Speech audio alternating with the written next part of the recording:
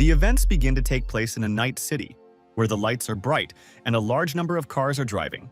There was a young man in the car who was very sad and thought that he didn't want to give people a ride at night, but just wanted to go home, wash up and go to bed. Suddenly, a girl came out onto the roadway, and the hero began shouting at her with all his might to cross the road more carefully. The worried lady began to panic and immediately took out a knife to protect herself. At that moment, the girl started to climb into the car, and the young man shouted at her because he did not understand why she suddenly ran out onto the road, and it was very dangerous. This girl was not simple, and she presented a knife directly to the protagonist's throat and told him to go to Jonglu immediately. Because the stranger behaved this way, and the guy even had to drive through a red light and break the law. The speed of the ride was simply incredible, since the young man's life was in danger and he did not know how to save himself. The impudent girl even ordered the guy to give her his phone, but he began to refuse because his phone was old and useless. This answer made the girl even more angry because she didn't care at all what kind of phone he had, and she still ordered him to give it to her. As soon as the stranger got the phone, she immediately started calling someone. It turned out that she called the police and said that her name was Liu Mei. She was a student at Zijing School, and her friend had been kidnapped. Hearing this, the young man immediately realized that the stranger was threatening him simply so that he would get to Jonglo faster. Although because of this, he almost wet his pants. Feeling ashamed of what happened, Liu Mei began to claim that the driver had just heard all the information about her, and she would pay compensation for tonight tomorrow after school. Her younger sister had been kidnapped. She had managed to send her a distress signal while the kidnapper was not seeing it. The determined hero smiled and exclaimed that saving people is a good thing, and helping beautiful girls is the basis of happiness, which is why he will do it. In order to get to the scene as quickly as possible, the driver began to drive even faster, and now felt even more enthusiastic. Liu Mei felt sick from driving too fast, so they stopped to let her feel a little better. Unfortunately, the girl had absolutely no time and she had to run. She also asked the driver not to forget to come to school tomorrow. Looking at this girl, the young man realized that she was really quite strange, as if something was wrong with her. Meanwhile, another stranger came up and asked the handsome man if he wanted to have some fun, but he immediately refused. Turning around, at the last moment the girl said that in that case, he could come back here tomorrow and would easily find her here. At that moment, Liu Mei was just looking for her sister named Vivi, and was panicking because she still hadn't found her. While examining the abandoned building, the girl still managed to find her sister, who was tied up and completely unable to move. Coming closer to her little sister, Liu Mei was grateful to God for finally finding her, and immediately wanted to free her. Suddenly, someone nearby started clapping and watched as the loving sister burst into the abandoned factory alone. There were a great many criminals and they all looked quite threatening. The main villain exclaimed that since the girl came here, she will not leave here anymore. Looking at these scoundrels, the girl immediately realized that it was a trap. Many grown men immediately began to pester the girl, saying that she was really quite beautiful and that they would help her relax. There was also another person nearby, but he was completely uninvolved in the attack on the girl. The hooligans immediately noticed another guy and immediately decided to find out who he was. Starting to twist his knife, the young man introduced himself and said that he was the girl's driver, and she had forgotten something in his taxi, and he had come to give it to her. The worried girl did not understand why the driver came here, and ordered him to run away from here quickly because it was very dangerous here. The impudent bandits began to laugh and shouted that now there would be another dead man, after which the boss ordered the taxi driver to be killed. The red-haired criminal began to swing the crowbar in order to strike the main character. Attacking with all his might, the impudent man thought that he could now easily beat the skinny guy. As soon as the man approached the young man, he discovered that the taxi driver was no longer there, as if he had evaporated. In fact, the smart guy was able to jump onto the container and began to mock the villain who was going to attack him. The main character had incredible and impressive parkour skills, which allowed him to easily escape from such a clumsy bandit. Looking at the criminals who were trying to attack him, the hero realized that a lot of time had passed since the last time he moved so quickly. But he still couldn't allow himself to relax. The boss noticed the impudent driver and wanted to know why he had prevented the attack on the girl, but the young man only said that he had simply come to the client to return his thing. Winking, the driver told them not to forget to give him 5 stars for service in the app. Liu Mei was truly surprised that this man was trying to joke at such a time. Continuing to listen to the uninvited guest, the bandits decided to deal with him and do everything possible to ensure that he also did not get out of this place. Many armed men began to attack the protagonist, hoping that they could defeat him easily. Smiling, the young man exclaimed that the beautiful lady would be in his debt for what he was doing now. Having jumped out of the container, The young man prepared for battle and understood that he needed to defeat his enemies. The first blow was delivered with the head. The guy with all his strength hit his enemy right in the forehead. The men immediately noticed that something was wrong, as the driver was fighting suspiciously well. Deciding to continue the battle, the boys said that they had really attacked the wrong person, and he was much stronger than they thought. The battle continued, and many enemies were defeated. The young man overcame them with ease. The boss watched everything that was happening all this time and did not understand how it was even possible that 10 people could not cope with one. Having easily defeated absolutely all the enemies, the boys said that now they needed to call a doctor, since they were no longer able to move on their own. Looking at her savior, the girl realized that he was truly amazing, and she could not believe that he was really a simple taxi driver. At the same time, the bandit boss decided it was time to use his plan B.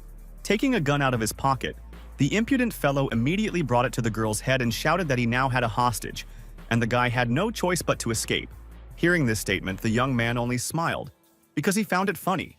Feeling incredible aggression towards the villain, the hero decided to check whether the criminal could really harm Liu Mei. Pointing a gun at the protagonist, the enemy decided to shoot and wanted his enemy to finally die. Closing her eyes, the girl did not want to see what could happen to the young man, because she did not want him to die. Determined, he realized he had to act and abruptly threw the knife at his enemy. The flying knife instantly hit the target, and the bandit began to scream with all his might, as he was in great pain. Thus, it turned out that a simple taxi driver was able to easily win the battle against a criminal group. As he began to fall, the bandit could not understand at all how this was even possible, because it seemed to him that an ordinary person was not capable of something like that. Feeling strong anger towards the guy, the man wanted to do everything to make the stranger lose the battle. The protagonist at that moment decided to attack again, and threw a plunger in order to subdue his enemy. The flying plunger instantly hit the target, making it impossible for the enemy to see properly anymore, as his face was covered. Looking at everything that was happening, Liu Mei really understood that the taxi driver was too good. He was like a knight descending from heaven on a dragon. This knight was truly the bravest and most courageous guy in this room, who literally defeated an army of bandits. Watching the main character, the girl even thought that she was hallucinating, because she really saw a knight in the driver. At that very second, someone ran into the room and put handcuffs on the guy, depriving him of the ability to move. It turned out that it was the special forces that had seized the building and began to free the hostages in order to hinder the activities of the bandits. The excited father started calling for his daughter, as he was very happy that they had finally found her. Liu Mei and Vivi were also very happy to see their parents, as they had recently been captured by a large number of bandits. The mother and father began to hug the girl and thank God that she was okay. The captain of the Special Forces team exclaimed that the hostages were safely rescued, and everyone else needed to be arrested. But the hero began to shout that he was a model citizen who brings justice. Suddenly, some man said that there was no need to detain this guy. The muscular man began to warm up and said that all the Special Forces were free to go, because he would deal with this man himself. The subordinates immediately began to leave, as they agreed with their boss. He started to leave. The soldiers were talking among themselves about how the captain would personally deal with this guy, and he was really unlucky, since the boss was really very strong, and no one could fight against him with dignity. Soon after everyone left, the man began to look at the protagonist as if he was about to fight him. Laughing, the muscular boss turned to the young man to tell him something. But as it turned out, the man actually decided to ask the boss what he was doing there, and the young man replied that nothing special, he was just stretching his muscles. The guy also did not forget to remind that a man should also learn to be vigilant in time and act carefully, as well as do his job well. Having given the handcuffs to his subordinate, the hero told him not to call him boss anymore, because he was now a simple taxi driver. A few hours later, events continued to take place late in the evening in the main character's house. After the shower, the boy looked at the photograph and thought about what his mission was at the moment. Thinking about everything that happened, he concluded that he had transferred to Zijin, and now he would finish school with flying colors and also go to college to get a bachelor's degree, and he would definitely do it. The next morning, the event continued to take place at Zijin School. The teacher asked his students to welcome their new classmate, as he would now be studying in their class. As it turned out, it was the same guy named Lo Feng, who just yesterday was a taxi driver and defeated more than 10 opponents. The classmates immediately noticed this handsome guy and realized that they wanted to date him. And the Odnoklasniki realized that another narcissistic rooster had come to them. It was at that moment that the two girls realized that the same guy who had saved them from the bandits yesterday had come to their class. Several classmates were very angry and wanted to make fun of Luo Feng. so that he would not be so arrogant anymore. One of the impudent fellows realized that it would be a good idea to trip up his new classmate. The impudent scoundrel wanted the newcomer to stumble and fall on his face, because maybe then he wouldn't be a freak. But the main character was much smarter than this scoundrel, and with all his strength he stepped right on the foot of his new classmate. The impudent guy immediately paid for his actions and began to scream in pain, as his leg was now incredibly painful. The teacher did not immediately understand what was going on and asked his student what had happened, but he only replied that everything was fine. The classmate who sat next to him decided to tell Luo Feng that he had better not get involved with Liao Qian right after he entered. The young man didn't understand why he shouldn't do this, but Odnoklasnik explained that although this guy wasn't particularly strong, the Heavenly League behind him was amazing. Many paid them not to be touched, because they were the school Yakuza. Hearing that these scoundrels were collecting money for protection, the young man immediately realized that they were probably rich. After the lesson was over, a break came, and events continued to happen during the break. In order to start learning effectively, Luo Feng even started reading books during breaks, because he wanted to be much smarter than others. Suddenly, someone decided to kick the desk with all his might to attract attention. It was that same Liao Tian, and he came along with his friend, shouting that the newbie probably didn't know about their rules yet, and now they would explain to him that everyone had to pay 2,000 yuan for protection. Otherwise, the newbie would become crippled for life. Classmates immediately began discussing that the newcomer was being bullied, and now he would have to pay money because he was being threatened. At the same time, another classmate realized that the fee was only 1,000 yuan, but for some reason the price was doubled for Luo Feng.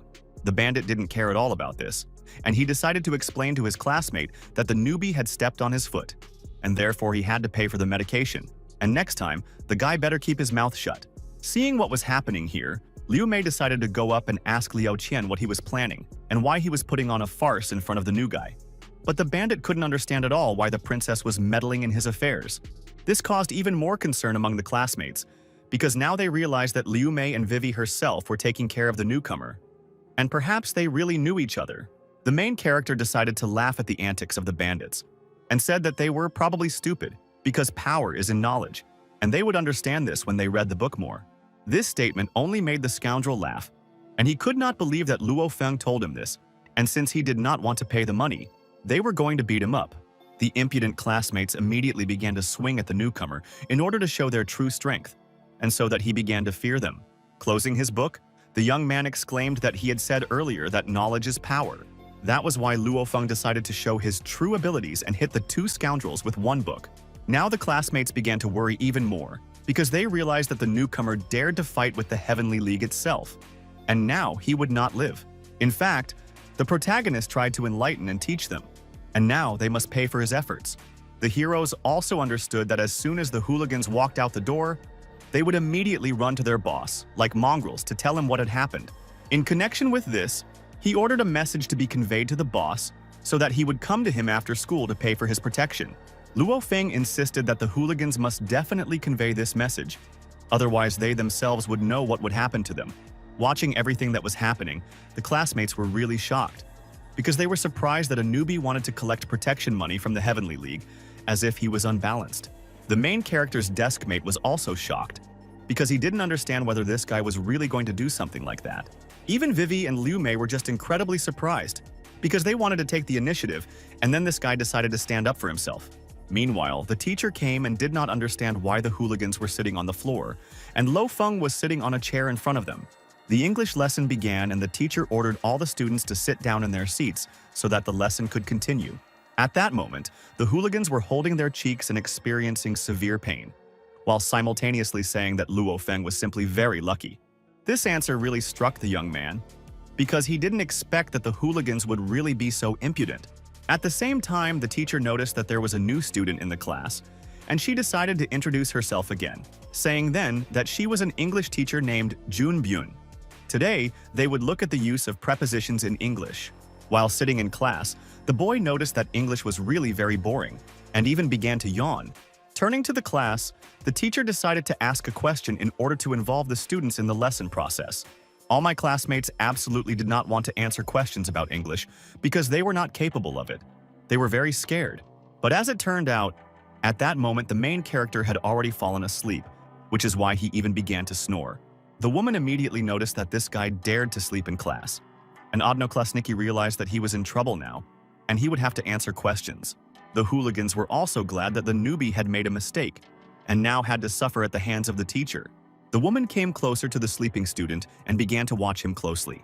Soon after, she grabbed the book and hit the young man on the hand with all her might. During the blow, the guy managed to dodge, which is why he wasn't even hurt by the blow from the book. At the moment Luo Feng dodged, he continued to sleep, and his classmate was incredibly surprised as he realized that his deskmate was indeed not human. Becoming even more indignant, the woman began to try with all her might to hit her student, but he kept dodging, and she did not believe that he had been sleeping all this time. Liu Mei watched everything that was happening, and her sister was shocked because it all looked very funny and absurd. Soon the woman decided it would be a good idea to kick her student with all her might. But the blow flew past, since the guy managed to dodge in time and was not harmed by the attack. Experiencing severe pain, the woman began to jump on her leg, as she could no longer stand normally. The teacher's cry finally woke the young man up, and he decided to find out from the woman what had happened. Looking at the teacher, Luo Feng asked her what had happened, and the woman at that moment realized that she was now truly humiliated. Starting to get angry, the teacher began to talk to her student in English, and if he could not answer correctly, he would suffer. It turned out that this was not a problem for the guy, and he easily answered in English, apologizing to the teacher because he had not slept well the previous night. In the woman's opinion, this was not a reason, and if he fell asleep in class again, he would fly out the window and listen to the lesson outside. But Luo Feng liked this option, and he said that he would never be kicked out of class for this reason. The response irritated the teacher even more, and she didn't even know what to say to something like that. Feeling extremely ashamed, the woman realized that Luo Feng had perfect English pronunciation. It was even better than hers. Turning around, the woman said that she would forgive the student this time, but he should learn to manage his time more wisely. The newcomer was really good, and some of the classmates realized it, because he spoke English so well that even the teacher couldn't beat him. Smiling, the young man thought that he had fought abroad for several years, and for him English was like his native language. The bully began to complain, saying that the teacher had acted unfairly because he had forgiven the troublemaker. But the woman did not think so and decided to punish Liao Qian because he had spoken in class. So the bully was punished and kicked out of the class because he had disturbed the order. Sometime later, events continued to happen after the lesson. The students began to leave the classroom during the break in order to get some rest. But some of the students were quite hostile and were going to teach the protagonist a lesson. Worried, a classmate realized that the Heavenly League was coming to their class and decided to warn Luo Feng that his enemies were very evil and he would not be able to defeat them, which is why it was necessary to escape from the class as soon as possible. At that very second, someone heard the classmate's screams and immediately grabbed him. These were the same scoundrels who were the school Yakuza, and they had come to teach a lesson to a daring newcomer named Lo Feng. Starting to laugh loudly, the main character shouted that he would never in his life have thought that such a serious group would have a dwarf as its boss. The boss, nicknamed the dwarf, was very angry, and with an evil grin, he exclaimed that Luo Feng would now be punished. The young man was not against the punishment, but said that his classmate should be released first, since he had absolutely nothing to do with what was happening. In the boss's opinion, Tan Dai had just helped Luo Feng, and he couldn't just let him go. All the Yakuza servants were ordered to pile on the protagonist to force him to lick the boss's boots.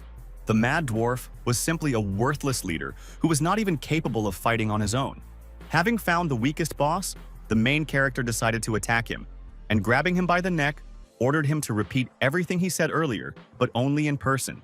After capturing the Yakuza boss, Lo Feng told his comrade to come over and beat him up in revenge, as Tan Dai had previously told him that the bastard was constantly bullying him.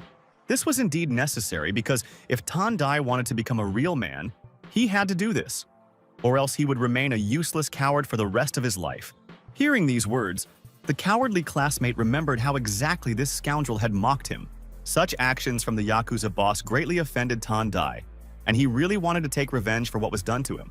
Starting to swing his fist, the Izio guy shouted with all his might that he didn't want to be a coward, and didn't want to be bullied all his life, but wanted to become a real man.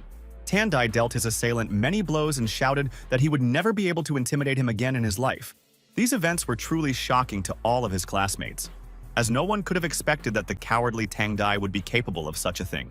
So, thanks to the short fight, Tan Dai was just happy and told his brother that if he was the boss, he would always follow him. Pointing his finger at his new comrade, Luo Feng exclaimed that Tang shouldn't talk nonsense, And if the wards wanted to take revenge on the guy who beat up their boss, then he was just around the corner. The shameless. But the smart guy, meanwhile, decided to approach the Yakuza boss and said that he was offering him a good deal, and he had to pay for protection, or he would throw him out the window.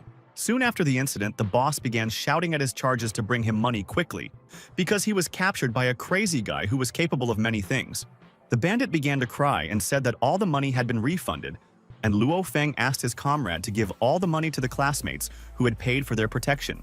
Also, the young man could not leave the Yakuza boss unpunished, and began to drag him straight to the window in order to finish the battle that had begun. The Yakuza boss started to fly down from the window and screamed very loudly, so he got what he deserved.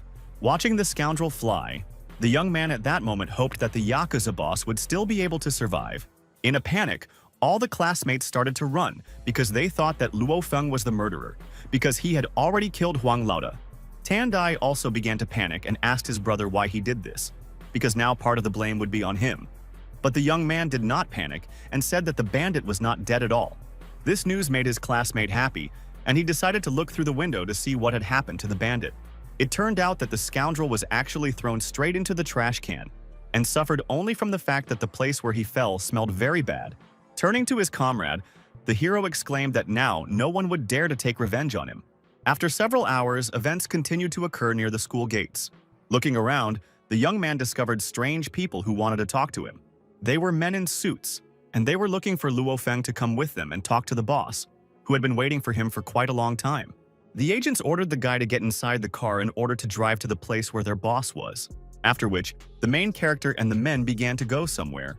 The man in the suit decided to ask the young man if he knew who he was, and Luo Feng immediately replied that the person sitting in front of him was Zheng Vivi's father, Zheng Geichen, and he was a famous entrepreneur and philanthropist. The boy immediately assumed that they probably wanted to thank him for saving his daughter, and he was not that greedy and asked for only 1,000,000 yuan, because that would be quite enough. But after such a statement, the man looked angrily at the young man and asked if he was deliberately persecuting his daughter. After all, it was really suspicious because when Vivi was kidnapped, the guy was an ordinary taxi driver and was nearby. But today, he had already turned into a high school senior. But in the hero's opinion, it was just a coincidence. Perhaps it really was fate, and Boss Zheng had better think about the fact that he could become his son-in-law, and then they wouldn't have to pay anything, and he would just share dozens of assets with them. These words made the man even more angry, and he asked if the guy really thought he was joking. In that case, the hero could not understand at all why he should admit to something he did not do, as if he were considered an idiot. Feeling very angry, the man shouted that he was going to call the police. The young man could not stand such behavior from his interlocutor and kicked him in the stomach with all his might. At that very second, a collision occurred, and the truck crashed into the car they were traveling in. A major accident occurred, resulting in a massive explosion. But fortunately, Luo Feng and Zheng were still able to escape. Looking at the exploded car, no one could believe that it really happened.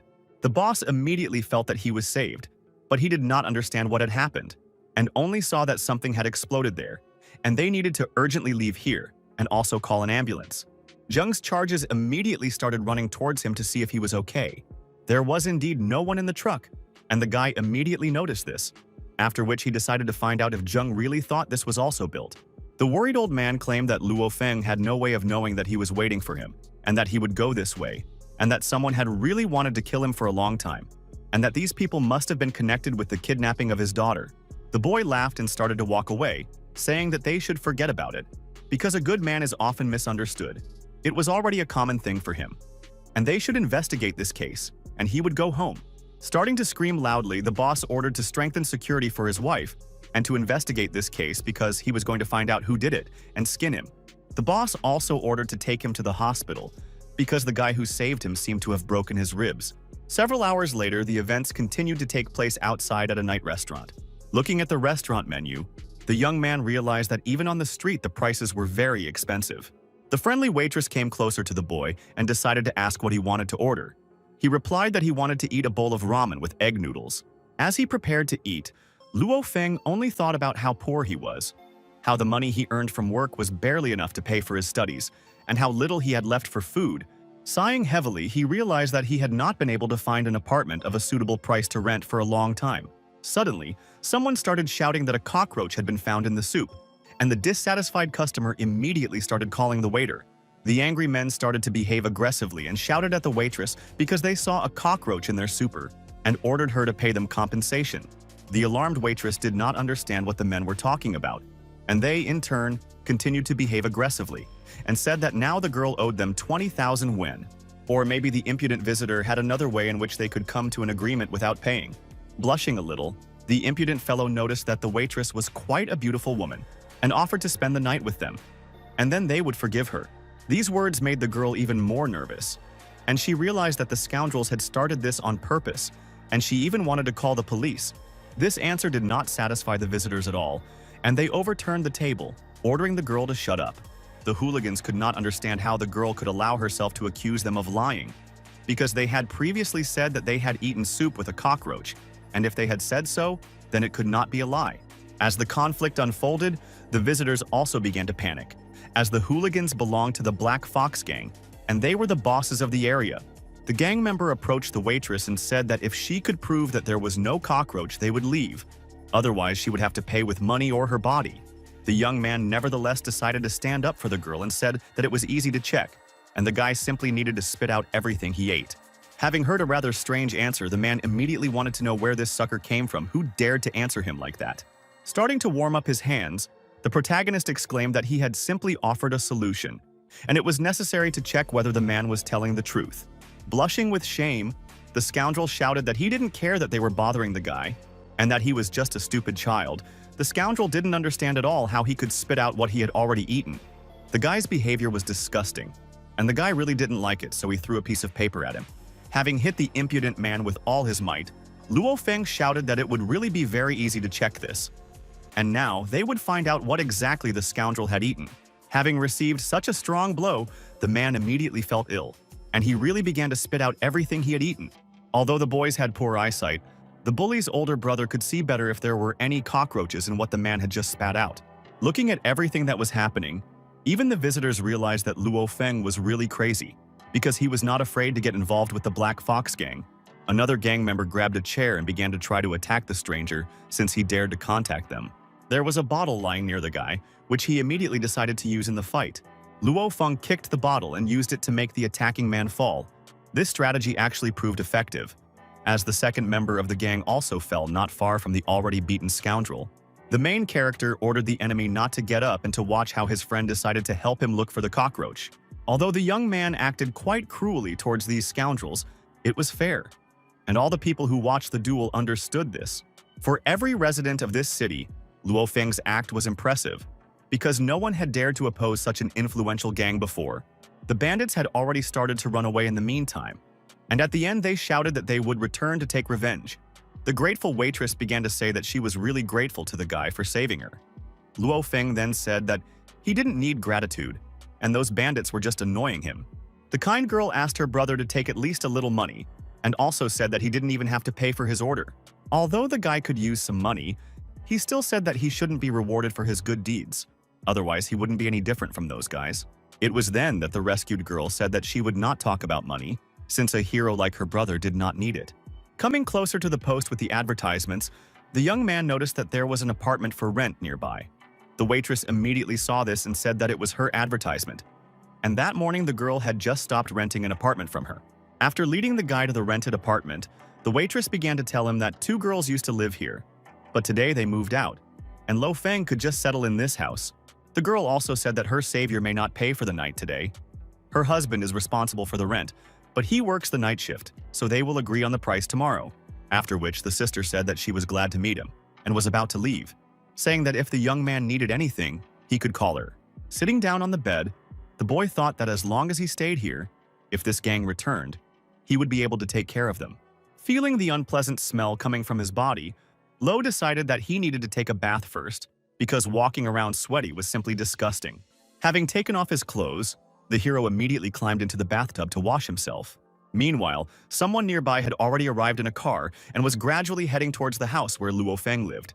It was a girl who looked quite good and was wearing a beautiful dress. The tired girl thought that she would never go to such boring parties again. When she started to open the door, the girl didn't even suspect that there was someone else in the apartment. At first, the stranger began to unbutton her dress because she felt that she smelled bad, since there was an unpleasant smell of smoke in the place where she was. As soon as the lady undressed, she immediately entered the bathroom to take a shower. But there she found an uninvited guest.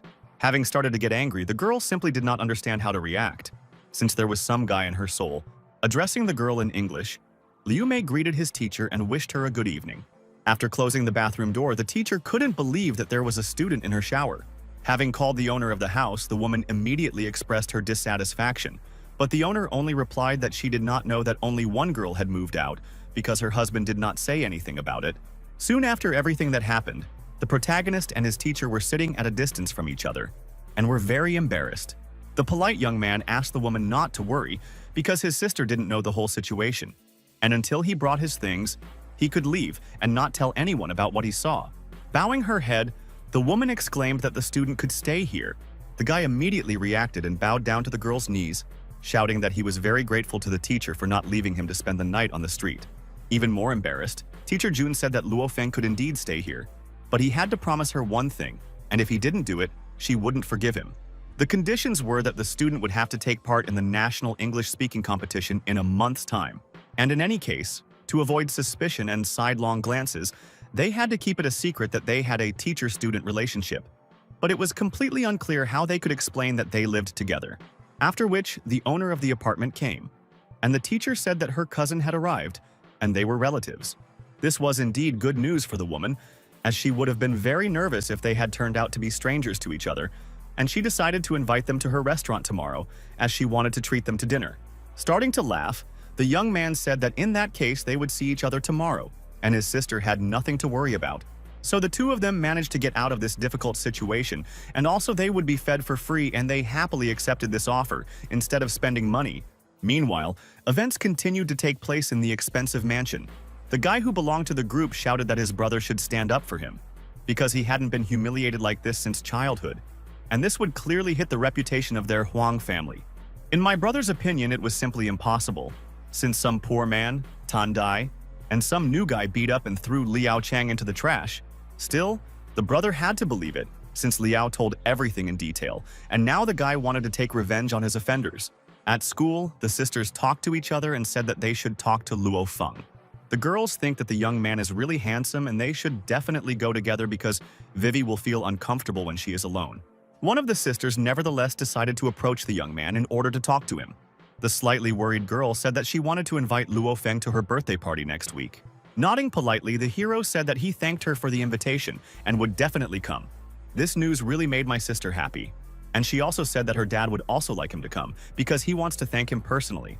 The classmates immediately heard this and began to discuss that Vivi had invited the newcomer Luo Feng to her birthday party, and everyone present wanted to be in his place. Suddenly, the bully exclaimed that Director Huang had ordered Luo Feng to come to him, and his little henchman named Tang Dai was already waiting in the office. After such a strange invitation, the young man nevertheless headed to the director's office. Looking at the disciple, the man immediately asked, "Is this guy really not Luo Feng?" Upon seeing his friend, the boy immediately decided to find out why Tan Dai was standing in such a strange position, as if he was grimacing. The principal slammed the table with all his might and asked again if the student who had come was really Luo Feng. Coming closer to the director, the young man introduced himself, saying that his name was indeed Luo Feng. So the principal saw what this student looked like and took out a document about the school punishments for him and Tan Dai. Now everyone will have to write an explanatory note of 5,000 words and then personally apologize to Huang Laud. Upon hearing about the punishment, the hero immediately realized that the director's surname, Huang, was the same as Huang Laoda's, as if they were related.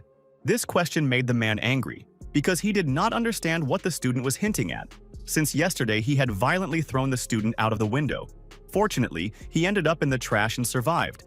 If his uncle Zheng Gaichen had not vouched for him, he would have been expelled long ago.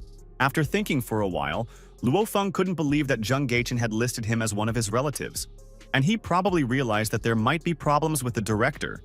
Realizing that there was no point in talking to the principal any longer, the young man called his friend and told the principal that he could talk to his uncle about what had happened. After leaving the office, Tang Dai told his comrade that he was indeed right in guessing that Director Daoyan was related to Huang Laud, since he was his fourth uncle, and they probably wanted revenge. Looking at his friend, the young man noticed that every time he mentioned someone from the Huang family, he became noticeably angry, as if he had some kind of grudge against them.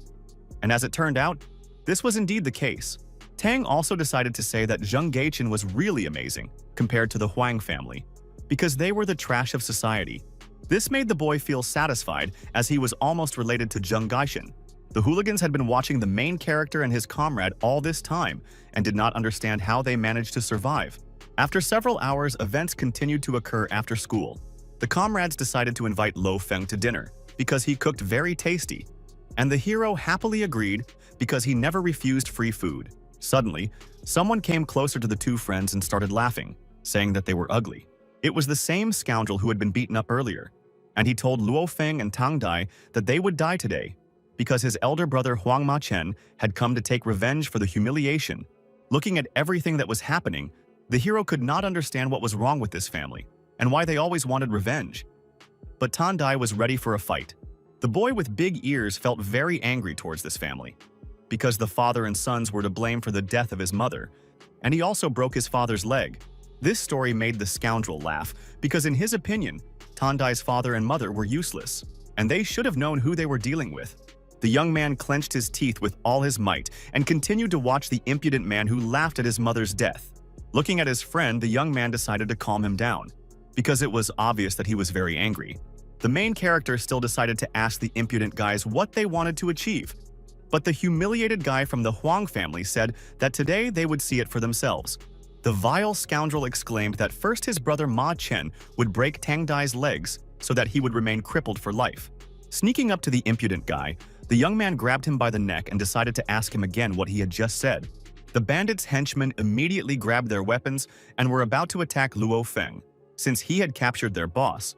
One of the gang members ran with a baseball bat and was about to hit the young man who dared to attack first. But it turned out that the Huang family's ally missed when he struck, and thus he hit his boss right in the back with a baseball bat. Seeing his opponent disoriented, Law immediately took action, and ISO hit him right in the face with all his strength. The loser immediately fell to the floor, as he could not withstand such a strong blow. The eldest brother of the Huang family immediately realized that his opponent was indeed quite good and possessed impressive strength. As the bandit started running towards Luo Feng, he thought that he could easily beat this guy now. According to the elder brother, no one in the world can resist his blow called the First World Blow. The worried comrade began shouting at Brother Feng to be careful, as he might get hit now. Suddenly, the enemy stopped and did not hit the young man directly in the face. The blow was stopped for a reason. In fact, Luo Feng carried out an ultra-fast counterattack, which simply left the enemy discouraged. Thus, all the bandits realized that even Huang Ma Chen's elder brother had been defeated and was not a serious opponent for Luo Feng. Now the main character for the bandits was like a huge devil, who was very scary and simply impossible to defeat. At the same time, the older brother continued to scream in pain and could not even get up from the floor. Looking at the defeated enemy, the young man understood that his friends did not even help him. The angry opponent realized that he had to act differently and took out his knife to carry out a sneak attack. Overcoming the pain, the bandit was about to attack Luo Feng using the element of surprise. But for the young man, it was a completely obvious attack, and he easily defended himself against such a stupid opponent. Having caught the knife, the hero realized that he needed to teach the enemy a lesson for using such a serious weapon.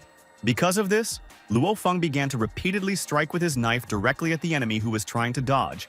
Feeling extremely afraid, the eldest brother of the Huang family closed his eyes so as not to see himself being attacked.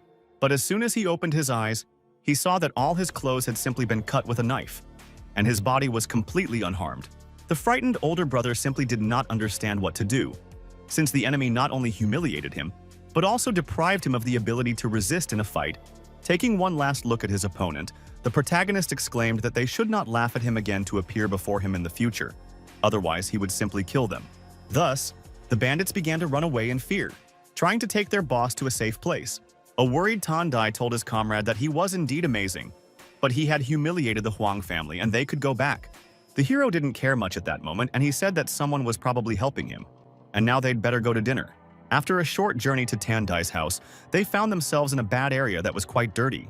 Entering the house, Liu Mei couldn't believe that such old houses still existed. Although it was clean, it smelled strongly of alcohol.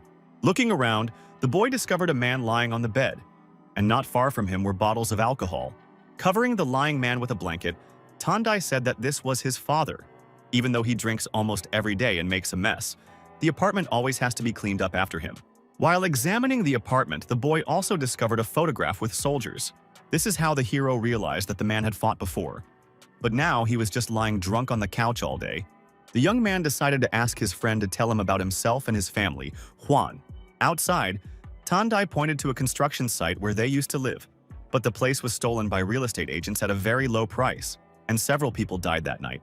Among the people killed in that conflict was Tandai's mother, which made him very sad. His father was also there that night. That's why his leg was injured.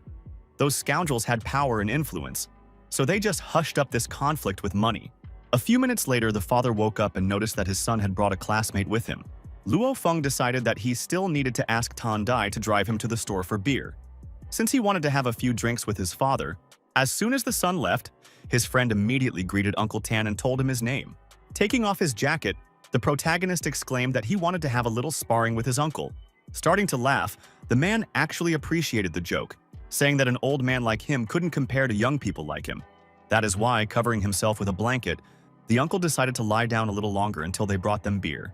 But Luo Feng decided not to retreat, and exclaimed that Old Man Tang, who was once part of the 17th Razor Knife Division, could not even spar, and this was a disgrace to him as a soldier. Hearing this, the old man immediately reacted and did not like what was said. As he began to get out of bed, he was surprised by the young man's impudence and could not believe that someone would say something like that to him. So the fight started, and the man wanted to teach the boy a lesson for such insolence. Meanwhile, Tandai entered the house and was surprised by what happened. The boy noticed that his father and his friend were beaten, as if they had just been in a fight. At the same time, the son also noticed that his father was really happy. Such a joyful reaction had not been seen on his face for a long time. During a short conversation, the man was able to reveal that his son's classmate had also once been a soldier, and they decided to have a little chat. In Uncle Tang's opinion, the youth of their time are already very strong, and he is not an opponent for Luo Feng. Feeling genuine joy, the man noticed that his opponent had excellent skills and wanted to know if he was also a member of the knife squad. The boy smiled and exclaimed that he should aim higher, and then the man assumed that the young man belonged to the sword squad. The boy closed his eyes and exclaimed that he was not in this detachment either, and then his uncle experienced a severe shock. The swordsman squad is the already selected soldiers from the knife squad. Each swordsman must fight as 10 knives. The last ones remain, the best among the swordsmen. The legendary squad is beyond. There really was a hero in this squad, but only for a couple of months. And then Uncle Tang started shouting that he couldn't even compare to the swordsman. And this guy in front of him was in the squad of the Beyonders for several months. And it's just amazing. Looking at his uncle's reaction, the young man thought that he was even at a higher level. But he was afraid that it would scare his uncle if he said so. Continuing to talk with his uncle, the hero asked him to tell him what happened between him and the Huang family, because he had to take revenge on them. Otherwise, he would remain a useless drunkard. This conversation was quite difficult for the man because he had already tried all sorts of ways to take revenge, but nothing worked. Through this conversation, Luo Feng made it clear to his uncle that he was also at odds with the Huang family, and now they had a common enemy. He was currently limited in his abilities, and he was unable to fight the enemy alone. But if they united, they would have a chance to win. Hearing this, the man couldn't believe that the guy actually had a way to defeat such serious enemies. But instead of using brute force, they need solid evidence to crush the entire Huang family at once, so they need Uncle's help to find the evidence. The determined uncle realized that he also needed to take action, and he could easily find plenty of evidence of the Huang family's violations of the law.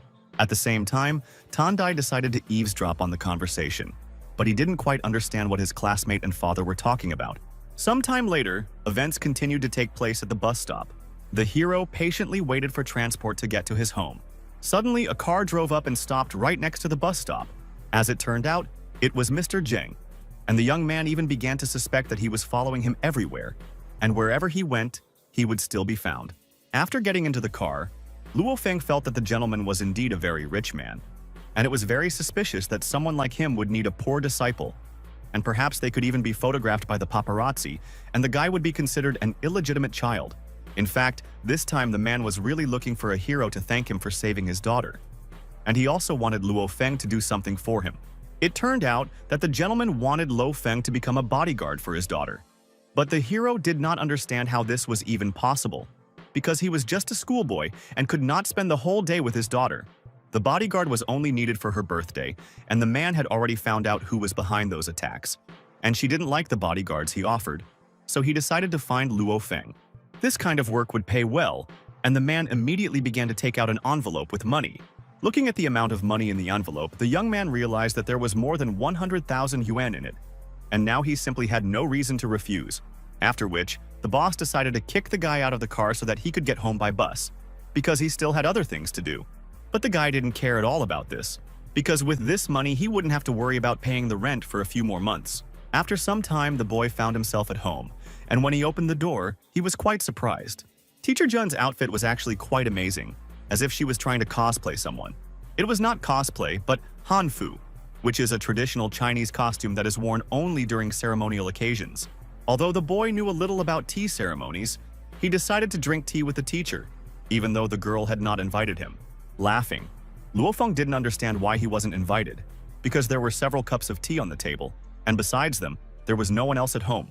After smelling the tea, the young man immediately discovered that it was first-class Longjing tea, and in order to appreciate the true taste of tea, the hero decided to try it. But the temperature of the tea was bad, and the boy immediately thought that the teacher was just pretending to understand tea ceremonies. Teacher Jun became very angry at such statements and looked like a little girl. Bowing her head, the woman admitted that the young man was indeed right, but she simply liked to perform tea ceremonies. The old man who taught her them said that she had no talent at all. In the guy's opinion, it was not a question of talent, but a question of feelings. He just had a few groups with a woman, and as a sign of apology, he would prepare a drink for her. Having started to prepare tea, the main character sincerely believed that only tea in which one puts one's whole heart can be called the best tea. After a short preparation, the tea was ready, and the teacher did not understand whether it was possible to drink such a strange drink at all. After tasting the tea, the woman found that the aroma was incredibly pure, and the aftertaste was very refreshing, as if her student was a master in tea ceremonies. In fact, the guy was not a master. It was like the ability to be peaceful, quiet, sincere, and serene. The only thing that was missing in the tea was sincerity. Having heard such a secret of preparation, the teacher was really shocked. However, she sometimes thought that Luo Feng was not at all like an ordinary student, since he had the ability to see through everything. So she decided to discuss something with him. Immediately after these words, the boy decided to leave, and then said that he was not interested in discussing Teacher Jun's personal problems, and it was time to go to bed. The woman reacted instantly and asked Luo Feng to wait. Continuing to pour tea, Jun asked the young man to do her a favor.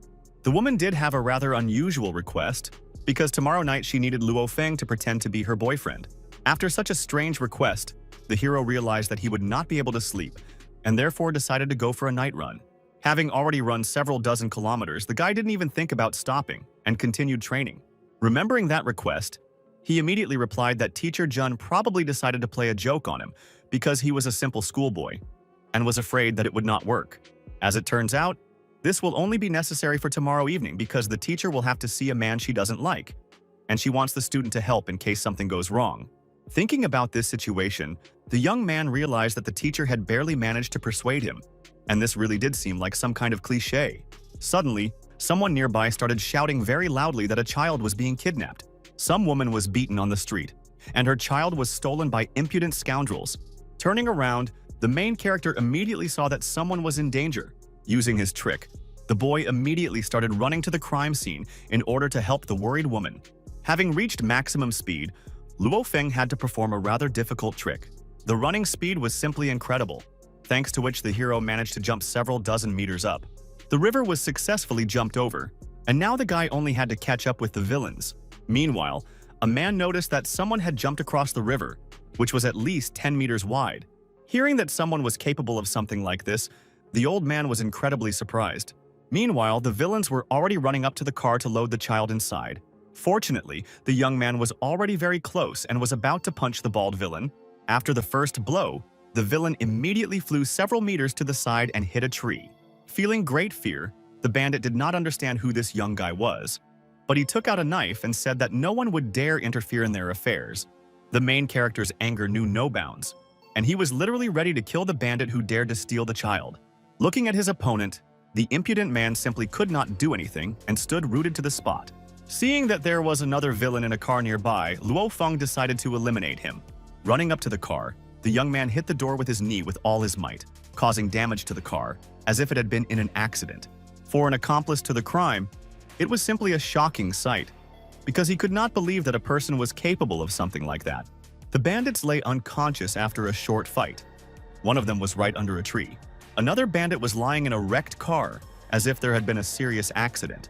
The third bandit simply trembled with fear and raised his hands as he admitted his guilt. After examining the crime scene, the man was simply shocked that all this was done by one person, and the woman did not even have time to look at him. But he was a good guy, because he saved her child. Thus, the men discovered that the main actor had already managed to leave the stage, but in the old man's opinion, there was nothing to worry about. After all, the old man guessed who it was, since destructive force was used during this fight, and among all the people he knew, only one was capable of something like this. This was the man whose face always remained hidden. The next day, events continued to take place at school before the start of the lesson.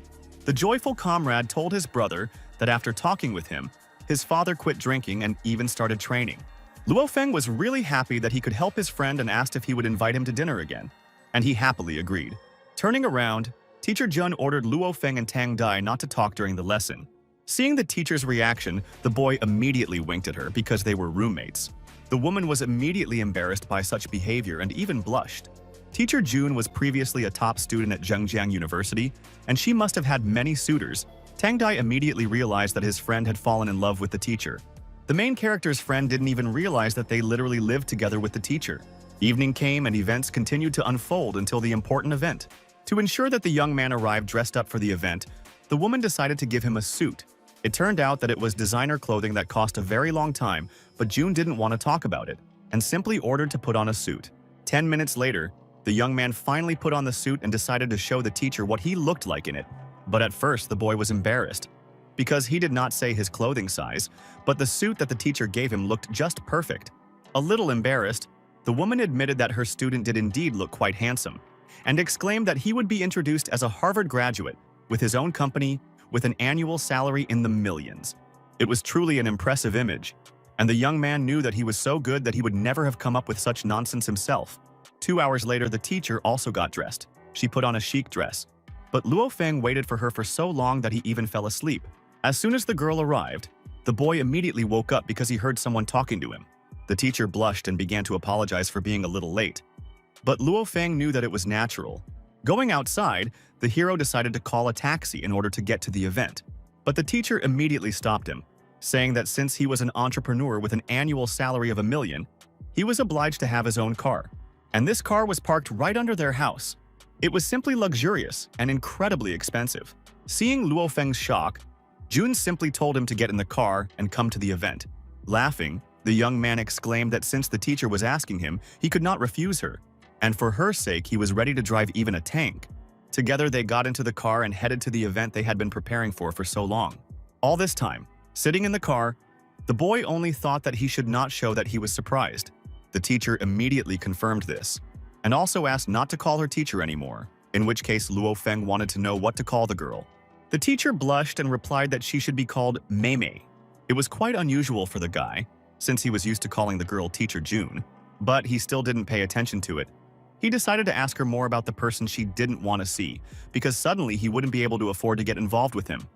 Then he would just smile and pretend to be stupid. This man turned out to be the girl's fiancé, whom her parents had found for her. They wanted a rich son-in-law for themselves. After hearing that the suitor was rich, Luo Feng immediately said that if he was offered 10 million to break up with Mei Mei, he would gladly agree.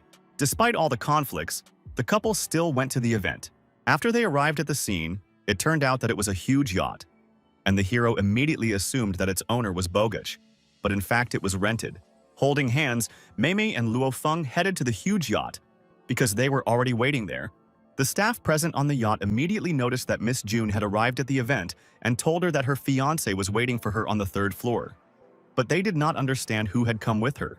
At that moment, the girl exclaimed that her boyfriend had come with her, which was simply a shocking statement for the staff. After boarding the yacht, Luo Feng realized that the girl's rich fiancé belonged to the Situ family in Beijing. He even heard that this family was quite large and no one dared to offend them in Beijing. Suddenly, someone started shouting the girl's name and ran with flowers to greet her. It was probably that same suitor from the rich family, and he brought a bouquet to gain mutual sympathy from Mei Mei. Looking at this bouquet, the girl thanked her suitor but said that she did not like the flowers at all. Without hesitation, the man threw away the flowers and told her to forget about them. after which he decided to ask Mei Mei why she decided to leave Beijing, like a free-flying bird that flew away into the distance. As soon as the man realized that the girl had not answered this question, he immediately decided to invite her to a luxurious dinner, which would include beef that had been brought from abroad. After thanking her for the invitation, Mei Mei wanted to refuse, but Luo Feng said that since she had been invited, it would be impolite to refuse. Starting to blush with shame, the girl nodded politely and said that they would still go to dinner in that case. At that very moment, the guy from the rich family noticed the boy holding Mei Mei's hand and immediately started calling security because there was an uninvited guest on board. Seeing the aggression from the interlocutor, Mei Mei immediately calmed down Situ because it was her boyfriend. But the impudent man didn't care at all, and he didn't understand whether the boy really wasn't afraid to take his girlfriend away from him. Feeling a strong dislike for his interlocutor, the young man decided to act and grab the impudent man by the finger. Coming closer, Luo Feng ordered the other man to choose his words better. Otherwise, he would send his headless body to his brother Maichen. The young man began to laugh evilly and ordered Situ to apologize to the lady for his behavior. And he immediately began to apologize because he was afraid of Luo Feng.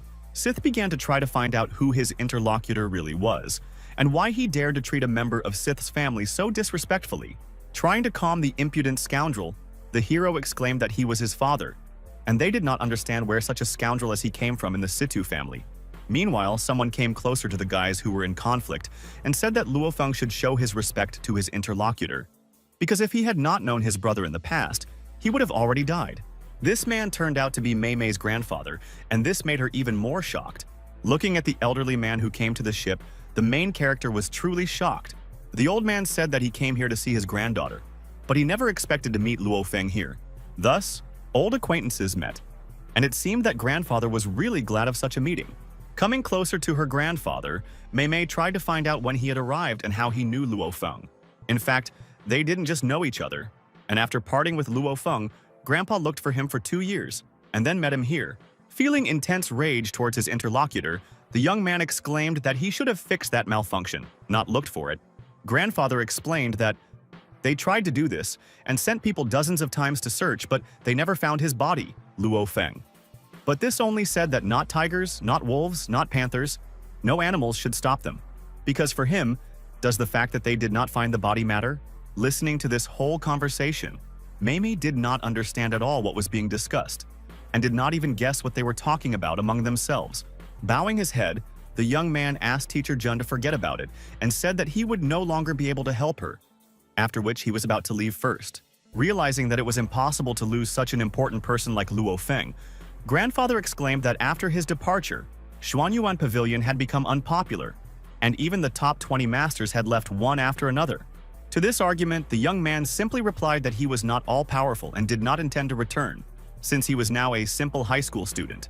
Suddenly, a man stood in the protagonist's way and asked him to stop. Feeling hostile towards the boy, the man said that old man Jun asked him not to leave and he should have stopped. Looking at the stranger, Luo Feng said that he was not his opponent, and he was not in the mood right now, so he couldn't be blamed for this. Having heard such an answer, the interlocutor did not tolerate impudence, and immediately decided to grab the guy to teach him a lesson for his insolence. The main character didn't like this at all, and he decided to teach his interlocutor a lesson. First, the guy hit the man with all his might using his elbow, so that he wouldn't dare order him what to do. From such a strong blow, the man immediately fell and hit the wall. Trying to calm everyone down, Mei Mei yelled for the boys to stop fighting. The man didn't care at all about this request, and he began to swing his arm in order to hit the young man. The blow dealt had no effect on the outcome of the fight, and Luo Feng decided to attack again. The enemy even began to tremble with fear, as he realized that the young guy was really very fast and strong. Turning to old man Jun, the man apologized, saying that he lost. But in Jun's opinion, Zhang Tao shouldn't blame himself, since he was defeated by an unusual person. After all, the man lost to the strongest soldier in China, the top 100 soldiers in the world, and the top 3 killer. The main character had a nickname. His friends and enemies called him King Lo Feng. Sometime later, events continued to take place at the disco. Many people were dancing and having fun to the music, and did not even suspect who was nearby. It was that same King Lo Feng, who decided to relax a little and have a drink after a hard day's work. All this time, the young man only thought about what happened several years ago. Previously, the main character accompanied a girl whom he rescued from a forest where a fire had started. A large number of dogs were chasing 2 travelers, wanting to catch them. After a long chase, Luo Feng discovered that they were near a cliff with nowhere to run. Luo Feng's companion didn't have time to stop before the cliff and fell down, which is why the young man kept thinking that she had died. He was the only one who managed to save her during this mission, and now he was constantly yearning for his partner. Because of this, the main character was now very angry at his boss, who couldn't even find the girl's body. Meanwhile, suddenly, a girl accidentally bumped into Luo Feng. The boy didn't immediately understand what was going on and why the stranger behaved this way. After all, it was quite impudent. The frightened girl started screaming that she had been a little hasty and had accidentally hit him, and for this, she was very apologetic. All this time, the hero watched the girl and was incredibly golden. But after he heard the apology, he immediately began to be kinder and said that everything was fine. Looking back, the girl saw that she was being followed and immediately realized that she needed to hide. The stranger immediately began to crawl under the table in order to hide near Luo Feng. Hiding under the bar counter, the lady begged for help because she was in trouble. The man with a bandage over one eye shouted that his charges were eyeless pigs because they did not see where exactly the girl ran off to. The boss ordered his subordinates to hurry because if the girl ran away, they would have big problems. Fortunately, the lady was still able to hide from the villains and remained unnoticed. Turning to the stranger, the young man said that she could already get out, since the bandits had gone far away, although he, Inya, was against her staying there for a while longer. As soon as she got out of the steam room, she immediately began to apologize for this incident, and the guy gave her advice to run away from here, because the people pursuing her were really dangerous. As she began to leave, the girl decided to say goodbye to her savior, and was truly very grateful to him. Thinking about what happened, Luo Feng even imagined for a second that he had met that very girl, but it was only a momentary meeting, and it seemed like he had drunk too much. However, the bandits found the girl, and the boss ordered his subordinates to seize her. Trying to ask the main character for help, the girl began to beg him to call the police. At that moment, the young man pretended that he didn't care at all and didn't react in any way. Bowing his head, Luo Feng waited for the bandits to leave so he could calmly walk back to his home. Suddenly, one of the bandits came closer and told the guy that he better forget what he had just seen. Otherwise, he would not be able to see anything at all. Stepping aside, at the last moment the bandit told the guy not to dare provoke them, the gang of Black Foxes. Upon hearing the name of the gang, the main character immediately became furious and was incredibly angry, which is why he began to beat up the villain. This event was truly impressive for the boss and the other gang members, because no one could have expected that an ordinary guy was capable of such a thing. Blushing with anger, the young man did not understand how it could be that wherever he went, there was a gang of Black Foxes, as if a pig was giving birth to them. The boss looked at the boy and asked if he knew who he was talking to and whose bar it was. The bar patrons noticed that it was the famous Cyclops, which is why they did not envy the guy, because he had messed with the Cyclops in vain. In the Black Fox gang, there are 4 famous masters: the Great White Shark, the Black Dog, the Crazy Tiger, and the Cyclops. They all have their own distinctive features. Each one is cruel and strong, and there are also big people behind them. Cyclops exclaimed that when someone comes into the bar to do business or just have a drink, they consider him their brother. But when the patrons cause trouble for him, they can't sit back, which is why he decided to ask the guy's name. Grabbing his hand, the young man exclaimed that his name was Sheriff Black Cat and ordered everyone to raise their hands up. The bandits began to talk among themselves about how the young guy had probably just gotten drunk and should be forgotten. But the Cyclops thought that they still had a reputation and it would be bad to ruin it because of such visitors. Turning to the Cyclops, the young man said that he was not going anywhere, and first of all, he would take care of that chick because he wanted to take her with him. This made the bandits even more angry, and he said that this woman had just filmed their confidential negotiations, and if she did not return the video to them, they would not be able to release her. Hearing this, the boy immediately exclaimed that she seemed to have given him the video, and when he started rummaging through his pockets, he did not find it. The other bandits reacted to this immediately and ordered the guy to quickly look for the video if he really had it. At that very second, the young man looked angrily at these bandits, telling them not to come near him. The men immediately felt genuine fear and realized that their interlocutor really did have an evil appearance. Smiling, the hero noted that these guys were just scum and dared to offend a defenseless girl. Trash always remains trash, and they will not hide their nature in any way, coming up with different names for their gangs. The people present could not understand at all how this happened, since an ordinary guy began to contradict the gang of Black Foxes. One of the bandits started shouting that the young man was provoking them, and that he was looking down on the gang of Black Foxes as if he was seeking his own death. The drunken boy exclaimed that he was really looking for death and told the face to try to kill him. Soon after, the young man noticed that his alcohol was gone, causing him to ask for more. The boss gradually began to think that abilities, there would be no more self-confidence, and he has enough courage to challenge all the bandits. That's why the Cyclops shouted that he was famous for his darts game. If someone could dodge his darts, he would let him and the girl go. The wards realized that this was not a secret technique of the Cyclops. Everyone said that he could kill with a dart, so that the enemy did not even have time to notice. Suddenly, the girl screamed for the guys to let go, because it only concerns her. And he has nothing to do with it, which is why she was going to give the video, since it was just a drunk passerby. But the boy had a different opinion and said that he accepted the bandits' challenge because he wanted to see if he could dodge his darts. Smiling evilly, Cycle was ready to begin and ordered his enemy to get ready. The music in the club suddenly stopped and there was silence. Because the young man had drunk a lot, he staggered left and right, and it turned out that it was quite difficult to hit him. The man at that moment thought that this boy should be grateful to him for the fact that he had the opportunity to see the skills of the Cyclops. In order to master this technique, the bandit even had to go blind in one eye. And this guy was not afraid to publicly challenge him. And he is the first one who asked for his own death. It seemed that at that moment the main character didn't care at all, and he continued to drink alcohol. Having prepared himself for the throw, the bandit exclaimed that he would do it now. Swinging the dart with all his might, Boss made a throw, not expecting it to be lethal. At the moment of the throw, the young man continued to drink, regardless of everything, as if he didn't care. Realizing that the enemy was very impudent, the Cyclops used a secret technique called 3 deadly throws. Looking at everything that was happening, the ladies saw a vile old man who was attacking an enemy who was not even prepared for the attack. The enemy began to laugh maliciously and asked the young man how he thought he had managed to take such an important position.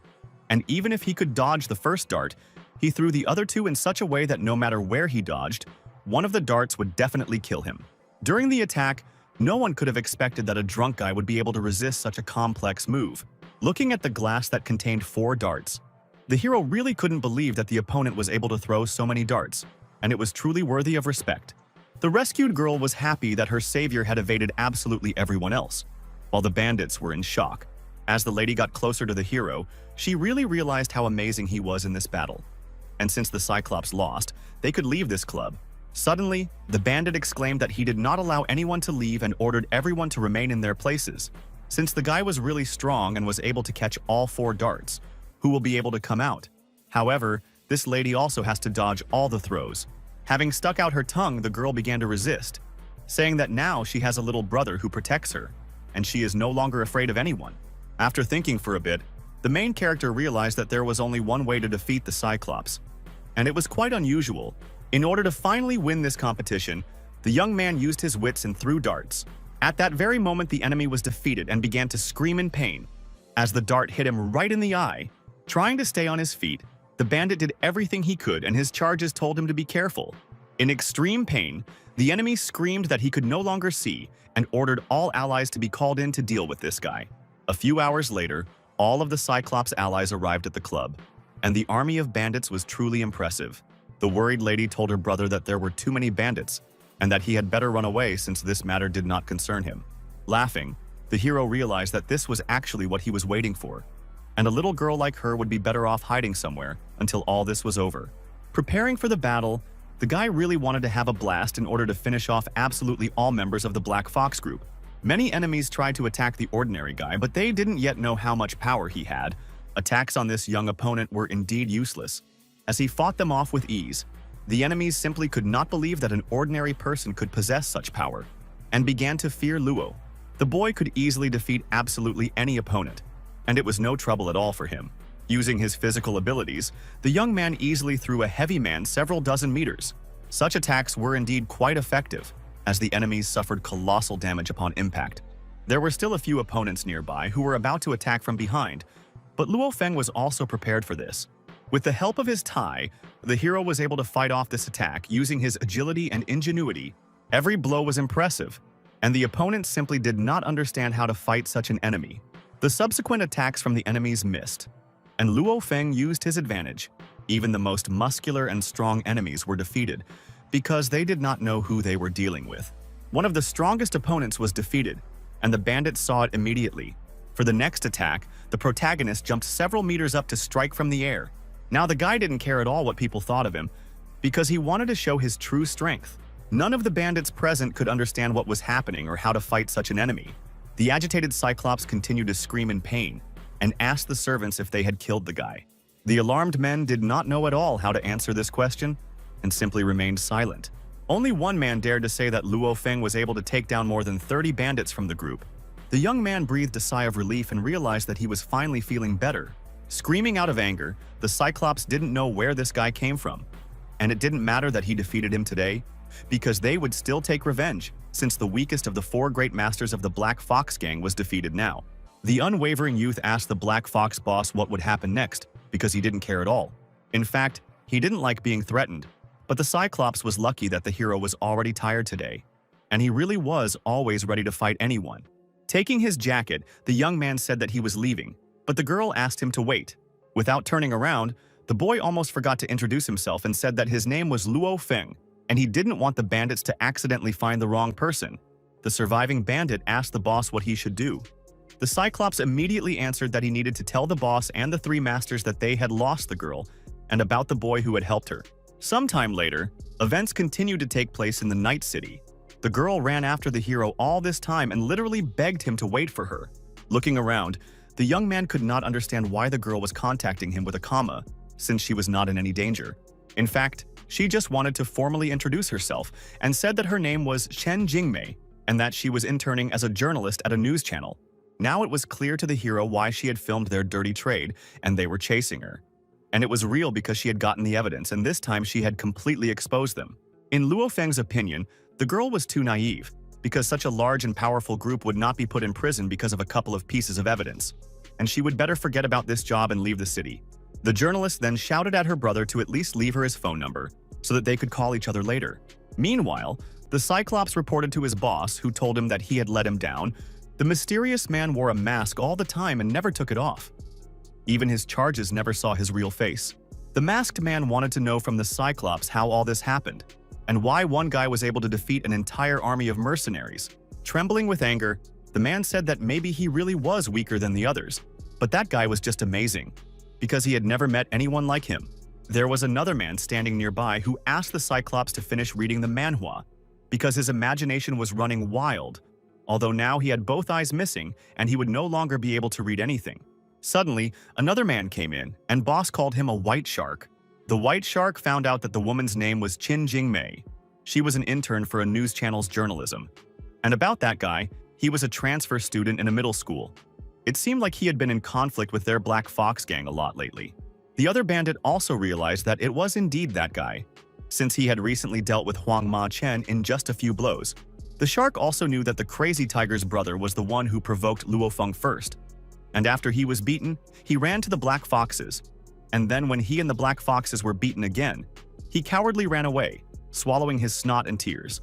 The mad tiger immediately went berserk and realized that his ally was probably looking for a fight, which is why they were going to find out who was stronger. Seeing the conflict between the tiger and the shark, the convoy immediately stopped them, as there was no need for it.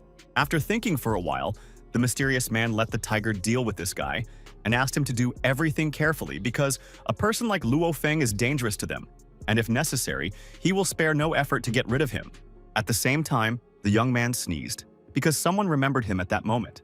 Thinking about what someone was probably thinking about him right now, the guy was very curious about who decided to remember him. Having parked his expensive car near the house, the young man decided to go inside to sleep. Opening the door to the house, Luo Feng found Teacher Jun lying on the sofa, asleep from exhaustion. The boy was, of course, a little surprised that the teacher fell asleep right there, because you can catch a cold like that. So he decided to cover her with his jacket.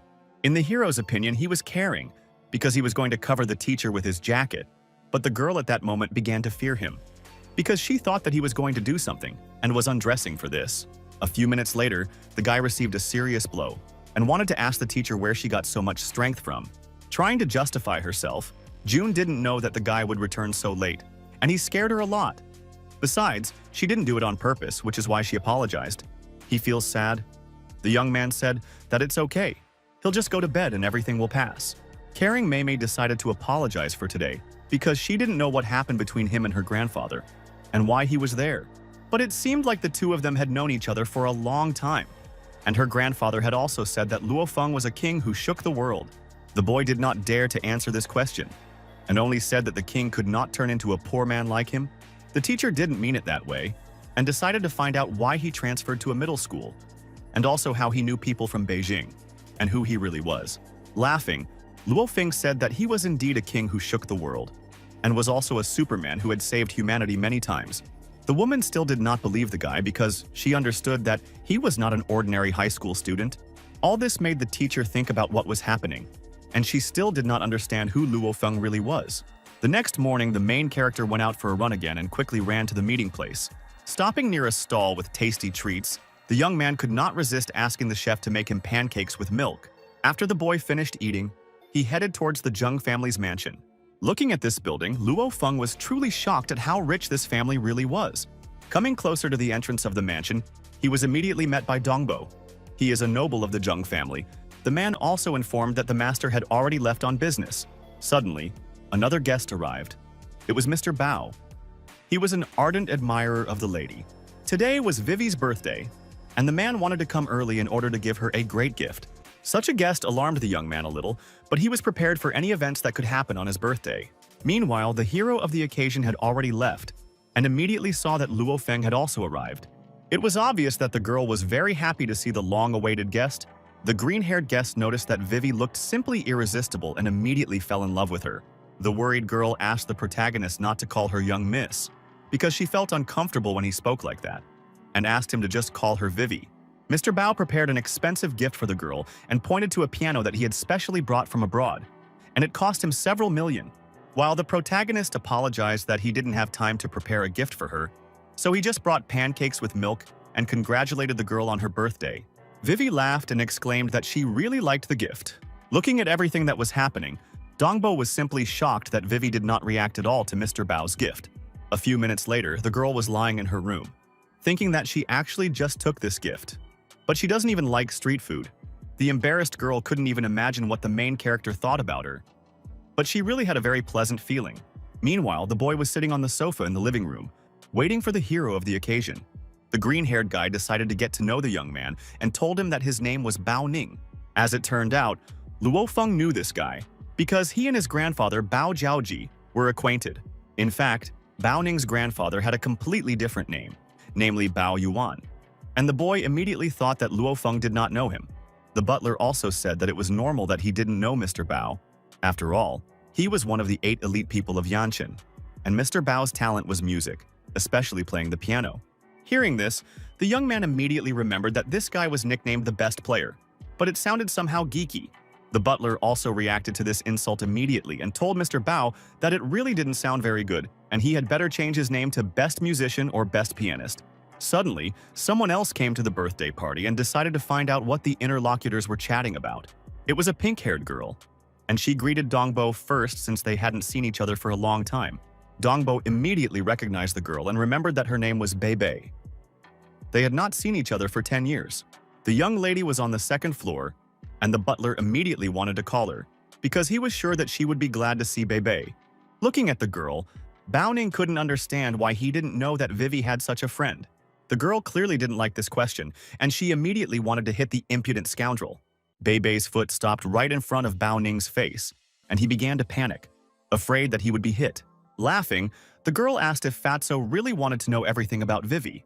Watching this small duel, the young man realized that the girl was indeed moving quite quickly. Bei Bei also looked at the hero and decided to ask if he was also a lover of knowing something. But the guy remained silent. Vivi, meanwhile, had already started to descend from the second floor, and was glad that Baby had finally returned. The two girls hadn't seen each other since elementary school, where they were best friends, but Bei suddenly went abroad, and Vivi was very upset. As it turned out, the girl was no longer a lady. She had studied boxing abroad and returned to China only to attend Vivi's birthday, and also offered to be her bodyguard. Vivi happily agreed to the proposal immediately and said that they wanted to go shopping together and invited Luo Feng to come along. But Bei Bei was against it because her motorcycle was a 2-seater. However, the guys managed to come to an agreement between themselves since Bao Ning had a car and he could take Luo Feng to the store. A few minutes later, the girls were already heading towards the store, and Baby and Vivi were riding a motorcycle at high speed. The protagonist at the same time urged Bao Ning to drive faster, since the girls might leave without them. The smug guy didn't understand why he had to be the bodyguard's driver. but he continued to follow the birthday girl anyway. After a short journey, events continued to take place in the market square. There were a lot of people around the shopping area, and they were all about to enter the shopping center to buy some clothes. Passers-by near the shopping center began to discuss Vivi, and that she looked very beautiful. But her companions looked like some kind of pigs. Looking at the girl, Bebe also noticed that Vivi was like a princess, and everyone admired her. The young man had been watching the girls all this time, and it had been eating at him that they were so easily spending the money that Boss Jung had earned. At this time, Baoning was very dissatisfied because he was given all the bags of clothes, causing him to do all the hard work. Coming closer to the boy, the young man began to calm him down, saying that going shopping with Vivi was much better than playing the piano for her. Vivi has been provided for and accustomed to luxury since birth, and she really wouldn't be surprised by playing the piano. But her father is constantly busy with business, and he hardly spends time with her. After finishing shopping, the girls suddenly stopped, and Baby immediately asked what was going on. It turned out that Vivi was just hungry and wanted to go to a restaurant to order a steak. So they all went to the restaurant together, and the girl was very happy that she was spending her birthday in such company. And she had a lot of fun. After overhearing the conversation between the girls, Baoning noticed that Bebe was acting like a guy, and he didn't like it at all. Luo Feng decided to calm his new comrade down and said that this boy was probably saying bad things just to get closer to Vivi, and if he fell for her provocations, Baoning would immediately lose. Hearing this, the guy immediately shouted that if Vivi liked the steak in this restaurant, then he would buy the entire restaurant and give it to Vivi. Feeling awkward, the girl thanked her brother, but said that she does not often eat steaks, and this slightly upset the potential groom. Despite the small argument, the hero still said that they needed to calm down a little and continue eating. Meanwhile, the suspicious waiter was heading towards Vivi, pretending to bring food. In fact, it was an attempt on the girl's life, and the villain took out a knife in order to use it for its intended purpose. The young lady was in danger, and the protagonist and Beibai immediately noticed it. The determined lady immediately wanted to take steps to stop the assassination. Grabbing the knife, she literally threw it at the waiter in order to perform one unusual trick. This knife flew close to the waiter and completely missed him. At that moment, someone threw a fork to prevent the assassination attempt and nail the weapon to the ceiling. The agitated waiter began to make excuses to the client, saying that he forgot to put the cutlery. Bebe immediately noticed that Luo Feng had interrupted her attack, because he not only predicted that she would throw the knife, but also threw the fork so that her knife changed its trajectory.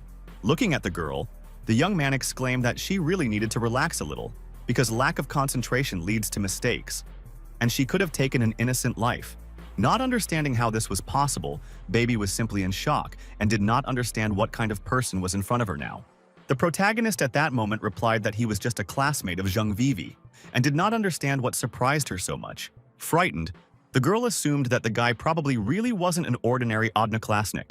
Hearing this question, Vivi decided to chime in and exclaimed that Luo Feng was really amazing and he had saved her from the kidnappers earlier. The smug girl immediately realized that thanks to this classmate, Vivi was safe. This was indeed true, and the hero also told her that he was her bodyguard today, which made Vivi happy since she now had 2 knights in white armor. Several hours later, events continued to unfold at the amusement park, where the birthday celebration continued. While going through various attractions, the birthday girl was very happy. She liked to have fun in this way, but Bao Ning only suffered from this.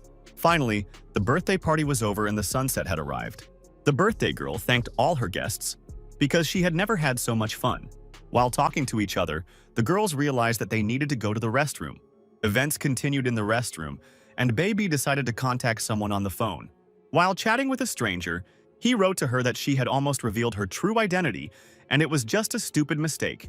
After seeing this message, Bebe immediately threw away her phone so that there would be no evidence that she was a criminal. As if nothing had happened, the girl left the restroom to take care of Vivi. Coming out of the toilet, Bebe found Luo Feng, who had been standing there all this time, waiting for her. Indignantly, the young man exclaimed that he was Vivi's bodyguard and wanted to know where she had gone. Looking at this guy, Bebe thought that he probably guessed who she was and was specifically following her. Or he was just a pervert who was taking advantage of the opportunity. After they all left the toilet together, they immediately headed home to send Vivi to bed. The joyful girl was grateful to her companion and told her that she would never forget today. Finally, the lady returned, and Dongbo was very happy to see her, asking if she had fun.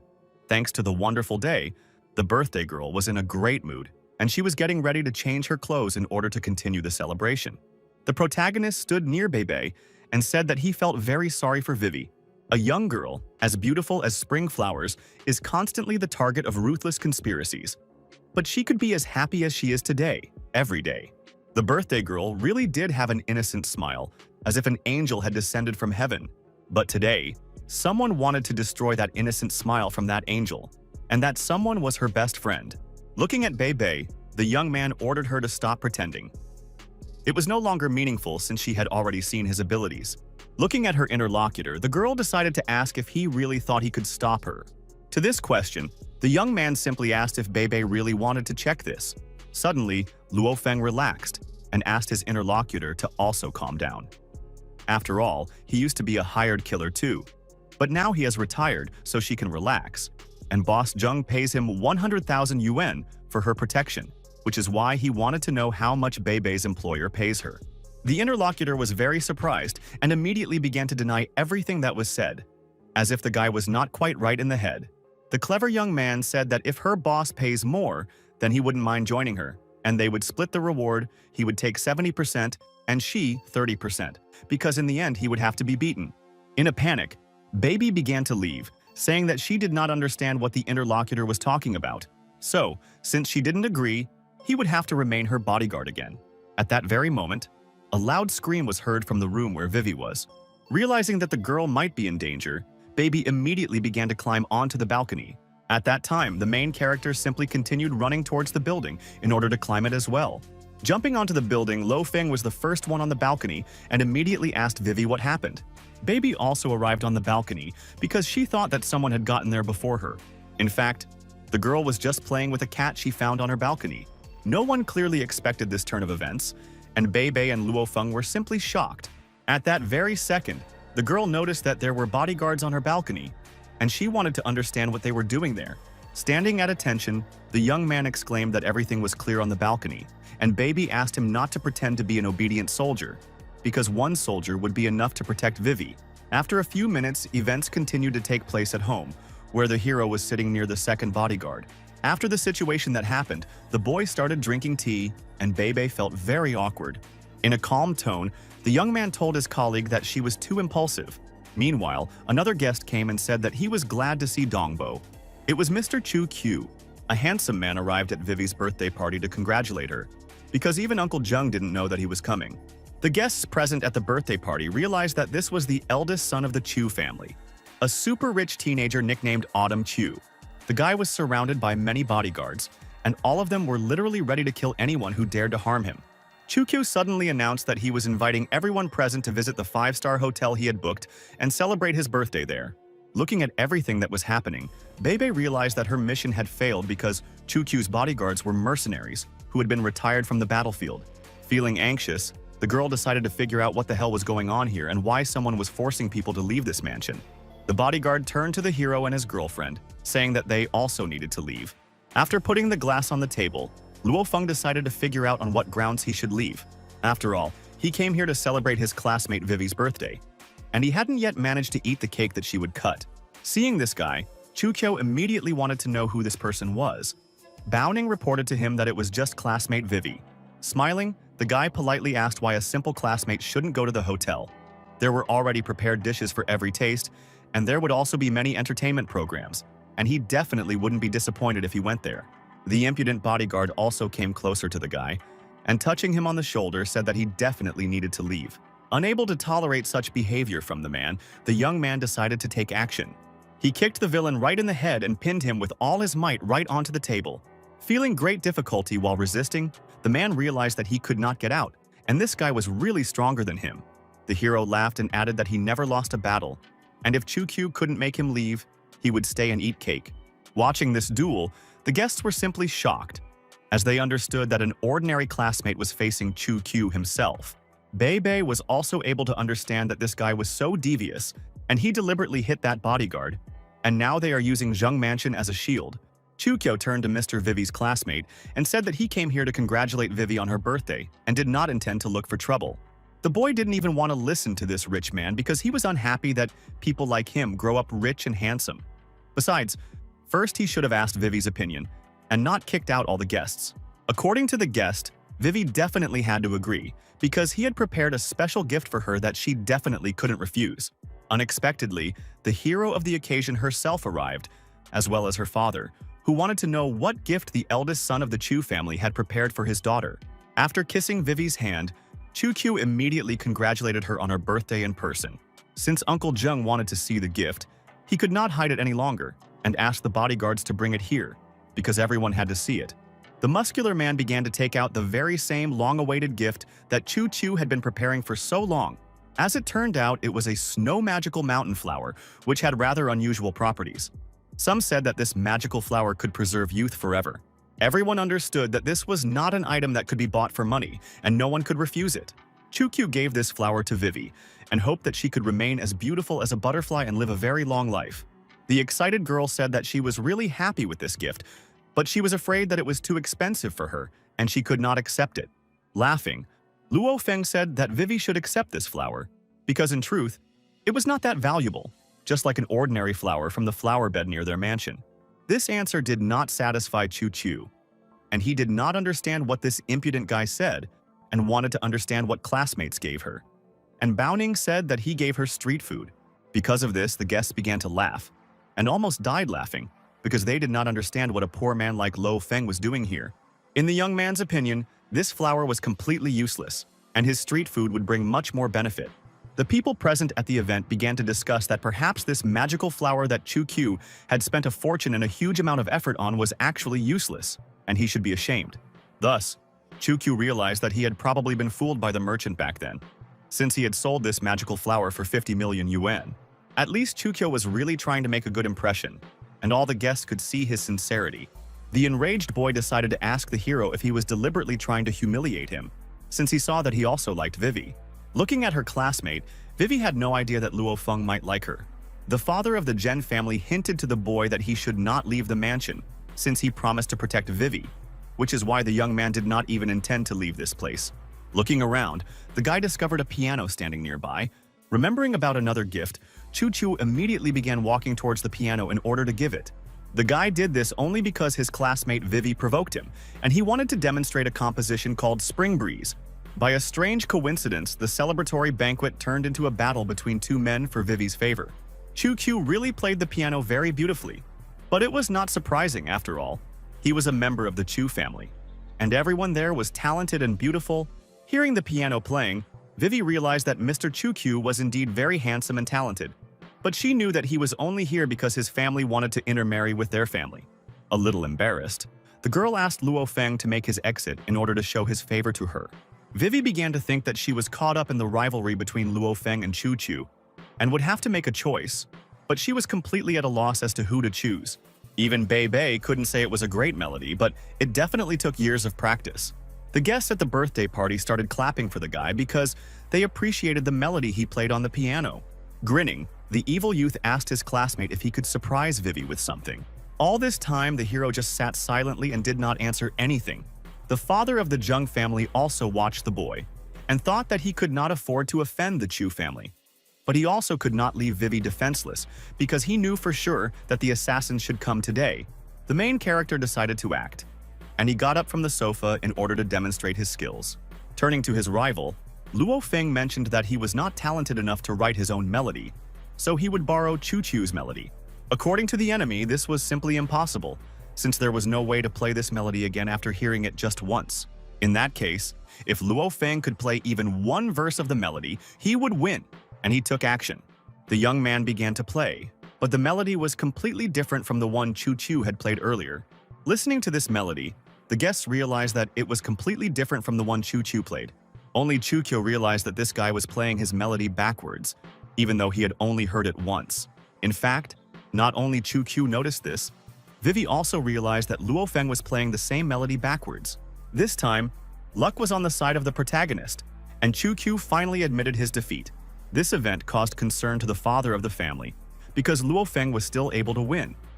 But by doing so, he offended the Chu family. Meanwhile, the lights in all the rooms suddenly went out and people began to panic. The young man and baby began to explore the area in order to understand what was going on. As it turned out, the lights were turned off only because they were bringing out the birthday cake. The main character didn't lose his head and started singing the song Happy Birthday to You for Vivi. All the guests sang along and applauded, because with these competitions they completely forgot that Vivi was the main hero of the occasion, which is why they all gathered together to sing a song and congratulate her. Hearing this song was a very pleasant event for the girl, as she was glad that so many people came to her birthday. The birthday girl began to blow out the candles on the cake in order to make a wish, but Baby was about to do something unpredictable and began to get up from the sofa. Digging in her pocket, the girl began to take something out and came closer to Vivi. It turned out that there was a knife in the pocket, and Baby wanted to do something very horrible. Fortunately, someone stopped the enemy in time with his sword. It was Chu-Q, because he noticed that Bebe was trying to take Vivi's life. The young man had no idea what Agent 98 was doing, because Secret had sent him to help her complete the task. But it was at that moment that he learned that Bebe had probably betrayed all the agents. Bowing her head, the girl realized that Vivi was her friend, and she was doing something terrible. Considering Bebe to be a traitor, Chu-Q began to swing his sword in order to strike. Trying to fight the girl, the guy sincerely hoped that she would die first. But Bebe wanted to conduct the battle differently and told Chu-Chu that if he wanted to kill her, then they should go to another room. Immediately after that, the two of them ran out of the main room and headed to another room. Once in the room, there were only the two of them, and no one should have heard them here. The fight began, and Chu-Chu wanted to do everything possible to destroy the agent who turned out to be a traitor. The abilities of the two opponents were truly impressive as they fought equally. However, in Chu-Q's opinion, Agent number 98 could not be his opponent because she was too weak. Meanwhile, the protagonist finished playing the piano, and Vivi really appreciated this amazing melody. The guests asked Vivi to blow out the candles and make a wish, as this was their family tradition. Looking around, the birthday girl discovered that her friend was not there, because she wanted them to blow out the candles together. The boy assumed that Bebe was on the upper floor and decided to go and check. And so that no one would get bored, Dongbo suggested that everyone sing songs to make it more fun. The impudent guy understood that he was higher than number 98 in the rankings, and Bebe was a much weaker opponent than him. The girl's willpower was simply excellent, and she still tried to resist as much as possible in order to not give the enemy the opportunity to win. Bebe tried to strike with her knee, but Chu-Chu immediately blocked the girl's attack using his knee. Her leg actually went numb from this, as if her opponent had bones made of steel, which made it no wonder that he was actually higher in the rankings. Laughing evilly, the young man couldn't believe that the enemy was capable of only this, and it seemed that the organization had made a mistake in sending her on such a mission. Soon after, Bebe decided to strike at the villain so that he would finally shut up. The young man couldn't believe how this scoundrel dared to hurt his precious face, which is why he began to attack. The impact occurred, and Bebe's weapon was completely destroyed as it could not withstand such a crushing force. Suddenly, the protagonist noticed that Bebe was fighting with a guy and told him that Vivi asked her to blow out the candles with her. The impudent man was immediately angered by this, and he asked the hero who he was and how he was able to sneak up so unnoticed. Hearing this question, Luo Feng immediately decided to find out if Bebe was really sent to kill Vivi. The girl nevertheless admitted that this was indeed the case, but she was unable to kill her friend, even though she had plenty of opportunities throughout the day. The agent began to get even more angry, because he did not understand why such a worthless person like this guy was talking to him like that, and was going to kill him. Feeling hatred towards his enemies, the young man only exclaimed that he did not think so, and that only one person would die today. And this person will be the scoundrel who wanted to finish off Vivi, but now simply did not understand how he was killed in a few seconds. Not understanding how this was possible, Bebe only watched everything that was happening, and understood that Luo Feng had instantly killed the man ranked 86th in the assassin rankings. Suddenly, the police burst into the room and ordered everyone to raise their hands and stay in their seats. The boy and his ally raised their hands, and Luo Feng realized that he was seeing his friend. This acquaintance really didn't expect to see Luo Feng here, and thought that he had committed a crime, because of which the main character's old friend arrested him for murder. Suddenly, the father of the family came and saw that Luo Feng had killed the murderer who wanted to finish off his daughter. Because of this, the father of the Zhen family decided to explain that this was just a misunderstanding and that Luo Feng was his hired bodyguard. But in the man's opinion, the bodyguards can also be hired killers. This must be thoroughly investigated with all the rigor and necessary procedures, because of which they will check everyone. Hearing this answer, the man could not believe these words and was very surprised by this turn of events. But the main character at that moment was very upset, because now he would be detained. Luo Feng still began to resist, and said that he had stopped the murderer, and he could not be the murderer himself. But if they wanted to arrest him, then that was fine. He ordered the police to call their Captain Peng Wei here anyway, so that he would come right now, because he wanted to ask him if all the people in his unit were so stupid. The disgruntled policeman began shouting that if the young man did not want to be arrested, then they would start shooting. But the captain ordered them to stop. At that very moment, Captain Peng Wei came in and ordered all his men to put away their weapons. The boy began to explain to his captain that something was wrong with this case, and he suspected that the other guy was to blame for everything. They needed to detain him and take him in for questioning. The captain at that moment looked at his old friend and asked him to stop involving him in his problems. The grateful young man told Pei Wei that in that case he would leave all his problems for him to solve. The wise man decided to ask his subordinate if he knew the killer nicknamed Joe. Joe is British by nationality and was recently wanted by 7 countries including the UK itself on the World Killing Star list, ranking 46th. This man was also involved in the kidnapping of young Miss Zheng, but now he has been killed by another killer. The evil captain told all this only so that his subordinate would find the killer's employer within 7 days, because he needed to be put in prison. Having frightened his protege, the commander ordered him to quickly return to his work, because now they had detained the wrong person. Watching the entire situation unfold, Bei couldn't believe that Luo Feng ended up going unpunished. That's why the girl wanted to know how all this happened, because the guy in front of her had just killed a top killer, and it was obvious that that captain was helping him. But Luo Feng only replied that he was an ordinary schoolboy. With a heavy sigh, Lady said that they should forget about it, as she didn't know who the organization could have sent besides her.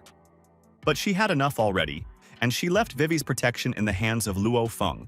But if something happens to Vivi, then Baby will take cruel revenge. Although the hero understood that she could not do anything to him. Although the couple had hostility between each other, they still said goodbye and parted as friends. Sometime later, events continued to unfold at the Yangqin City News Bureau. The girl who was investigating the crime shouted to the editor-in-chief that she wanted to know what was going on here.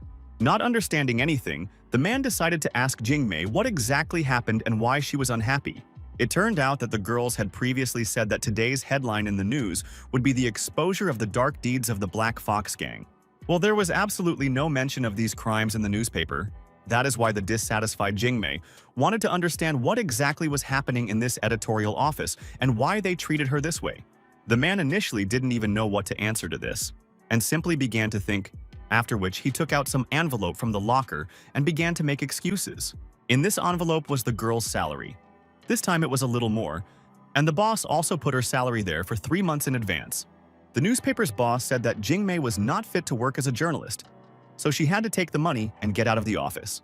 Looking at the editor-in-chief, the girl immediately exclaimed that she wanted her flash drive with evidence back. To this, the editor-in-chief only replied that things that are better not to be messed with are howling. The additional 3-month salary was approved personally by the boss. He wants the girl to forget everything connected with working for them. Snatching the money from the editor-in-chief's hands, Jingmei threw it right in his face to show that he was simply a scoundrel. After all, even if the girl is dying of hunger, she still will not accept handouts from villains and will not stop turning a blind eye to their shameless actions. Turning around, the upset lady began to leave and said goodbye to the newspaper editorial office.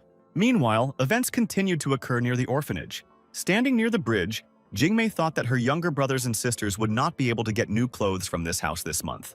This orphanage didn't even have air conditioning, which means all the children will be very cold this winter. The determined lady realized at that moment that she would not give up, no matter what the trials of fate might be, and would definitely allow her brothers and sisters to spend this winter happily. After several hours had passed, events continued to take place in the Zheng family mansion. The whole family drank wine, and the father thanked Luo Feng for saving his daughter. The girl's mother also asked the young man to eat whatever he wanted and not to be shy. The woman also remembered that she had previously heard that Luo Feng had only recently moved to their school, which is why she wanted to know which school he had started at first. The kind young man exclaimed that he had transferred from a school called M. This really surprised the woman, and she wanted to understand who Luo Feng's parents were. Although she apologized that her family line was not closed due to questions, but she wanted to know absolutely everything about this guy. Hearing the question about his family, the hero immediately said that he was the only one in his family. This answer immediately made the woman feel awkward, and she apologized for asking such a question. But for the guy it was not a problem, because it did not bother him anymore. Although the hero had one old man who looked after him all the time, all he gave him were nightmares.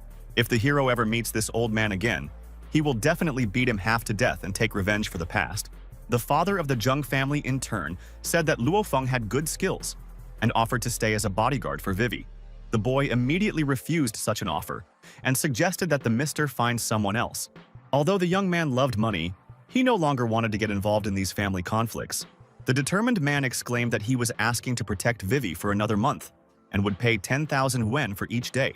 This offer made the main character think seriously because the salary was really impressive. The father of the family also decided to mention that after today, some disagreements had arisen between him and the Chu family. But fortunately, the man promised to help with this issue when needed. At that moment, the young man realized that life without money is not easy, but he also did not want to get into trouble. The boy finally agreed, but only for 1 month because he couldn't stand it any longer. After family dinner, Vivi decided to play the piano a little to relax after a hard day. The girl really played very skillfully and sang beautifully too. In the young man's opinion, the song was truly wonderful, and Vivi's performance was simply gorgeous. Suddenly, Vivi noticed that she was being watched and immediately stopped playing. Having finished playing, the lady decided to thank the guy for today, and she hopes that she is not too late with her gratitude. The happy girl said that the young man had already saved her twice, and she was very grateful to him. The protagonist said that the first time it was just a coincidence, and today her father specially hired him for protection, and this month he will save her as much as it takes. Although in any case, Vivi clearly needed to get into less trouble. Although that was indeed the case, Luo Feng would not be able to save her in that case. As it turned out, the father was watching the ongoing dialogue and noticed that the young people got along well with each other, and his daughter hated the bodyguards the most. But it seemed like this time it was the other way around, and she really liked the new bodyguard. At that very moment, the young lady felt that she was starting to feel dizzy and her condition was bad. Gradually, the girl began to lose consciousness, and the young man did not understand what the problem was, asking his father to immediately take her to the hospital. In fact, these were the consequences of an illness in childhood, although they are not serious. But for a long time, my father invited medical experts from abroad. This happened every month, but all to no avail. Turning to the man, Luo Feng offered to examine the girl, although to tell the truth, he also knew a little about medicine, but he could probably help. After examining the girl, she immediately wanted to know what her diagnosis was. But the hero only replied that this disease was not worth the strong worries. It's just that the lady actually has a weak body, Chinese medicine can help her, and very soon she will be healthy. Hearing this, the man was immediately angry because he had shown Vivi to more than 200 foreign doctors, and only Chinese medicine could help her. Father really couldn't believe what he heard. Luo Feng at that time insisted that medicine was now highly developed, and almost any disease could be cured. In order to help his classmate, the young man wrote down several medications and asked her to take them as prescribed, once every 3 days. And in a month, there would be no more dizziness. Having sorted out the situation, the young man said that he was going to bed and decided to say goodbye. Looking at this boy, the man understood that he was too capable, and he was even afraid to imagine who he really was. But Vivi herself was very embarrassed, and she understood that Lo Feng really was simply amazing. The next time the man even thought about asking the guy to solve his problem in that place and try to have a second child. On the way home, the boy thought that 10,000 yuan a day was just a dream, and the rent for the apartment had also dropped, for which he could thank Sister Lan. As soon as he walked a little away from the mansion, he immediately noticed a noisy crowd nearby and wanted to understand why so many people had gathered in one place. The crowd was watching the restaurant at the time as it was destroyed, and the broken windows caught the attention of passers-by. Near the destroyed restaurant nearby, a girl was sitting on the floor, crying from despair. Feeling very angry, the young man immediately wanted to achieve justice and understand who did it. Coming closer to the upset girl, the hero immediately wanted to understand whether the gang of black foxes did this. In fact, all this only happened because of the woman's husband. The man was a casino gambler and lost a lot of money. And then the thugs came to collect the debts, but she had no money.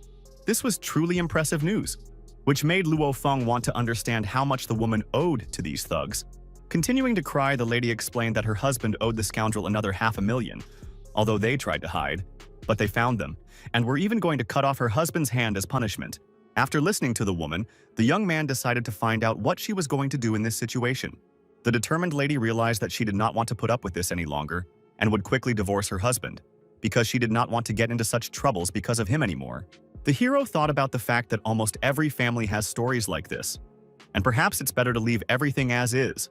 A few hours later, the events continued to take place in the apartment where Lo Feng returned. Upon entering the apartment, the boy discovered some strange noise coming from another room. Teacher June was lying on the floor, and it was completely unclear what had happened to her. Coming closer to the teacher, the boy wanted to understand if everything was okay with her and what exactly happened. The situation was very strange because she was unconscious, but her pulse was normal, and there seemed to be no reason to worry too much. Taking the girl in his arms, the young man realized that he needed to carry her to bed, since lying on the floor was not very good. Suddenly, the woman opened her eyes and did not understand what was happening here and why she was being carried somewhere. Feeling intense shame and anger, the art teacher slapped her student with all her might. Soon after, she became embarrassed and explained that she seemed to have passed out. And when she came to, she saw him and did something she didn't want to, for which she began to apologize. Experiencing severe pain after the slap, the hero still forgave her, since he was already used to it. The teacher also said that tomorrow there would be a mock exam test, and as an apology, perhaps she would help him prepare for it, and could help him not only with her subject, but with the others as well. According to Mei Mei, the guy really needed help in preparing, but he only replied that he could easily handle such tasks. Having asked the girl not to worry, the main character said that she should expect only good news tomorrow. The next day, events continued to happen in the classroom, and Tan Dai asked his friend if he was confident that he could pass the exam. Luo Feng convinced his friend that he could do it easily. Meanwhile, the teacher announced that the students would be given practice exams, and everyone needed to stop talking and start writing. To tell the truth, the hero was a little nervous. But since he said he would pass the exam, he was going to keep his word. After the exam, each of the students was incredibly tired because it was really difficult. Still, his comrade offered Luo Feng to go home with him. But the young man refused and then said that he had some business to attend to. Classmates began to think that Luo Feng was probably hiding something, as if he was trying to go on a date with a girl. Suddenly, Vivi and her little sister shouted for Luo Feng to come home with them. It was at that moment that all the classmates realized that the guy, who was an ordinary schoolboy, was dating two school flowers at once, as if he was blessed by heaven. Several hours later, the events continued to take place in the city at night. Vivi began to get out of the expensive car and was met by the butler Dongbo. Addressing the girls, the hero said that he had delivered them home safe and sound, after which he needed to return to his house. Looking at her bodyguard, the girl mentioned that he might not have to walk, and she would just ask the driver to take her home. The slightly embarrassed young man replied that it was not worth it, and he just wanted to take a little walk, and they could see each other tomorrow. In fact, Liu Mei was very angry at this behavior and did not understand why Vivi was trying to please this guy. The hero refused because he had relaxed a bit in recent days and needed to keep himself in good physical shape. Jogging was ideal for this. Suddenly, some girl overtook Luo Feng and began to run much faster. Looking at this girl, the guy immediately assumed that she had good speed. Perhaps she even studied at some sports school, and she also had a good figure from behind. At that very second, the mysterious lady turned around as if she had heard what was being said about her. This even embarrassed Lo a little, because he didn't expect the stranger to pay attention to him. After a few seconds, the girl slowed down completely, as if she specifically wanted to run on par with the guy, and her figure from the front was also awesome. Thus, the young man discovered that this girl really tries to keep herself in shape. Unexpectedly, the lady asked if the guy next to her was really Luo Feng. He didn't even know what to answer. A little embarrassed, he still said that this was indeed the case, but he did not understand how she knew his name. The green-haired girl in turn asked if Luo Feng really didn't know her. The boy couldn't understand why he should know some girl because he just wanted to compete with her a little in speed. But the stranger asked him not to be so arrogant. Hearing about arrogance, Luo Feng did not understand at all why the girl said this, and began to feel awkward. Meanwhile, some man was passing by the couple. The villain held a knife in his hands and was very glad that he met school children who were walking on a date in a dark alley at night. It turned out that the bandit was not alone, and he decided to say that the girl should not worry, because they were ordinary robbers, not rapists or murderers, because of which they just wanted to get money, and the couple would be free. Looking at these men, the young man exclaimed that he did not quite understand what they were talking about, but they looked really impressive. This answer made the scoundrels laugh, and they began to laugh maliciously, as if they wanted to commit some terrible act. The boy immediately stopped the bandits and asked if they really wanted to get money, since he had just gone out for an evening jog and hadn't taken anything with him. This answer immediately angered the bandits, and they began to claim that they were knights' companions from the Yellow River. Suddenly, the girl exclaimed that a year ago, bandits, who called themselves knights, had crawled out of nowhere. Each of them had several serious cases of theft. But the worst thing was that the victim of the robbery was a woman. All of them were disgraced. which is why she did not expect that this time they would not leave a man without attention. A little shyly, the protagonist exclaimed that this was his first time, and they should approach this matter with all responsibility. Feeling incredible anger, the bandit shouted that the girl had crossed the line and he would kill her now. Previously, the bandit had no plans to kill, but the stranger simply pissed him off, which is why he wanted to commit a crime. Looking at the bandit, the young man was already about to counterattack and was preparing to carry out the blow.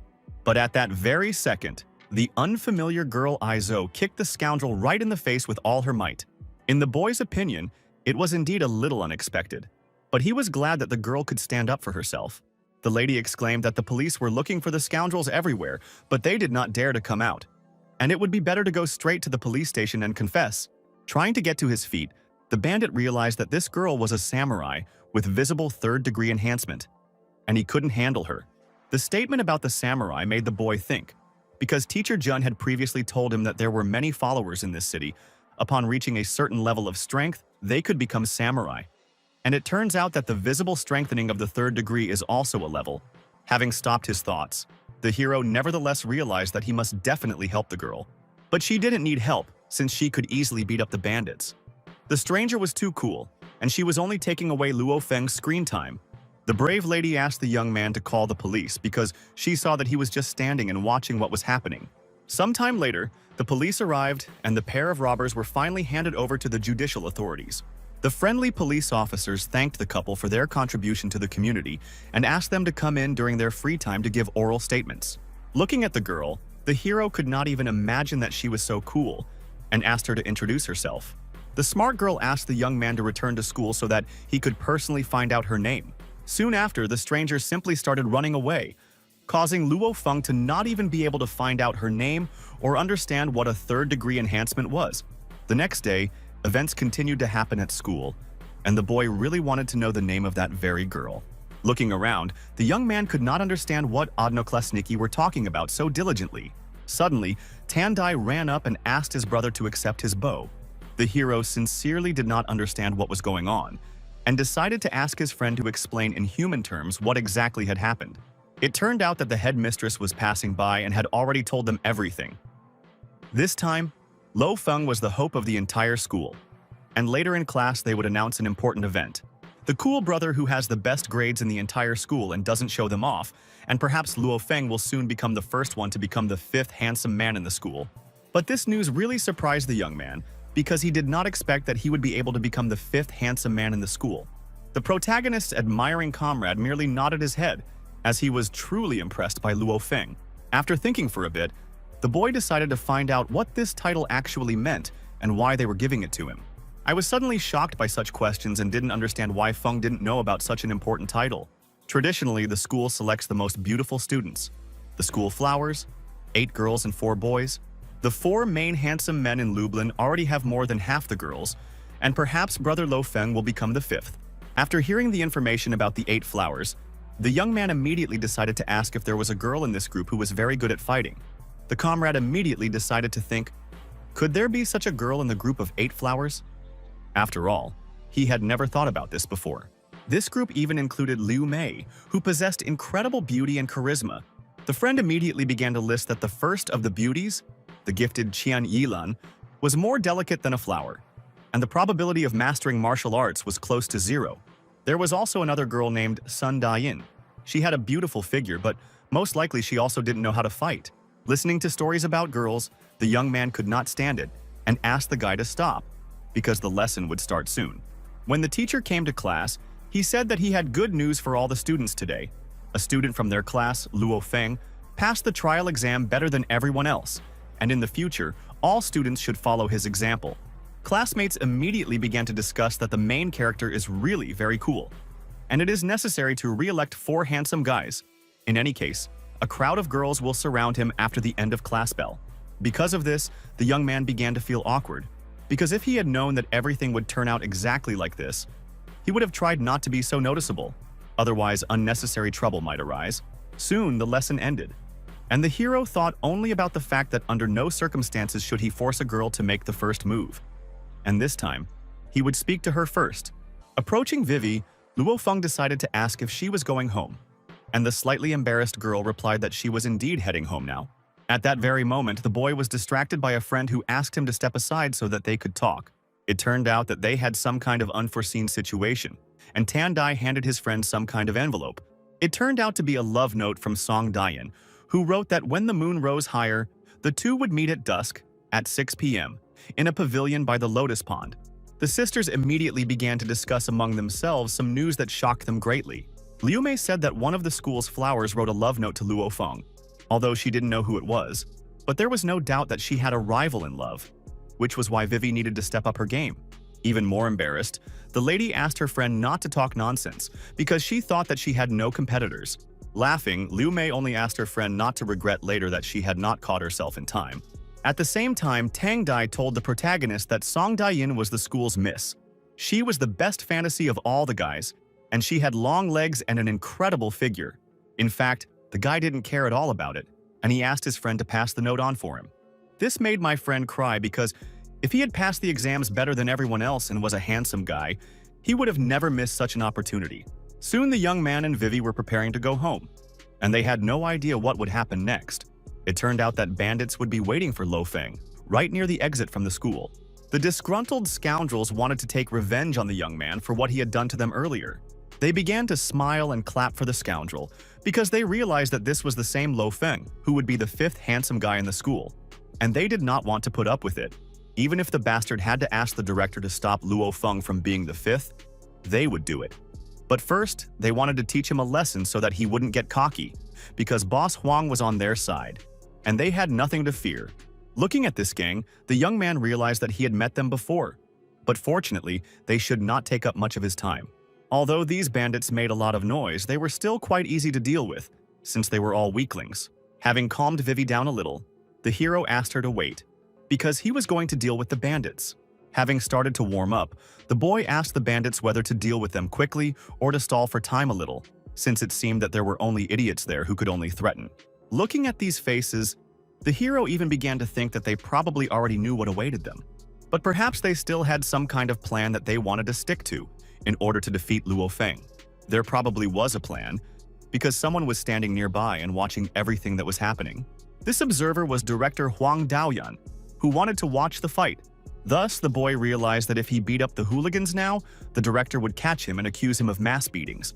After which, the hero exclaimed that he was sorry to upset the villains, but their pathetic plan was visible through and through.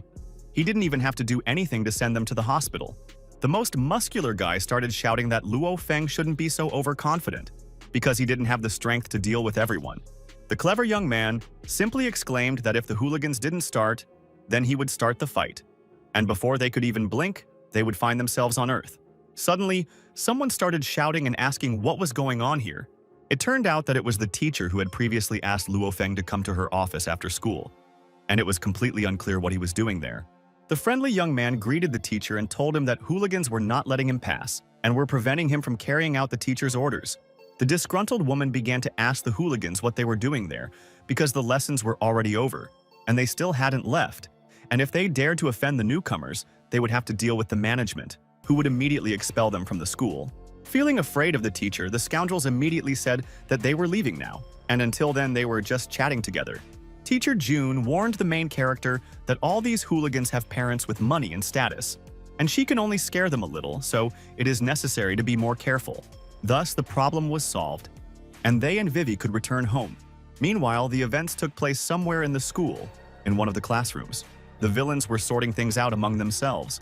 The muscular guy hit the other one because he was supposed to detain the teacher, but for some reason he couldn't do it. The beaten accomplice in crime began to justify himself to Mr. Gan, saying that he himself did not expect this. But he had another plan to crush Luo Feng. This plan was that Luo Feng's only friend was Tan Dai. He was nothing special, so they could start with him and show him that they were not to be messed with. The bandits immediately realized that it was a really great idea to start with a friend who would not be able to resist during a fight. The bandits were simply very annoyed that the main character was constantly surrounded by beauties, and this really irritated them. Meanwhile, events continued to take place near the lake, where the beauty invited Lo Feng. The girl was very upset because the young man did not come at her invitation, and she was going to remember this to him in the future. Sometime later, events continued to take place at Tan Dai's house. The friend's father and the main character were drinking. The man was very happy to spend time with such a nice guy, I turned to my son. His father asked him to go get a couple more bottles because he and Lo Feng definitely won't return home sober. The boy was not at all against it and said that he would soon have to come with a few more bottles of beer. The main character immediately got down to business and decided to ask the man if he had called him this time to tell him something. As it turned out, this was indeed the case. For several days, he continued continuous surveillance and finally was able to overhear their shameless plan, and they were already crossing all boundaries. The young man could not wait any longer and asked the man to tell him about this plan as quickly as possible. It turned out that Jiang Tehong, together with the Black Fox Group, under the guise of developing the real estate industry, was running fraudulent schemes involving children. This made the guy really angry, and he hit the table with his fist with all his might. Soon after, he decided to ask the mister if they had any more evidence. The man said that the black people had recently acquired a new product and were supposedly preparing to make a deal in the next couple of days. Now no one will give them the opportunity to achieve their goal. At that very second, the man noticed that his son had been gone for a long time, and their drink had run out. At that moment, Tandai was in trouble and the hooligans were already talking to him. The scoundrel noticed that this big-eared guy had become arrogant lately, and still decided to enlist as their enemy. That's why the impudent people wanted to teach the guy a couple of lessons so that he wouldn't be impudent. The frightened young man immediately decided to find out from the hooligans what they wanted from him because he could not understand anything.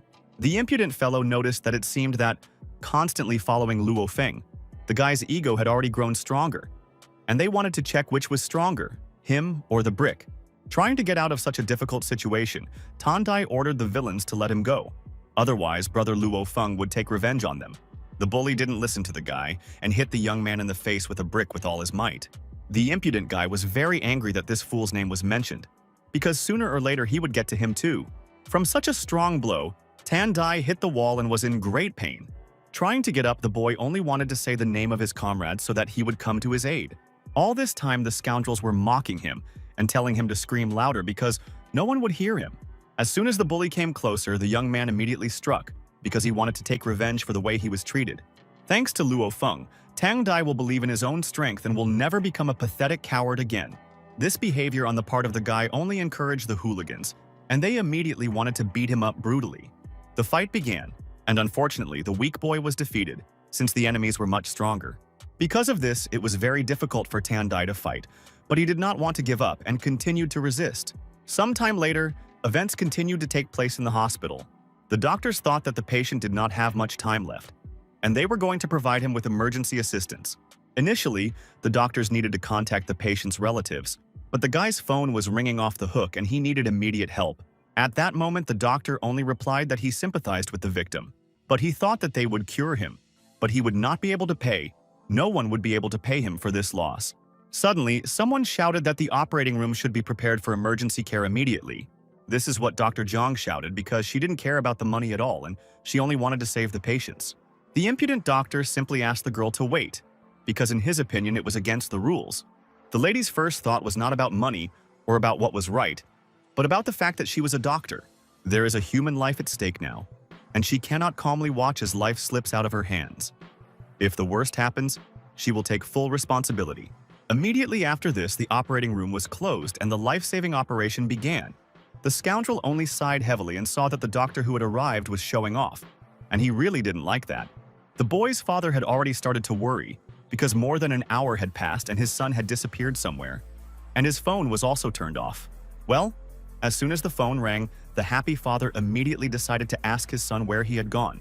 At that very moment, he was told some upsetting news, which made the man scared.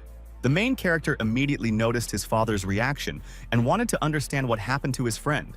As he was preparing to go to the hospital, his father exclaimed that Luo Feng urgently needed to go with him because Tang Dai had been badly beaten. Sometime later, the woman stood in front of the director, and he told her that he had nothing against her saving people's lives, but she also had to take the money required for it. The man also thought that this time, at first glance, it was obvious that he was a poor student who had no money, but the hospital budget also could not be spent so carelessly. Addressing the director, the woman exclaimed that it was a question of human life, and she was confident that he could deduct everything that concerned money from her salary. These words made the director laugh, since there was nothing left to deduct, since the doctor's salary had been completely spent, and she could no longer continue the operation, since she would be fired. The doctor was only glad about this outcome of events. because he understood that the girl did not know how to think about the consequences. And in the future, he advised her not to repeat her mistakes. At that very second, someone threw several wads of cash, which flew straight towards the doctor. A pile of money hit the scoundrel right in the face, who was simply shocked by this turn of events. No one could believe that they would pay for an ordinary student to undergo an operation and cure him. It turned out that the main character had thrown away the money and ordered the director to urgently start treatment in order to cure Tandai. The young man ordered his friend to be cured, because if you don't do this, he won't be so kind later. The impudent doctor also did not tolerate this, and decided to find out from the guy who he was, and how he dared to insult him. The boy's father also convinced the doctor that this was his only son, and he literally begged him to save him.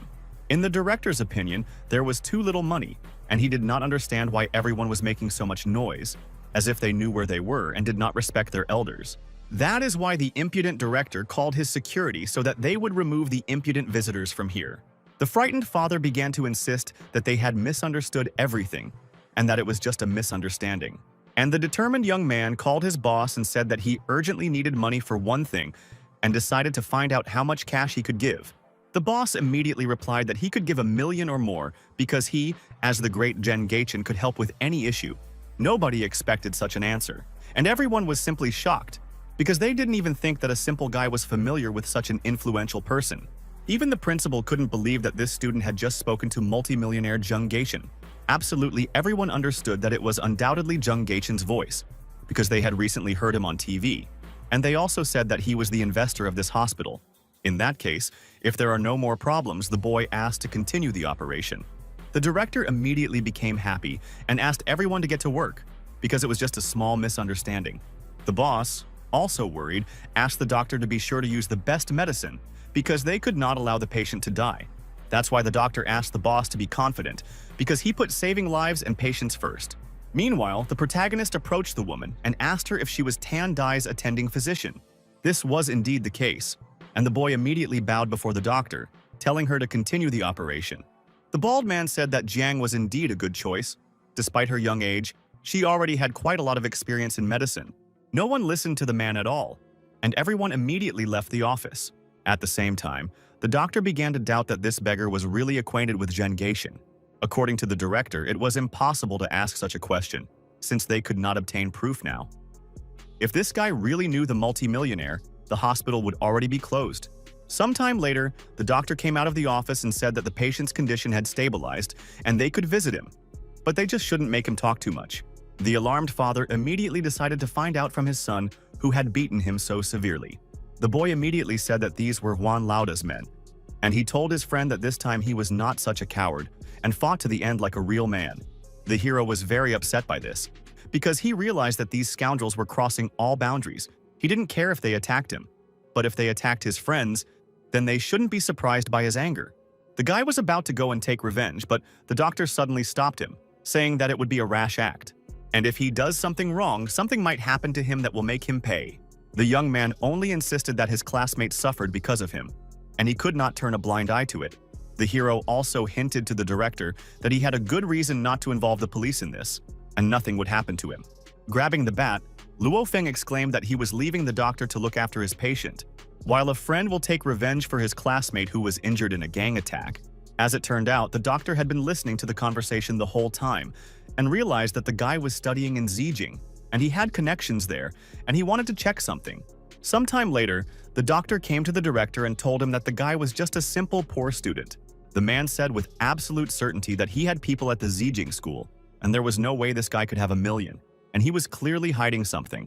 In any case, the director believed that it was necessary to use the best equipment and medicine to treat Tandai, no matter if he had money, but they needed to give him a huge bill. The father stood over his son all this time and literally begged him to get well soon and recover. The doctor came, and since the patient's family agreed, she was going to give him the vaccine. But then an impudent man came out and asked the doctor to stop. The scoundrel told Mr. Tan that the money he had brought today had already run out, and that the next payment was necessary to continue the treatment. The father immediately took out some money, but unfortunately, he only had 500 yen, and he immediately handed it to the doctor. 500 yuan was not enough, because one day in this ward costs more than 20,000, and one vaccination costs more than 3,000. At this rate, they will not be able to pay off the entire amount soon.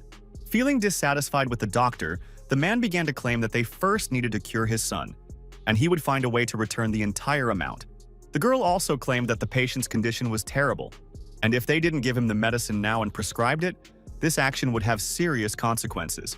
A crowd of people gathered near the office, and they watched the impudent doctor because he only thought about profit and did not care about the patient's life.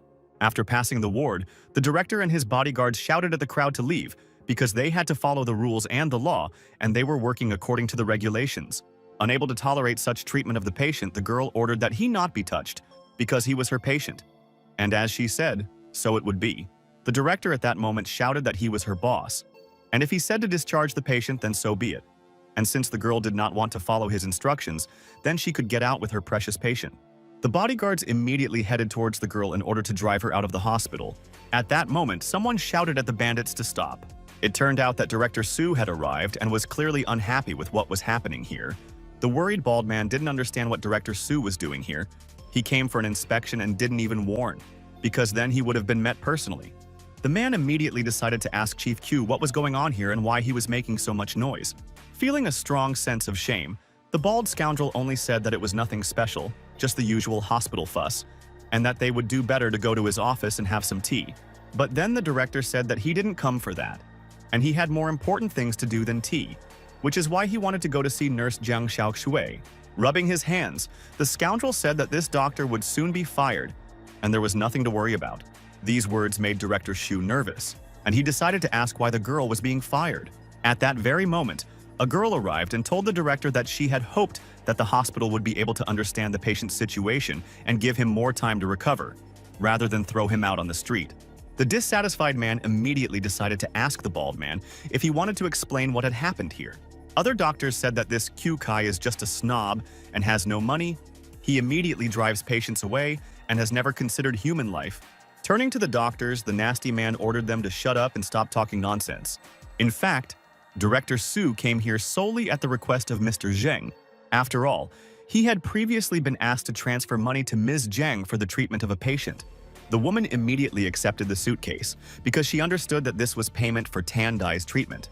At that moment, the impudent director and his assistant could not believe that Luo Feng actually knew the multimillionaire Zheng Gaishan. The director also did not forget to mention that he would have to conduct a thorough inspection and check whether they had disgraced his hospital. These words made the men fall to the floor, as they understood that this would cost them their jobs. Even the doctor didn't understand who Lo Feng was, since Director Su himself came to hand over the money to the hospital. Hearing this question, the man only replied that the young man was just an ordinary schoolboy. Meanwhile, the events took place in one of the city's cafes, where strangers were having a barbecue.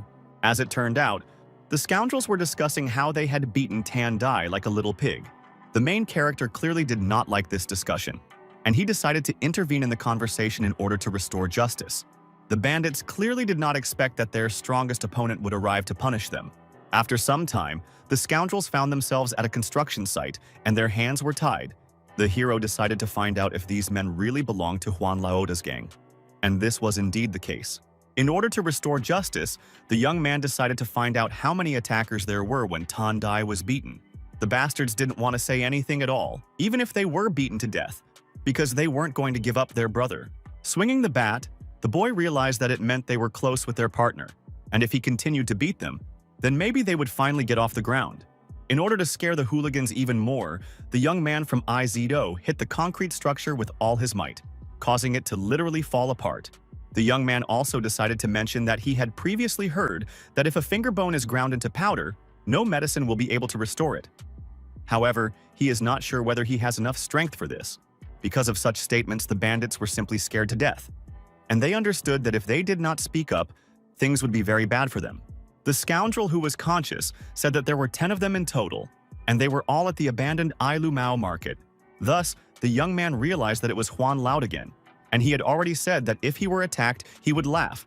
But since the bandit dared to touch his friend, he would simply kill him. Still, the hero decided to spare the two scoundrels and left them at the construction site. Although they were tied up, they remained alive. A few hours later, the event continued to take place in an abandoned market, where the main character arrived to restore justice. The main bandit was glad that Luo Feng had finally come, because he had been waiting for him for a long time, and his guys were starting to get bored. It turned out that the boss had specially prepared 100 people in order to finally destroy the young man. There really were a lot of bandits, just an incredible number, much more than 10 people. In the opinion of the main character, it made no difference whether there were 10 ants or 100, since they could all be trampled at once, after which the boss announced that whoever could kill Lo Feng would become his deputy, as well as an honorary member of the gang. None of the opponents yet fully understood the power that this guy with a bat possessed. The hero was able to easily fight off each opponent, and they couldn't even get close. The master of bat control was in action and fought back very well during many attacks. The enemies even approached from behind. But this did not bother the young man at all, and he easily continued the battle. Some of the enemies seemed much stronger than the guy himself, but he still continued to compete with them. Watching everything that was happening, the convoy even became nervous, because they saw that Luo Feng was doing quite well. Taking out a knife, the scoundrel exclaimed that the guy shouldn't even hope to leave here alive because, in the end, one direct blow from the knife would be enough. After a few minutes of fighting, the boy was again surrounded on all sides, and it seemed that he could no longer win. Smiling maliciously, the bandit shouted for the allies to kill Luo Feng. Everyone immediately began to take out their huge knives in order to finish the battle that had begun. No matter how tough the enemy is, he still won't be able to dodge so many knives. Starting to be serious, the young man exclaimed that he simply wanted to teach his enemies a lesson, but it looked like he would have to resort to more radical methods. To his opponents, he was nothing more than an arrogant scoundrel, and they would only need to hit him to win. Having started waving knives, the bandits hoped that they would now easily win this fight. But what happened next, no one could have expected, since the scoundrels had never seen anything like this before. The hero literally disappeared, and the bandits never saw him again, as if he had teleported somewhere. It turned out that the young man was so fast that he could move behind his opponent in a matter of seconds, and he wanted to show how to really kill. Turning around, the opponent didn't even see the hero, and began to get nervous, since he only heard his voice from behind. Immediately after this, the bandits began to scream, not understanding what was happening, since some of their legs began to give out, as if they had been severely beaten. One by one, the villains continued to scream as they experienced incredible pain. The hero was so fast that his opponents simply did not see him while he was attacking. Feeling anxious, even the boss realized that Luo Feng was probably not a real human, but some kind of demon. Starting to panic, the main bandit realized that he urgently needed to get out of here. It was already too late, as the hero noticed that the enemy was leaving and did not give him the opportunity to do so. Feeling the lust for murder, Luo Feng still decided to ask why the scoundrel dared to beat up Tandai. Without answering this question, the boss simply told his assistants to stop screaming and kill this guy quickly. Starting to smile maliciously, the young man asked Juan to look around, because it seemed that he had no one else to talk to. The agitated enemy quickly retreated to look at his allies. What he saw was simply astonishing, as Luo Feng was able to defeat absolutely everyone. Now Juan couldn't understand how this happened, because so many people were beaten and all were defeated, because of which it was not clear who this guy was. For what Huang's gang did to Luo Feng, he could forgive them. But for what they did to Tandai, he was going to send them all to intensive care. Greatly frightened, Juan fell to his knees and began to beg for mercy, since he did not know who exactly he was dealing with. The man had been ordered to attack Tang Dai earlier, and it was Gan Meng who would not dare to act on his own. And he was currently in the office in elective. Having struck his enemy with all his might, the young man warned him, saying that this was his last chance to correct himself, and if there was another such provocation, he would simply kill him. Sometime later, events continued to occur in the lesson. A conscientious student named Gan answered the teacher, and the teacher praised him for answering well. Suddenly, someone literally burst into the office and broke down the door. It was the main character who immediately greeted the teacher. Feeling dissatisfied, the boy decided to find out if Ganmen was in this class. Looking at the door, the man could not believe that it had flown off from an ordinary kick. The dissatisfied Gan immediately decided to turn to Luo Feng to ask how he dared to barge in while class was in progress, and whether he didn't know about his passion for learning.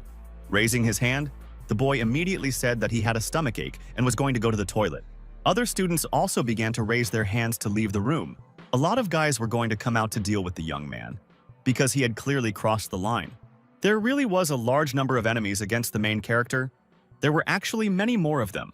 Luo Feng shouted that no one dared to touch his friends, and those of them who did so should step forward. The rest can leave before it was too late. Such statements were quite funny for the hooligans. After all, they had long been planning to finish off Luo Feng, but never had the opportunity. And then he himself came. Still, the boy was ready for battle and asked to start it as quickly as possible since he still had a night snack waiting for him. Soon after, the enemy began to run at incredible speed straight towards the guy, preparing to strike. Dodging the attack, the hero saw that the enemy's massive muscles was not just for show. Ganna only said that these were all the results of his daily training, and now he would show his true power. In order to win this battle as quickly as possible, the enemy began to strike multiple times. But this was a completely useless exercise since the young man turned out to be much more agile. After a short battle, the boy realized that it was time to teach his enemy a little lesson. The enemy did not understand at first what other lesson he would receive, to which Luo Feng replied that it would be a lesson in traditional medicine. As he was about to strike again from behind, the bastard had absolutely no idea what the hell traditional medicine was, but while he was making the strike, for some reason he suddenly froze and couldn't even move. The allies could not understand what was going on and asked their boss to begin the attack. Without making a single accurate strike, the enemy literally began to fall, although he was not even hit. Now Gan was completely helpless and could not compete with him, as he was unable to even move. The other hooligans couldn't understand what had happened to their little brother, and they began to encourage him, saying that the fight wasn't over yet. As the enemy fell to his knees, he was literally torn apart by pain that he had never experienced before. For the hero, this spectacle was quite funny because he understood that the battle would be over and he would win it. Having fallen to the floor completely, Gan tried with all his might to understand what exactly Luo Feng had done to him. In the boy's opinion, there was nothing special about it. He just pressed on some acupuncture points, and now the enemy will be disabled for about 6 months. Feeling very angry, the enemy couldn't understand how Luo Feng dared to do this to him. In fact, the hero believed that Gan should be grateful to him, because if this were a real fight, he would have made mincemeat out of him and fed him to the dogs. Even the bandits' allies were afraid to approach such a dangerous guy, because he could cripple them too. That is why each of the scoundrels began to retreat, and literally begged the young man to let them go. Meanwhile, the teacher broke off and watched everything that was happening on the roof of the building. Looking at the teacher, the young man immediately assumed that he was not worried about Tandai's fate. Feeling very scared, the teacher started shouting for an ambulance to be called quickly. Gan was seriously injured. Having sighed after a hard fight, the young man only thought that he could not kill his enemies, but he had taught them a noble lesson. Teacher June also came to the roof and wanted to understand what was happening here, because in her opinion, Luo Feng committed a crime, because of which he could go to prison. The young man only replied that the teacher should not worry because nothing would happen to him, and he also thanked her for her concern. Some girl was waiting for the hero not far from the exit, and saw how he dealt with the bandit so coolly, although she had previously thought that he was a weakling. Then, the hero recognized his interlocutor, and did not want to play games with her anymore to guess her name. Then, the girl decided to introduce herself, saying that her name was Chen Yilan, and she passed the exam better than anyone else after Luo Feng. Waving his hand at the lady, the boy said that she was a good girl, but there was nothing to be proud of. Next time she would be better, and it was unlikely that they would have another chance to compete. These statements caused discontent in the interlocutor because she wanted to honestly beat the guy in the next exam. The hero still decided to have a little snack after the hard battle, because he understood that he had spent a lot of energy today. Looking at the boy, the woman noticed that something must have happened to him because he looked pretty terrible. To this, Luo Feng only said that he was fine and also handed over several bundles of money, later saying that this was rent. The owner of the establishment was really very happy that the guy was okay and that he was paying the rent regularly. The hungry boy thought about giving him one more day because he still had one unfinished business waiting for him. The next day, events continued to take place at school. The school principal was very unhappy and wanted to understand what had happened to them that had resulted in a big scandal. The worried teacher explained to the principal that it was just a simple student, and in what school fights don't happen? To the outraged man, it was a bad argument because this simple student sent 50 students to the hospital. It was then that the teacher revealed that it was all Luo Feng's fault, and they only needed to expel him so that everyone else would be happy. The angry principal couldn't understand why this black sheep was still in their school, since he should have been expelled a long time ago. Suddenly, someone shouted out that he did not agree with Luo Feng being expelled. It was teacher June, and she said that this time Luo Feng did the best in the mock exam. So it could be concluded that he was a genius, and they couldn't make such hasty decisions. An exception was only an extreme case. Another teacher was against this because from the moment this student was transferred to their school, they had only problems, and it was better to expel him instead of dealing with all the parents of the affected students. In Jun's opinion, if we exclude Luo Feng, there will be many other schools that will be only too happy to take him in. They will even beg him to come to them. Taking a deep breath, the principal agreed to talk to Luo Feng's parents to see what they would say and then make a decision. Jun understood that she had only won one day, and there was still a chance to avoid expulsion. Meanwhile, Vivi was at home and someone called her on her mobile phone. The interlocutor told some news that greatly surprised the girl. The lady immediately ran into her father's office because she wanted to tell him something. Not understanding anything, the father just watched his daughter and decided to find out what had happened. Trying to calm his daughter down, the man tried to find out what happened. And then Vivi told him that Lo Feng was in trouble and needed help. Continuing to calm his daughter, the old man asked her to calm down and explain everything, because he knew that Luo Feng was a good person, and he would help him in any way he could. At the same time, events continued to take place in the hospital, where the protagonist's comrade was still located. The victims of the school conflict were also transferred to this hospital. The protagonist immediately noticed that all the victims were brought to the same hospital as Tandai. It looks like he will now clearly have companions. The young man also decided to visit his friend, and he was really very glad that they had not forgotten about him. The joyful father said that all this was only thanks to the work of Dr. Zhang. Although Dai's regenerative abilities are also not bad, the boy was really happy to hear this. He also said that he had successfully avenged Tan Dai, and if he listened to the sounds outside, he could hear the sound together. Feeling uneasy, the father pointed out that they had probably caused a bit of trouble for Luo Feng. After leaving the office, Feng asked the man to leave the office to talk for a bit. The hero decided to tell the man that this time he sent at least 50 people to the hospital, and he definitely couldn't avoid problems. Taking advantage of the time he has, he still wants to finish off Huang Tong. If the man has any leads, then he must report them right now. After thinking for a while, the father remembered that today at dawn, the enemy would have a meeting with the Black Fox Gang, and he assumed that there was a very high probability of concluding a deal. However, the location was unknown, so he decided to ask Mr. Tan if he had any idea how the bandits would act. Huang Qiang, Huang Tong's eldest son, only acts on his father's orders. He has been seen in the Twilight Pub many times. The man can also send the guy a photo, and if he runs into him, he will know it's him.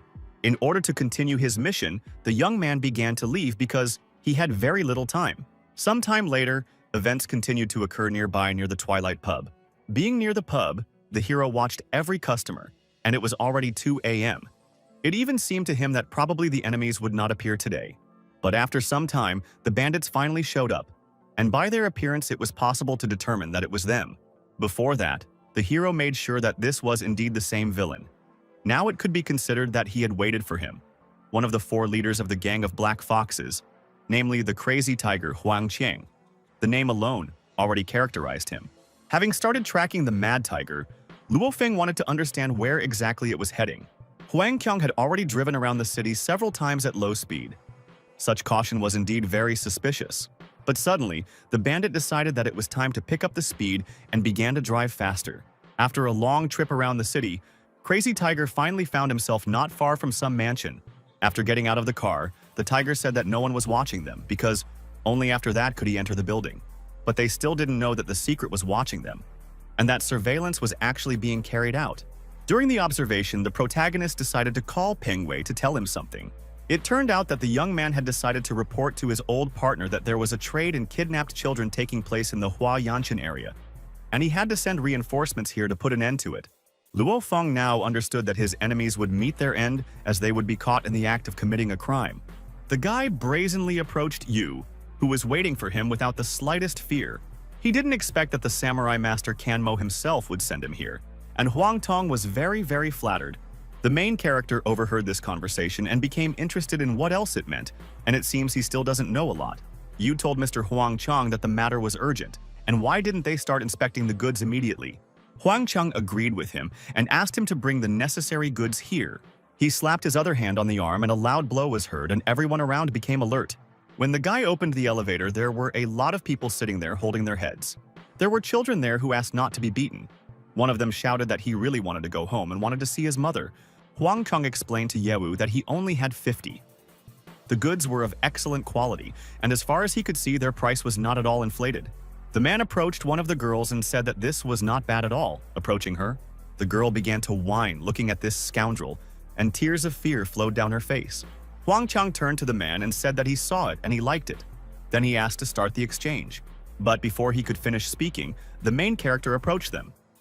He explained that they were brazenly engaged in criminal activity here and that they were not even bothered by remorse. Huang Chang, seriously angry, asked who he was, and everyone around became wary. There were many of them around and the boy was right in the center. He raised his hands up, smiling sarcastically at his opponents. The boy explained that they had two options, either an ordinary passerby or a prince from the underworld itself. Huang Chang became even more angry and ordered his men to kill him, after which they took out their cannons. The protagonist exclaimed that it looked like they were asking for trouble, and that was a good thing, since he was just about to stretch his bones. The boy explained, as he moved into strike, that he would have to teach them a lesson. One of the opponents was very surprised and asked how he could dodge bullets. But before he could finish speaking, the main character snapped his neck. Then the opponent started shooting again, and there were many more of them. The boy very deftly dodged the bullets and skillfully confronted these scoundrels. They continued to shoot, but the main character again dodged, not allowing them to hit him. You looked at the boy in surprise and asked what kind of person he was. Huang Chang explained that this was a student from Zijing Luofeng. It was not the first time he interfered in their affairs, and this time they had an unforeseen situation. But if they dealt with him, they would get a 50% discount on all goods. You said that he had a chance to get his hands on all the goods absolutely free of charge, and why should they waste money? Huang Xiang was beside himself with rage and began to take out his pistol from his bosom. How dare he contradict him, and he approached his opponent. The man thanked Luo Feng for helping him so much in dealing with this garbage. Then the boy answered the old man that he seemed to have no principles at all, and shouldn't he have been on their side? He felt very sorry for people like him. Yu spread his arms wide and told the boy that he was strong enough, and would he like to become his disciple? Only then would he spare him. Luo Feng replied that if he could withstand his blow, then perhaps he would agree. Yu smiled sarcastically in response and said that he did not understand the full significance of his position, and his blow was simply nothing to him.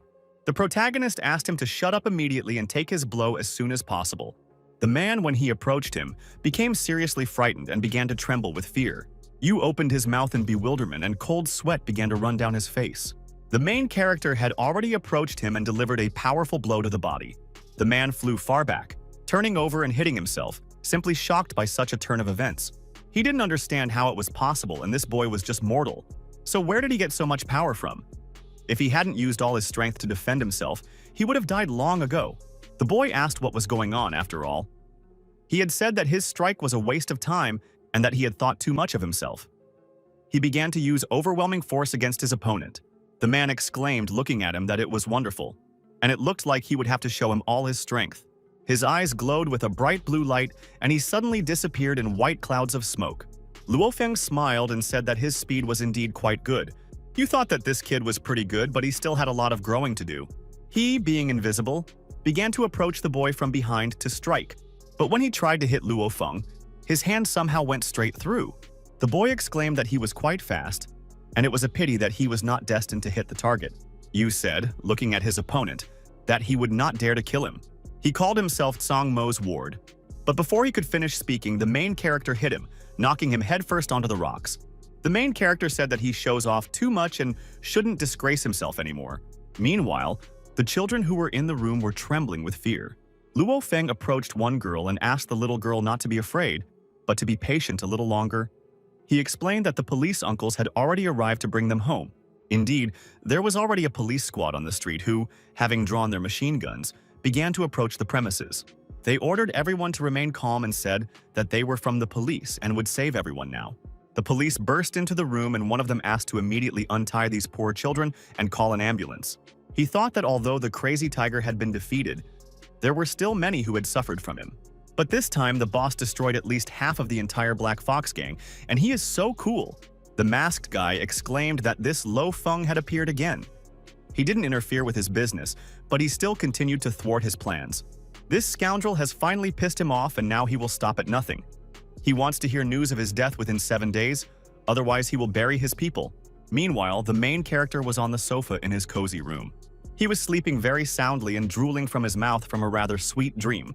The boy continued to snore very loudly, enjoying his deep sleep. Luo Feng slept peacefully and did not feel that there was some stranger in his room. He came as close to him as possible and threw a huge pillow straight at his head. The main character suddenly woke up and jumped up, exclaiming that he felt an earthquake. A girl stood in front of him with her arms crossed over her chest and said that there was an earthquake near his head. And how could he sleep so sweetly after everything that had happened? Luo Feng saw teacher June in front of him and asked why she had such bags under her eyes.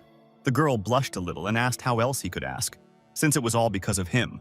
Luo Feng said, clutching his head with his hands, that this was the last time and that he would have to leave soon.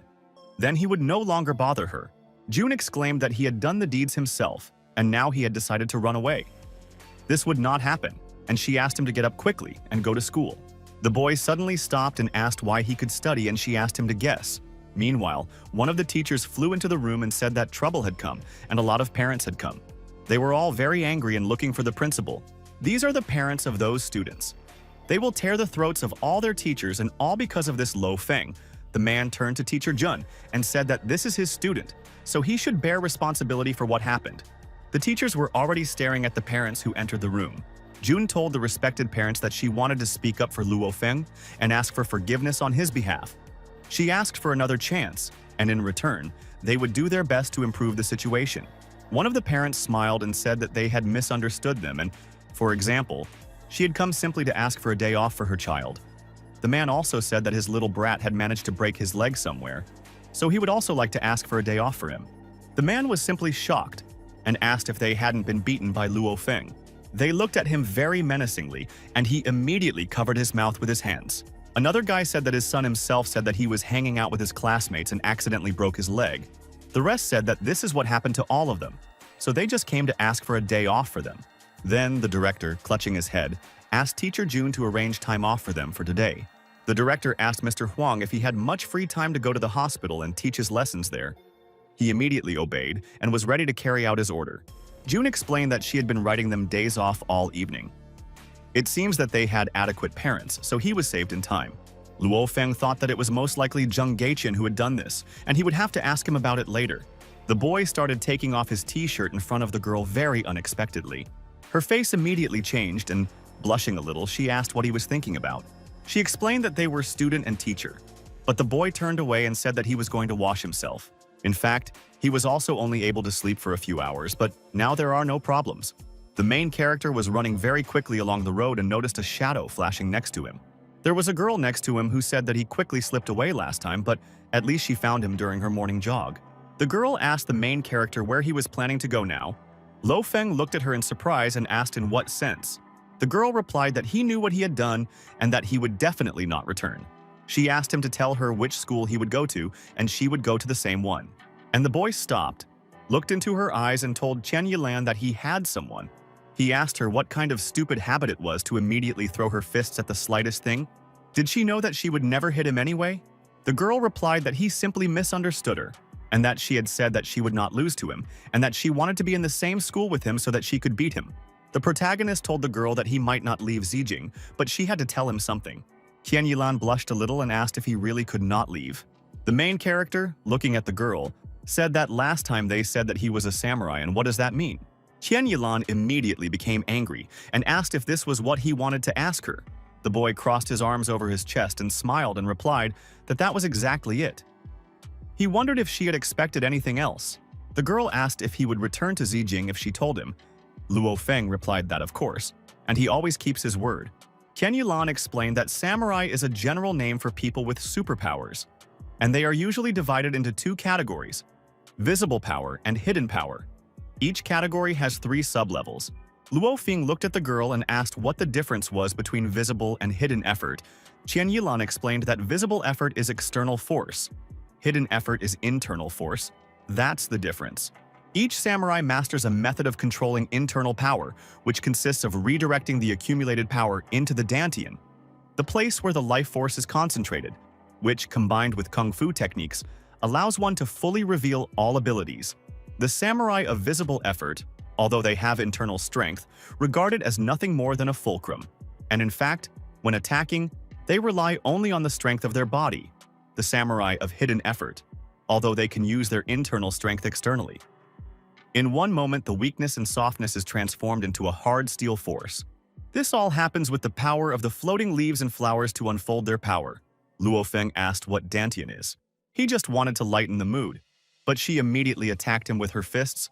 With such an attitude to his jokes, their conversation won't go far. Qian Yilan explained that at the first grade of the early stage of visible effort, the force of one strike is equal to 300 jin. With each new grade, the force of the strike increases by 100 jin.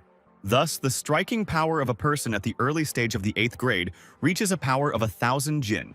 The main character listened attentively to the girl and asked what would happen next. She continued to explain that a full strength of 1,000 jin is equal to 1 ding. A person with strength of that much or more is in the stage of hidden effort. When his strength reaches 9 ding, he can be called a master samurai. Such people receive the highest position in society, complete freedom of action, and in their hands is absolute power, under which the whole world bends. Luo Feng realized that 9 dings is the same as a blow of 5 tons. A little scary, but he wonders what kind of strength he has. Qian Yilan replied that, in her opinion, he can even be congratulated, and he has surpassed an ordinary person and become a samurai. His blow strength is approximately 300 jin.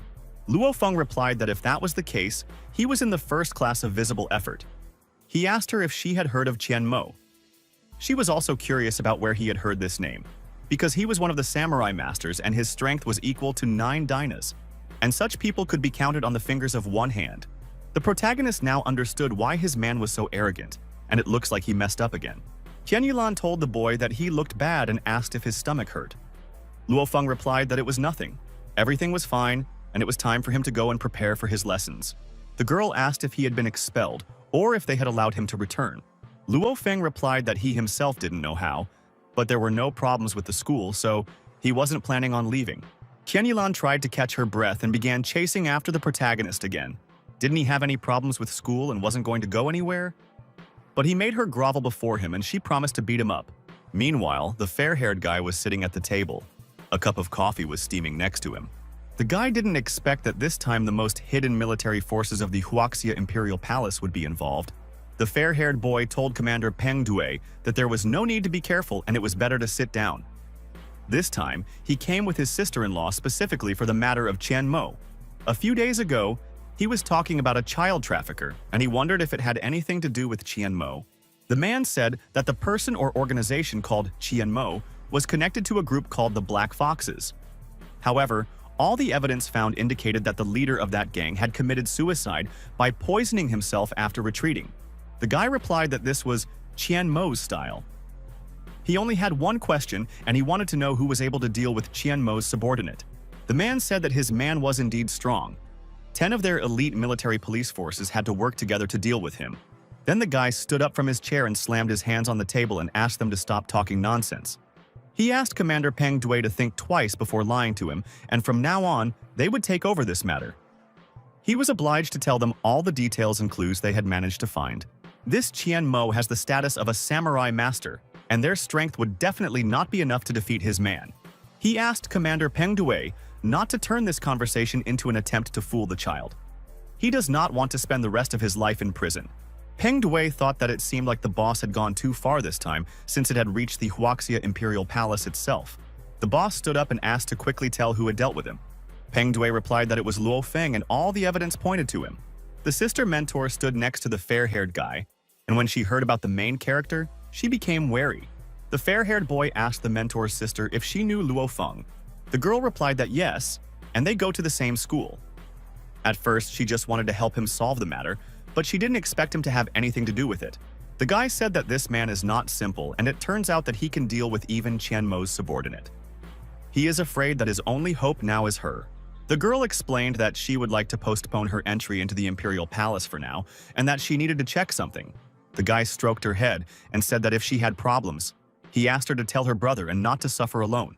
Meanwhile, the school bell rang and the teacher told the kids that everyone was free. The guy approached Luo Feng and asked if he was able to return.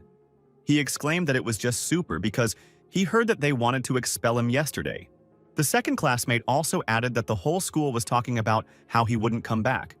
The classmate said that without him, school would be very boring, so he shouldn't leave. The main character smiled and replied that he would not leave, and that he really loved studying, so he would definitely never leave school. Meanwhile, the girl asked Vivi to calm down. He came back and cried all night yesterday. Her eyes are very red from tears. Vivi asked her classmate to help her fix it quickly. Before she could finish speaking, The main character was already next to her. Luo Feng thanked Vivi, looking into her eyes. She replied that it was nothing. He had returned and she was very happy about it. The boy said that he had no classes after lunch and wanted to visit Dai in the hospital later.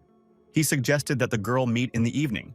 Meanwhile, someone knocked on the door and the rest of the guys watched the main character and the girl. His girlfriend stood near the door and asked the main character to go out. Then the boy said goodbye to his classmate, waving his hand at her, and headed towards the door.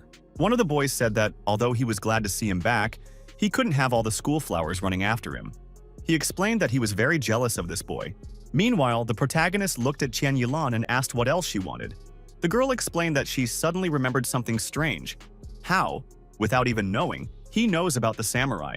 Luo Feng said that he himself did not understand where he learned this name from and probably saw it somewhere on the internet. He thought to himself that he did not understand what had suddenly come over her, and hoped that she did not suspect anything. Qian Yilan crossed her arms and asked him where he was last night, because he had bags under his eyes and it looked like he hadn't slept well. She asked him not to say that he went out for a run in the middle of the night. She asked him how he was related to Qian Mo. The girl started waving her fists in front of his face again, and Luo Feng exclaimed that he was singing Wild Disco. When she was slightly distracted, he immediately started running away at the speed of light. Qian Yilan was really angry that he decided to play with her and said that she would definitely find out everything. The protagonist was already near Mr. Tan. He said that the news was good and that the group of children were free and safe. Mr. Tan replied that he had seen it on the news, and that it was all thanks to him that he had done so much in one evening and had even gotten away with it. Luo Feng exclaimed that this was not all, and there was another piece of good news. He was not expelled and would continue to study with Dai. The man said that it was just great, and Dai had been so worried about it since the morning that he needed to tell him about it. And now they were already near the ward. They were met by a nurse who asked if they were from Tan Dai's family. The boys both stared at her and asked what had happened. The nurse said that the patient's condition had deteriorated sharply and that he needed to go with her quickly. The boys asked Dr. Jiang what had happened. The girl replied that Tan Dai had a severe headache and she immediately gave him a tomography. The man ran up to the doctor and asked how the situation was now and if it was serious.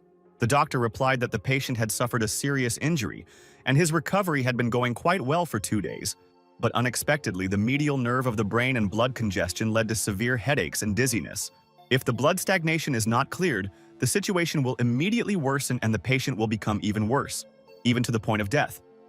The man became very worried and asked how this happened and why. He was very worried and asked Dr. Jiang what to do since she had to save Dai. The girl replied that they fully understand his feelings and do their best to heal each patient. There is only one solution for his son: brain surgery, and the surgery is very risky. This operation is much more difficult than others, and success in his case is 50-50. The man grabbed his head with his hands and exclaimed that he could not lose his son. The protagonist asked Dr. Jiang if everything would be okay if he cleared this congestion. The doctor began to explain that after the cleansing, he would be able to recover. Now it was a question of time and they could not delay. Brain surgery was the only way. Before she could finish speaking, the main character immediately ran to the door and asked her to wait a few hours. Dr. Jiang asked him not to dare to be reckless. She exclaimed that she would not allow him to do so. Luo Feng greeted her and asked for some medicine from the pharmacy. He explained that they were written on a piece of paper and he needed her to prepare everything right away. The girl immediately took the paper with the medicines and asked him to wait a little. The main character said that despite all the difficulties he had to go through in the past, now he truly understands that it was not in vain. He remembered how he used to beg the smelly old man to let him go and wave his legs while tied to a tree. The father asked if he still had the strength to shout at him, and it would be better to spend it on not burning his butt. He asked him to answer that the divine 9 tasty soup huatao could cure. He asked to answer immediately, otherwise he threatened to set his butt on fire. Luo Feng called him a scoundrel. The first taste of soup can heal his tendons, hidden wounds, broken bones. The second taste specializes in protecting internal organs, and the main character was very angry. The third taste will cure rare diseases, normalize blood circulation, and balance the yin-yang system. Luo Feng suddenly shuddered at the memory, saying that he was too scared to even remember. Suddenly, a pharmacist appeared in front of him and, after apologizing, brought him the medicine. Meanwhile, the man sat next to his son and, holding his head in his hands, exclaimed that he was almost cured. He did not know whether he should sign the agreement for the operation. The protagonist appeared at the threshold of the ward and asked Mr. Tan to give Dai this medicine, and he promises that his son will recover in just 1 day. The man approached the boy and asked if he was telling the truth. Lo Feng replied that he was, and that he just needed to be trusted. He handed the whole package of medicines to the man, but the doctor started running into the room and asked him to stop. She asked where he got this medicine from and why he arbitrarily decided what could help the patient and what could not. She told Mr. Tan that she had already prepared the operating room, and in Dai's situation there was no time to waste, even though the probability was only 50%. It was his life that was at stake, and they should not hesitate. Luo Feng explained to the doctor that he had prepared this medicine and he assured her that surgery would not be necessary, and that with his medicine the chances of recovery were much higher. Dr. Zhang got angry and asked if he really made it. If so, then it is even more unsuitable to give it. Traditional medicine is a whole science, not something that a student can learn. She snatched the medicine bag from the boy. Meanwhile, he motioned to the man to help him distract the doctor. The man started screaming and saying that he was feeling very dizzy and needed help. He continued to scream and fell headfirst on the table. Then the doctor came up to him. She approached the man and began to ask Mr. Tan what was wrong with him. Luo Feng told the doctor that Mr. Tang seemed unwell and wanted to help him quickly. The doctor asked the nurse to take the patient away. The main character said that she is a good doctor, of course, but she is fixated on the rules. Lo Feng brought the hot soup to Dai's lips. He asked him not to be afraid and promised to help him. The main character was poured hot tea, and he reached out his hand to the cup. He said, tipping back the cup of tea, that it was very tasty. The man smiled and said that this tea was too good to sell, and every gram was worth its weight in gold. Luo Feng thanked Boss Zheng for helping him out like that, and if the parents of those 47 students had started a fight, he would have been in trouble. The man asked the boy not to thank him, because the opportunity to help him was an honor for him. And he wanted to say that lately he needed to be more careful. He learned that a gang of robbers had entered the city, and it was very likely that this was the next step of his enemies. Luo Feng said that he always repays kindness with kindness, and asked to rest assured that while he is here he will definitely take care of Vivi's safety. Zhang replied that since he says so, he is calm. Meanwhile, Vivi appeared at the door and smiled and told Luo Feng that she was ready. The protagonist approached Boss Zheng and told him that he would take the girl to school. The man immediately agreed and asked the boys to be careful there. Luo Feng thanked Vivi for asking his father for help, and this time he not only saved Dai, but also spent so much effort to help him. The girl replied that it was no problem, and that she also didn't want Luo Feng to leave them like that because she liked him. Before they could finish speaking, a sound and the screeching of wheels were heard in the street. The girl was seriously scared and turned her head to the side and asked what had happened. The boy asked the girl to stay in the car and said that he would go and have a look. A guy opened the car door and called another guy an idiot. He asked if he had eyes and who would pay for the car repairs. The fair-haired guy held his head with his hand and apologized, explaining that he was in a hurry and was sorry. The main character got out of the car and asked the guys what was going on there. The man explained that the man, pointing at the blonde guy, almost crashed into them. Luo Feng listened carefully to this man and began to approach the culprit. He said that it was just a small scratch. The insurance would cover everything and no one was hurt, which was very good. The blonde guy told the main character that he was a good man. He had some fruit from the village in his trunk and he asked him to treat himself. Lo Feng replied that he didn't need anything and that they were already leaving since they were also in a hurry. But the guy didn't calm down and started to take something out of the trunk. He asked him to definitely take it because he would definitely like it. But the fair-haired guy did not stop persuading him and asked him not to rush. The main character realized that something was wrong, and this guy took a machine gun out of the car. When he started shooting, the boy dodged the powerful shots in time. The guys hid from this scoundrel, and he continued to shoot without hitting them because they were in cover. Suddenly, this scoundrel turned over and the weapon flew out of his hands because Lo Feng knew his business. He immediately shoved the man who was also injured into the car and he was very scared. It was a trap. They deliberately used this little incident to dull their vigilance.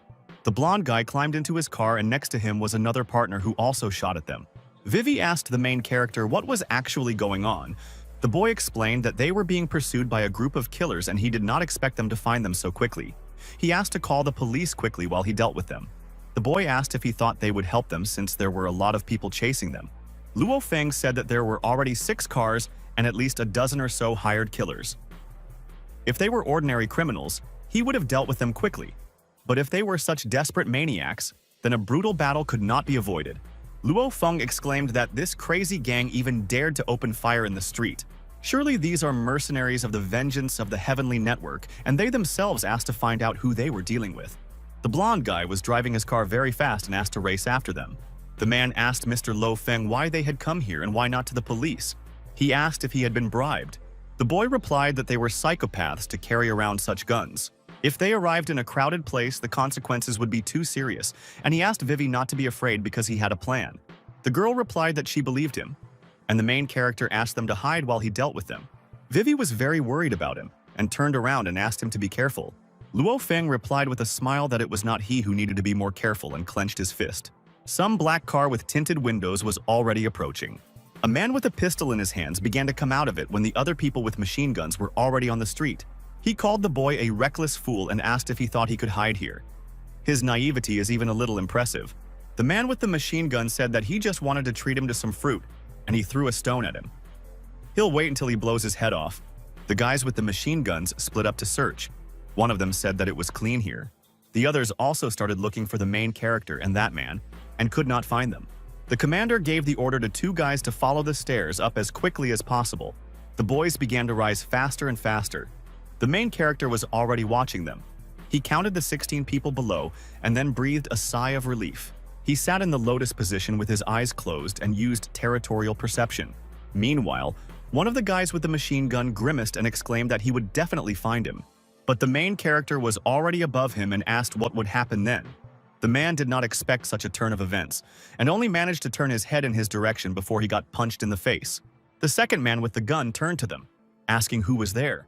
But it was already too late, and he too received a powerful blow to the back of the head. Luo Feng smiled and calculated that he still had 14 left to deal with. He had already approached the next one, and he didn't even have time to turn his head before he flew to the floor.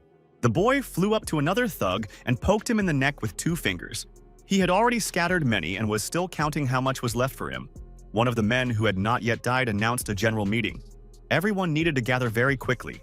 More guys with machine guns came up and asked the leader what was going on and where the others were. One of the boys exclaimed that the elder one demands to take on the task as soon as possible. The man asked not to panic, but they were the only ones left. The rest were taken out as quietly as if they had been ambushed by 50 mercenaries. One of the guys asked the elder to command, but the boss replied that there was no point in it if it was a one-way ticket. They only have 15 minutes and it doesn't matter whether they manage to eliminate the target. They need to get out urgently or they won't get out of Huaxia. He asked his men to listen to the order. From now on, he forbids them to move separately. They must look in all directions and everyone must gather together. The main character had already approached one of the guys and asked if they were looking for him here. The boss asked to listen to his order. He forbids to move separately and asks to look in all directions gathered together. Before he could finish speaking, the main character was already behind him and asked if they were looking for him. The boys immediately became alarmed and scared. He had already dealt with 2. The boy threw everyone around and started using a smoke bomb, which scared everyone even more. There was a powerful explosion and a bright yellow fire rose to the very ceiling. The boss quickly assessed the situation and asked everyone to immediately put on masks. He called him a scoundrel and asked how he dared to attack alone. The boy knocked over another scoundrel and he fell face down on the floor, screaming in pain. He hit another comrade right in the nose with his elbow, and scarlet streams of blood spurted in all directions. They were talking about him being in the southeast and that they needed to open fire. The second one said that he was actually in the northeast. The guy asked to stop the battle and retreat immediately.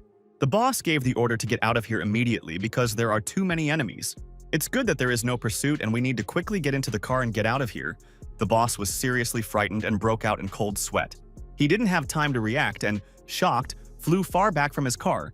The boy said that his opponent was only one person, and that was him.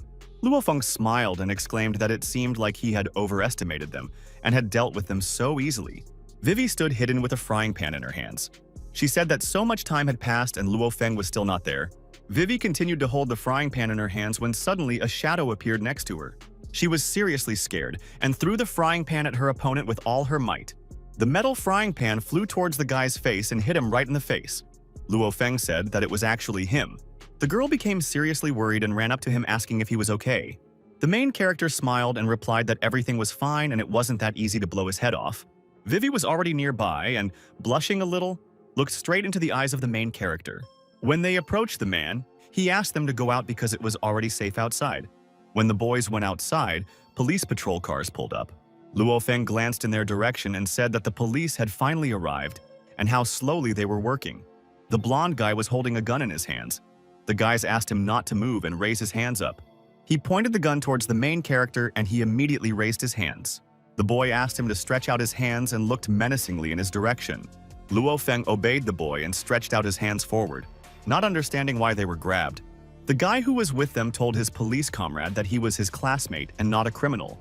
The guy told Chief Pin that there was a brutal battle in this abandoned factory. All the criminals were already unconscious, and there were more than 10 of them.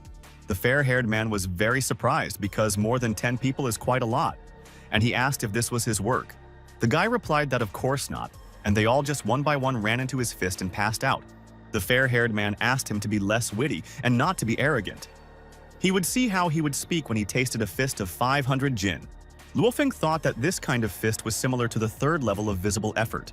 He looked at his opponent and asked him to act if that was what he wanted. He asked not to think that he would not dare to do so, and approached him with a blow. Luo Feng decided to check what skills he actually possessed now. Before the boys had time to engage in a fierce fight, someone asked them to stop immediately. Qian Yilan raised her hand and told the senior that this was all a mistake, and that it was her classmate Luo Feng. When Luo Feng saw the girl, he said that she was here again and asked the elder if they knew each other. Qian Yilan asked the protagonist to take Vivi first, and then she would sort everything out here. Is Luo Feng really capable of competing with Qian Mo? And now he has laid down 16 hired killers. And who is he in the end? Luo Feng asked Vivi to rest today and not go out anywhere. The girl immediately agreed and said that she would do so. The man thanked Luo Feng for today. The boy replied that it was all because Mr. Zheng had warned him in advance today, so he was prepared. The man explained that this time, thanks to him, there were witnesses. They say that this time, the secret provocateurs were quickly brought under control. The danger has passed for a while, but they asked Luo Feng to stay for protection. Luo Feng replied that of course, and asked Boss Zheng not to worry, as he would fight until the very end. In the meantime, he was going to go see Dai. The woman turned to Zhang and asked if he noticed anything strange when the boy left. The man could not understand what she meant, and, looking at her, asked what he should have noticed. The woman called him a stupid old man and asked if he was completely out of his mind. There was no way he hadn't noticed, since their Vivi had most likely already fallen in love with that guy, Luo Feng. Although he is talented for a simple student, their social status is not even close, and they are an unequal couple. Mr. Zhang added that 18 years ago there was a man who, as a thank you for saving her life, put forward conditions that she agreed to. After 18 years, his son will have to marry Vivi, and when she is with him, no one will dare to offend her. The woman sadly said that there are only 2 months left until Vivi's 18th birthday. In a couple of days, she will definitely talk to her. Meanwhile, the girl sat on her sofa and smiled, holding a soft toy in her hands. The main character entered the room and asked the man how Dai was doing. The man replied that he had given him the medicine according to his prescription. They had just taken an X-ray, and he thought the results would be in soon. He asked if this traditional medicine he had given him would work. Luo Feng replied that in ancient times there was no such operation as craniotomy, and people could only rely on traditional medicine. This time, he used the lost secret recipe of Hua Tuo. A doctor appeared in the office and asked the old man if he really believed in these fairy tales. Luo Feng told Dr. Jiang that eavesdropping on others was not good. The doctor replied that she was not eavesdropping, but listening openly. The man asked the doctor about his son's results. Jiang said that, to be honest, it was quite strange, since there was blood stagnation in his brain. But in today's picture, they are not visible, and she feels that it is completely impossible. The main character approached the doctor and asked how this was impossible, because nothing is impossible. Jan explained that she heard him just now saying something about Hua, and she wondered if it had anything to do with the medicine he brought this time. The boy thought to himself that the old man was saying that he couldn't reveal his knowledge, otherwise it would be the end for him.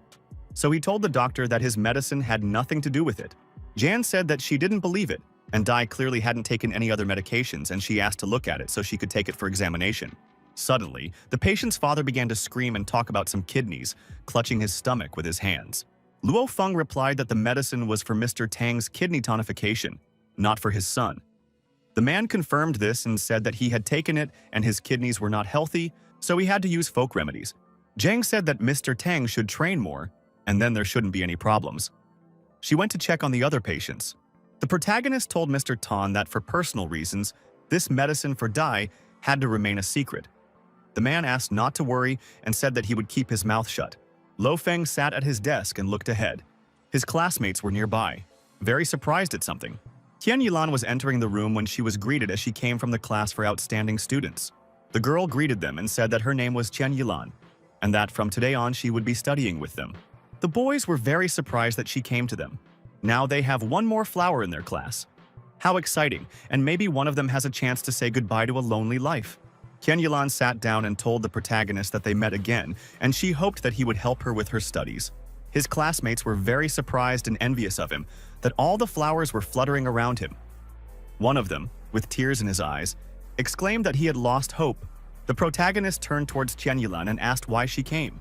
The girl replied, clenching her fists, that she had come to protect him. He's been going through a lot lately, so she came to help. She asked him in delight and winked at him, smiling. The main character did not expect this and, covered in beads of sweat, replied that he was a little scared. His classmate asked Vivi why she ignored the danger. No wonder Luo Feng was so indifferent to her. It turns out he knows Tian Yilan. She needs to turn up the heat or her idol will be taken away. When this classmate said this, the girl immediately turned around, blushing a little. In front of us, there is some kind of secret base that rises as if to the very sky. Tian Yilan was in her most beautiful state, and a little angry about something. She walked looking ahead very seriously and warily. Meanwhile, the fair-haired guy was in the training room next to the guys who were doing sports. When the girl entered the room, they immediately turned around and saw the third level of visible effort in front of them. She is so young, and in the talent rankings, she is already 88th together. One of the guys said that he thought he wouldn't make the list even by the age of 30. The fair-haired guy asked why they were wagging their tongues and gave the order to train quickly. The boy thought to himself, looking at the girl, that his sister really was popular. Tian Yilan walked up to the man who was sitting in the lotus position and greeted Elder Fan. The girl explained that she had come for the assessment. The elder immediately realized that this was the girl's song. He gave her the command to move forward and test herself. Tian Yilan saw a power testing device in front of her. It had the highest measurable power. The girl immediately prepared herself and, putting her fist forward, decided to test her strength. She hit the machine with all her might, and a very strong, bright flash of yellow light occurred. Apparently, she didn't hit hard enough because the machine asked not to worry and try again. Tian Yilan immediately closed her eyes and decided to catch her breath. She probably didn't gather all her strength, so she concentrated and struck again. This time it turned out much better, and the machine produced better results. Elder Fan told the girl that it was quite good, but training should not be neglected. The girl immediately obeyed Elder Fan and began to leave the training hall. When the fair-haired guy saw his little sister, he congratulated her and said that she had moved up one position in the ranking again. Tian Yilan immediately thanked the elder and said that this joy would not last long. This is only the talent ranking of the Xuanyuan department, and even in this ranking there is no end in sight. But even getting into it is already very honorable. There are only weirdos on this list, and you should not compare yourself to them. The girl looked towards her brother and exclaimed that indeed everyone is a wanderer. They both looked at the table and saw that her ranking had risen by 1, and Yan Luowan was in first place. Lo Feng exclaimed that some girls were always following him, and that this was no longer the case. All he had to do was change the area. The boy chuckled and became interested in who was cleaning the river at such a late hour, and whether it was hard work. In front of him was a man who thought that his life's path would end here, and no one would help him. While he was tying some bag with a rope, the main character was already next to him. This man was on a boat, and the boy asked him what he was actually doing. The guy turned his head in his direction and asked who he was and how he got on the boat. Luo Feng looked at him sternly and said, looking at him with a serious gaze, that he knew. The man thought that it was immediately obvious that this guy was a master. He had discovered him, and he had to catch him off guard and attack him. Otherwise, he would kill him here. Lo Feng knows that in their area they need to sort the garbage, but he didn't sort his, so he secretly entered here to quietly throw it out. The man said that it was true, and he was very perceptive. He asked if the boy would help him. He thought to himself that it was good that the boy had problems with his brain, and he should hide. But this won't work, and he will harm the environment if he throws everything into the river. So as soon as they land on the shore, he will sort everything. The man showed him his fist and said that he hated sorting garbage. Even if he killed him, he would not sort it. Luo Feng said that it wasn't that bad, or he was a dishonest person after all. Since he realized that this man was a criminal and a scoundrel, he stuffed him into a bag. He tied the bag with the same rope and began to sail in the boat, casting his gaze somewhere. The boy exclaimed that it seemed he had just almost drowned a man, who then could restore his good name, and he was not guilty. The man thanked the young man and said that it seemed that his day of death had not yet come. Luo Feng replied that it was a good thing that nothing happened to him. If he had accidentally drowned him in the sea, there would have been problems. He asked the gentleman if he was sure that he did not need help. He immediately thanked her and said that he had something to do after saying goodbye to the boy. When the main character was left alone, he thought that it seemed he had gotten out of it after all. A girl called him and said that she was dizzy and asked if he would meet her. Lo Feng asked where she was, and after clearing her throat, the girl said that she seemed to be on the Big Mouth Bridge. The protagonist replied that he thought she was poisoned, but she was just drunk. But he promised to come to her right away. The girl was already sitting on the edge of the bridge looking down. Some guys were also on the bridge and were talking about how if the money hadn't run out, they would have drunk until the morning. When one of the guys grabbed the second one, he said that there was a damn attractive girl in front of them. The guy was very drunk and told his friend that she was his type, and he loved girls like her. He started to approach the girl and calling her a beauty asked if she was lonely there alone. He licked his lips and approached her and asked if she wanted to have fun with him. The girl got really angry and scared. She asked them what they wanted and asked them to leave. But the guy didn't calm down and called her a girl with a tough character just like he likes. He asked her to let him kiss him. Suddenly, he felt a powerful blow behind his back and someone pushed him away. The main character was already next to the girl and caught her in his arms, saving her. Luo Feng asked Teacher Jun if she was okay. He asked if she could hear him. The boy asked her not to sleep and asked who she thought he was showing off to. But the guy who was pestering her called the boy a freak and said that this drunken body was intended for his lovemaking. So he asks him to get in line. Luo Feng apologized and said that the time for jokes was over and he was taking her away right now. Then the guy asked what kind of nonsense he was talking about and said that he had already booked this girl. The guy asked his guys to help him, but the main character had already scattered these guys. He began to hit the villains with all his might, and bright yellow flashes flew in different directions. All the boys began to fall on their backs to the ground, screaming for help and sobbing. Luo Feng very deftly scattered these scoundrels and, without letting go of the girl, looked around. He laughed and said that these scoundrels won't calm down until they get punched in the face. After he brought the girl into the room, he covered her very gently with a blanket. He told the girl that something bad must have happened because she was so drunk.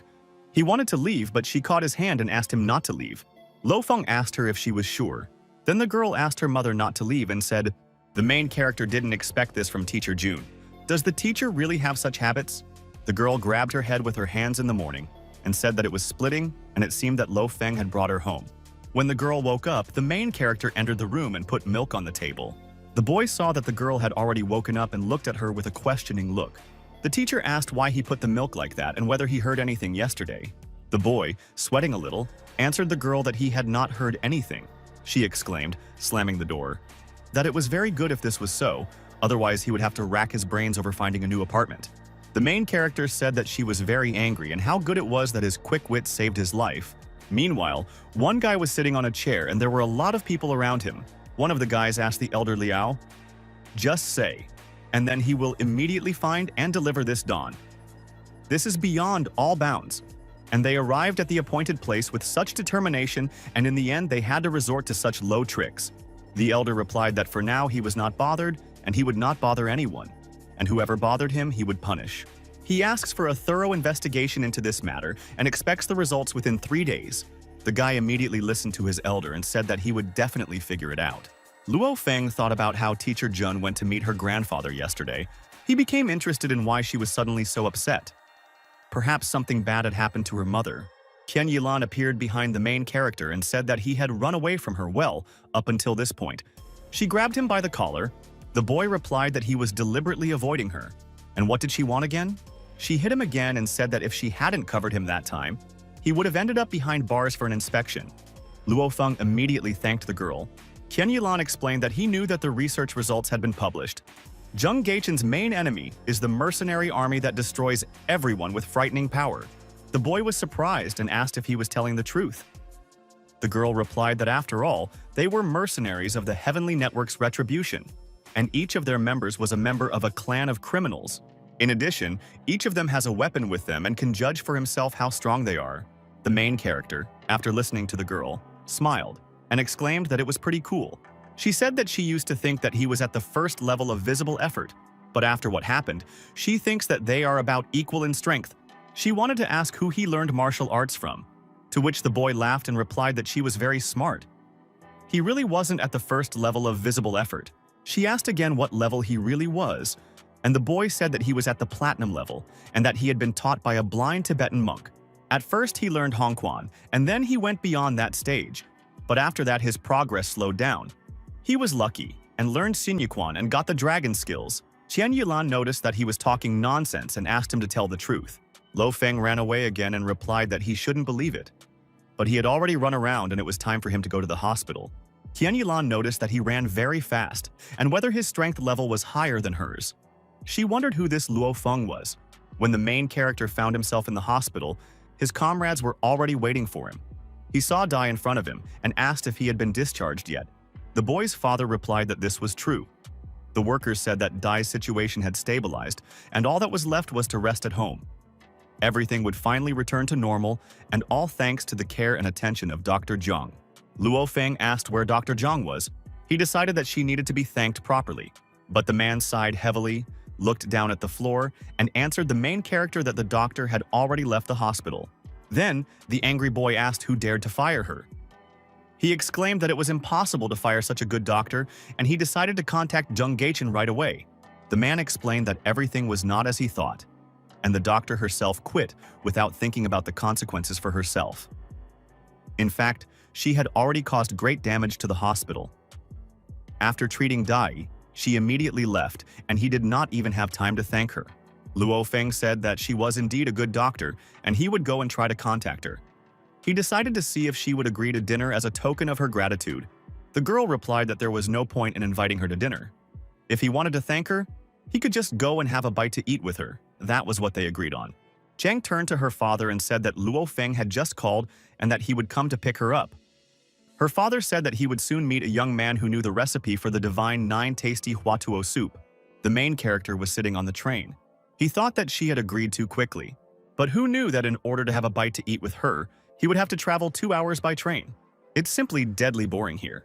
But he decided that it would be better if there was no one else than this little thing next to him. The child turned towards the main character, calling him uncle. The boy asked to call him simply brother, and asked what was going on. The boy replied that the road was boring and asked if he wanted to play with him. He explained that he had NS with him and they could play together. The main character decided that he could kill at least some time this way. The boy really enjoyed playing with his friend in the next seat. He turned to his uncle and said that he didn't expect that he could play so well. Luo Feng asked him to call him simply brother, and thanked him for it. The boy told his brother that he was getting off at the next station and asked if they could play some more later. The boy replied that he was also going to the next one and that he had come to visit. If they happened to meet, they could play. The boy said that it was very good and he came to his half-sister who lived in Zhuhai. If he had any problems, he could say that he was from him and she would sort everything out for him. The boy explained that she was a beauty and it was just a pity that she already had a fiancé. Meanwhile, the girl met the main character and said that he was very punctual. She asked the boy if he was hungry and asked him to go and chat on the way. The boy asked his sister if she had come to meet him and started crying. Zhang was surprised and asked her brother what he was doing there and when he arrived, and so they found themselves in a huge, bright room. The boy told his uncle that he had not expected that he was his sister's fiancé. He asked how the boy had won her favor and whether he could play with more than just toys. Almost all the guys from noble families were chasing her, and she had turned them all down. And in the end, she had fallen in love with a rural tourist. The main character grabbed the boy by the collar and said that he could call him brother. He's not her boyfriend. He came to have a bite to eat with her, and it's not every day that you get to dine in such a luxurious place. After which he let the impudent boy go. Then the kid turned to him again and sighed heavily, and said that it turned out he had just come to have a bite to eat. He had been eating in such places since childhood, and was already bored. Street food was more interesting. Luo Feng was very surprised because he had been living like this since childhood, which meant that this little rich man was already irritating him. Zhang turned her head towards the protagonist and explained that she would introduce him. The girl told her father that this was Luo Feng she had told him about, a student at Zijing School in Yangcheng City. Father introduced himself as Zhang Tianya, the head of ancient medicine. The main character immediately folded his hands in front of him and greeted the man. Zhang Tianya said that he would not stand and they would talk while eating. The boys sat down at the table to have a delicious meal. Luo Feng thought that these were clearly people of status, and he needed to save face in front of them. The boy exclaimed that it was so delicious and smelled so nice. He asked to stop looking at him and eat too. The father and daughter actually stared very closely at the main character as he ate. Jiang Tianya told Luo Feng that his daughter said that he had cured a very serious illness in Yangcheng. The boy said that it was not worth mentioning, and that luck had simply turned in his favor, that's all. The old man exclaimed that this was not just luck. It was impossible for luck to cure blood stagnation in a person's brain in a couple of days, and only the divine nine-tasty soup Huatao could do this. The main character smiled and asked if he was telling the truth and said, laughing, that he didn't even know that. Jiang Tianya exclaimed that this was definitely the divine nine-flavored Huatao soup. It couldn't be any other way. He has the opportunity to learn about the divine nine-tasty soup in his lifetime. Luo Feng listened attentively to the man. The boy asked his sister about the divine nine-tasty soup Huatuo. He asked what it was and why he had never even heard of it. Jiang Tianya asked them to shut up. Don't treat the divine soup so carelessly, or it will rip out his tongue. The boy immediately covered his mouth with his hand, and streams of sweat began to run down his face. The main character got up from the table and said that visiting is good, but home is better. Everything was very pleasant and delicious, and he thanks for the reception. He was asked to stay a little longer. The man explained that they were actually ancient medicine doctors and direct descendants of the miraculous healer Hua Tuo. The divine nine-tasty soup is the greatest treasure for ancient medicine doctors. Jiang Tianya asked Luo Feng to forgive him for being so impudent. He just wanted to confirm whether he really had the recipe for the divine nine-tasty Hua Tuo soup. He explained that it was very, very important to him. The man didn't have time to finish speaking before he felt ill, and his daughter ran to her father. He asked her not to interfere in this matter, and, having apologized to the main character, began to beg her to answer him this question. Jiang found herself in a very awkward position and lowered her gaze, a little upset. Luo Feng said that let's say that's the case, but first he needs to raise his head and explain everything. Then they can talk. Jiang Tianya explained that the divine nine-flavored soup, Huatao, is the greatest treasure and the root of ancient medicine. They still have a damaged record of his recipe, and he asks to see it. He does not ask for the recipe under any circumstances. He just wants to personally verify its authenticity. Of course, he will certainly be able to thank Luo Feng. The man asked his daughter to quickly get the recipe from his suitcase. The girl began to search, rummaging through all the papers that were torn from different sides.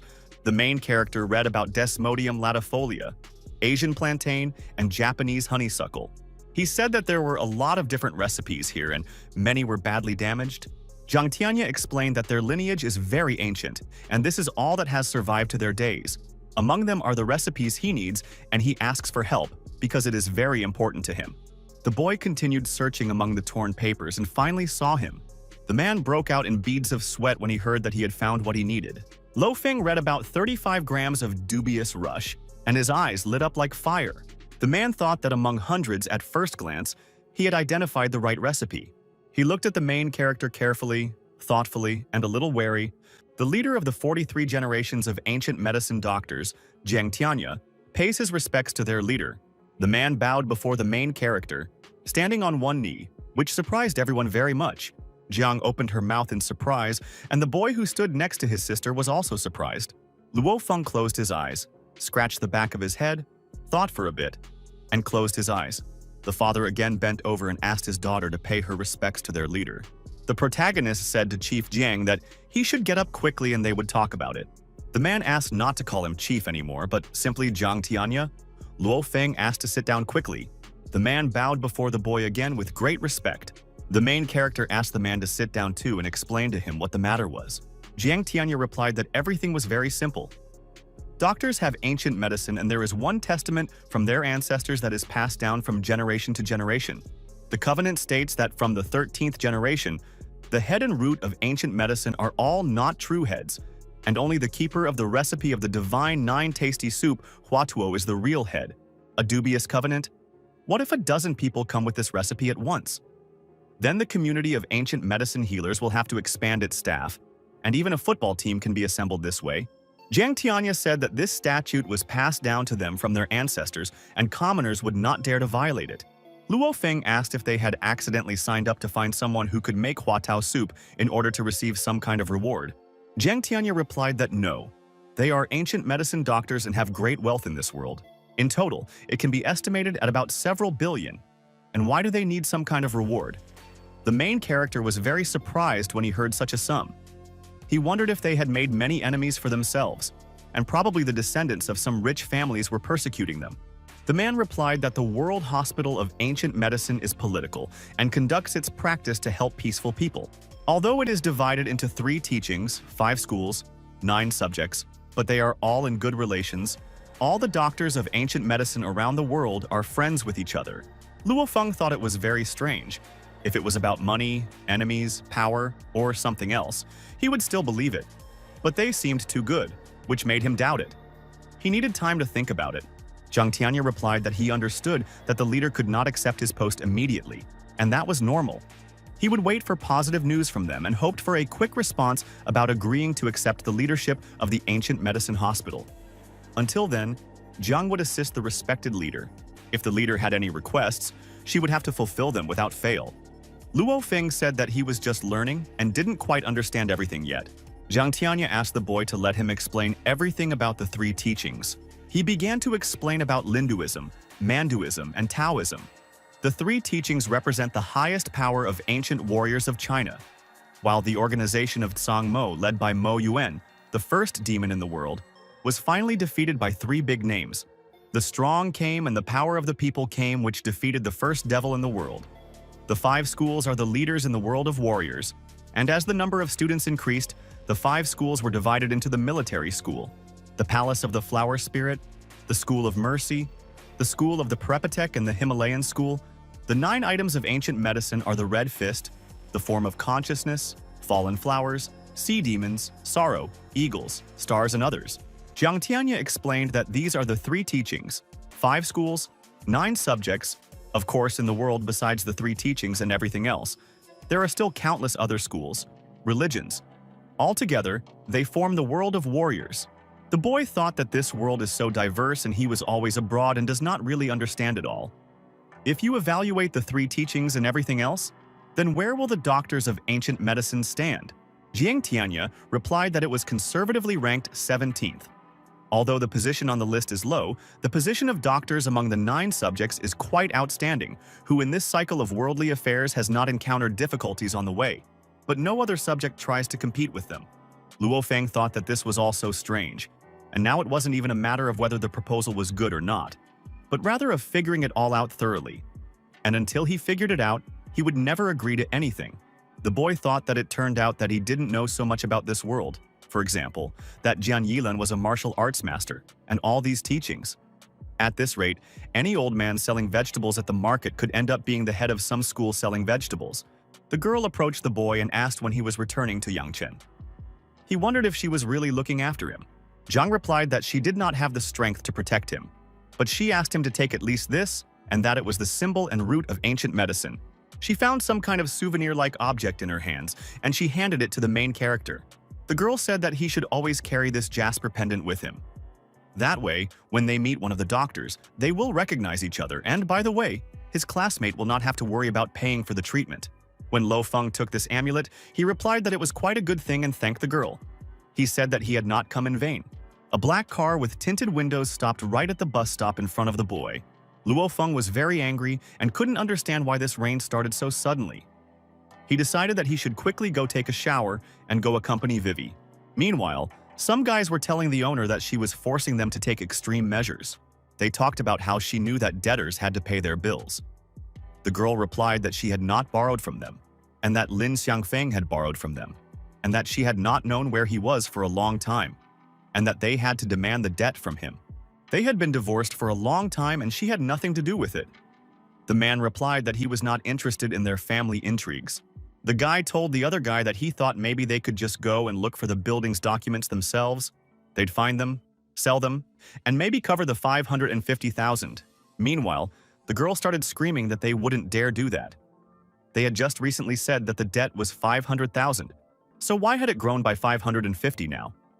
They just wanted to get their hands on her property, and that was too low. She wouldn't agree to that. This is already too much, and this land can be sold for 3 million. The guy told the second one that this is their showdown. These extortionists are local famous bandits. The second one said that they came because of her husband, and this is not acceptable because the woman runs her business alone. One of the guys asked everyone to shut up. He doesn't care about her or her husband, but they will return the money, and whoever dares to go against it, he will tear out the tongue. The guy asked the owner to quickly go upstairs with him for the contract. Otherwise, he would rip all her clothes off and throw her out into the street. The boy called them scoundrels and exclaimed that he would have to give them a real hard time. He clenched his fists and began to approach his opponents, delivering powerful blows to them. He asked who dared to raise a hand against his wife. One of the guys said that they finally waited for this turtle because he already thought that the guy died somewhere along the way. Everyone must be responsible for what they have done. This does not apply to his wife, and he will go with him. The guy told Lin Xiangfeng that he was not in a position to bargain with him now. He could go with him, but he also needed the money today. The man, seriously frightened, looked at the ground and replied that he had no money. Then the guy said that if he had no money, he had an apartment and a wife. They could take the girl and get at least something for her. He sent the rest upstairs for the contract. The man exclaimed that this was too much.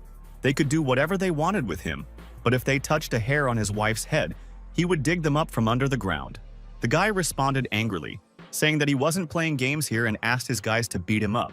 The guys immediately started approaching the man and rushed at him with their fists. The guy asked the second one to give him money. The girl started screaming and asked not to beat him, to take his house away from him, just not to beat him. But the man said that he would never give up the house and that he would rather die than give them the apartment. The girl began to cry again and beg on her knees not to beat him. She began to pray to the Lord and ask him to come and save them. The guy was holding an umbrella in his hands and asked the little fellow who he was and whether he had come to bother them. The main character laughed and replied that he simply decided to note how cool they were fighting and called them great. He asked them to ignore him and continue. The guys called him a sick bastard again. Luo Feng ran up to these guys and started beating them up to protect the poor, unfortunate man. They began to fly away in different directions and fall on their backs to the ground with a scream. The boy apologized and said that they seemed to have made a slight mistake in their calculations. Each hit will be counted as 50,000, and now they will return everything to them. If it is not enough, he will add from himself. The gang leader asked who he was and whether he even knew who he was talking to. How dare he interfere in their affairs, and, in general, he was a third-level hammer master from Baoshan. The guy smiled and said that in fact he was also a little famous. He was a bronze-ranked warrior from the Zhuan postal region and began swinging his fists. The boy called himself an elusive swindler, looking at his opponent. Luo Feng said that the other gangs, having come across him, begged on their knees for mercy. Then the enemy grimaced and looked at him with a surprised look, not understanding what he was saying. He became curious and asked what kind of nonsense he was talking. He ordered his guys to immediately seize him. The girl started screaming, and with tears in her eyes asked the main character to be careful. The boys were already next to him, and with a deft movement of his leg he kicked one of them in the knee. After that, he dealt a powerful blow to another scoundrel and he flew backwards onto the ground. He told Brother Lin that he might not be able to rent an apartment from them next month. But now he would show him something worthwhile. The guy hit the other guy in the face with a huge brick with all his might and he flew back. After such a powerful blow, he did a somersault around himself and fell on the stones with his back. The leader exclaimed that he was just crazy and asked them to all attack him together. He would be damned if they didn't beat him together. And now several seconds have passed when the boys were lying head down and screaming in pain. Luo Feng said that he heard him talking about shit and asked which one he preferred, cats or dogs, cows or his own. He thought that it didn't matter who he was and why he was so strong. He was protected by Mr. Liao himself, and he wouldn't dare. The boy said that he hadn't given him such an answer, and it was immediately obvious that he was a backward person. He asked the others what they were standing there for or if they wanted to get more. He asked them to leave while he was still kind. The opponents immediately began to leave, as they did not want to lie face down on the floor. The other guys asked to help the owner clean up because she is a good person. They thanked Luo Feng and the man noticed that he was saving them again. The main character approached Lin and immediately grabbed him by the scruff of the neck, approaching him. He explained that this was the last time he would help him. The mistress was good, and if he dared to let her down again, he promised that he would get much more than those guys. He replied, clutching his head with his hands, that he would not dare and would never put her in danger again. But he should get out of here as soon as possible. Their patron is the ferocious maniac Liu Huizhou, who is in cahoots with the opium gang. They have many crimes on their account and he too has fallen into their trap. Lo Feng explained that he personally does not like to look for problems, but since they found him themselves, he will not give in. He told Brother Lin that he had to go now and that he would visit them in the evening. He asked not to worry, that nothing would threaten him and that he would personally get rid of this scoundrel. The man told his wife that he thought the boy was joking, but he was quite serious, and could he really be just a student? The woman smiled, looked after the main character and said that he seemed to be a very gifted student. It was raining heavily outside and falling on the huge, spacious building. The protagonist approached Boss Jung and said that he came to accompany Vivi to class. When the man saw the main character, he immediately looked at him with a serious look, after which he smiled and asked to come in and sit down. The boy asked what he wanted to talk to him about. The protagonist began to approach the table and he handed him a wad of money. He asked to be allowed to express his gratitude for his care during this period of time in such a modest way. Jung said that Chu Lao-san had taken drastic measures this time, and it seemed like he had suffered enough from losing his business. He had arranged for 4 guards to guard Vivi so that he could relax a little. Luo Feng asked Boss Jung what he was saying, and he helped him so much that he couldn't accept the money. The man did not calm down and asked him to take them, because this was a sign of his gratitude. The boy said that Boss Jung was really kind, but he couldn't accept them. He was in his debt after all. If he could do anything for him, he should ask without hesitation. The main character turned towards the man and said goodbye, saying that it was time for him to go to class and he would go. Jennings thought that Luo Feng was a promising young man, and also strong and brave. Although Vivi was in love with him, he could not neglect the promise he had made. A classmate asked her friend if her dad had forbidden her to take care of her, Luo Feng. The girl replied that she did not understand what was going on. Her friend advised her not to relax but to watch how close he became to Qian Yilan. Qian Yilan told the protagonist that they would go to the Happy Village in the fall and asked if he was in. This time, signing up is optional. The boy replied that he thought it would be boring in the fall. Vivi thought about him, feeling a little sad. She decided that this guy seemed to have already stolen her heart. Qian Yilan asked Luo Feng to listen carefully, and maybe she could interest him. Does he know why the River Gold Forest is so popular recently? Because recently there was a rumor about this place. Someone saw a miracle in one of the currents. Namely, he discovered a precious dragonstone of dazzling beauty under the water. The main character answered that it was all nonsense, but the girl said that it was true. Once upon a time, a green dragon with a pearl in its mouth swam along this river of distant lands. Every time they send people there to look for it, Qian Yilan told the boy that they should try. Maybe they will find this pearl, and it is a rare treasure. She said that she would make them rich. The girl asked if he was really going with her and shook her head from side to side. Luo Feng laid his head on the desk and said that it was boring anyway. The girl called him a bore, and now the lessons are over. Vivi asked the children not to push her, and the car doors were opened for the lady. Luo Feng thought that everything seemed to be going well for her, and that he would be able to relax and concentrate on his studies. The main character continued to watch the girl and decided that his intuition was sounding the alarm. The boy started running after the car and his umbrella flew far, far away. The protagonist exclaimed that something was wrong and Vivi was in danger. He clenched his teeth and sweat trickled down his face. The girl was in the car, leaning against the seat with her eyes closed and thinking about something. The man with the gun stood to the side and watched what was happening. The man immediately asked the boy what he had just told him. He started calling and summoning security. He asked everyone to quickly go outside and save Vivi. The guys gave the command to grab the opponents and not shoot, because there was a young lady there. The man who was sitting in the car opened fire and laughed as he looked at the guys with machine guns. Behind him was the main character who tried to confront the villains. The girl's father was already running as fast as he could to protect her, clenching his fists. The enemy told Jung that they had finally met. He laughed and exclaimed that he had never even dared to dream of such a thing. Jung asked not to dare involve the younger generation in their squabbles. The man sent him away and said that he had deprived him of his business and dealt with his gang. But the time had come for his revenge, and now his relative would be gone right before his eyes. He promised that now he would make him regret what he had done. Jung said that he was always involved in black business, and even if he hadn't turned him in, someone else would have. If he hadn't cornered him by ordering a bunch of mercenaries to open fire in the city, he would never have gotten to this point. The guy asked in surprise if it was his wine and said that he was about to put a couple of bullets into his daughter's head. The man asked not to touch his daughter and promised to give him everything he asked for. The opponent exclaimed that he should immediately and first knock his forehead on the asphalt. The girl was found with her mouth tied and wet tears were flowing from her eyes. He knelt down and asked to let his daughter go, promising to do everything. He continued to bow to his opponent and beg him to release his daughter quickly. His life is worth nothing, but he asks to let his daughter go and he is ready to do anything for this. He asked her to leave alone and said that the girl is not guilty of anything. She continued to cry with her mouth tied. The enemy started shouting and asked him to shut up because his anger was not satisfied. He just realized that he could only calm down after his death. He put the gun right to the man's forehead Vivi listened to the whole conversation with tears in her eyes, and she was very scared. Suddenly, the main character appeared above the villain's head with a gun and jumped as high as possible. The enemy hit his head on the car with all his might, and stones flew in all directions from such a powerful blow. He asked the main character who he was and what he wanted. The boy looked menacingly in his direction and replied that he was the one who had come for his soul.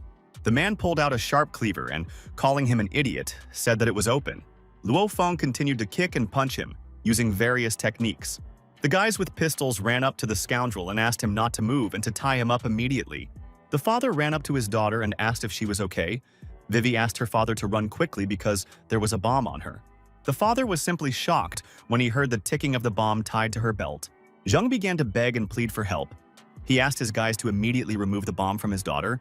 The main character asked to stop and exclaimed that it couldn't be removed and that if he loosened the belt even a little, it would explode. The enemy laughed and told Zheng Guidian that he had never planned to survive from the beginning, but this way they would die together. The man turned the scoundrel face down on the floor and asked him to calm down immediately. Zhang asked what to do in this case and what he should do in such a situation. Drops of cold sweat began to run down the protagonist's face, and he became seriously afraid for the girl. He gives 1 minute to bring him scissors and any screwdrivers and everything like that. He continued to explain that he was giving only 1 minute and asked to act faster. The main character asked not to worry and promised to neutralize her. Luo Feng thought about how the situation would change and approached Vivi as quickly as possible. The girl begged the protagonist to save himself and not think about her. She didn't want him to die because of her. The boys said that they had so much time, and they would still have time to chat and do their homework, and start defusing again, and there would still be some left. So he asked them not to be afraid. He continued to stand next to the girl and try to remove the explosives from her. Qian Yilan had already arrived. The girl started screaming and asking if he had gone crazy to defuse the bomb, but the boy gave the order not to come near anyone. Luo Feng said that he was in his right mind and asked him to step aside and make sure that all those not involved would move away as quickly as possible. One of the guys asked everyone to disperse immediately and said that he believed that he would succeed. But the enemy began to say that it was all useless and that they would all die laughing menacingly.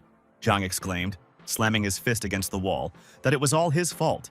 If he had allowed Luo Feng to continue taking care of Vivi, this would not have happened.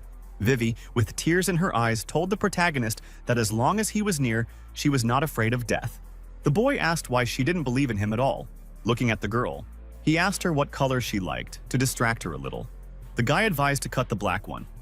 If he doesn't cut it now, it will be the end for everyone, Zhang said, sweating profusely that he was bluffing and that it must be red after all. Qian Yilan suddenly shouted to the others that it was definitely black. Vivi told Luo Feng that she liked him, so she hoped that they would meet in the next life. The main character smiled and told the girl that since she hadn't decided, he would choose the color. And so the boy took courage, took the scissors in his hands, and began to cut the black wire. Everyone became wary because they were very worried that he would cut the wrong wire. When the bomb went out, Luo Feng immediately caught his breath. He said that he accidentally guessed correctly and told the girl that she could open her eyes now. When she opened her eyes, she threw herself into the boy's arms. He asked her not to cry and said that it was all over. The guys from the outside told the main character that he had an iron will and that he defused the bomb in 3 minutes. They called him too cool. Qian Yilan slapped him on the back of the head and said that he could do that too. And who taught him to cut wires like that? Luo Feng replied that he didn't need to learn that. But tying them up was another matter. Qian Yilan looked at Luo Feng and asked how he knew that he had to cut the black one. The main character smiled and replied that he didn't do anything and that he just really liked the color black. The girl immediately clenched her fist and began to throw punches at him, blushing a little. The boy said that they would have fun another time, but now he had urgent matters to attend to. He whispered something in the man's ear, and the man listened carefully and turned to him, saluting.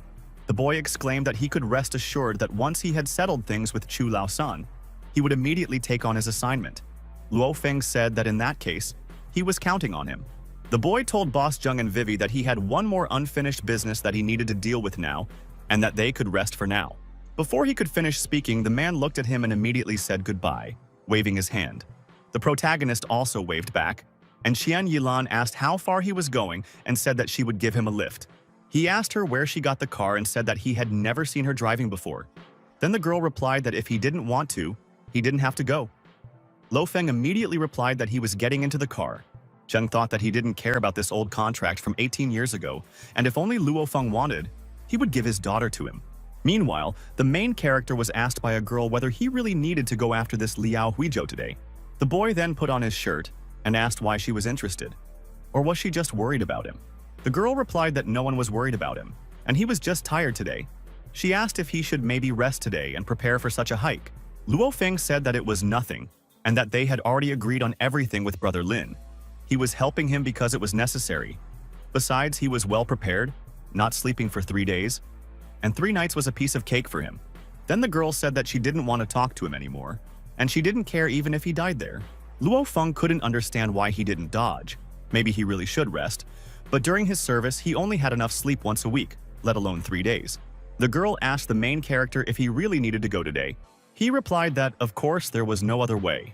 He thought to himself that today he would get his enemies out from under the ground and vent his anger on them. Meanwhile, a man was holding another man by the shoulders and he turned to the elder Liao. Then the elder crossed his arms over his chest and asked why he returned empty-handed. The boy answered the elder that yesterday he went to collect a debt, but ran into trouble. Their debtor has a defender. Then the elder said that it meant he had not collected the debt and asked to put his hand on the table. When the guy put his hand on the table, he stuck a knife into it and the guy started screaming in pain.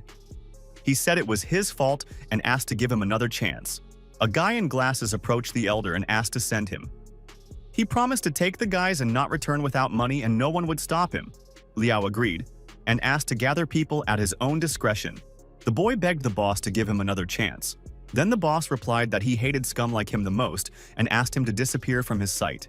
The guy told the elder that things were bad and the police had descended on their bar for an inspection. The elder asked him not to talk nonsense and told Xu Xiong to deal with the police and Zhou Wu to go collect the debt. They asked Commander Peng what was going on. They were doing clean business here and he wanted to check, because they were always ready to assist the police as much as they could. An order was received to check the Black Owl Bar for involvement in underground transactions. The man asked if they had any dealings with such things. The girl reported that no suspects had been found. The commander apologized to manager Xu and said that apparently no suspects had been found, but that they would still have to check on them today, and he was calling for their assistance. The man told the commander that he was ready to assist. The guys realized that there would be a test tonight and it was just boring. It looked like they wouldn't be hanging out today and it was time to go home. The guys announced a general meeting and left the room. The guy wondered what they were doing there and scared all the customers, as if they had come specifically to undermine his business. The man told Luo Feng that he was really something. They even cleared the area for him. The protagonist replied that it was time for them to get their hands dirty. How is that possible? Such a big club and not a single visitor. It seems like things are really bad for them. One of the guys asked what he was mumbling and asked him to get out quickly because they were closed today. A man entered the room with a bat in his hands and asked permission to repay the debt. Then the guy asked what debt he was talking about. He told Brother Xu that it was their debtor, Lin Xiangfeng, and along with him, that same defender, and it was he who beat Brother Wu's team. Now he is their respected guest. Mr. Lin Xiangfeng owes him 500,000. Everyone knows that debts must be repaid. Even the most uneducated people understand this, and they need to somehow resolve this issue. Luo Feng asked if they run their business through gambling and usury. He asked if Liao Huizhou was there, and asked him to come out as he had something to talk to him about. The guy called him a cocky freak who was so disrespectful to Liao Huizhou. He exclaimed, approaching with a blow, that he should get his manners. The main character hit the scoundrel on the head with a stool with all his might, smashing it into pieces. The stool shattered into tiny pieces and the next blow was a fist to the guy's face. The guy flew far back, hitting his back and streams of blood flew from his mouth. Luo Feng called them disobedient. Only after they got it good, they will understand something. The guy asked how he dared to raise his hands and gave the order to beat him. But before they could reach the main character, he began to throw them in different directions. He dealt with these scoundrels and felt his phone vibrating in his pocket. June's teacher was on the line. The boy asked what was going on. The teacher told the boy that yesterday's bandits had returned, and this time there were more than 10 of them. They were downstairs now and were going to break down the door. The main character asked the girl to call the cops right away and said that he would be there soon. The boy asked Brother Lin where Liao Huizhou's office was. Luo Feng told the girl that he would be there soon, and until he returned she should hold on. The guys appeared nearby and asked him not to even think about it and exclaimed that he would not go anywhere. The boss gave the order to immediately seize him. The main character immediately turned his head towards the villains and asked if they were really going to grab him. Before they could answer him, his leg flew towards the opponent's head. The boy began to throw the guys around with deft movements, dodging their blows. Suddenly, one of the roots lifted a stool over the boy's head and he kicked him in the chest. He hit him so hard that streams of scarlet blood spurted from his opponent's nose. He apologized, exclaiming that he had hit him too hard and headed towards the second opponent. Meanwhile, the commander asked what was going on and why there was so much noise downstairs. The guy told the elder Liao that things were bad and that Bro Shu was losing and all their guys were being beaten. The elder replied that he hadn't seen any visitors and asked what was going on. Was there really a showdown downstairs and he would send his man to sort it out? He asked Brother Zhan and said that using his people to sort it out was somehow awkward. He asked not to worry because Zhou Wu would sort it out now. The elder said that a couple of days ago the brothers became victims of a conspiracy and they needed to see who he brought with him. The big guy clenched his fists and his fingers cracked. He was getting ready for a fight. The boy exclaimed that before them was the undefeated king of the biggest boxing matches, Ye Tu. The elder said that today was his debut and asked not to disgrace him. The boss thought that this was just great and Brother John himself decided to help him. And if so, this lawlessness would definitely end. The main character, when he found himself at the top, was simply surprised at how many of them there were. Suddenly there was a noise behind him and a glass bottle flew straight at his head. The boy dodged it very deftly and just in time, because it would have ended up right on his head. The big guy was already flying towards the main character, clenching his fist to strike. But Lo Feng dodged in time and his blow missed his head. The boy was surprised who they had here. The protagonist clenched his fist and began to approach his opponent as quickly as possible. Suddenly, the guy asked him to stop and came as close to him as possible. Both guys immediately grinned and looked together towards the one who came. The man approached the main character and exclaimed that he was the savior of his life and asked what he was doing there. He said that this time he was in such a hurry that he did not even thank him properly. Luo Feng thought that this was the man from the trash bag. He wondered if the guy was in the same boat with these people. If so, he asked him not to be surprised that he would not fraternize with him. The boy said that they were all his brothers and if any of them dared to offend him, then let him just say so and he would sort everything out. The boy was very surprised who had caused the chaos downstairs and realized that he was an acquaintance of Zhan's and he had just wanted to stand up for him. Luo Feng rolled up his sleeves and asked if he was Liu Huizhou. Liu immediately greeted him, calling him brother. The protagonist replied that he was almost left homeless because of him and asked whether he should take care of him or he would apologize himself. The boy exclaimed that this man had saved his life and how dare he cause him trouble. He started calling on the phone and asked Zhou Wu to stop everything immediately and come back. He approached his boss and asked what was going on. Were they coming in or what? But the boss replied that he had ordered them to return. Meanwhile, the girl was crying and saying that it was very good that those scoundrels had left. But she did not know how her husband was. The teacher asked little sister Lan to calm down and said that she believed in the powers of Luo Feng and that he would not let her husband get into trouble. The man exclaimed that they had crossed all boundaries and how would they explain it? What had they done? And he asked his subordinate if he would apologize. He walked up to him and hit him in the face with all his might. He asked him to apologize immediately. What did he just get him into? And if he doesn't apologize, he's in trouble. The guy was holding his face with his hand and sweat was running down his face. He asked to see what was going on. They had no one else to blame and he got really angry. Then the boy began to apologize to Brother Lin. They began to apologize more and more fervently. If it weren't for this incident, then frankly speaking, he shouldn't have gotten so carried away with gambling either. The boy asked not to bother and promised to solve everything. Lose one promissory note and that would be the end of it. In the end, Brother Lin was beaten, and for this they would add a lot of money for treatment. The elder one started to cry because his club was destroyed and the promissory note was lost. He could become a beggar. The man who was beaten after the blows asked if maybe he shouldn't have done that. Brother Liao answered his brother that of course it was worth it and that he was saying everything correctly. The main character said to his brother Lin that everything would be fine and asked him to leave. Liao asked the boy to wait and immediately handed him his business card. He asked him to tell him if there was anything he needed to know. Luo Feng waved his hand and took the business card and said goodbye to him. The guy asked him to be careful. The comrade, when he walked next to the main character, was very surprised that he had connections everywhere. Lo Feng replied that it was just luck and that he had initially taken him for a bag of garbage. The boy with glasses told Liao's brother that this guy didn't seem so grateful. Liao asked him in return what he understood and that he had saved his life that evening. He found one master who predicted that the person who saved his life was the lucky star of his destiny. Having gained his favor, all affairs would immediately go like clockwork. The boys stood in front of the elder Liao and said that they all obeyed him with their heads down. Liu suddenly turned his head to the side with a grin, wondering where Ye Tu had gone. Meanwhile, the guy clenched his fists and the main character stood in front of him. Luo Feng asked if he had come to bother him again, staring at his opponent. The opponent replied that no, and that he was a simple man who came to ask him to teach him a couple of lessons. But the main character asked this guy to forget about it and turned away. He explained to the guy that he was not in the mood right now, and the guy turned to him. He said that he was Ye Tu, had won 17 battles in a row, and could guarantee that he would not harm him if he only confronted him with his own strength. The guy said that it didn't matter whether it was a victory or a defeat. He would pay him 100,000. Luo Feng stood with his back to the guy, who asked him to be a teacher and said that he was not his opponent. The big guy began to untie the bandages that were on his hands and offered him 200,000. The main character asked him not to waste money and continued to stand with his back turned. But the guy didn't calm down and offered him a whole 300,000. Luo Feng sighed and said that it seemed like he didn't understand anything about martial arts. Then the main character turned towards his opponent and asked to attack him. The guy asked him to be careful and said that few people survived his blow. Luo Feng began to call him to him and said that if he hit him, then they would talk. And now the big guy had already begun to fly towards him with a blow and clenched his strong fist. The main character smiled and said that he was wasting his time and should have saved his strength. The big guy was already nearby and clenching his fists. He pulled his eyebrows towards his nose before attacking. He started waving his arms and legs. The main character had already grabbed him.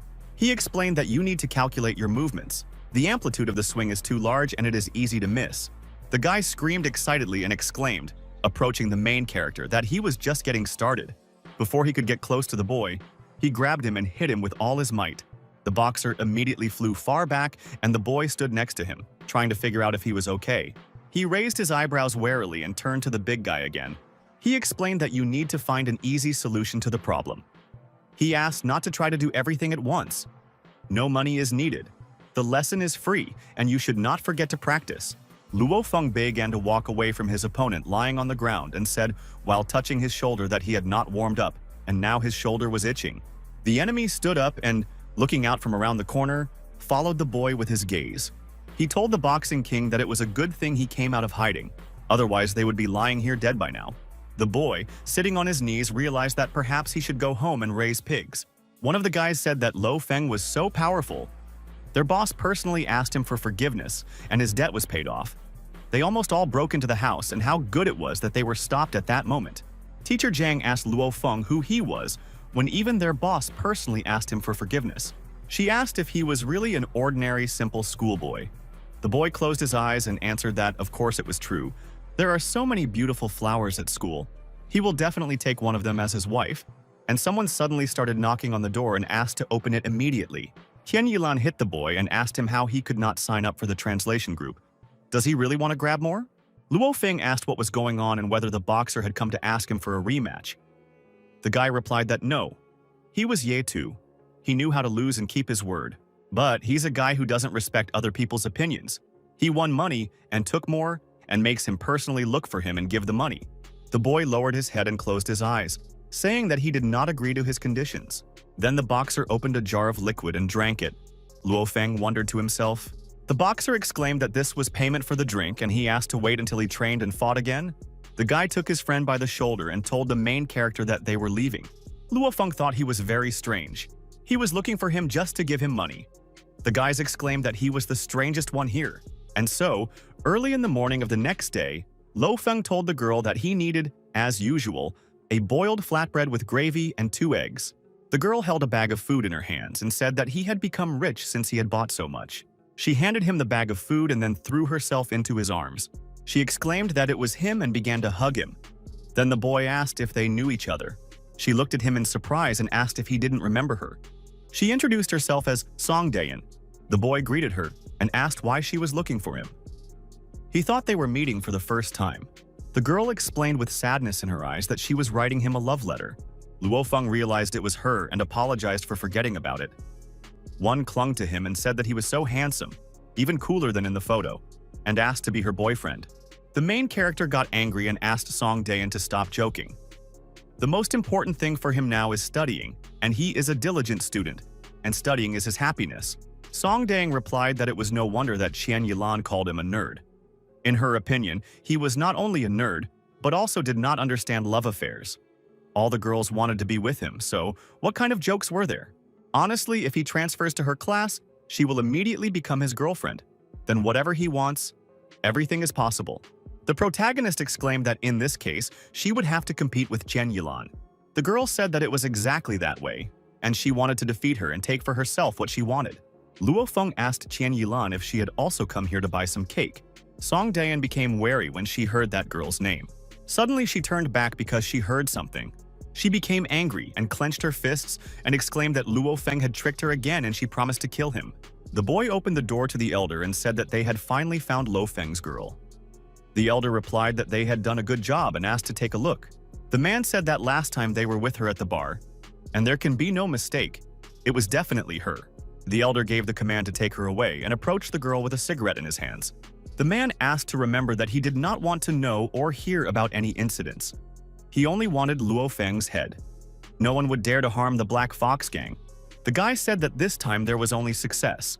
Failure was unacceptable, otherwise he would bury them alive. The man told the elder that he had nothing to worry about.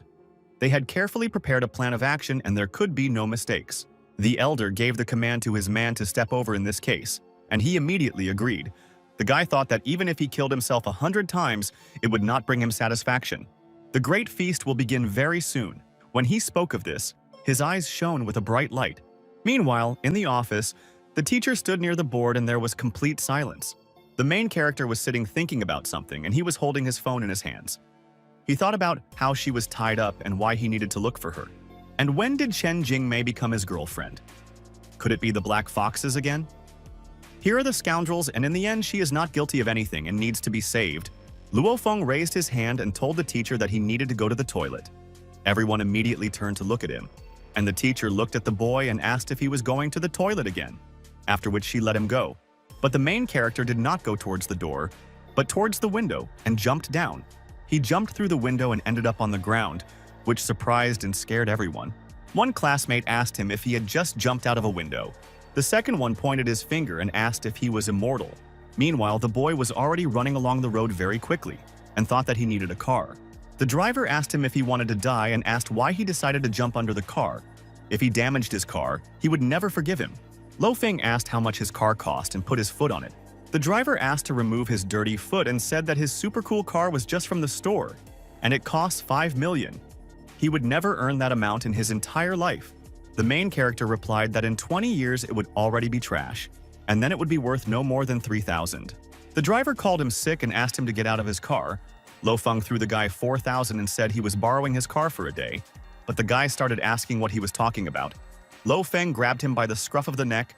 He threw the driver out of the car and, after thanking him, immediately got behind the wheel. The driver shouted after him that he hadn't borrowed it. He had simply stolen his car, stolen it right in front of him. Luo Feng said on the phone that he was there. They are in Tiantai Park. In 30 minutes, if he doesn't arrive, they will start taking off her clothes. The protagonist heard a girl screaming on the phone. He called them idiots and why they decided to play with him. He pressed the gas pedal as hard as he could and the car flew forward so fast that smoke came out from under the wheels. Meanwhile, in the huge building, the laughter of the villains who had taken the girl hostage could be heard. One of the guys said that they could have fun with Lo Feng and that they would soon deal with him. The second guy replied that that was true. And while they were waiting for Lo Feng, why not play like adults with his girlfriend? One of them laughed and told the girl that her boyfriend was slower than a turtle. So he decided not to wait for him. He wants to have fun with her right now and started to approach. The man put his hand on her leg. Meanwhile, when the man put his hand on the girl's leg, she hit him with her head as hard as she could. Blood started flowing from his nose, and he hit her with his palm, calling her rubbish. The guy exclaimed that she had ruined his mood. The guy asked her to go and take care of Lo Feng and leave the girl to him. While he was walking away, he began to reach his hand towards the girl again and said that this hysterical woman needed to be reined in. The man grabbed his cheek with his hand and walked towards the door. He grunted in pain, and his friend stayed with Chen Jingmei. He asked the girl not to be afraid and said that before he killed her, he would be gentle. Is it really that you can't even touch it and it's like a real model for him? He laughed and said that he was very sorry that she would not live to see the evening, and took her leg in his hands. Chen Jingmei was very scared and tears were flowing from her eyes. She saw a pervert in front of her and was very afraid of what he would do to her. Suddenly, the guy became wary and asked who was there, asking him to get out. The main character was already nearby and grabbed the belt of this impudent fellow in his hands. He exclaimed, looking at him, that the guy was not bad, and he thought that he had approached unnoticed. But he still noticed. The guy called Lo Feng really cool and said that he had quietly bypassed more than 100 of his guys and was even able to get to him. The main character replied that he wasn't that cool since he was able to notice him. The guy laughed and asked if he knew why they called him a white shark. He bared his teeth and explained that he was called that because he could smell rage. He had 55 Kai worth of rage. Luo Feng said that he had never encountered such superpowers before, and the guy deserved his attention. He thought that although he was calm on the outside, he actually understood that he was not his rival. However, as soon as he pressed the button in his pocket, several hundred guys would immediately be there and kill Luo Feng. The main character had already flown up to this scoundrel and defeated him. Scarlet blood began to flow from the guy's leg. Lo Feng raised the remote control with the button up and turned his back to him and asked what they were talking about. Then he turned his head in his direction and asked how much rage was in him. The enemy thought that he was too self-confident, and his rage was twice as high as his, and he wouldn't be able to stand up to him for a couple of minutes. We need to call for help immediately. The man couldn't understand why he couldn't say anything. Luo Feng asked if he was surprised. Wasn't he a fan of pressing acupuncture points himself? He pressed a couple, and by the way, he won't be able to walk either. Now he couldn't get away from him, and the guy immediately started to get nervous and angry. The enemy couldn't understand what was happening. His rage was still higher than that of a battle-hardened warrior, and it was too scary. He simply couldn't breathe and fell to his knees, exclaiming that it was impossible. Lo Feng then approached him and asked if he was serious now. He hadn't even had time to do anything yet, and the guy had already passed out and didn't even threaten him. Meanwhile, the girl was tied up and couldn't speak because of the bandage on her lips. The boy said that he almost forgot and they had an observer here. He came closer to her and poked her above her chest at some point with his fingers. He asked her not to worry and promised to help. Chen Jingmei asked how he got here and they tricked him into coming here. The boy explained that he had to use old connections and picked up the phone. There was a ringing sound and Lo Feng answered it immediately, waiting for the connection. The guy said that they weren't accepting orders today and the company wasn't working. Everything was booked for a month in advance and you had to call in a month. The guy asked him to get off his ass and asked if he didn't recognize his voice anymore. Then, the fair-haired man recognized the elder and exclaimed that he had finally called. The guy asked to talk later and asked first to find him an address by this number if he hadn't forgotten how. The comrade replied that no problem, and everything would be in 5 minutes. He said that if Luo Feng was able to get inside, then he would be able to get out. Chen Jingmei told the protagonist that the entire gang of black foxes wanted to kill him. There were more than 100 of them and they were armed, so she asked him to forget about her and go alone. Luo Feng replied that black foxes were always getting into trouble. Since he had a chance to finish them off once in a blue moon, he would not let it slip away.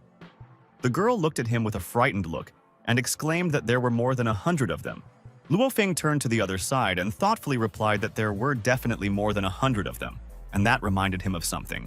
The important news was that the genius Teng Ziyan had been defeated by Huo Yan. The guy said that Huo Yan usually couldn't fight on equal terms with Teng Ziyan. Besides, they agreed to fight hand-to-hand. Really impressive and not at all like Zhuan Yuan. Yan Luowang will always be one of the first anyway. The comrade asked if he was telling the truth about Yan Luovan being really cool. The guy replied that of course he was, and that he was the idol of Teacher Kan. They say that such fame was achieved after defeating the Cheetah Special Forces. The boy couldn't believe it and, sweating a little, asked if he was joking. Suddenly the boys started screaming and the boy started throwing them one after another. They fell to the floor screaming for mercy and writhed in pain as their bodies smashed the stones. The main character continued to throw these scoundrels in different directions.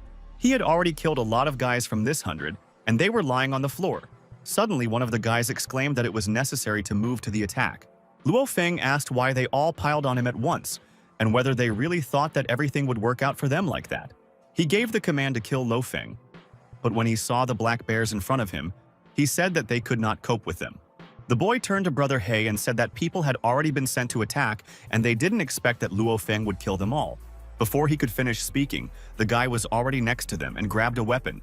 He came as close to He as he could and, looking into his eyes, exclaimed that they had met again. The boys had already grabbed sharp cleavers and shouting "Die!" began to run up to the main character. But the boy very deftly threw aside his opponent's weapons and dealt with them. He dropped another enemy to the ground, who fell on his back and broke huge stones. He started to run away, and Luo Feng asked him to stop and asked if he didn't want to chat with him about the past. Then the enemy sent him with his past and called everything that was happening a horror. He accidentally bumped into a big guy, and he said that the white shark was probably dead and the 4 generals were waiting for him. He asked him to leave and decided to greet Luo Feng. He stood in front of the boy and said that there had been rumors about him for a long time. He had been waiting for him and had not even thought that he would be able to slip past. Luo Feng asked him if he had brought a pen with him, and he looked at him with great surprise. The boy explained that his words made him feel like a celebrity and he could give him an autograph. The man became very angry and exclaimed that no one dared to tease him. He decided to deal with Luo Feng as soon as possible and pointed a gun at him. The main character, when she saw the weapon in his hands, grinned, pulled his eyebrows up to his nose, and looked closely at his opponent. The projectile was already flying towards the boy and he kept his hands in his pockets. The man exclaimed that Luo Feng was a tough nut to crack. But let's see if a grenade launcher could crack his shell. He fired another shell from the grenade launcher and the boy very deftly dodged it. The enemy was simply shocked and wondered what was actually going on and how he could withstand the bullets. He couldn't come to his senses for a long time and, like a young boy, dodged a grenade launcher shot. Not only did he dodge, he also ended up behind him, which surprised him even more. When the boys turned towards the main character, they were seriously scared and screamed in fear. The man clenched his fist and, calling him a scoundrel, began to move closer to strike. Luo Feng was already prepared and grabbed his hand in his own, holding back the scoundrel's fist. The boy asked his enemy what was going on with the pen and whether he would bring it to him or not. He deliberately played on the man's nerves and he became more and more angry. He clenched his fist again and exclaimed as he approached that he would knock out all his teeth. But Luo Feng grabbed his fist again, stopping it with his hand and twisting it to the side. When the boy twisted his arm, he began to scream in pain and fall to his knees. The main character approached him and said that he was asking him for the 3rd time whether he took the pen with him. The enemy started shouting and asking his guys if anyone had a pen. He asked to give the pen to Luo Feng immediately. One of the guys immediately began to take it out and pass it on. He exclaimed that they were all crazy and asked the people to attack. They had to shoot him now or they would never get rid of him. The guys put their machine guns down and started shooting at the boy, and there were a lot of them. Suddenly, the man fell to his knees and streams of blood began to flow from his body. He called them freaks and continued to writhe in pain and scream as he was shot pretty good. The main character stood opposite them and watched what was happening and the fallen enemy. Is he really already dead? And the guys said that most likely he really is already dead. The boy exclaimed that this silence was bothering him. One of them said that he wanted to go home to his mother. Luo Feng was already standing in front of the boys with his arms crossed over his chest and exclaimed that he was already here. The opponents couldn't understand anything at all and were surprised why he still didn't die. But they lost sight of him and shouted that they had finally found him and needed to kill him. One of them asked to stop the fire because they were killing each other. They actually hit one of their own, and the main character watched all this very calmly. Standing near the wall, he crossed his arms over his chest and said that it seemed that only the one-eyed man was left. Suddenly he glanced to the side and grinned, seeing a man running away. He approached him and asked where he was going. He squeezed both hands and asked his brother to let him go and show mercy. He explained that he was acting on orders and had no choice. Luo Feng replied that he had gathered more than 100 mercenaries to kill him, and he should let him go. He found it somehow unfair and asked him what he thought about it. The man asked what he should do to make him let go. Luo Feng said that, to be honest, they had made him laugh a little today and asked to play with him again. If he wins at darts, then he will let him go. The man was very surprised. Luo Feng said that if he hits him, he will be free. He decided that he probably couldn't escape and would have to rely on his old skills. He rose as high as he could above the protagonist's head, and the protagonist looked down at him. The man began to use 1,000 daggers and asked them to hit the target. He wanted Luo Feng to die quickly, and these daggers would fly towards the boy. Luo Feng looked ahead and said, "Now everything is going well.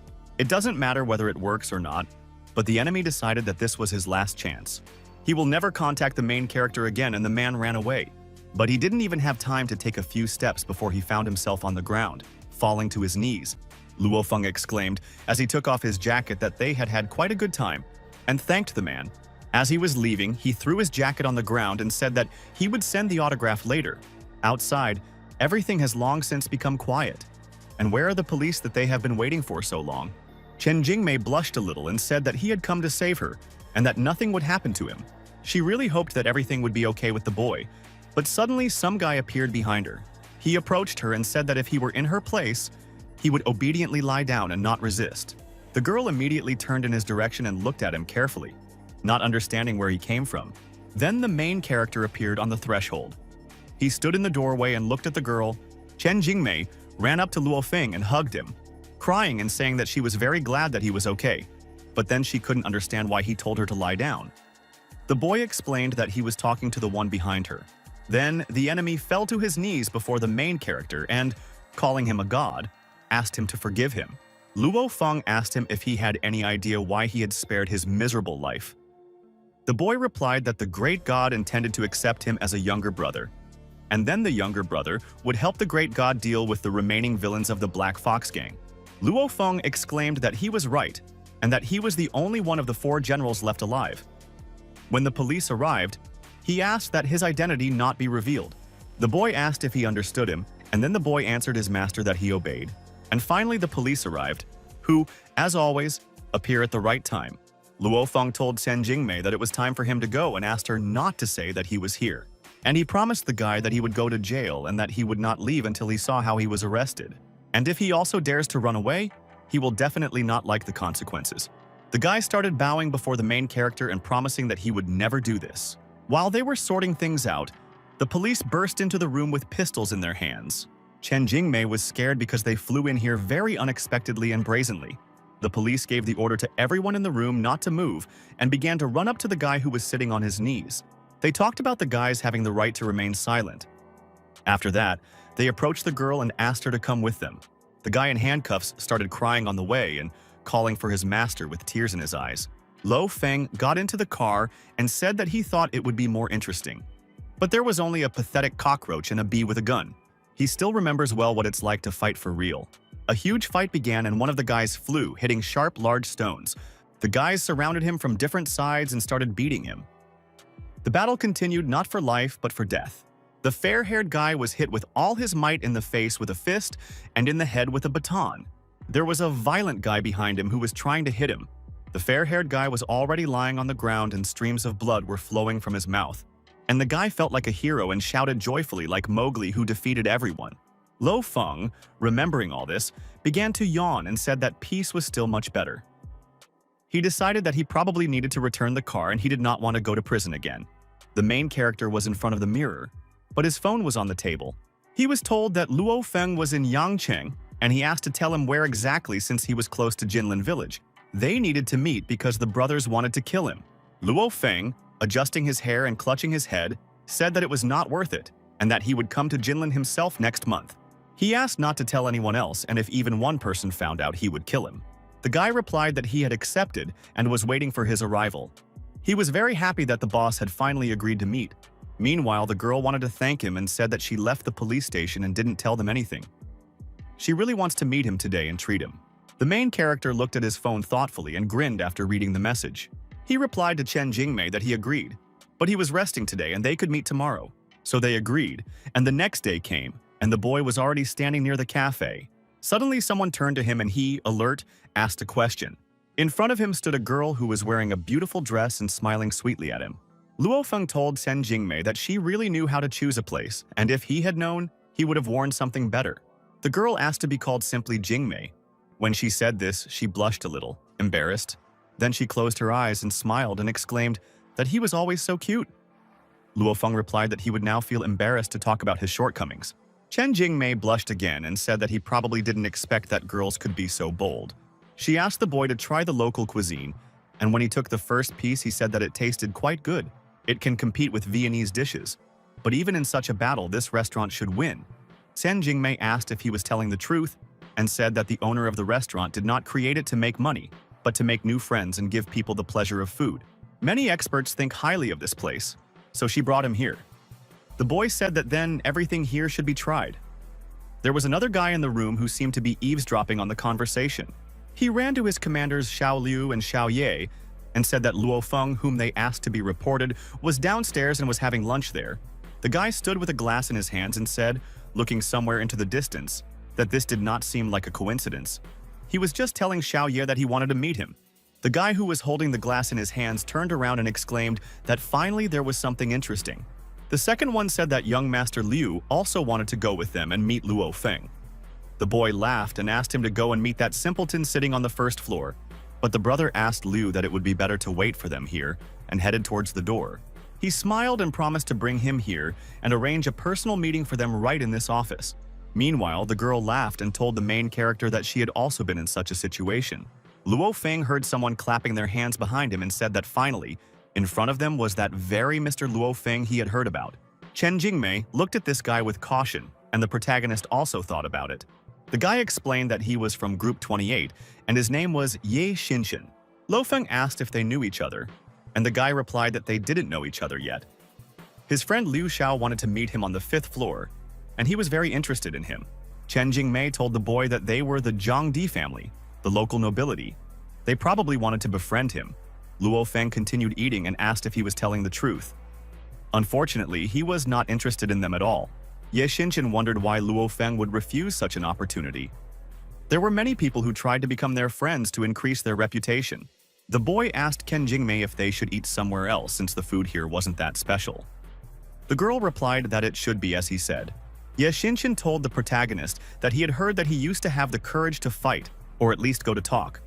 Where did he put his eyebrows and did not dare to go to meet someone because he was afraid of being embarrassed in front of a beautiful girl? Luo Feng turned around and said that he suddenly felt an urge to go. Ye Xinshin smiled and replied that he had made the right choice and asked them to follow him. The boy furrowed his brows and thought that he would definitely regret this. When the main character began to enter the room, Liu Xiao said that this must be that same Luo Feng.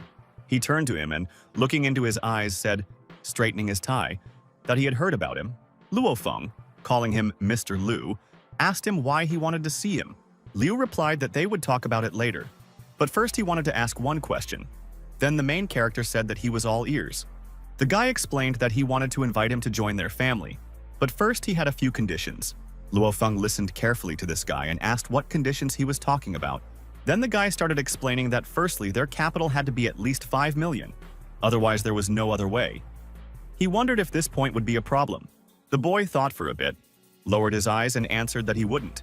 Secondly, all those who join the Jiandi family are disciples of the Yangcheng Big family. He wondered which family they belonged to. The boy crossed his arms over his chest and replied that they clearly wouldn't be interested in his family. Then the guy asked if he had the right to be here in this case. Brother Liu's comrade thought that this guy was really cool and strong. He wanted to see him strangle him and then throw him out of the window. Luo Feng asked the guy with a grimace, who came up with such a stupid rule. Then one of the guys asked what they would tell him. He had no right to ask such questions. Suddenly, Chen Jingmei opened the door and called the protagonist. The boy replied that the girl had arrived just in time. She explained to him that these rules were set by Jiang Sanshao himself, so it was better for them to leave here. The main character asked the guys who Jiang Sanshao was, and they looked at him thoughtfully. Ye Qinchin explained that he was very busy right now, and it would be better for him and the girl to get out of here. Then Luo Feng sat down on their sofa and said that while the owner was away, he should not listen to his trained dogs. The atmosphere here was really good, and he even felt like taking a nap. The boy turned to Chen Jingmei and asked her to sit down with him too. Ye Xinshin was simply shocked by how Luo Feng was acting and asked what he just called him. The main character smiled and replied that he simply said it like it is, and he knows it himself. At this time, the girl suddenly grinned a little, turning away from them. Liu also did not expect this turn of events and laughed and exclaimed that Luo Feng was just a joker. He was really Jiang Sanshao's close associate and had nothing to be ashamed of. He came as close to the boy as he could and said that it was like being ashamed of your boss at work. Well, first of all, he is not afraid of being embarrassed. Secondly, he is a little tired now, preparing for an important meeting, and he asked to talk later. Liu was already seriously angry and clenched his fists and replied that he would wait. The guy called Mr. Zhang and said that they had an intruder named Luo Feng on the 5th floor. He was afraid that he might cause trouble, and if they had time, they had better take a look at him in person. Zhang said that he had not heard of him before, and he would send his man to investigate.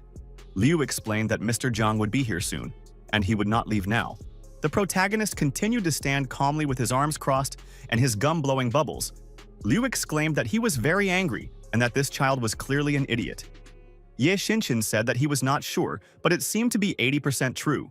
Zhang appeared at the door and asked who was causing the trouble. Let them not say that it was he who pointed the finger at Luo Feng. Yashinchin grimaced, pointed his finger at the protagonist, and exclaimed to Mr. Jiang that it was all Luo Feng. Jiang asked him why he was yelling. Did he really not know how to behave properly in front of an important guest? He asked him to apologize immediately. Then the guy immediately bowed before the main character and apologized, saying that he was just rude. He couldn't understand why he was apologizing to some kid and who he was anyway. It's amazing that such a little one is able to instill fear in people, and it seems that he will have problems. Chen Jingmei told Luo Feng that they had arrived and asked him to wake up quickly. When he inquired who had come, Jiang asked permission to teach him a lesson. Yashinchin grimaced as he thought that Luo Feng was unlucky today, and Mr. Jiang would show all his anger. Suddenly, this boy raised his hand and asked Mr. Jiang to wait a little. Then the gentleman turned his head towards Yingxiao and asked what was the matter. The boy asked his son-in-law what he was doing there. Turning to the main character, Luo Feng spread his arms towards the boy and asked where he had fallen from. The boys were very surprised when the boy called him son-in-law. Did they really know each other? Yingxiao asked everyone to listen to him carefully. Not respecting his son-in-law meant not respecting him and his family. He asked who had just dared to cause problems for his relative. The boys replied that they didn't know that Luo Feng was a member of their family. No wonder he acted so boldly. The boy asked what plane they would be flying out of the country on, to which he was told that he had barely gotten the job. The boy started shouting and asked them to come forward immediately. The boys were seriously scared and all came forward with their heads bowed down. They were very scared because the boy had the highest influence in their family. Yingxiao approached one of the boys and asked if he had caused his son-in-law any inconvenience. The boy replied that he had not and asked for permission to explain everything. Zhang told him that he had made a complete fool of himself and asked how he had taught him. He was their guest, so why was he so rude to him? He received a hard slap from Mr. Jiang, and the guy began to say that it wasn't him. Then he asked how he ended up with them, without any moral values or upbringing. He hit him on the other cheek and the guy turned red with tears in his eyes. Mr. Jiang asked the boy to hurry up and apologize to Luo Feng immediately. Then he bowed before the main character and immediately apologized. The boy stopped him and said that it was not worth it. It was so sudden and he could not accept them. Chen Jingmei thought that Luo Feng was being too brazen and bold. The boy approached Xiao and said that last time he treated him to dinner, and now he asked permission to invite him to the stall for shawarma. Li Xiao laughed and replied that he agreed and that when his son-in-law called him to dinner, he could not refuse. The main character laughed and said that it was very good. Mr. Jiang waved his hand to the boys and wished them a good day. But suddenly the boy glanced to the side and asked to wait a little. He pointed to one guy and remembered that he was the one who gave him the contract. Li Xiao recognized the guy who gave him the contract and he nodded his head in agreement. Mr. Jiang told the boy that if he had any questions about him, they could come out and discuss it. But suddenly, the boy began to tear this contract into small pieces, after which, when he tore it into pieces, he threw it all on the floor and the papers flew in all directions. He said that there was no need for it and he had lost interest. He thought it was better to work with the grocery stores than with their Jiang family. The main character called Li Xiao a real tiger, and the guy replied that he had not failed either. He managed to lasso a beautiful girl besides his sister. Chen Jingmei blushed a little and told the boy that they were just friends. He asked if it was true and said he couldn't believe it at all. Mr. Jiang watched them from the side. He turned to his men and said that he had just started talking about business. He grimaced in anger and clenched his teeth, preparing to strike. He began to pour out all his anger and exclaimed, slapping the boys on the cheeks, that it was all because of the two of them. He continued to scream and said that they had destroyed everything. Streams of blood began to flow from the boys' mouths. They began to cry and beg for forgiveness from Mr. Jiang. Their cheeks were red and burning from the blows. The man continued to yell at them and throw them out of the room. The boys immediately began to run out, obeying their master and holding their cheeks with their hands. Meanwhile, the sound of beer glasses clinking could be heard, and the guys decided to drink it all. Luo Feng asked the boy what he was doing here in Yangcheng. Li Xiao replied that he wanted to help with the family business when he grew up. His father had allocated several billion for his education so that he could manage on his own. The main character smiled, raised his glass and said that he probably ruined a good deal for him. The boy replied that even if these few billions went up in smoke, he would make an even bigger deal and get what he wanted. Or simply inherit his father's hundreds of billions. Luo Feng sweated from such a sum and closed his eyes and said, which meant they really were very rich. Chen Jingmei said that no matter what they said, it was very hot today. First they intimidated them, and then they ended up in their place. The boys continued to laugh and drink to the bottom, rejoicing in their success. The boy offered Mr. Liu a ride. Luo Feng handed them his sleeping brother and said that they would get there somehow. He put his arm around the girl's shoulders and they watched the drivers and the boy go. Chen Jingmei was a little drunk and asked to stand still and pour another glass. Luo Feng said that the couple said they weren't getting drunk, but they both fell asleep after 2 glasses. The main character was dragging the girl on himself when suddenly some security guard shone a light in his face. He asked the boy who they were and asked him to stop. He was curious about what they were doing there. Luo Feng apologized and asked if this was Sun Mao's shelter. He explained that he had brought Chen Jingmei and that she was a little drunk. The guard recognized the girl and exclaimed in surprise that little Sen had returned. He opened the door for the boys and asked them to quickly enter the room. Chen Jingmei hasn't been sleeping well lately due to constant stress, and today she will finally get some sleep. The main character turned his head towards the guard and asked what had happened. He asked who he is to the girl, and if he is her boyfriend, then he should know about it and they should discuss it. When he took the boy aside, he informed him that their shelter was facing a big problem. Everyone is counting on Xiao Chen's support.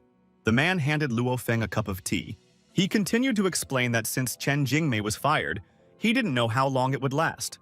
The main character looked closely at the man and asked what happened. The security guard, sweating a little, began to explain that the land opposite them had been purchased by Ti Hong's company to build a shopping center, which would benefit their orphanage. But he doesn't know why.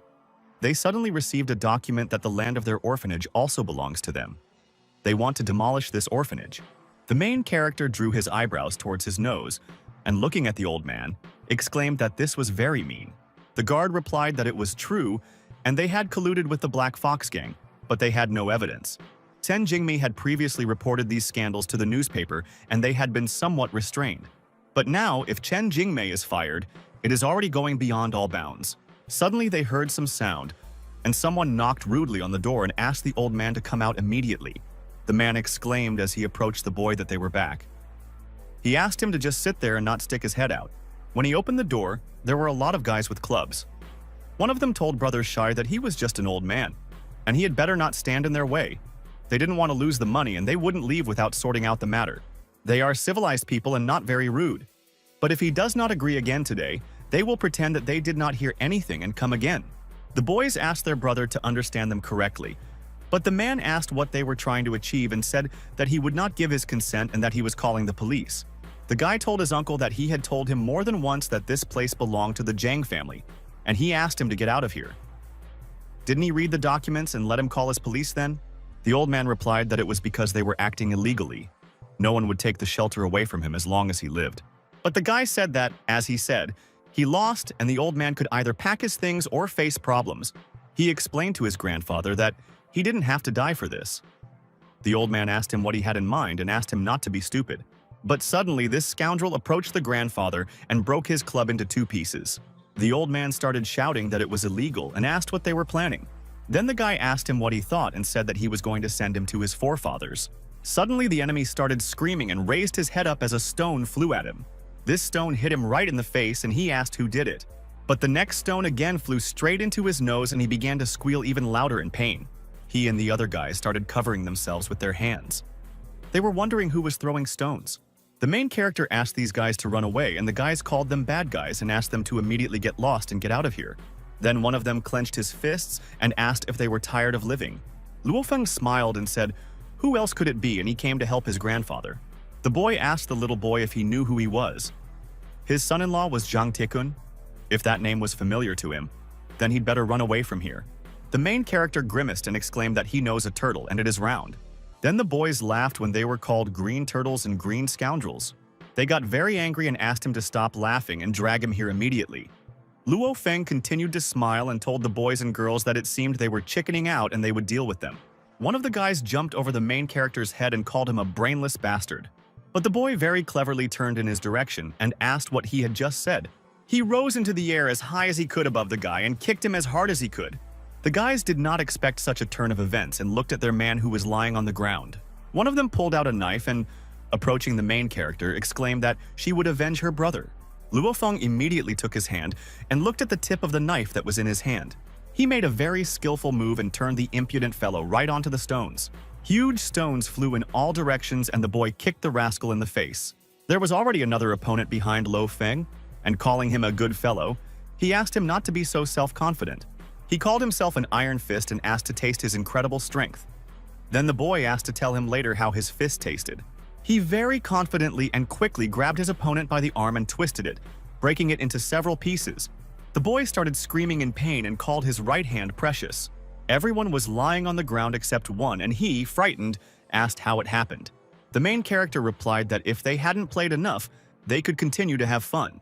Then the man asked who he was and asked him to give his name. The little kid started calling the master a pumpkin head and jumping up together. Luo Feng walked up to the boys and patted them on the head. He said that this was his nickname. His name is Luo Feng, and he asked me to tell Zhang Tikun that he would find him sooner or later to pay off his debts. So he should reserve a place in the cemetery and wait for him quietly. The boys ran away and shouted as they ran that they weren't done yet and would meet later. The kids pointed at them and called them weaklings. They asked them to get out of there immediately. The old man approached the main character, thanked him, and said that now he would have problems too. Lo Feng replied that it was okay, and that they had had disagreements for a long time, and sooner or later they would have had to face each other. Now he can rest easy. They won't show up for a couple of days. The kids called their brother cool and their hero. Lo Feng told the boys that they were great too.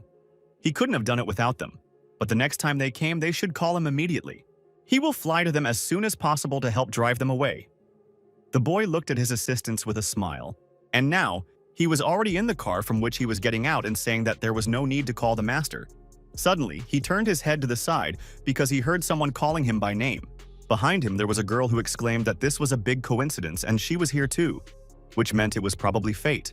Luo Feng was a little confused and replied that it was indeed a wonderful coincidence to meet her at his entrance. The girl blushed a little and said that he didn't know what to say at all and asked him not to be boring. The main character approached the girl and asked if she was looking for him. Looking straight into her eyes, the girl became embarrassed and smiled, saying that she was really bored. She asked if he would take a walk with her in the park. The boy replied that no, it was dangerous there at night and it would be best for her to go home.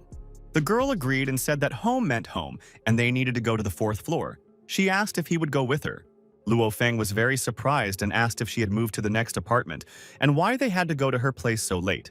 The girl replied that it was necessary and they were in the same class. He was sitting at the same desk with her. And what was wrong with that? Luo Feng got angry and said that she was a schoolgirl. He would be stoned if they found out that he was with her. The girl closed her eyes, lowered her head and said that she had not told him anything like that. After which she opened one eye and told the boy that she wanted to go home to sleep. She explained that she would be nearby in the neighborhood, and they could see each other anytime. After the girl had spoken, she turned away from the boy and went to her entrance. Luo Feng was a little upset and told her to go to bed and lock the door. This was the only way to protect herself from all sorts of perverts. At this moment, a sensational event was happening in Xuanyuan Pavilion. Number 1 and number 2 were on the genius list. The guys were shouting that this was simply unbelievable and such a unique duel. One of the guys said that he hoped Teng Ziyan would win. After all, he had always been number 1, whom Huoyan simply could not surpass. Teng Ziyan is number 2 on the genius list. The guy said that he was number 1 all these years, but he was beaten. He disagrees with this and hopes that he will do everything possible to convince him that he deserves this high title. The guy told Ten that he had always been his idol. But if he had the honor of competing with him again, he would naturally do everything possible to win. He had first place among geniuses, and so he began to run forward, getting faster and faster closer to his opponent. He made a high jump and began to fly towards his opponent, clenching his fists. It was above his head, and white bright lightning began to come from his hands and approach the guy.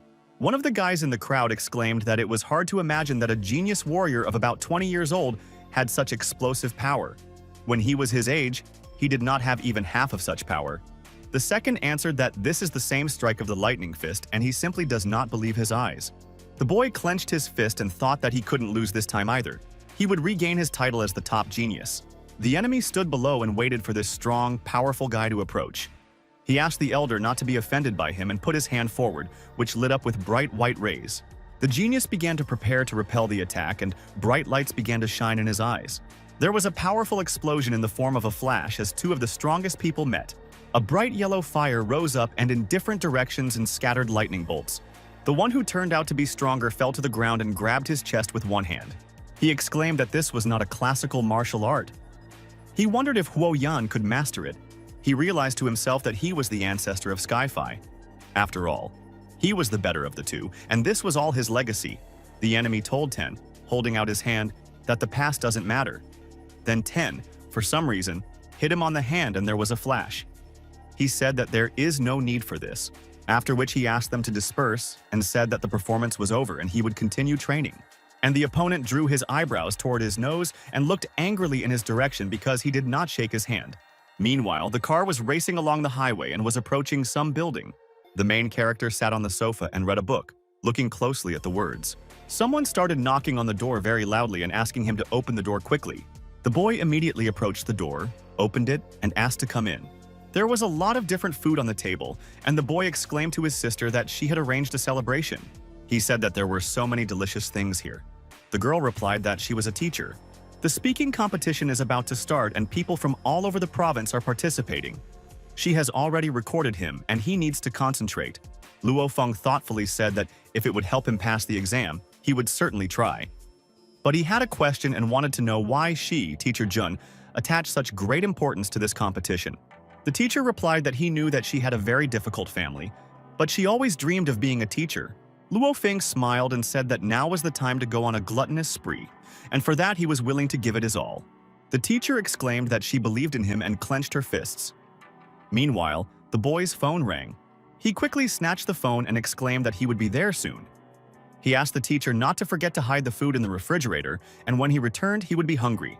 The girl exclaimed angrily that Luo Feng could take first place. Meanwhile, one man said that he had worked with Zhang Tihong before, and knew that he was out to get him. So he decided to contact him himself and said that he would testify in court. The protagonist asked if he really wanted to testify against Zhang Tihong. The man said that he was willing and ready to take responsibility for what he had done earlier. Zhang Tihong has crossed all boundaries and wants to kill people again. If he is destined to die, he should at least take him with him. Lo Feng asked if he had any evidence. The guy said that he didn't have any yet, but he knew that he had a hiding place. And once they found out where it was, they would find a lot of interesting information. The main character looked closely at his friend and asked if he knew what the consequences would be if he leaked it to him.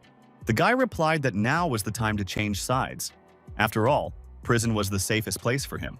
The guy poured liquid from a bottle on himself and said that even if he lost everything, he would make him pay. Luo Feng asked permission to kick his old ass in that case. The boy with the green head stood opposite his brother and held his cheek with his hand. He asked him to help him out, and explained that Luo Feng had gone completely mad and had beaten him up without even looking, like a pathetic worm. The elder was angry when he heard about Lo Feng again. The boy explained that he was cool, and those who were with him, like children, could not do anything against him. But the elder got very angry and asked him to shut up immediately.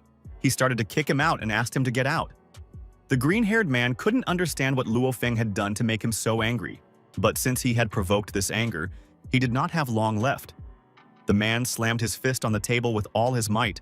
The elder exclaimed that their pathetic gang could not eliminate one guy. Lo Feng killed his son, and he managed to escape from him 3 times. Now he himself will find him and finish him off. The main character looked at the drawing that was on his comrade's table. He explained that they were planning everything for Friday, and that the two of them should continue to monitor Zhang Tiehong, and if anything happened, they should immediately inform him. That was what they agreed on. Meanwhile, the boy came to his father and said that the pig ears were sold out, and he bought a head and beef with spices. The father asked him to come in and said that they would eat. The main character said goodbye and explained that it was late, and he would go to rest, and they guys could eat. The guy with the bandaged head also said goodbye and said that he needed to leave.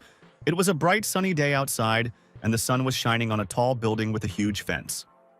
The main character was not far from this building, and someone called him by name. He turned towards the guy and asked what exactly had happened. The boy began to explain to Luo Feng that he suspected that he was currently involved in some serious matter, so he was avoiding him. He knew that he might be a burden, but he wanted to help. He clenched his fist and exclaimed that he wanted to become like him. Strong and confident, Luo Feng hugged the boy and said that if he could run for 4 hours, he would help him become strong. The boy thanked the main character and said that he would not let him down and would become stronger. Meanwhile, Chen Yilan was in the room and looked at the protagonist with her arms crossed over her chest. She asked him if he was ready and said that the game would start soon. Luo Feng folded his hands behind his head and replied that he was ready to fight. Then the girl asked if he was for or against the trip. The boy replied that if she had nothing to do, she could leave. Chen Yilan asked why he was so boring and had no emotions. Meanwhile, the girl approached the main character and said that she had never thanked him for the last time. She asked if he was free tonight and said that she wanted to invite him to the coveted dinner. Luo Feng immediately waved his hand at her and said that he agreed, and so they said goodbye until the evening. Qian Yilan immediately approached the boy and asked why he never agreed to meet with her. And now the evening has come, in which the main character was next to Vivi. The girl was in a chic long dress. One of the green-headed men told his father that it was Lo Feng and that he had stolen Vivi from him. The father chuckled and, looking at him, exclaimed, "Well, he's just a schoolboy and Dad will deal with him." The man sat at the table opposite the protagonist. He told Luo Feng that he sincerely thanked him for the last time and dedicated this toast to him. He wished that in the future, everything would always be easy for him. Luo Feng replied to Mr. Zheng that he was very polite and asked if he had anything planned for today. Mr. Zheng replied that they were having a charity auction today. He asked people to donate money to the children in the mountainous areas and have dinner with them to enjoy the evening. The boy said that it was a great plan. Meanwhile, the girl thanked everyone for participating in this auction and said that all the money collected here will go to help children from poor mountain areas. She hoped that everyone present would actively participate. If each of them shows a little love, their world will be a better place. The first lot is a bracelet made of purple gold and jade. The starting price is 1,000. The guys immediately offered 200,000, raising their hands up to take this lot. The girl exclaimed that it was sold, and the first lot was sold for 200,000. She thanked Mr. Zheng for his donation and asked if he had anything to add. Zheng replied that it was nothing special and that it was just a sign of his concern. He hoped that everyone could contribute to helping children in the mountainous areas. The boy thought to himself that, alas, sometimes he really doesn't understand the actions of rich people. A bracelet for several $1,000s is not worth 200,000 yen. The green-haired boy's father asked him to watch how arrogant Lo Feng was because he was around Vivi and her father. The girl announced that the next lot was a glass vase and the starting price was 1,000 yen. The green-haired man immediately raised his hand and offered 600,000, but the guy said it wasn't even worth 3,000. Mr. Bao is really rich and he's a very serious guy. The girl raised her hand up and began to count 600,000 several times, after which she said that it was sold. She turned to Mr. Bao and clapped her hands, exclaiming that she congratulated him. The gentleman began to approach the table and said that he wanted to say a few words. The protagonist listened attentively and watched what was happening. Mr. Bao was already on stage and preparing a speech. He said that it was common knowledge that anyone who participated in this charity auction had to bring an item to sell before they could enter. But there is one person in the hall who came without a contribution and did not even identify himself. The green-haired man said that this has really been happening at charity auctions for almost 10 years now. As they say, rules are made for everyone, so he wants to address this gentleman. He pointed his finger at him and asked him to get up. As it turned out, he pointed his finger at the main character, and everyone immediately turned in his direction. Luo Feng looked at this impudent man carefully, and his gaze was very serious. Vivi immediately stood up from the table and exclaimed that she had brought Luo Feng as their guest, and what exactly was the problem? The guy immediately grimaced and thought that it was a shame to have a woman defend him. He asked his niece not to be angry, and said that he knew that she had brought this man. But he was leading to the fact that he was not worthy of taking part in such an event. Luo Feng stood up from the table and told Mr. Bao that he was right, but he wanted to help the children of the highlands. How about he put something up for auction? The man replied that since he was not so hardened, he could naturally participate. But there were high-ranking officials and aristocrats everywhere, so he could not go back on his words. He also thinks that he should not use the Zheng family's funds to participate, because the Zheng family has already made their contribution. In addition, the price of his lot cannot be lower than his, and whether he dares to play by such rules, the son thought that his father is cool, and this time, Luo Feng will be ashamed. Vivi approached this gentleman and said that he was making the game difficult on purpose. But the main character asked the girl to trust him. She looked at him carefully, blushing a little, and decided to really trust the boy. Mr. Bao asked what he wanted to put up for auction and asked him to show it to them all. He thought for a moment and remembered that he could offer something and surprise everyone. Luo Feng immediately turned towards the hall and, taking a plate with some item in his hand, explained that he would sell it. The guys exclaimed that he was sick and he could have gotten out of this any other way. What kind of nonsense was this, and was it smart at all? The second exclaimed that he thought he was just an idiot, and if he were in his place, he would have run away and not embarrassed himself. Mr. Bao looked closely at the boy and asked if he was completely serious about doing this. Luo Feng replied that yes, he really wanted to auction the steamed bun.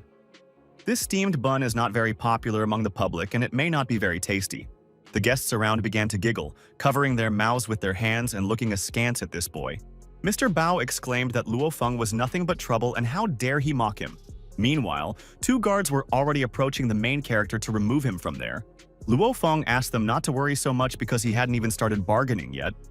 Mr. Bao asked what he was doing and asked them to stop playing around. Vivi continued to watch the main character and became interested in what he would do next. Mr. Bao's son laughed maliciously and thought that Luo Feng was an idiot, and this time he should be ashamed in front of a bunch of rich people. The boy offered a whole million for it. Then one of the guys asked if there was at least one person willing to buy a bun for such a huge amount. Mr. Bao asked not to make him look like an idiot. If they don't get a million, he'll fire them all. When a man appeared in front of them, Mr. Bao was very surprised. In front of them stood the president of the Yizhen Liao Heitu Corporation. Then the guy asked him if he thought he couldn't afford one measly million. Mr. Bao said that he didn't dare, because everyone knew that for him this was just a drop in the ocean. He thought to himself, why is Liao Yiran standing up for the protagonist, and this definitely complicates things? Luo Feng asked the girl to announce the lot and she immediately agreed. She went on stage and said that President Liao Yiran had bet $1 million. He asked if there were any more bets. The man replied that even if someone had money, no one would dare to compete with Heitu. Luo Feng was having a lot of fun behind the scenes, and this bun was definitely unlucky. When all the talking was over, the hammer struck and the girl exclaimed that the lot was sold. She held out the plate with the bun towards the man and asked him to receive his prize. When he started biting this bun, he also got really angry. He asked what kind of nasty stuff this bun was made of, and it was just awful. Its taste would haunt him all day. He's an idiot and knows who's behind Luo Feng. Why did he challenge him? Let him go and let this shame haunt him? Mr. Bao told Mr. Liao that he would deal with the boy and that he would have something to do at home. Luo Feng walked up to the guy and thanked him for his support, calling him a friend. Liao laughed and exclaimed that he was always happy to help. His problems were his problems too. The main character said that in this case he would not bother him any further and asked him to enjoy his meal. Mr. Liao wished the boy a good evening. Zhou asked the student Luo Feng how he could have known that he would come to his aid.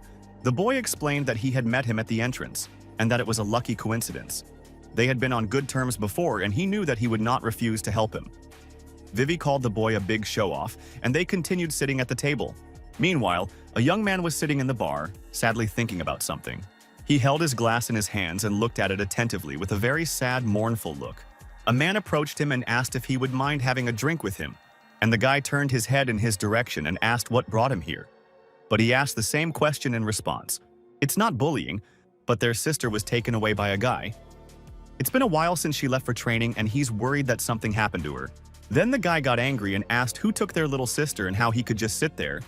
He asked for the name of this scoundrel, and the guy answered that his name was Lo Feng and he went to the same school as his sister. Then the man silently turned to the main character and said that he was ready to die when he started pestering his sister. The guy who was in the huge room angrily squeezed the bottle. He exclaimed that it seemed like Xiaolu was still angry about the situation that happened a couple of days ago. It was because of Luo Feng that Ying Xiao got angry at Liu Xiao. Now everyone is in a terrible mood. Suddenly, some guy burst into the room and started talking about Liu Xiao and Luo Feng. But the boss kicked him and exclaimed that the last thing he wanted to hear was Luo Feng's name. He asked him what was the matter and asked him to speak immediately. The boy fell to his knees in front of him and told Liu Xiao that this man was going to come to school. When he asked again if the guy was really telling the truth, he immediately replied that their school was holding an English-speaking competition. He saw Luo Feng on the list of registered participants, and it was definitely him. The boy got even more angry and exclaimed that he was very happy, and since he was acting like an invincible dragon, then he wanted to see what he was capable of.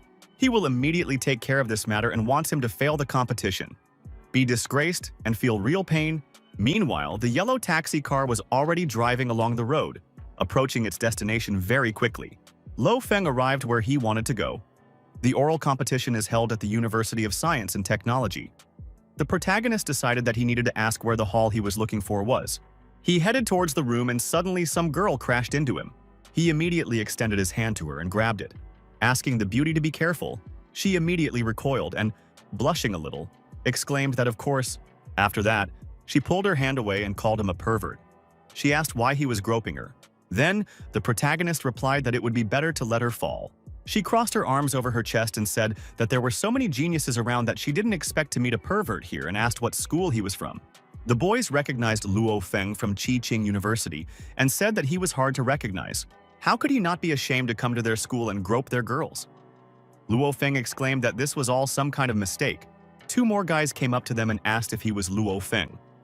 He had completely lost his shame, pestering a lady from the Liang family in broad daylight. The girl approached her little brother and, holding on to him, said through tears that she felt he was treating her unfairly, like with those other girls. The main character, looking at these scoundrels, realized that they were playing a foul game. The guy looked angrily at the main character and shouted for him to apologize quickly. There were other fighters standing around him. The stranger angrily shouted at the boy to get down on his knees quickly.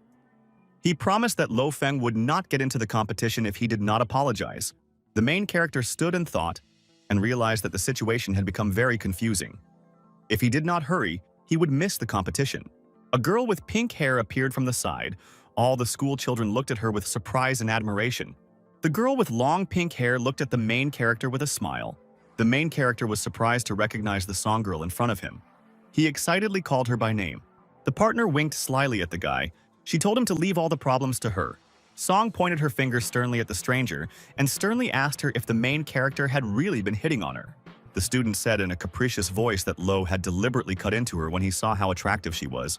Song sternly informed her surprised partner that the main character would never have looked at a girl like her. Song explained to the schoolgirl in an angry voice that Lo Feng was already taken and would never cheat for her. The stranger was amazed when she realized that the main character had a girlfriend. Lo stood silently next to his girlfriend. The school children looked at the departing protagonist with admiration. The stranger shouted that Song was one of the coolest girls at Ching Song School. She explained to her companion in a joyful voice that the situation had been resolved.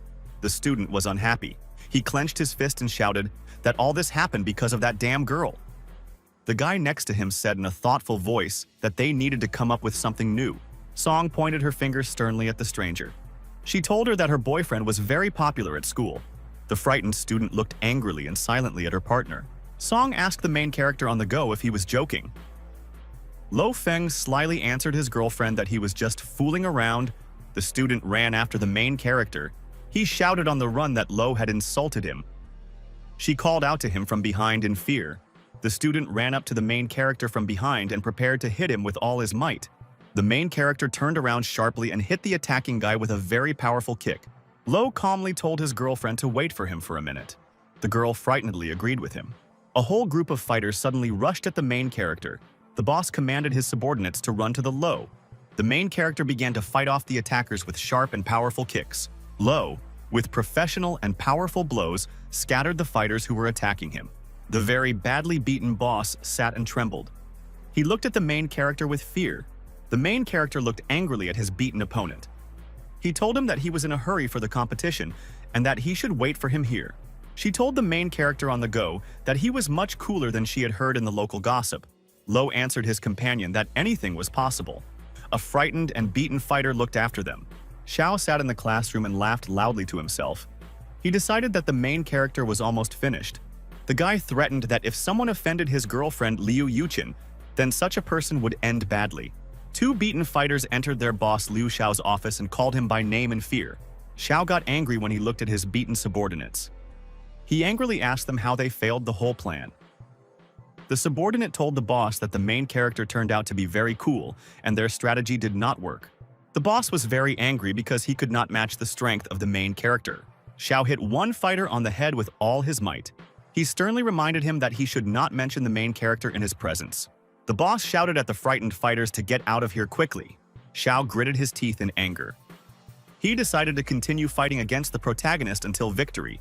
Song performed on stage. She told the audience that English helps them all understand the world better. The girl said during her speech that English helps to communicate with the world because no one else can. The judge at the table told the girl that she had a strong accent. The woman held up a sign with a 7 on it. She told the girl that she didn't have enough ability to get a high score. Song went backstage. She told the main character that she would support him. The guy answered his partner that he would try for her. The girl shouted goodbye to the main character that she wished him luck. Lo jumped out onto the stage. The host announced the performance of the main character. The guy stood next to the podium. The judges were waiting for his performance. Lo, in a calm voice from the podium, told the judges that the title of his poem would be I Have Dream. The judge told the contestant in a thoughtful voice that he could begin. He was surprised by the fact that the guy had chosen such a difficult verse. The main character began his performance. It was as if a bright glow was spreading around him on the stage. The judges were very impressed by the guy's performance. They didn't understand what was going on in front of them. The judges couldn't understand where the guy got such a clear pronunciation from. The director said, in an excited voice, that she heard the voice of 1,000 angels. The main character continued to perform on stage. People in the hall looked at him in amazement. She watched the main character from the side. She understood why he was able to interest that girl. Song looked at her friend with admiration. He became very nice to her. Lo bowed to the guests and judges on stage. He thanked them for everything. The people in the audience were amazed. They shouted that the performance was wonderful and touching. The woman clapped her hands at the guy with joy and admiration. She shouted that he performed perfectly. The main character went backstage. He said in a sly voice that this time he tried. The main character looked at his classmate Kao Song and shouted in a joyful voice that all this happened only thanks to her. She clapped her hands slyly. She shouted at the guy to invite her to dinner. It had to be fair. The man on the side asked Miss Jean what she would say about the main character. The woman grabbed the seal. She said that the guy's talent does not require extra words. Miss Jean put her stamp on the document. Lo passed the test completely. The girl looked at the tall building with admiration. She asked the main character with surprise why he invited her to such an expensive restaurant. Lo looked at the restaurant building with joy. He told the girl that he just wanted to thank her. The main character glanced happily at the building from the side. He realized that in this place he wouldn't have to pay for dinner. The waitress approached the customers from the side and asked what they wanted to order. Luo turned around and looked at the waitress in surprise. He was very surprised to recognize his friend Jingmei. The employee told the guy with a smile that she worked there thanks to her cousin. She got the position of manager in this place. Song looked at her friend in surprise and said that he had many acquaintances everywhere. A girl with blue hair came up from the side. She happily greeted the guy and his girlfriend. The surprised protagonist looked at the two girls in front of him in amazement.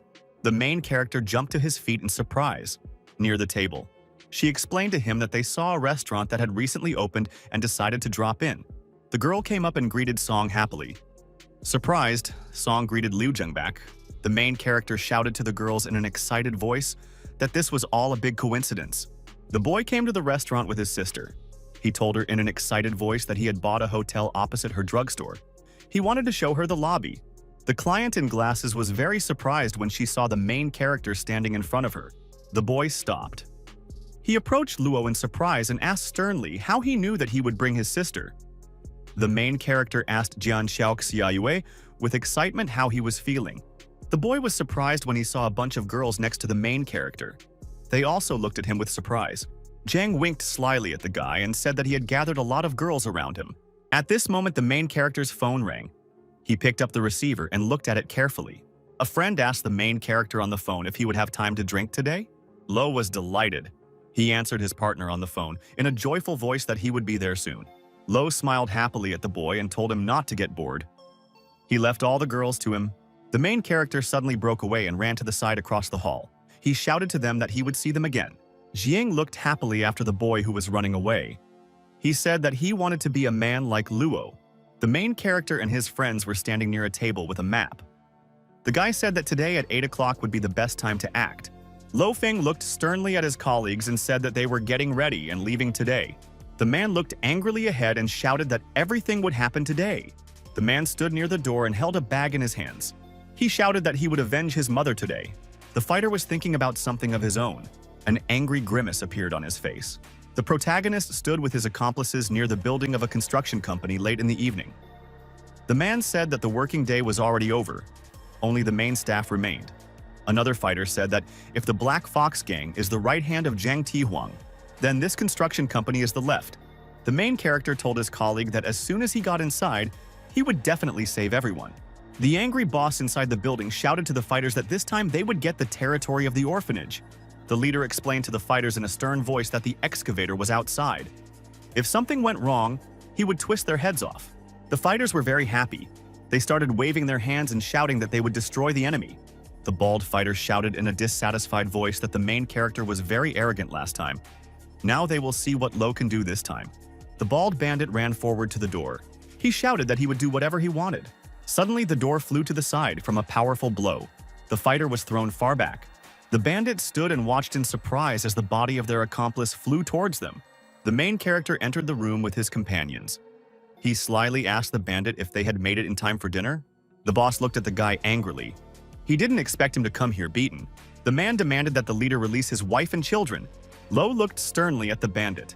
He shouted that he would not spare those who were engaged in vile blackmail. The boss looked at the main character in surprise and said that he had simply come to save his own. The leader sternly asked the main character if he knew how many people he had. The boss pointed his finger at the main character and said in an angry voice that there were only 3 of them, and they couldn't scare anyone. An unfamiliar fighter appeared in the doorway. The bandits looked at him in surprise. The warrior sternly told the boss that there were only 4 of them now. The protagonist asked Dare in surprise why he was here. The fighter told his friends that he was an ordinary guy, but he was ready to fight for his mother. Lo praised his friend.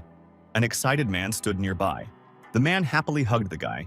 He shouted cheerfully at him that he was proud of him. The bandit swung the bat and rushed forward at the fighter. He shouted to him that he would soon see his family. The main character hit the bandit with all his might and shouted that he had ruined an important moment for him. The boss waved his hand angrily and shouted to his accomplices to run forward against the enemies. The main character stood calmly and watched as a bunch of bandits ran towards him. Lo Feng swung with all his might and with a powerful kick knocked the bandits away from him. The main character waved his arms and legs in all directions. He scattered the fighters in all directions. Lo Feng swung his leg wide. He finished off the fighter who ran up to him with a powerful blow. The man frightenedly told the main character to be careful with the bandits. The bandit, after a powerful blow, flew to the side straight in the direction of his boss. The leader turned around in fear and shouted that he was being pushed back. He decided to get away as quickly as possible. Lo Feng looked at the bandits and asked them angrily, "Where are the hostages?" One of the fighters said that the hostages were in the farthest room. The main character turned angrily to the side. He prepared to go and save the hostages. The main character broke into the door with all his might, inside which were hostages. The bandit took a fighting stance and prepared to fight back. The boss looked angrily at the hostages. He shouted at them that no one would save them since he blocked the passage. The woman with her mouth tied looked at the bandit with anger and hatred. She wanted to shout something at him. The frightened girl with her mouth tied wanted to shout something to the bandit. Suddenly, a very bright explosion was heard behind the bandit. Fire flew around him. The frightened boss turned around and saw the main character standing in front of him at the door. The main character told the bandit in an angry voice that his company had very weak walls. A fighter ran into the room and began to scatter the bandits with powerful blows. The man was holding one of the fighters by the clothes. He asked the fighter with concern, how was he feeling? The man swung his hand and hit one of the bandits on the head with all his might. The fighter rushed forward against the bandit. He shouted to the surprised Thane that he would cover him. A whole herd of bandits rushed forward towards the main character and his friends. The beaten boss shouted in fear to his subordinates to stop. The bandits looked ahead in fear. The main character held the boss by his clothes. The boss shouted in fear to his subordinates to stop. The delighted and liberated woman ran to her husband Kung Ge. The daughter threw herself on her father's neck. The beaten leader lay on the ground. The main character looked at the lying boss Zhang and said that he should pay for his actions. He needed to be taken to the police. The bandits suddenly jumped up and threw down their weapons. They prepared to run away. The boss looked angrily at his subordinates. He shouted that they were traitors and stupid animals. Lo Feng walked up and angrily told the leader that his subordinates would get what they deserved. The protagonist told his friends that they were wounded and should not get involved in the showdown with Tihun. He promised to punish the boss himself. The beaten man told the protagonist in a frightened voice that he would follow him. He knew where the boss's secret room was. The woman worriedly told her husband, named Kung Ge, that the main character could handle everything himself. She called him to leave with them. The daughter, frightened, asked her father not to leave them again. Kun looked at the girl and said that he had done many bad things before. Now he wanted to do at least one good thing. The man hugged the woman and her daughter. He wanted to leave with them and not know any problems. The main character stood to the side.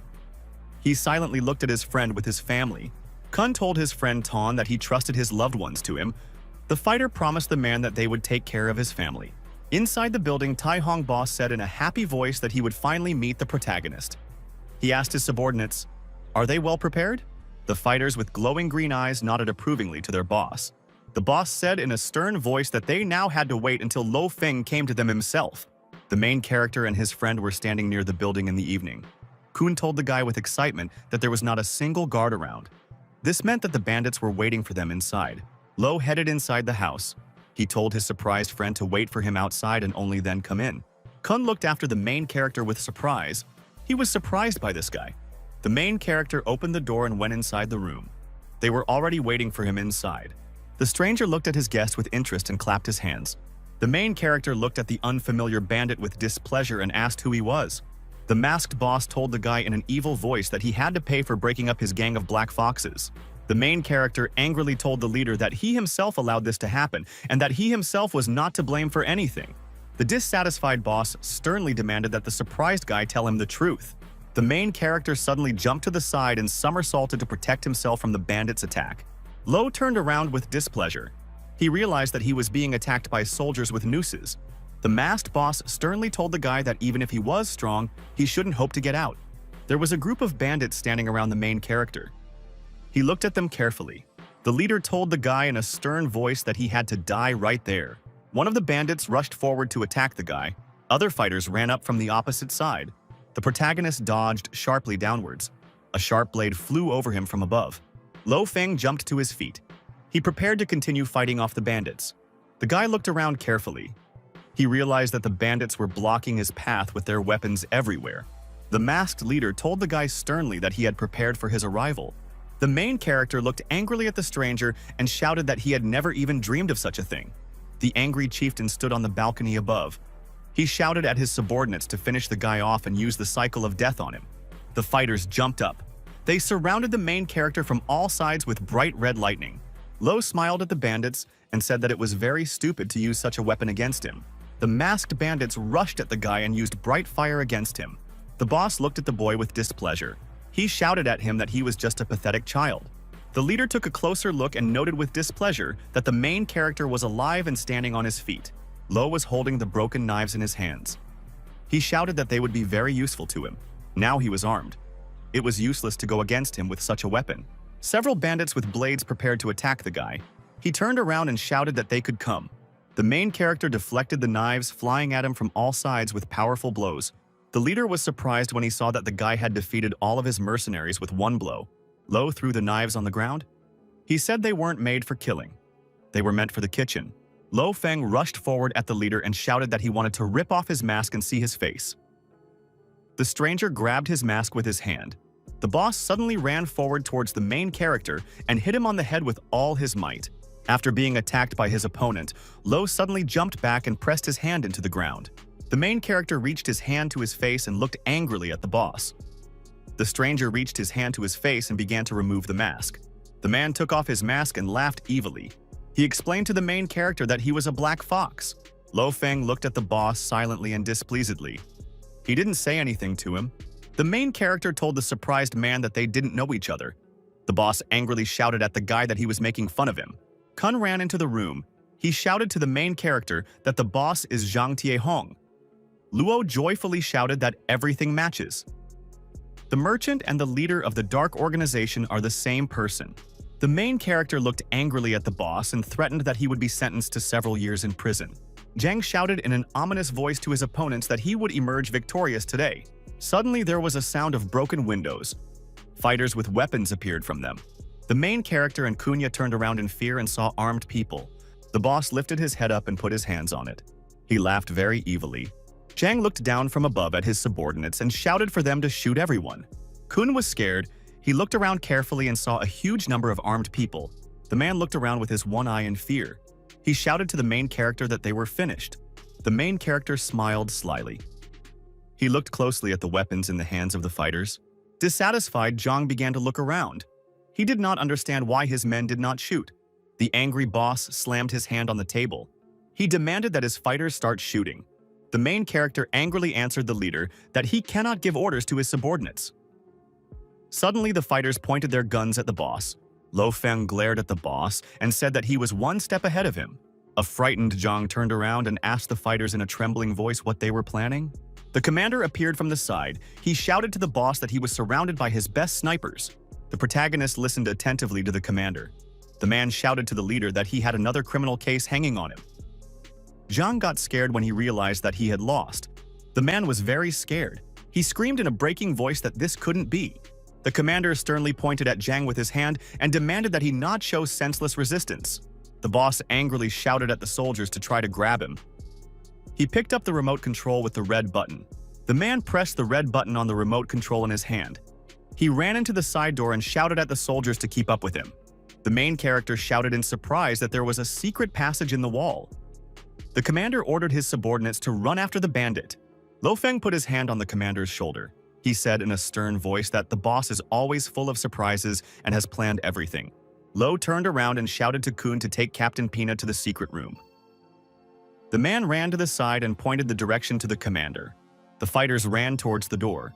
The commander watched them closely from the side. Lo told the commander that Wang Kun was a good guy, but he had done a lot of bad things that he could go to prison for. Wang could be of great use in this matter. Pen told the guy that he knew what was right. The protagonist arrived at the police station. He told the police that they had not been able to catch Zhang. The man told the protagonist that they now had enough evidence to eradicate the Tihuna gang. It could be considered that half of the revenge had already been accomplished.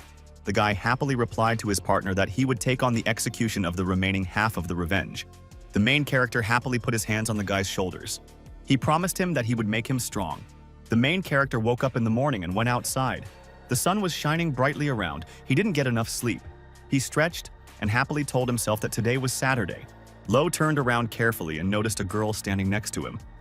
She looked at him carefully. Lo. He approached his girlfriend and asked with interest, "Is she really moving?" The partner explained to the guy that she ran away yesterday and today she is leaving. The girl asked the main character, "Is he really happy?" The guy told the girl with great emotion that he was very sorry. They were never normal neighbors. She slyly promised the guy that she would go to her city and come back. Lo was very unhappy when he heard from his partner that she was still planning to return. The girl was unhappy because the main character didn't want to see her anymore. Lo turned away and prepared to run away. He shouted to the girl that he needed to go to the toilet. She looked after the main character. She told herself that she would come back again to give him a slap. The main character abruptly opened the door to enter the room. He saw his girlfriend sleeping on the bed. Lo handed the girl a blanket and said that it was uncomfortable for her to sleep on the sofa. She jumped up very sharply from her seat and hugged the surprised guy. Lo, he stood in the arms of a girl. He could not understand what was happening to him now.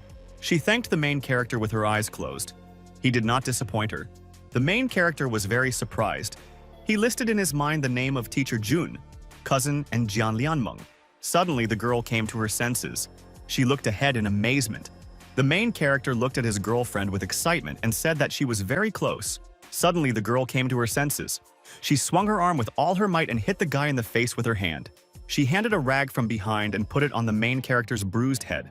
Lo said to his partner with displeasure that they had already been through this. The girl apologized and explained to the guy that she had dreamed of him. Lo turned his head to the girl in bewilderment. She told the guy that she had received a call from the organizer yesterday and learned about his highest score at the competition. She had been waiting for him and had fallen asleep. Lo happily waved his hands in front of his face. He shouted to the girl that he had promised her and done everything. The protagonist leaned back and thought deeply. He remembered yesterday's battle with the boss. Lo Wang thought and decided to himself that Zhang's strength was much greater than that of old man Kanmo. The boss had the skills of a martial artist. This had to be discussed with someone. The main character was running in a tracksuit through the forest on a clear, sunny day. The guy stopped in the middle of the forest and saw an unfamiliar girl standing in front of him. Lo looked at the stranger with interest. He decided that she would tell him the answer to his question. The stranger waved her arms in all directions. She used the leopard style of level 8 boxing. Lo turned away with his eyes closed and started waving his arms too. He thought to himself that he could improve the leopard style himself. The guy suddenly extended his hand to the side, and a bright red light emanated from it. The stranger looked at the guy with disapproval and sternly asked, "What is he doing?" He answered the girl with a smile that he decided to repeat her techniques and then accidentally hit the tree.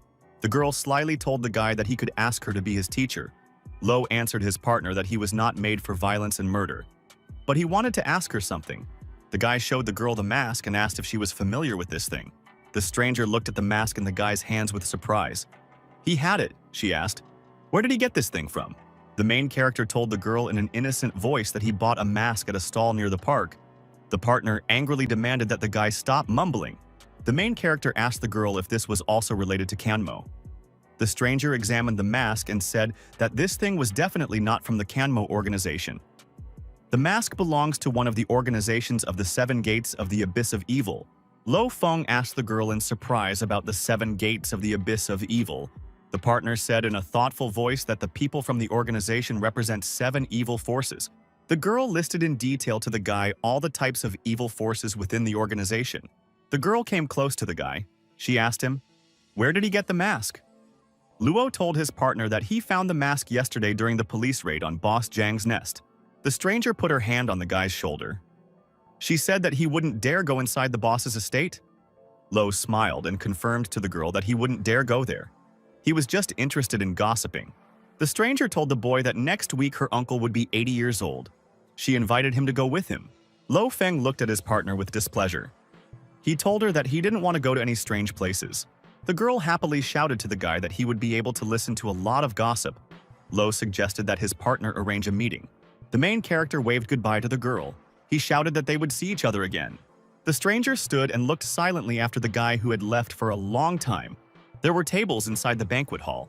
There were a lot of people around.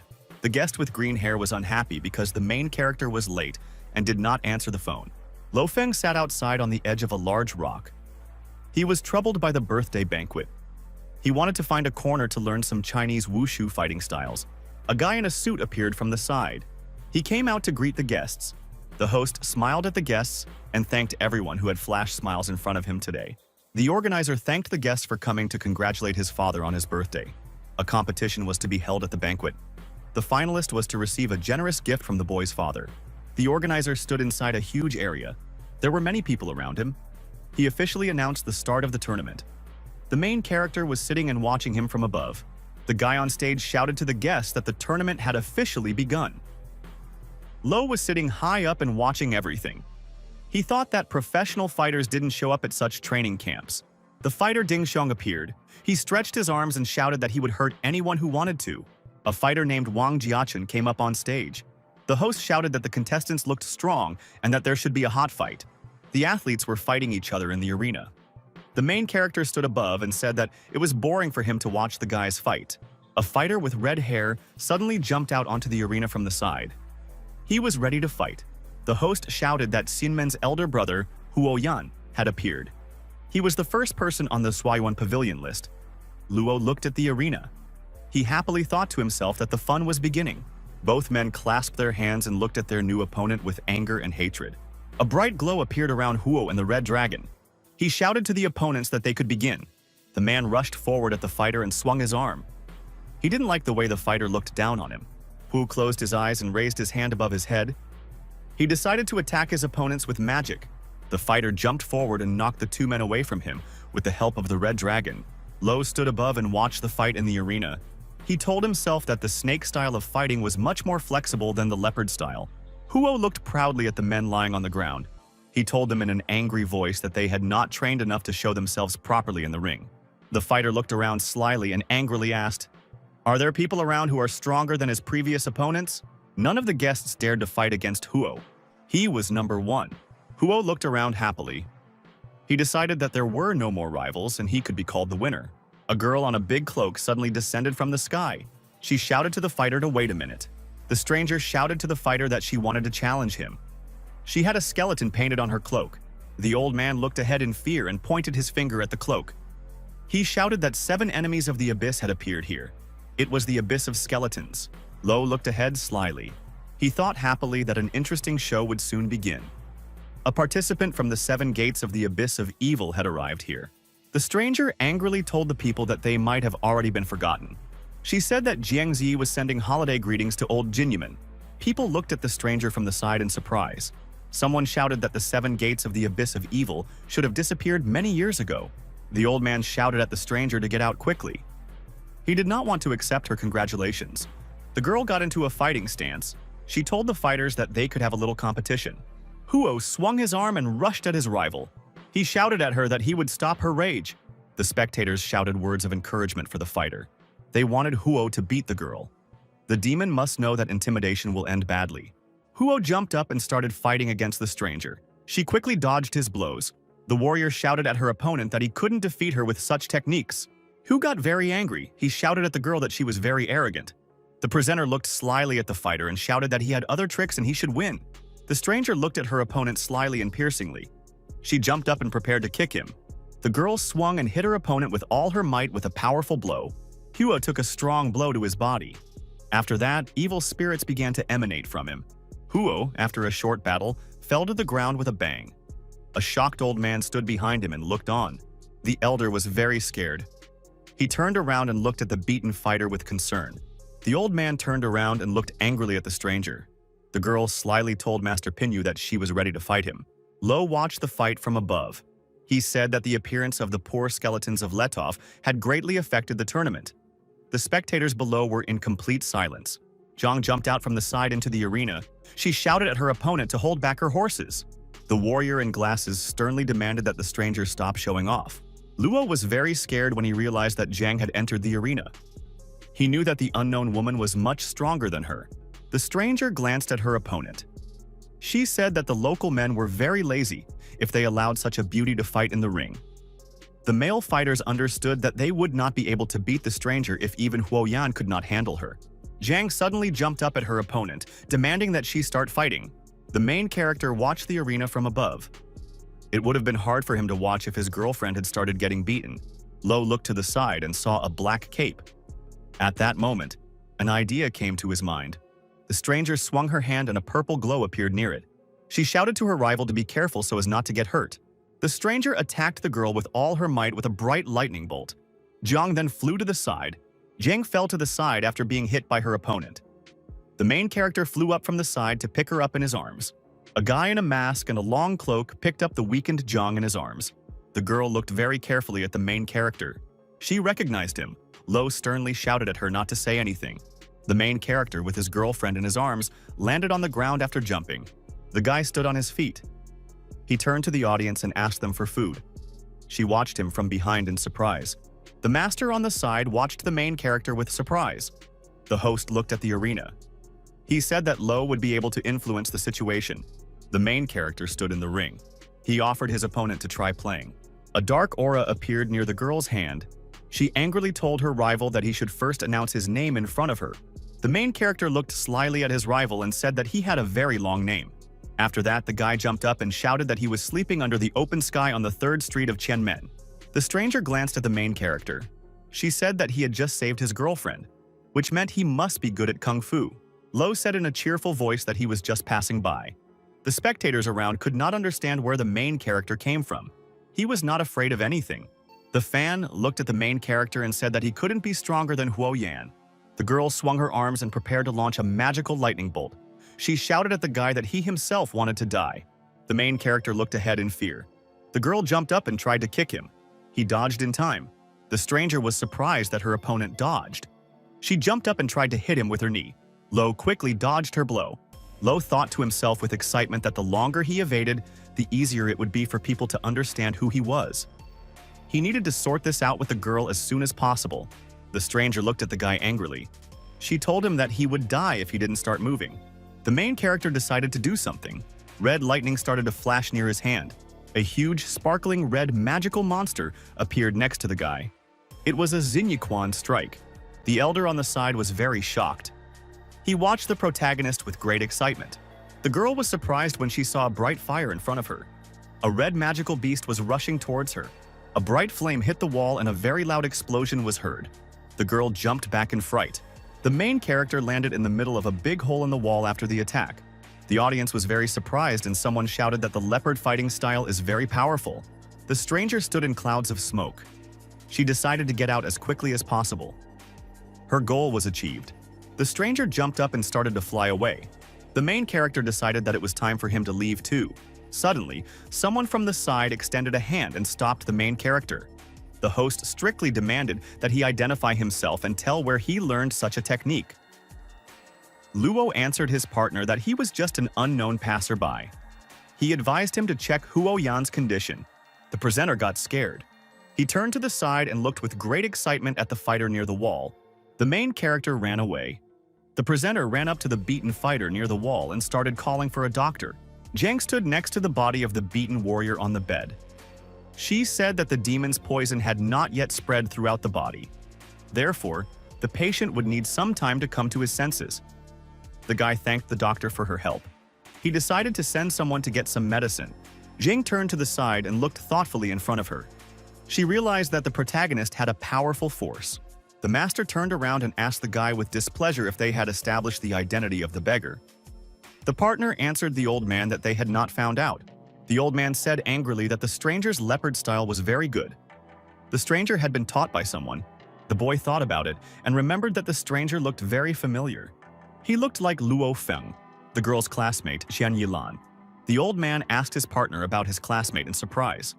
The guy said that Luo always behaved strangely and little was known about him. The main character could secretly learn combat skills with the help of Chen. He came to the arena today to show off. The old man turned around abruptly. He wanted to teach the child a lesson. The main character stood near a large building late in the evening. He prepared to go inside. A girl with a big bag appeared from the side. She waved her hand and shouted that she was back. Lo turned around and asked his girlfriend with displeasure why she had returned so quickly. His partner told the guy that she had run away from her grandmother. The main character looked closely at his girlfriend and wished her good luck. She walked up to the guy.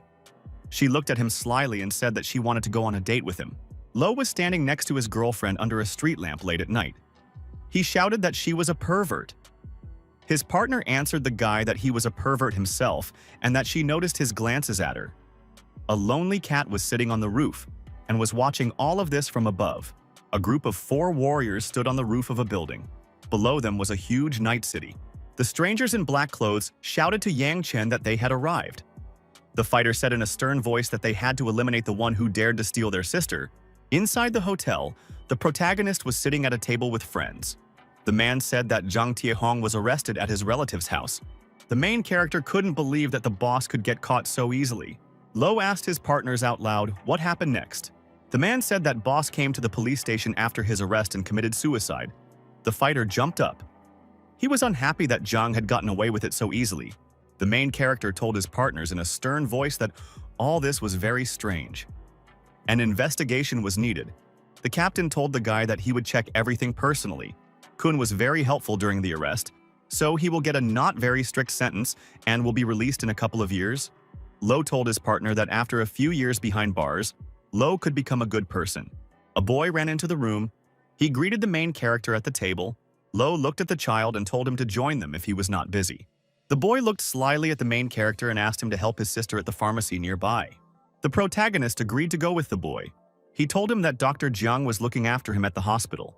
The main character and his companion entered the pharmacy building. They approached the girl. The guy thanked the girl for her help. Jiang replied to the client that all of this was her job. The boy looked around carefully. He told his sister that it was empty and there was not a single person around. Jiang closed her eyes and explained to her brother that the people around her were all healthy and did not need medical attention. The main character turned to the entrance and said that new patients would appear soon.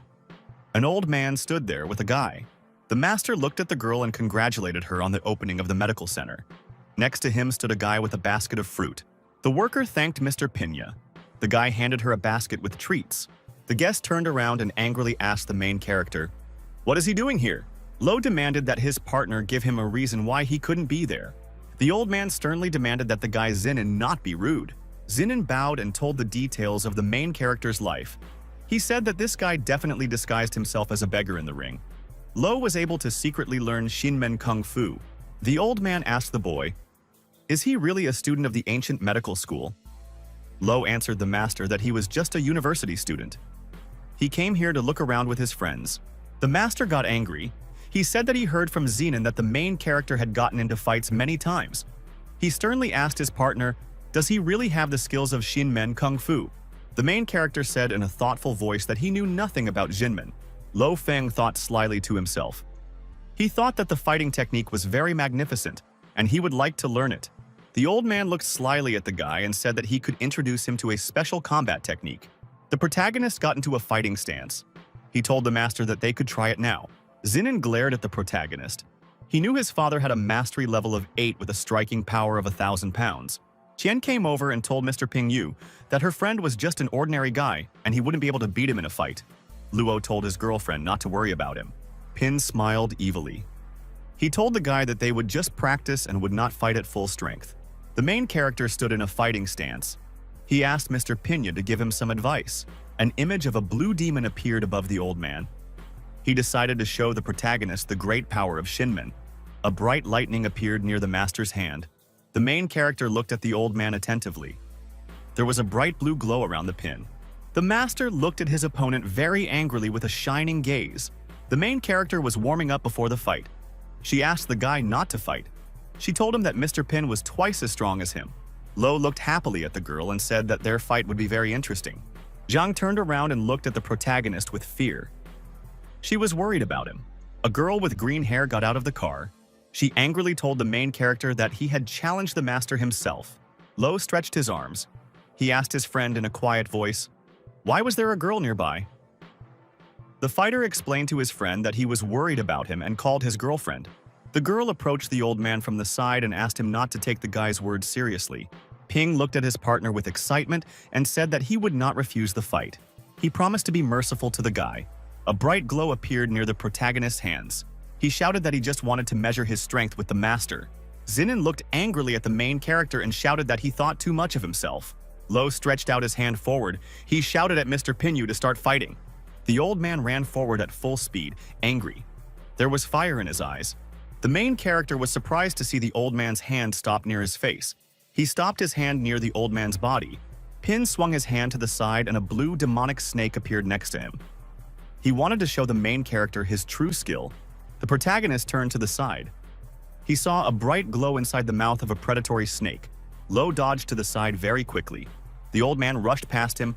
The girl on the side was very surprised when she realized that the guy had dodged the master's attack. Ping was surprised. He couldn't understand how the guy could be so much faster than him. Lo very cunningly and quickly dodged to the side. The old man was unable to hit him with his bright blow. The main character swung his arms. He sternly told the master that his pathetic snake would not be able to bite him. Pin looked sternly at the guy and shouted that he was very impudent. He decided to attack his opponent with the help of several demonic snakes. The protagonist dodged back sharply, and bright blue lightning flashed around him. Lo looked ahead in fear. The old man's snake style would not help him in any way in a fight against him. Ping sternly shouted at the guy not to rush to conclusions. He was not going to retreat. The main character called for help from a huge magical red predator. The old man was very scared. He saw a red predator in front of him. Lo attacked his opponent with a leopard against his predatory snake. Pin, after the attack from the guy, flew far to the side. The girl realized that the main character was the mysterious man in the ring. The boy ran up to the old man and asked his father with concern if everything was okay with him. Ping looked at the guy with displeasure. He shouted that Lo was not worthy of using such power. The main character looked slyly at the old man and said that he looked at him a lot. He had a good visual memory. Zenon turned to the side. He looked at his father with great excitement. The old man got very angry. Bright lightning appeared around him. He shouted to the main character that this was unforgivable. Frightened, she shouted from the side to the guy to be careful. The main character looked ahead with a piercing and attentive gaze. He prepared to continue fighting. Pin swung his arm wide and launched a very bright bolt of lightning at the main character. The guy closed his eyes and got into a fighting stance. He activated his magical skills. Lo summoned a bright red magical dragon. He used it to attack the master. A bright red explosion was heard near the old man. He stretched out his hand forward and activated lightning from it. The master was scared. He shouted excitedly that the guy had used a snake fist against him. The master could not fight back any longer. He put his hands forward and tried to hold back the attack of red energy. Pin raised his hands in front of himself in fear. He did not understand how this could be possible. The old man looked angrily at the main character. The guy hit him with all his might and the master flew backwards. The boy ran up to his father in fear and called him. A girl ran to the side and called Master Pina. Zenon held the old man in his arms. He asked his father with concern if everything was all right with him. The main character said from the side in a cheerful voice that the master would lie around for a bit and would be as good as new. Pin looked at the guy in fear. He asked him in surprise how he was able to use the snake fist. The guy smiled slyly at the old man and said that he did all this thanks to him. Pin felt worse. He started coughing blood and wheezing. Lo turned away. He told his friends that they had to leave. The girl looked closely after the main character. The guy was able to defeat a powerful 8th level master. The girl looked at the guy leaving with bewilderment.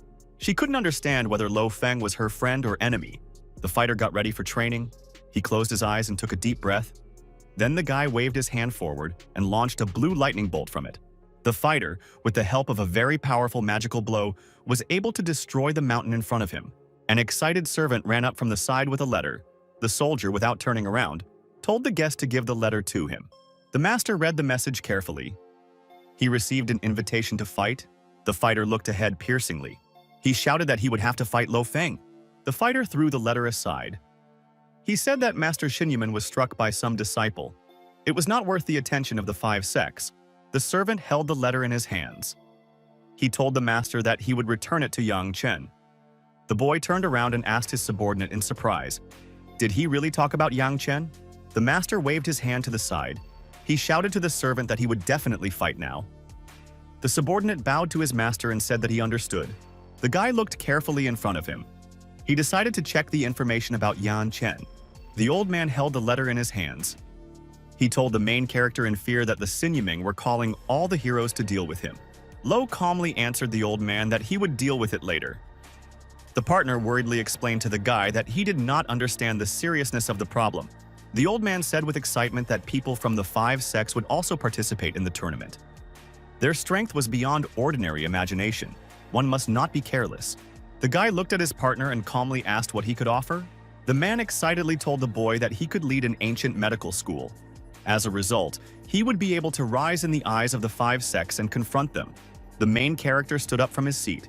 He told his partner with a smile that he had to go on an autumn hike tomorrow. They could see each other later. Lo waved his hand at the old man as he walked and shouted that he would participate when he returned. The elder excitedly told the girl that on the 15th they must do everything they had planned. Zhang replied that she understood everything. The main character was at home and taking a shower. He stood under streams of water and thought about something of his own. The main character recalled his last battle. He used the red demonic predator then.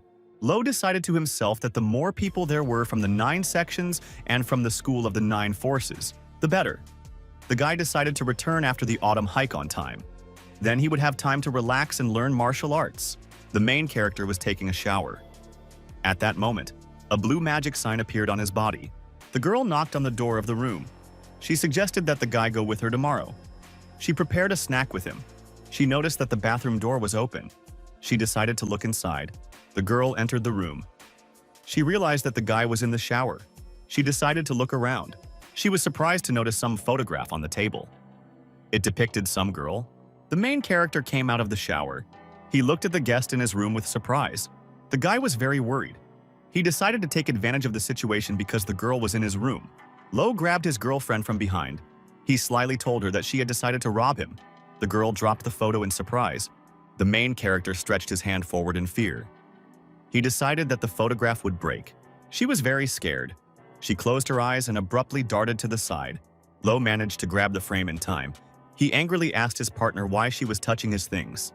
The girl calmed down. She told the guy with tears in her eyes that he was very rude. The main character demanded that his girlfriend leave quickly. The girl ran out of the room. She shouted at the guy on the go that he was very cruel. The main character stood and looked at the girl's photo. He wanted to be with her. Lo Feng looked at the picture of his girlfriend on the table. He thought sadly to himself that if he could, he would return everything and would not be afraid of difficulties. The next day, the guy was riding inside a bus. His friends were inside. Lo sat in his seat. He decided that this trip had prepared a new test for him. 2 passengers were happily riding the bus in their seats and talking to each other. The boy on the side asked the main character, "Where is Qian?" She was supposed to go with them. Luo answered his partner that the girl was not feeling well. The main character remembered his girlfriend's words. Qian happily told him that she was sick and therefore would not go. Suddenly, she handed the main character some fruit and offered to try it. Lo tasted the delicacy from the girl. The passenger looked slyly at the guy and said that he should like it sweet. She cleaned the fruit for him. The main character smiled slyly at them and said that everything was very sweet for him. She laughed slyly in her place. The girl looked at the guy with great excitement. The main character was riding on a bus. There were many other passengers around him. The guy looked angrily at the main character from behind the chair. He wanted to take Zheng Wei's girl for himself. The girl stood near the computer inside the Xuanyuan sect building. She was looking for information about the main character. She found nothing about him. An old man came up from the side and asked his partner, "Is she checking people again?" The subordinate asked Mr. Feng excitedly if he had heard of Luo Feng before. The girl said that this guy has great strength, but the sect can't find any information about him. Feng said in a thoughtful voice that there was no information about the guy. He could have been involved in martial arts and belonged to the military. The girl looked closely at the computer. She saw a photo of the main character and Captain Pen. The worker thanked Mr. Feng and ran away. She decided to find out everything about the main character herself. A group of passengers were traveling in a carriage. One guy said that this train was more cramped than the previous one. We turned around and slyly asked the guy if he knew anything about entertainment in Xinfu village. Luo smiled and answered his girlfriend that he had never been to that village. The passenger looked slyly at the guy and said that he could walk with her. An unfamiliar guy came up from the side. He sternly told the main character not to waste Zheng Wei's time. Luo sternly demanded that the stranger answer the girl's question. The passenger angrily shouted that his name was Li Tian. The main character decided to ignore the strange guy. He asked his girlfriend for some fruit. Wei handed him the treat. Li Tian approached the girl and told her in a cunning voice that there was a dragon hiding in the pond of Xinfu village. It had a spiritual pearl inside it. He wanted to go there with her. Wei looked slyly at the guy and said that she was not interested at all. Luo turned around and asked the guy with interest, "Did he really mean the dragon's pearl?" Lai was surprised that his partner knew about the pearl. The boy shouted from his place in a joyful voice that Qian had already told them this story. She told the main character that she could take him to the dragon's pearl. Li shouted to the girl in a displeased voice that she had just told him that she was not interested in the pearl. The passenger told her friend what the guide had said. He said it was all just a rumor. The diving team found nothing. She asked the boy, "Do they really want to check this?" The partner happily shouted that the last word would be for Lo Feng. Lo looked at his phone. He said in a thoughtful voice that it manifests itself, if necessary. Li turned around with displeasure and asked the main character how he dared to refuse the girl. Wei turned around and demanded that the guy be quiet. The main character was busy. Li put his hands on his head in displeasure. Li stepped aside discontentedly. He very sadly decided to himself that he had lost. The main character was texting his subordinate. He wrote to him that he would arrive in half an hour.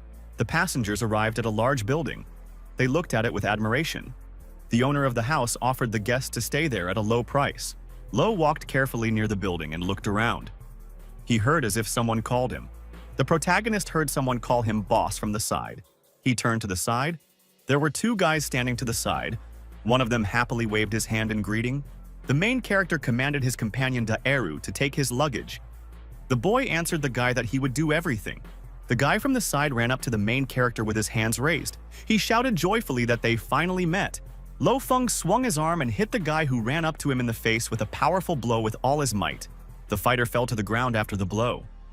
He asked the boss to be gentle with him. Dare stood to the side and watched everything closely. Another hooded fighter rushed forward. He shouted at the protagonist for daring to hit his man. The main character angrily shouted at his opponent that he would beat him up too. Lo and his opponent looked at each other very angrily and silently. The main character swung his hand and a bright lightning bolt came out of it. He prepared to attack. The fighter ducked very quickly. He folded his hands in prayer and shouted to the boss that it was his mistake. The main character stopped attacking his opponent. He looked at him attentively and with interest. The fighter took off his hood. He told the protagonist that he needed to make sure it was him. Lo Feng extended his hand forward to his friend and said that they had not seen each other for a long time. The main character shouted to the fighter in a joyful voice that he had gotten very fat. Lo Feng turned around and in a joyful voice suggested that his friends go and talk somewhere else. He stood aside with the girl. They carefully watched everything that was happening. The main character and his companions went inside the cafe. They sat at a table. The beaten fighter put his hand on his boss's shoulder in fear. He told the guy to look at his beautiful face. Lo grumpily reminded his partner that he was supposed to keep everything a secret. The friend raised his glass and with a smile suggested that the main character forget about everything and start drinking. The customers happily banged their mugs of beer together and started drinking them. The guy put his mug on the table and said that he had already forgotten how many years had passed. The fighter remembered asking the boss to give them a sign. They were all ready. The main character told his friends that there was no need to discuss the past. They should continue living and enjoying the world. The fighter put his hand to his head. He said in a dissatisfied voice that you can't just take and leave the past.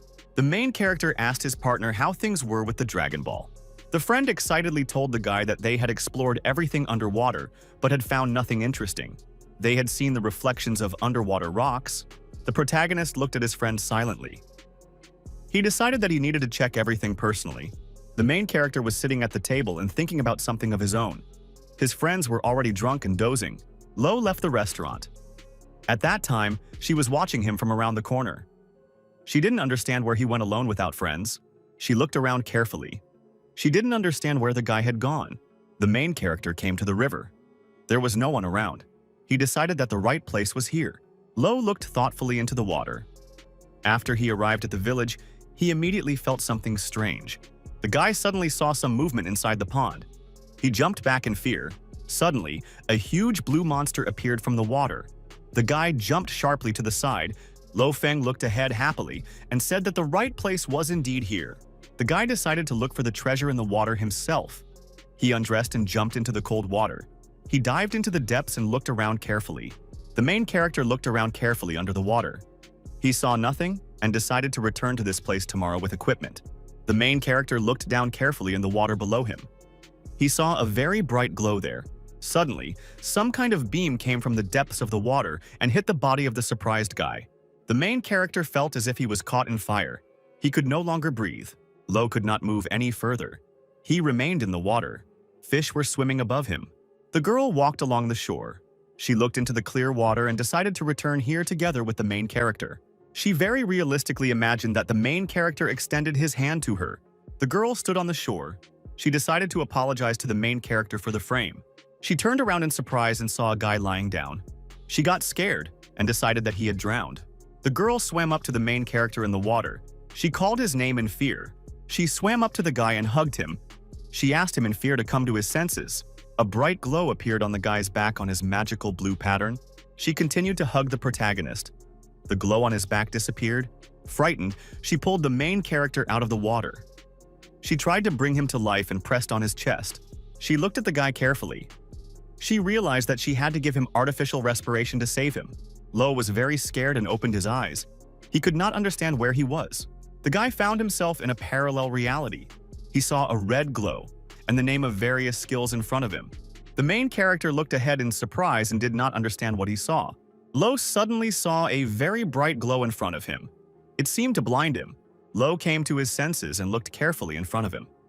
He realized that it was she in front of him. The main character found himself squeezed in the girl's chest. She felt embarrassed. She called the guy a scoundrel with a loud scream. She threw him aside with her hand. The main character came to his senses and began to cough. Water was coming out from inside him. Lo Feng turned around in shock and looked at the girl carefully. She didn't understand why the guy was staring at her like that. The main character looked closely at the girl's chest. She felt very embarrassed. She angrily shouted at the guy that he was an idiot. She turned around and ran quickly to the side. Lo didn't understand why the girl ran away. He just wanted to ask her how she ended up here. The girl was rushing forward at full speed. She was upset and did not understand how this could happen. She remembered how her relative warned her to be careful of men. He demanded that she be careful.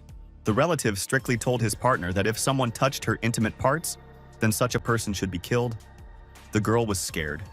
She didn't know what to do with the main character now. The main character thoughtfully recalled the monsters from the water.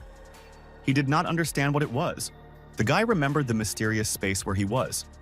He wanted to go into it again. Lo sat on the riverbank and meditated deeply. Energy moved in his body.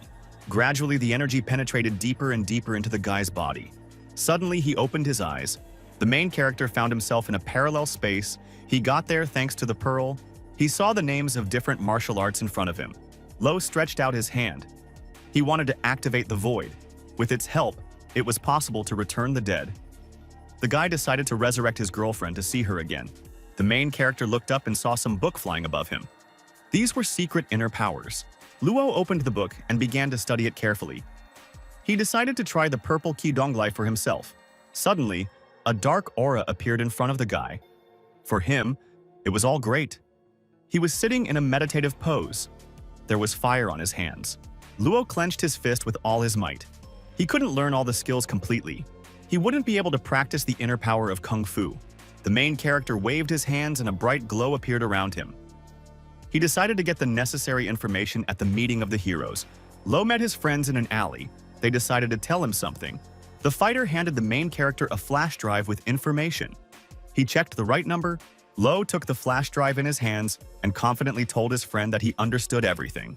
The fighter smiled happily at his boss and told him to contact him if he needed their help.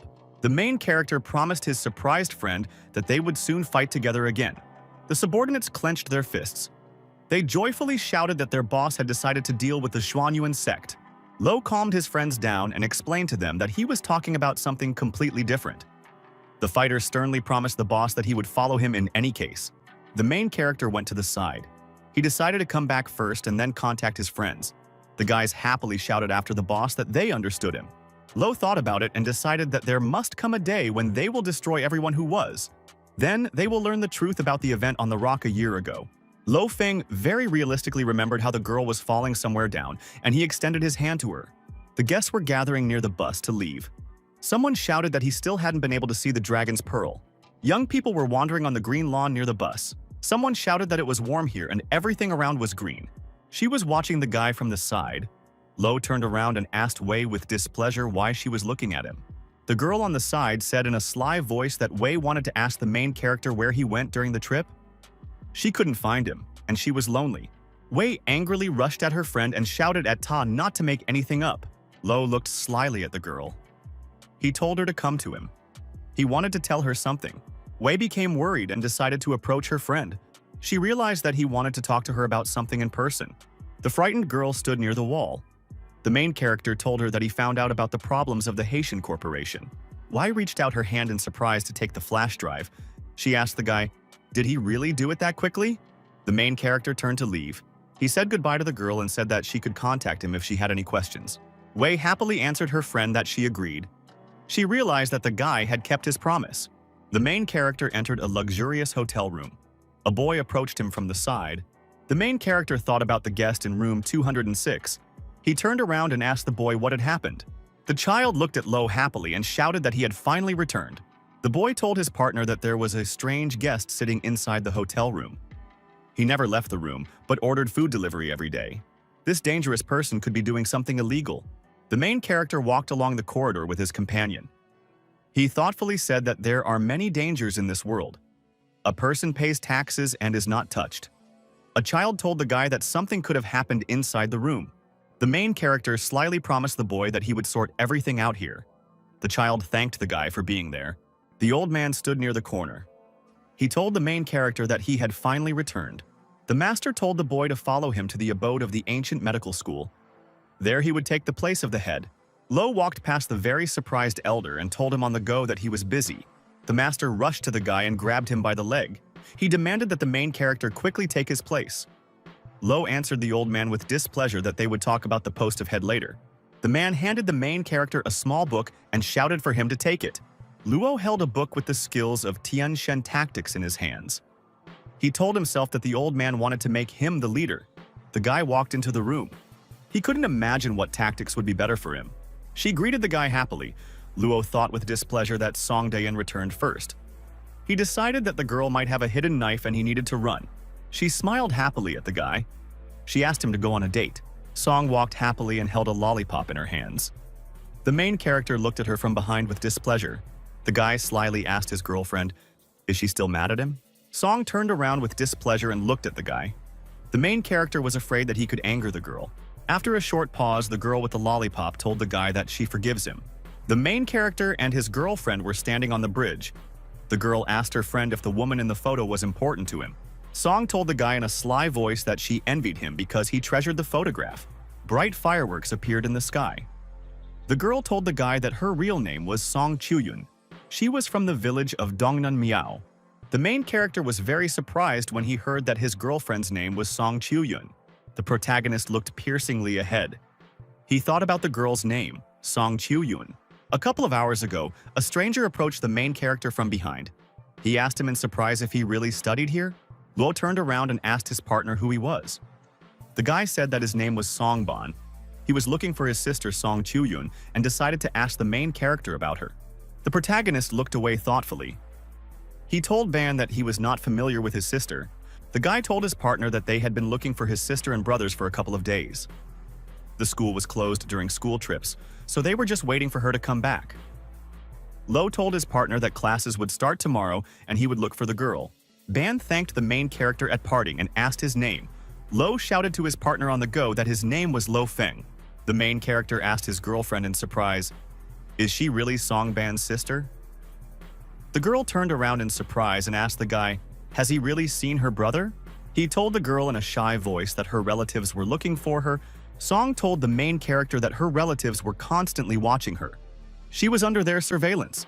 If they were seen together, she would not be able to be near Lo. Ban and his friends ran up from the side. He called his sister with great excitement. The girl turned around.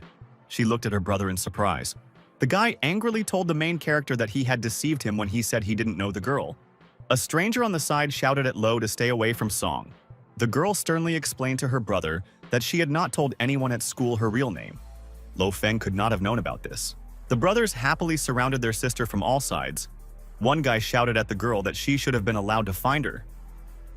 From the side, he thought that the girlfriend's brothers were more like sisters. Song confidently told her brother that she didn't need protection. She could stand up for herself. Bai sternly shouted at the girl that she couldn't protect herself. The girl hugged the main character by the hand. She told the doctors to leave. The brothers got angry. Bai sternly asked the guy, what kind of relationship could he have with his sister? Lo looked calmly at the guy and explained that he was just studying with his sister. Bai swung his hand and prepared to hit the protagonist. He was unhappy because Lo touched his sister. Song was very scared. She shouted in an angry voice at her brother to stop. The angry Bai swung his leg with all his might to kick the protagonist. Song ran up in fear and clung to her friend. Lo looked angrily at the guy and said that he had a perverted concept of protection. The brothers kept shouting for the main character to let their sister go. One of them shouted at the main character that he was a warrior, but was mocking a child. Lo shouted at his rivals that they were underestimating him. There were more of them around anyway. Song sternly demanded that her friend not argue with her brother. Bai swung his arm wide and rushed forward at the main character. He shouted at the guy that he got him. Lo dodged a powerful punch from his opponent in time. The main character swung his arm sharply and hit the guy in the body with a powerful blow. He flew back. The frightened Bai saw a guy's hand stop in front of him. The main character said in an angry voice to his rivals that he wanted to be alone with the girl. He felt that after such a warm-up, his strength had awakened even more. A surprised Song stood next to him. Bai asked the protagonist in surprise, "Who is he?" The other surprised brothers stood to the side. Someone shouted, "It's no wonder that Sister Kyuyun got close to the protagonist." Lo looked slyly at the fighters and explained to them in a calm voice that he was a very ordinary schoolboy. Lo told his brothers that he had a pure relationship with their sister. They shouldn't misunderstand him. The guy told the main character that if he stayed away from Kyuyun, they wouldn't bother him. Luo promised his partners that he wouldn't interfere with them sorting out their family relationships. The main character waved his hand to the girl and her brothers as he walked. He said goodbye to them. The main character waved goodbye to the girl and the guys and said goodbye to them. Bai looked after the departing Lo and said with surprise that he did not know that the guy had such power. We thought about it and decided that the main character might decide to break the rules of her family. Song decided that if the guy called their relationship pure, then he decided to leave her forever. The sister angrily shouted at her brothers that they were getting on her nerves. In the middle of a clear, sunny day, the main character was walking down the street along a path near a tree. He saw a familiar girl. She looked slyly at the guy and asked, "Is he really in no hurry?" Luo asked Jian, "Is she really skipping class because of a made-up illness?" Jiang told the boy to be careful. The heroes turned to the Daoyao faction for help. The girl told the boy with excitement that the Daoyao faction is one of the 5 major sects. Their main princess is currently missing, Luo asked his partner. Should he really be afraid of this sect? Luo turned around and walked away. He said goodbye to the girl that the sect members could find a spare princess for themselves. Jian shouted after the guy with displeasure that she was worried about him. Suddenly, Vei appeared on the street. She saw Lo next to her friend and excitedly called the main character. Jian waved her hand to the side. She told the guy and the girl that they could chat and she was leaving. Wei glanced slyly to the side. Lo asked his partner with displeasure. Was she really looking for him? Wei looked very carefully after Ni Yuan, who was leaving in front of her. She told the guy with admiration that her father was waiting for him near the school. He studied the flash drive and wanted to meet the main character. The man stood near the car. He happily called Wei and the main character to him. He waved his hand at them. Zheng happily shook the protagonist's hand. He praised him for the guy getting access to the fake account. Luo replied to his partner that it was all nonsense. Wei asked her father in surprise, Could the main character really hack his problematic account?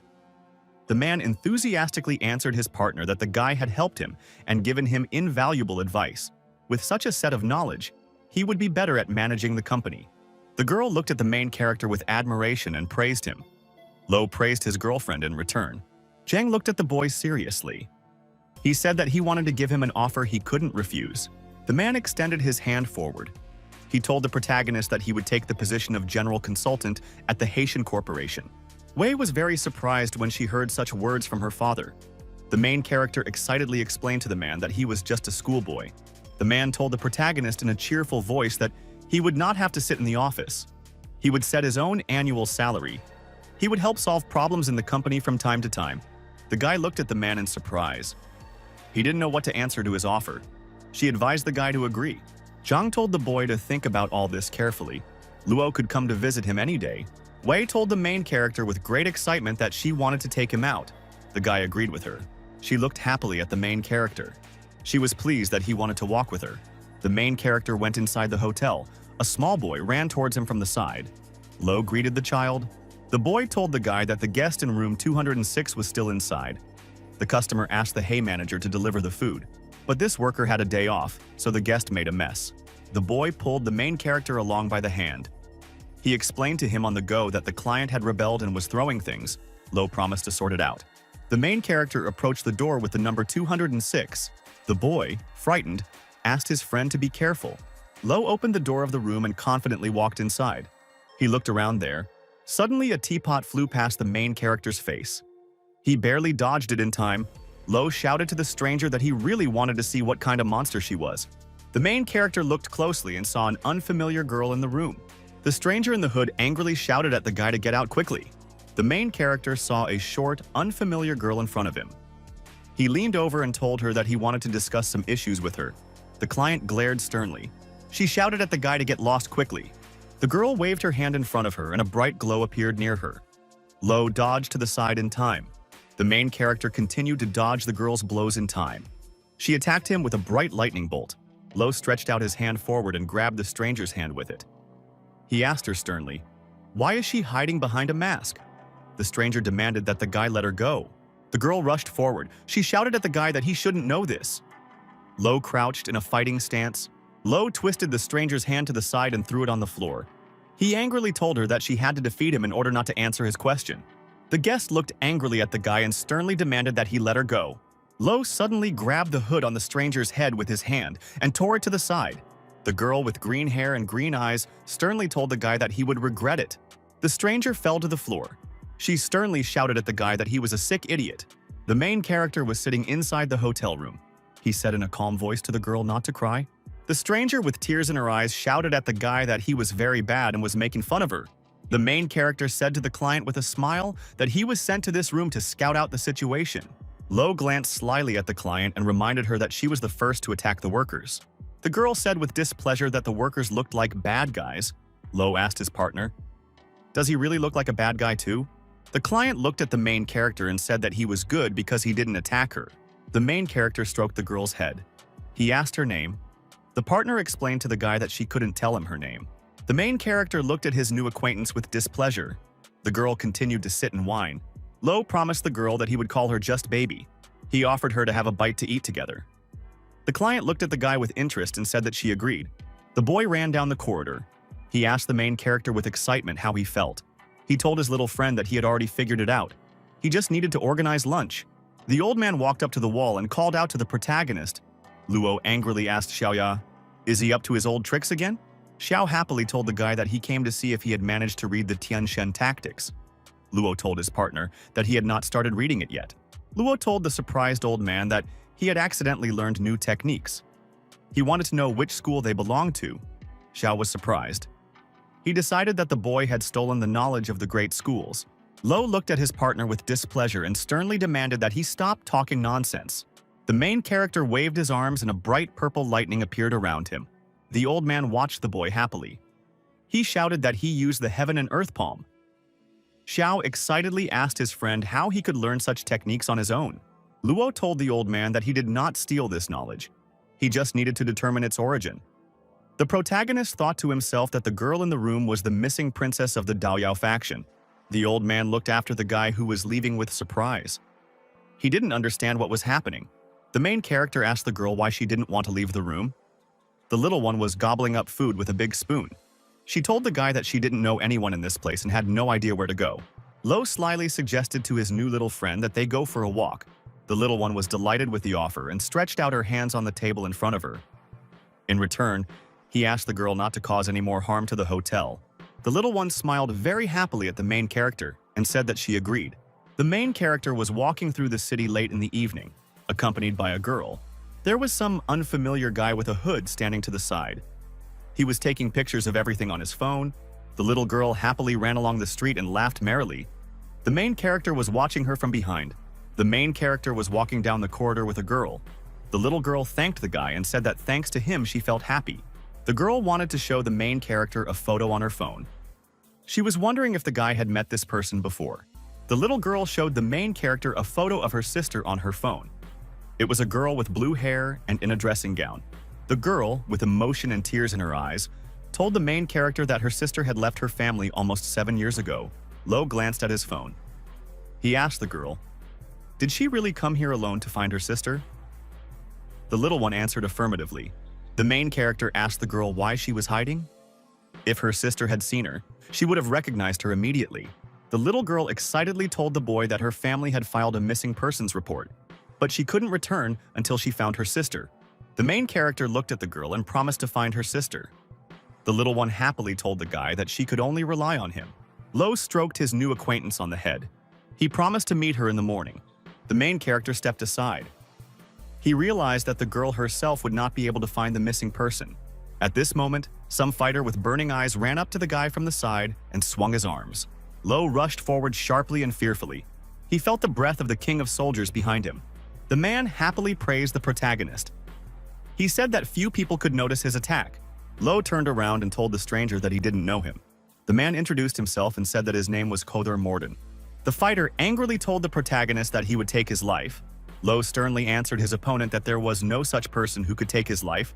Kodar shouted loudly at the guy that he still didn't know who he was dealing with. Lo answered his partner that he was on the list of soldiers of 100 nations under the name of Crane Tail.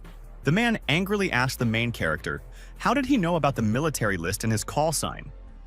He waved his hand at his opponent and said that now he was no longer so confident in his abilities. Kodar rushed forward at the main character. He angrily shouted at the guy not to tease him. Lo very quickly and deftly dodged the opponent's attack. He asked him in surprise, "Who sent him?" The main character suddenly and quickly extended his hand forward. He twisted Hodar's hand and grabbed him by the head. The main character, with a very powerful and sharp movement, twisted his opponent's arm and leg back. Lo used all his strength and managed to break the fighter's leg with a powerful movement. The man felt severe pain. The protagonist threw him to the ground and sternly asked who hired him. Kodar stretched his hand to the side. He took out his knife and prepared to attack the guy. The main character kicked the knife out of the man's hand with a powerful kick. Lo put his knife to the frightened man's throat. He sternly demanded that he tell him everything quickly. The fighter shouted at the guy to wait a second. Kodar shouted in a loud and frightened voice to the main character that he should get involved in everything. The main character repeated the name of A. Sinchenya to himself. He remembered this guy. Lo realized to himself that Ye Shinchen disliked him so much that he decided to use a mercenary. The main character pointed a knife at the fighter from above the head. Kodar shouted to the guy in a frightened voice that he needed money. He just wanted to earn a living. Lo hit the floor with his knife with all his might. The frightened man turned to the side and looked at the weapon. The main character sternly demanded that the beaten fighter convey a few words to his boss. Kodar agreed to this proposal. The guy's phone rang. He picked up the receiver and asked the fighter if he had finished the mission. Hodar, frightened, told his boss that he had almost died. Everything ended in failure. There were a lot of bandages on the boss's body, he angrily asked the mercenary. Could he really not defeat even Lo Feng? A beaten fighter was walking down the street. He decided to pass on a message from the main character to his boss. Kodar conveyed to Mr. E that the main character had prepared a return gift for him. The boss got very angry. He shouted that Lo Feng was very arrogant. The guy was lying on a hospital bed. He angrily squeezed the phone in his hands. It turned out to be a big problem for him. He couldn't trust anyone. The patient hit the table with his hand. He felt a strong pain in it. Mr. E, after hitting himself on the table, felt severe pain and started calling for a doctor. The master was sitting on the couch in his room and talking on the tablet. He asked the master, "Did they really go out to Yanchen?" Pin told his partner that the protagonist and the princess live in the same hotel. They suspect that Luo got the girl's trust to study at the noble school. The old man shouted in an angry voice that he would immediately send someone to Yangchen. He asked the master to protect their princess. The protagonist should not get what he wants. Pin looked slyly at his partner and told him that he had already sent a man. The master looked angrily ahead. He thought joyfully that the main character would finally be punished. The main character was standing in a large building. Unexpectedly for himself, he sneezed loudly. The man approached the employee and said that they were looking for a girl in a purple scarf. He did not know which room she might be in. The employee asked the guest, "Why does he need this client?"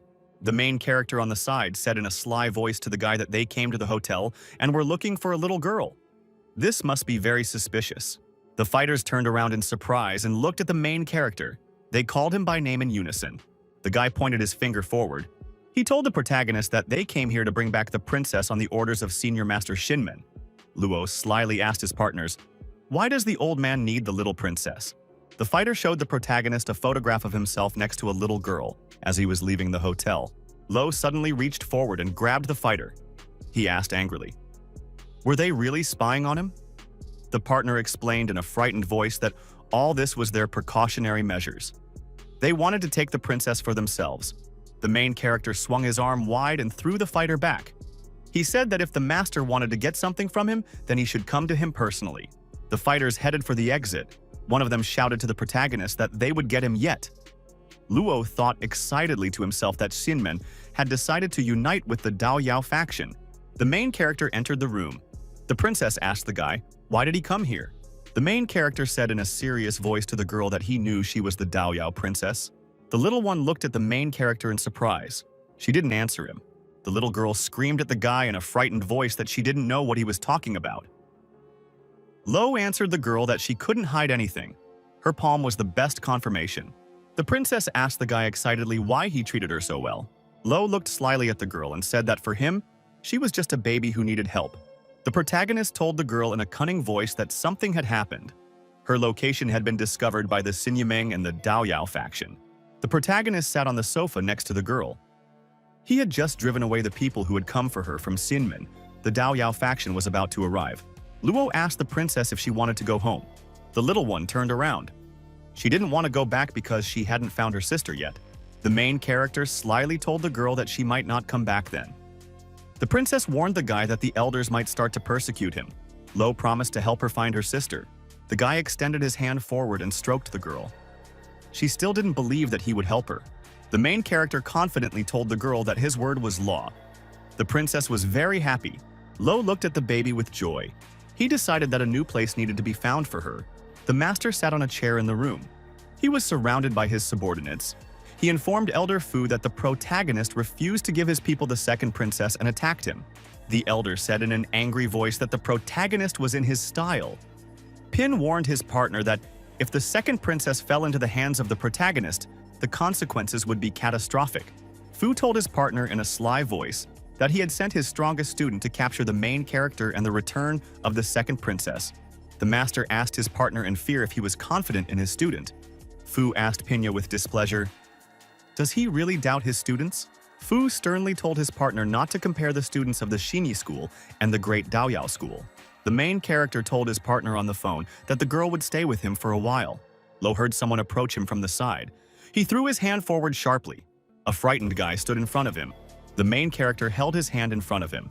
He asked his friend with displeasure what he was doing there. Panguan told the guy with a smile that he had come to visit him. Lo stepped aside. He told his friend that he had recently been bothered by some thugs. Pan followed his friend. He told him excitedly that he could not miss an interesting fight. An unfamiliar fighter appeared from the side along with his subordinates.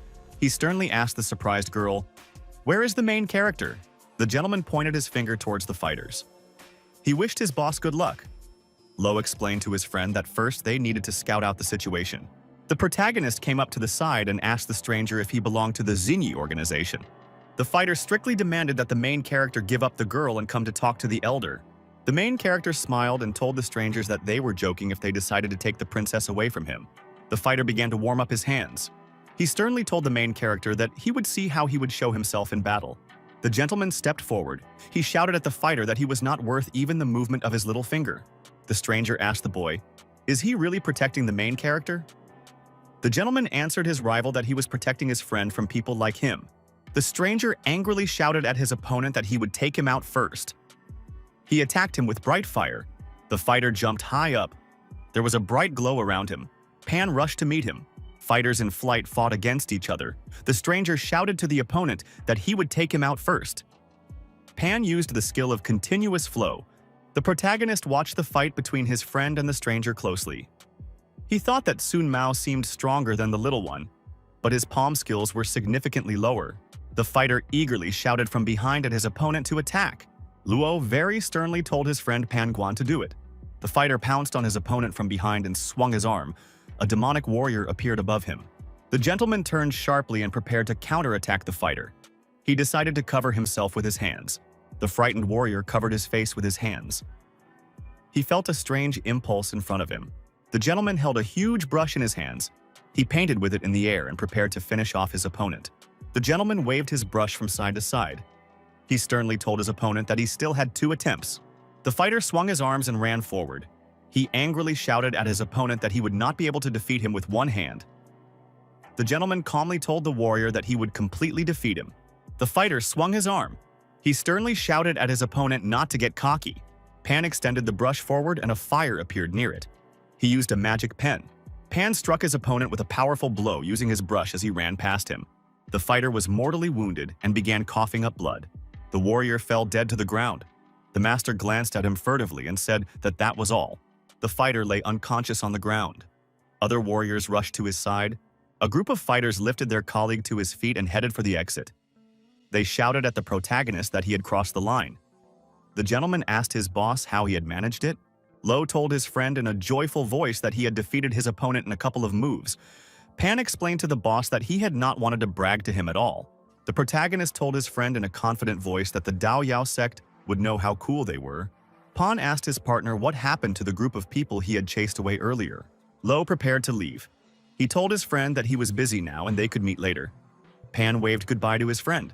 The main character realized that someone was following him. He needed to hide the girl. The main character showed his girlfriend a little girl. The girl looked at the princess in surprise. Luo told his partner that his cousin Luo Li was standing next to him. Her parents had temporarily entrusted her to him. He felt uncomfortable dealing with the girl, so he bothered the teacher. June promised the guy that he could leave the child with her. The teacher sat down and looked at the girl happily. She told her that her name was June Lianming. The princess looked at the woman with displeasure. The main character nodded approvingly to the baby. The girl greeted the woman. June told the princess that she had already prepared a room for her. Lo promised the woman that if the girl immediately tired her out, he could pick her up after the call. June looked closely at the girl. She promised the guy that they would have fun together. The princess waved her hand to her friend and said that she would wait for him. Lo Feng smiled at his girlfriend. He also waved goodbye to her. Fu shouted in an angry voice over the video link to his subordinate that he had disgraced his name. The fighter closed his eyes. He felt very scared and didn't know what to say to the elder. The elder angrily told the fighter that he had lost to a man with no inner strength. The protagonist did not even fight. The warrior made excuses to the old man. Pin asked the elder what he would do next. Fu told his partners over the radio that they would keep the defeat a secret. For now, they would do nothing. The fighters from Sinmen were to keep an eye on the main character. The old man and the guy shouted that they understood. The elder said that he would soon go to Yangchen. The Diao Yao faction would be attending the hero meeting on Baiyun Mountain. He would have to personally handle this. The master said to Elder Fu in a joyful voice that he would be glad to welcome him. The old man headed for the exit. The fighter told him that they needed to solve the problem with the main character now. The princess was bothering him. Fu told his partner in a dissatisfied voice that only Lo knew the location of the princess. The elder sternly asked the boy if he could track down the second princess. The fighter promised the teacher that he would complete this task. Fu thought to himself that it would not be difficult to kill the main character when they found the second princess. The main character was walking on the street. A girl ran up to him from the side and shouted that she had business with him. Luo turned around and asked his girlfriend, "Did something happen?" Jiang excitedly told the guy that the Dao Yao faction had suddenly decided to take part in the Battle of Heroes. Their elder Fu Jingheng would also be participating. The main character said in a calm voice that everything was exactly as expected. Jian asked the guy with displeasure, "Did he really do something?" The main character smiled slyly at his partner and said that he had done nothing wrong. She told the guy in a dissatisfied voice that, in addition to the Dao Yao faction, a law enforcement squad was also called in. They consist of masters of various disciplines. Jian looked piercingly at her friend and warned that luck would soon turn away from him. The main character said with a smile that law enforcement agencies sounded like something new to him. She handed the guy a notebook and shouted that he was annoying her because of his imperturbability. He asked the girl what she had given him. Zhang explained to her friend in a dissatisfied voice that this was the only way she could help him. The main character opened the notebook with great interest and surprise. He began to study it carefully. The main character carefully studied the contents of the notebook.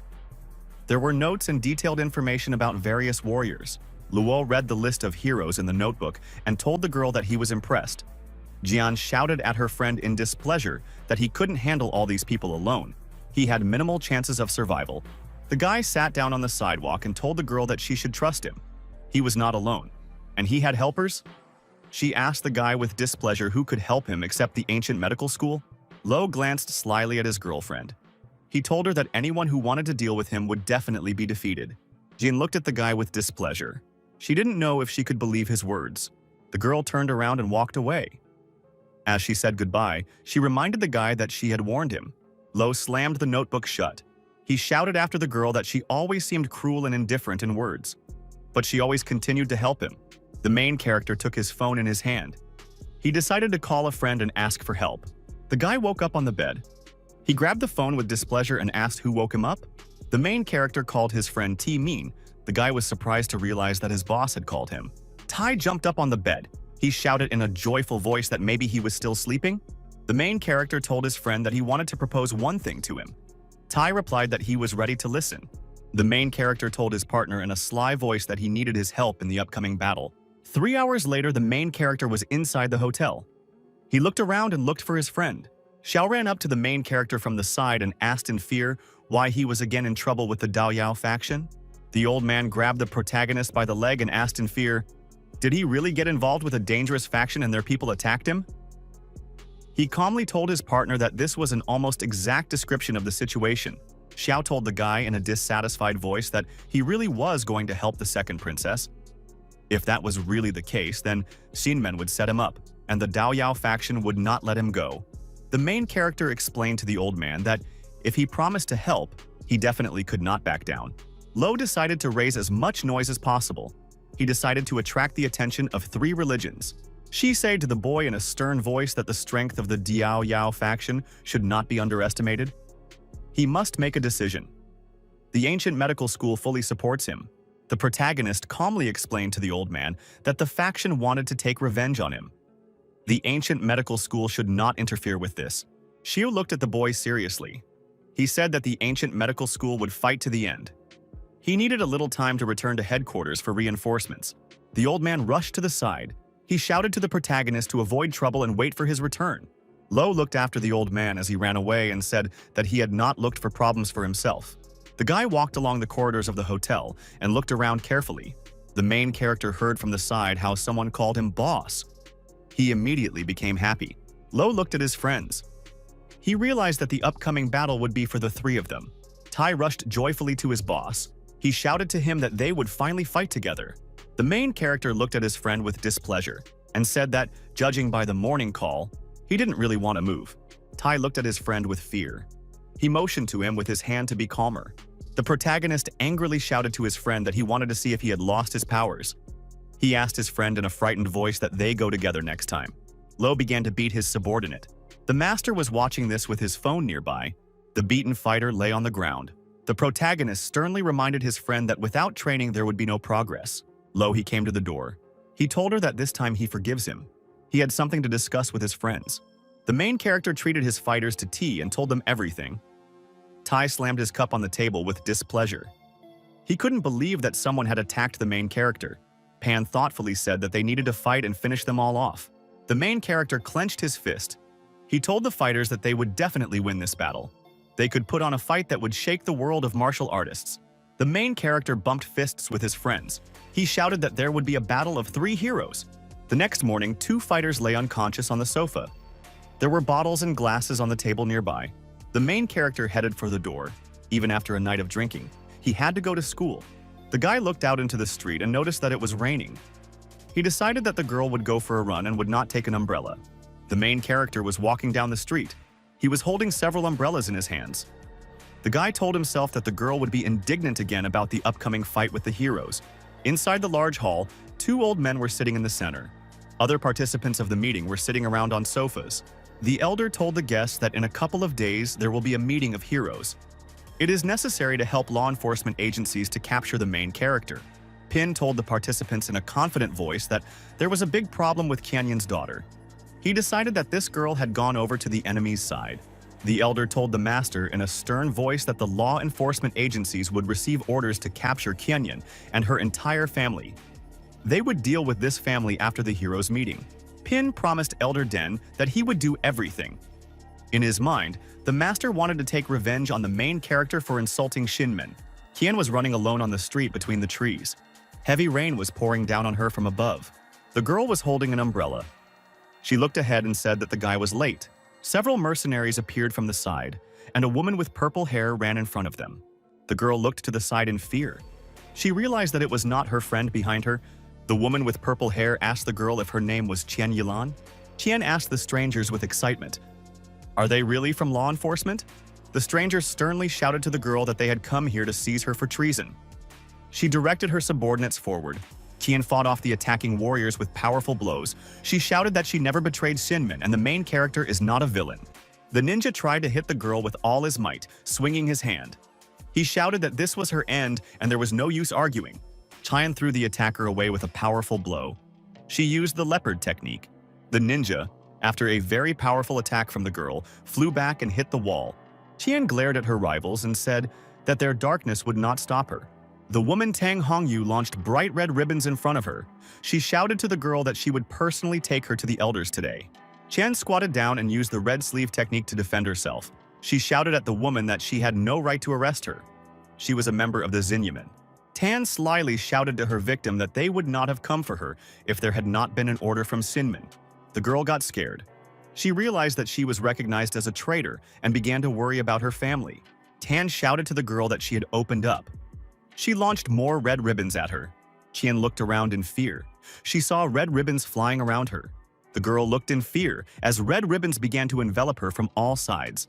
Tan grabbed her victim with nooses and pulled her towards herself. She asked angrily, "Is this really all that Chen Yan's daughter can do?" The girl was tied on all sides with red ribbons. She could not free herself. The woman attacked her victim with red puffs. She shouted at the girl that she should feel the pain of betrayal. "Sinmin!" Qian looked ahead in fear. She decided to try to escape as quickly as possible now. The girl found the strength in herself and sharply pulled the red ribbons towards herself. Qian pulled the woman who was flying towards her towards the tree with red ribbons. The girl swung her hand and prepared to attack Tan. There was a bright glow next to her. A ninja ran up from behind and attacked the girl in the back with all his might. She was unable to defend herself and took a powerful blow. The girl was wounded and fell dead to the ground. A fighter stood behind her and a Tan came up in front. The woman sternly took the girl's head with her hand. She said in a stern voice that Qian's daughter had gotten involved with the main character and ended up like this. The beaten girl angrily shouted at the woman that Lo Feng wouldn't let them get away with anything for free. Tan told the girl with a stern smile that another group of law enforcement officers had been sent to the main character. He would soon be taken to Mount Bayun. The girl could no longer look ahead. Her eyes began to close. At the last moment, she asked her friend to run away. The main character was walking with an umbrella over his head in the pouring rain. He wanted to see his girlfriend. Luo looked around with displeasure. He said thoughtfully that Qian could have left long ago. The guy walked and looked around carefully. He noticed that the girl was not nearby. The main character turned to the side and saw an umbrella lying there. There were traces of blood near it. Lo stretched out his hand forward and squeezed the umbrella from earth with all his strength. Lightning flashed brightly in the sky above. The main character stood and stared piercingly ahead. Luo looked at the bloodstains on the ground. He didn't know what happened to the girl. The guy thought that the Shin men couldn't attack their own disciple. The protagonist looked closely at the bloody umbrella. He decided that the girl was strong and should have run away. At this time, a bright fiery explosion was heard from the side. Several ninjas appeared in the sky. The main character swung and with powerful blows repelled the attacking fighters. One fighter shouted to the main character that a law enforcement team had arrived to take him away. Luo looked at the fighters with displeasure and asked them where the girl Qian was. Warriors rushed at the main character from all sides. One of the attackers shouted at the guy not to think about others but to come down to earth. Lo looked angrily at his rivals and sternly asked, "Do they really want to get all his attention?" The fighter waved his hand in the air in displeasure. He realized that he saw a mirage in front of him. The main character pounced on him from behind. Lo swung his arm wide in midair to hit the fighter from behind. The main character hit the fighter on the head with a powerful blow of his hand, and he flew into the ground. The attackers prepared to attack the main character. They wanted to crush him with a crowd. Lo looked very angrily at the fighters and shouted that he would send them all to hell. The warriors jumped up and launched a huge number of blades at the main character. Lo jumped and flew quickly forward. He decided to attack all the attackers at once. The protagonist rushed past the fighters and attacked them with a powerful blow of red energy. The attackers were struck by the energy and could no longer stand on their feet. Lo rushed past them. The fighters were in pain and fell to the ground. Lo lifted one of the attackers up by his clothes. Lo held the attacker by his clothes. He sternly asked him why Shinmen ordered to kill the girl. The fighter excitedly told the protagonist that Chen had helped him gather information. In the end, she betrayed Shinmen. Elder Dung personally ordered the arrest of her entire family. The main character remembered his girlfriend's words. She told him that there was only one method by which she could help him. The guy realized that he was guilty of the girl's death. The main character swung his arm to the side and threw the fighter to the ground. He angrily asked him how they dared to attack his man. Lo Feng looked angrily ahead and said that Shinmen had condemned themselves to death. 15 minutes later, the main character was walking down the corridor. He saw a girl near the door. Song greeted the guy with surprise. She asked him if something had happened and why he was wet. Lo excitedly told his girlfriend that he had simply forgotten his umbrella. The guy asked the girl why she was there. She slyly told the guy that he was not at school and she decided to go check on him. She saw his friend sleeping in the room. Lo thought about it and immediately realistically imagined the sleeping Tai and Pan. A group of young guys appeared in the corridor. Bai asked the worker, "Which room belongs to the main character?" The employee pointed to the right door. Lo looked out from behind the corridor and noticed a large group of uninvited guests there. The protagonist realized that it was time to act. He rushed forward with the girl in his arms. She was very surprised. She didn't understand why the guy threw her into the room. The main character slammed the door of the room. Song slyly asked him, "What is he doing?" The main character told the girl that her brothers were nearby. She excitedly answered the guy that she had not told his address to anyone. Lo explained to his partner in a displeased voice that her brothers had come for him. The girl said that she had warned her brothers not to dare touch the main character. Lo Feng looked away with displeasure. He said that he himself did not know what was going on. Song looked at her friend and decided to kiss him. The girl realized that she couldn't make noise. Otherwise, they could be found. There was a knock at the door. The main character stood next to his girlfriend in silence. Lo warned her friend that if the brothers found him again, they would not be able to avoid problems. The guy whispered to his girlfriend that she should stand silently. He decided to deal with it himself. The main character came out from behind the door and saw one of the girl's brothers there. The girl barely managed to restrain herself from speaking. The main character looked happily at the guests and said that the Song brothers were in front of him again. One of the brothers told the main character that he wasn't at school. They were glad he was here. Bai asked his partner why he looked like a wet chicken. The main character explained to the guests that he got wet in the rain because he didn't take an umbrella with him. He asked the brothers why they were looking for him. The guest bowed to the guy and said that they came to apologize for their past rudeness. They wanted to help the main character in the upcoming Battle of Heroes. The main character looked at the guy in surprise. He asked again what he said. Brother told the protagonist that the head of the Jean Medical School had called him a future leader. The girl stood near the door and listened attentively. She was surprised when she heard about the Battle of Heroes in the ancient medical school. Lo asked the guests with displeasure, "What did they agree on with the school?" Brother said that if their family fights with him in the Battle of Heroes, the medical school will form an alliance with Dun and Miao. Bai explained to his partner that for the sake of this alliance, they are ready to go and help him in the battle. The protagonist told his partners that in that case, it would be best for them to negotiate with the head of Zhang himself. The guy realized that the school did not really want to personally participate in the Battle of Heroes.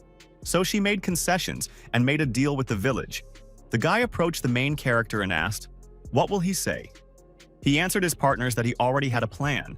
If he needed help, he would have told them. The guest told the protagonist that they would be waiting with Chief Jong. All of this had to be kept a secret from Sister Chiu-yun. Bai explained that the Battle of Heroes would be brutal. They wouldn't want the girl to interfere or get worried. The girl stood near the door and listened attentively to the conversation.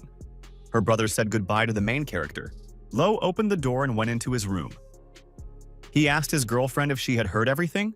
Song asked her friend with displeasure who he really was. The main character explained to his partner that for her, he is just a neighbor.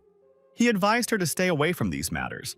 She excitedly told the guy that heroes can be dangerous, so she fully supports her brother's desire to protect her from all this.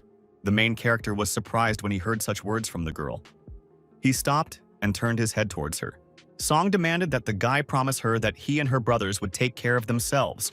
The main character looked happily at the girl and told her not to worry. Song stepped aside.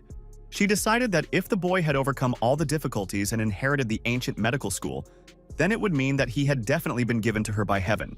He was sleeping deeply and lying on the floor. He was snoring loudly and felt nothing. The main character suddenly approached and hit his sleeping friend with a powerful blow. Tai fell to the floor. He shouted in an angry voice that someone had attacked the sleeping man. Lo put his foot on his friend's head. The guy asked the main character in surprise why he was so wet. The fighter asked the boss with interest what had happened. The main character told his friend that his close girlfriend had been kidnapped. The master had to know the meeting place of all members of the Hero Society. Pan told his partner that all the participants had scattered to hotels at the foot of Bayun Mountain. Sinment had occupied the main 5-star Jolly Hotel. Excited Tai suggested the main character to kill everyone and save a bunch of people. Lo explained to his partner that he wanted to defeat everyone at the Heroes meeting. Lo asked his friend what about his classmate. The gentleman happily promised the boss to leave this problem to him. Tai looked at him from the side with displeasure and did not understand why he was there. At this time, the phone rang in the side pocket of the main character. Teacher Jun called him. She could not find little Luo Li anywhere. Lo asked the teacher in a stern voice on the phone, "How did this happen?" The woman told the boy that Luo had disappeared in the blink of an eye. After she told her that the protagonist had not shown up at school, the boy promised the woman that he would personally look for her. He realized that the girl had decided that he had been captured by the Dioyo faction. At this moment, an unfamiliar woman ran past the door. The main character looked at her in surprise. The main character asked the woman on the phone to contact him if the girl returned. He and his friends turned around with displeasure at the stranger in the room. The purple-haired girl raised her hand up. She happily called the protagonist an enemy of the fighting schools. After a short pause, the gentleman asked the girl with displeasure who she was. The protagonist realized that in front of him stood a warrior from the abyss of skeletons named Zhang Zi. The girl introduced herself and said that her name was Zhang Zi. She told the guys that she wanted to help them. Tai and Pan were very surprised when they realized that in front of them was a girl from the abyss of skeletons. Zi told the protagonist that Sinyamin had summoned her heroes to deal with him personally. The abyss of gatherings always avoided ordinary earthly affairs. Zi looked at the boys and pointed her finger at them. She said that she wanted to help them now. Lo asked his partner what their ancient school wanted to ask him in return. The girl extended her hand to the guy. She promised him protection from the abyss of skeletons. The partner told the guy that the abyss of skeletons, together with the most ordinary student, defeated a bunch of heroes. Everyone ended up winning. The main character asked the girl if she really wanted to recruit him to her school. Z explained to the boy that once the Hero Society met him and lost, martial arts would be abolished. It would be the best choice for Luo to join her. The main character waved his hand in front of the girl. He explained to her that he was not going to cooperate with the skeletons. He could take care of the victory himself and she should not worry about anything. Z pointed her finger at the guy with displeasure. She explained to him that he himself would not be able to handle the battle with the entire society of heroes. The girl jumped out the window. She shouted goodbye to the main character that even without him, an abyss of skeletons would come to the battle of heroes. Tai, after the guest disappeared, told the main character that she had big breasts, but little brains. Pan asked the boss if he should follow the warrior.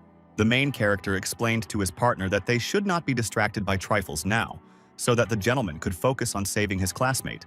The protagonist told his disgruntled friend that he would go with him to look for the girl.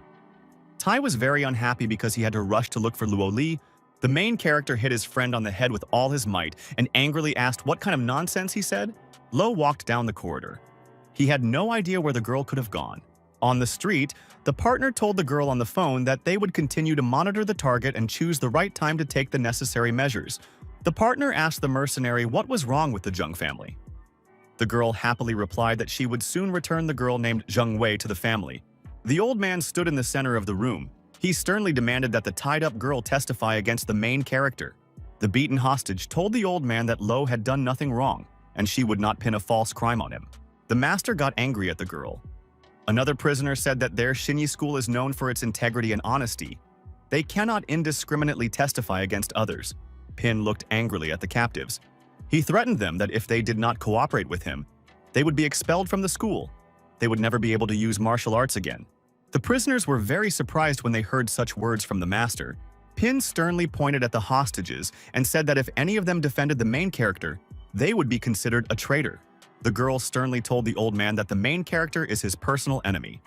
He is ready to deal with him at any cost. The master turned his back on the girl. He told her that the main character must die. He gave the prisoners one more day to think. The elder left the room and slammed the door. He ordered the fighters to look after the prisoners. The hostage said in a frightened voice that if they fell into the clutches of the old man, then nothing would help them. The guy said with displeasure that the blue men had fallen very low to deal with the main character. The girl looked angrily ahead. She shouted that the main character cannot lose. The man told the girl that she knew very well how strong the sects were. Did she really think that Lo Feng could win in such an unequal fight? The girl wanted to say something to the man. At that moment, suddenly someone kicked the door with a powerful kick. The surprised hostages looked ahead in fear at the man who had entered. A gentleman in a hood entered the office. He told the captives that he had come on the orders of the boss to save them. The girl asked the fighter if he knew the main character. The man asked the guest how he got past the guards. The master cut the ropes on the girl's body with a magic brush. He told the hostages to follow him. The boss was waiting for them. The fighter and the freed prisoners walked down the corridor. There were bodies of guards lying everywhere. The gentleman pointed with his hand towards the door and told his companions to go in there. Acrid smoke appeared in the building. Pin asked angrily what had happened and demanded that everyone put out the fire. The fighter frightenedly pointed his hand at the wall to the master and told him to look there. On the burning wall was a message from the main character. The master looked at it in surprise. There was a strong fire on the top floor of the building. After that, a powerful explosion was heard. The girl looked out the side window of the car. The gentleman was sitting behind the wheel. He informed his boss by telephone that the message had been delivered. The fighters came with a message to their master. Den sat in a chair in the center of the room and listened to them attentively. The elder shouted to the fighters with displeasure that the main character had started a fire and ignited a war. Pin explained to the elder in a frightened voice that someone was helping the main character. The strangers passed by the cameras and silently neutralized dozens of the best students. Den said in an angry voice that the main character had to be dealt with. He also wanted to say something about Chen Yan's family. The elder pointed his finger to the side. He demanded that the Chen family members be brought to him and forced to apologize.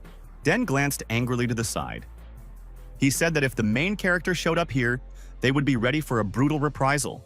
The boy walked and looked for the little girl. He couldn't find her and didn't know how to explain this to Jun's teacher. Tai walked next to the boss near the building. He told him that they would come back here again later with the master and search everything thoroughly again.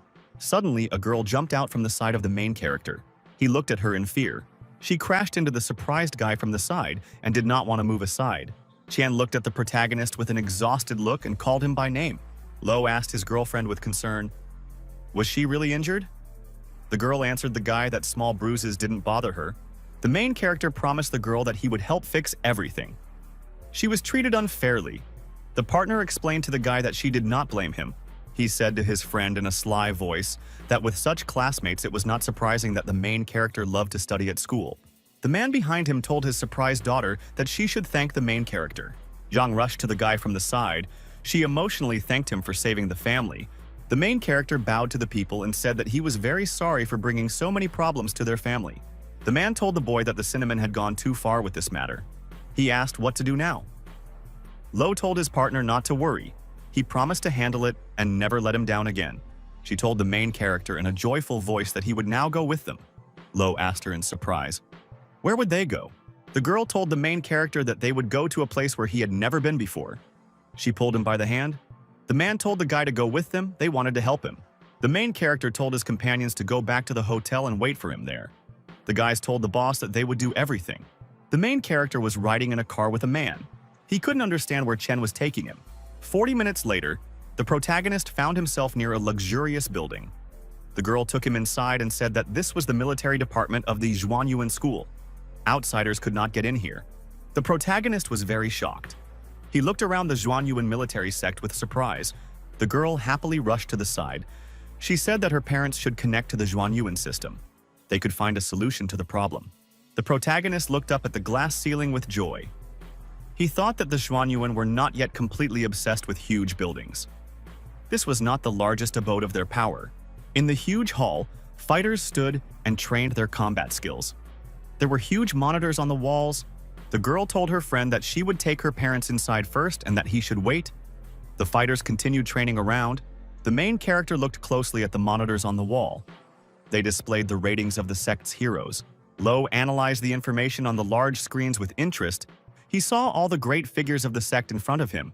Tian told her friend that he saw only the legends of Xuanyuan in front of him. The very top was occupied by Yan Luo. The girl told the main character in a joyful voice that if he meets the mysterious fighter, he will never regret it. The main character glanced slyly to the side. He told the girl that he would regret it if he spent his time on this. Tian got angry because the guy spoke about her idol like that. She handed him a form and told him to fill it out.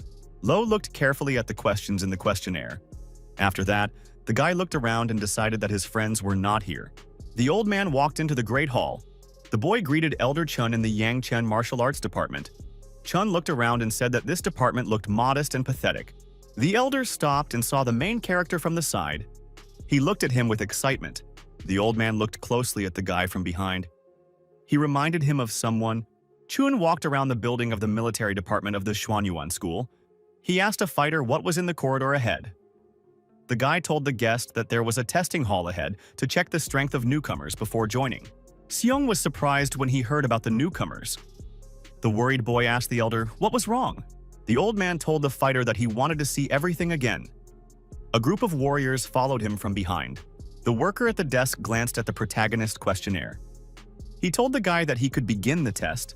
Lo began taking strength tests. They measured his hand strength and punching power. The worker analyzed the main character's indicators. He thought that the guy was very weak. Lo asked the employee if he could leave. The employee waved his hand at the guy and said that he could go. Lo turned away thoughtfully. He decided to himself that everything had gone well for him. A girl ran up to the guy from the side and asked how everything went for him. He answered her that he had coped and that she shouldn't worry. Zhang looked at the guy happily. She said that her parents' results were very good. The main character told the man and woman that they needed to go back. He found a place to stay for them. The man thanked the guy for his concern. Lo looked at his companions and said that all this was his duty to them. The old man stood on the balcony inside the building. He told the fighters that their students' fighting skills left much to be desired. The fighter told the guest that they were just an ordinary small department of the school. They would continue their work.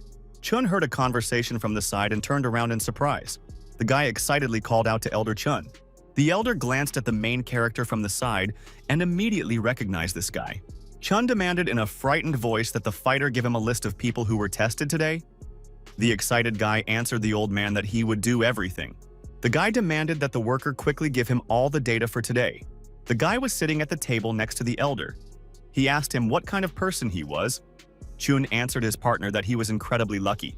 The excited worker approached the old man and handed him a list of applicants.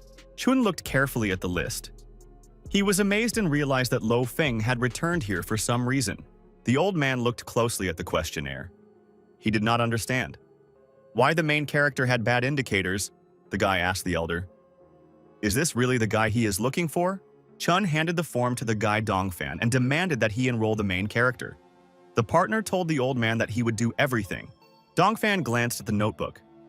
He asked the old man, "Is there really something special about this guy?" Chun looked sternly at the fighter and explained that the main character was a member of the Hellish Brotherhood. Dongfan shouted in a frightened voice. Hell Brotherhood is the strongest team in the history of Xuanyuan. It was a legendary group that ruled the era. Chun thought for a moment and said that the protagonist's goal is not to return to school. The old man told the boy with excitement that this matter should remain strictly confidential. It is necessary to contact the protagonist if possible. Dongfan told the elder that he would do everything. Chun remembered the main character. He thought that such a strong soldier should fight. Half an hour later, the main character was standing with his girlfriend in the hotel corridor. Jian told the guy that she wanted to go to the Battle of Heroes with him. Lo slyly told the girl that she could not help him in any way. He did not want to save her again. The main character stroked his girlfriend on the head. He told her to wait for him at home. She told her friend in a dissatisfied voice that she would not forgive him if he lost to her. The main character waved goodbye to the girl and said that he understood everything. The guy mentally promised the girl on the go that he would get rid of everyone. 2 days before the meeting of the heroes, 2 elders sat and gave instructions to their subordinates. She stood next to the elder and told something to the other masters. The girl Song sat and looked thoughtfully ahead. Next to her were her brothers. Jung stood and talked animatedly about something with 2 guys opposite her. The main character beat his friend Tai with powerful blows, and he lay on the ground motionless. 2 days later, the main character looked out the window. He said that it was finally time for the battle. There were 2 fighters standing near Bayun Mountain. One of them was looking through binoculars. The fighter with the baton asked his friend if the main character had shown up. The partner shouted to his friend that Luo was going with someone. The main character walked with his friends. Pan Guang was the main lord of Silver Feather. The fighter pulled the binoculars away from his face and laughed loudly. He shouted that there were 3 little idiots in front of them. The fighter with the club demanded that the main character and his friends kneel before them. He warned the guests that there were 17 more lines of defense ahead of them. The protagonist's friends suddenly teleported. Lo confidently walked forward towards the fighters. Tai and Pan suddenly appeared in the air and prepared to beat up their surprised opponents. One of the fighters hit the participant with the baton with his hand on the head with all his might. Another fighter hit one of the fighters with his knee with all his might. The main character told his friends in a thoughtful voice that they didn't need to hurry. There were still enemies ahead of them. The warriors shouted to the boss that they were following him. A group of judges were sitting at a table on the stage of the Battle of Heroes. A guy ran up and decided to report the information to them. The fighter excitedly told the elders that the main character himself was not fighting. 2 fighters were protecting him. The elder happily said that the woman fighter from his school, the Red Fist Brother, had reached the 9th level of Minjin. His striking power is 2,300 kilograms. The protagonist and his friends will not be able to defeat him so easily. The fighter fell to his knees before the elders and wanted to report the information to them. The fighter said in a frightened voice that the elder woman had been hurt by the protagonist's friends and had received serious injuries. Deng shouted at his subordinates and demanded that they all calm down. The next few lines of defense were guarded by 9th-rank martial artist Mingjin. The last line was carefully protected by the Aoshin blade. Another elder turned around and shouted to his colleague that Aoshin had defeated many world martial arts legends. He was a short distance away from the Andajan rank. Deng said with a proud voice that Aoshin had taken refuge in Xinyamen a year ago. Pin happily congratulated his colleague on the side and said that Xinyamen would eventually get another great general. The old man shouted in a stern voice that Aoshin would kill the main character and his friends with extreme cruelty. The girl on the side thought in fear that Lo Feng couldn't lose. There was a group of medical vehicles in a forest clearing. A beaten soldier lay on a stretcher. The main character asked his friend how many lines were left. He answered his partner that they were left with the last line.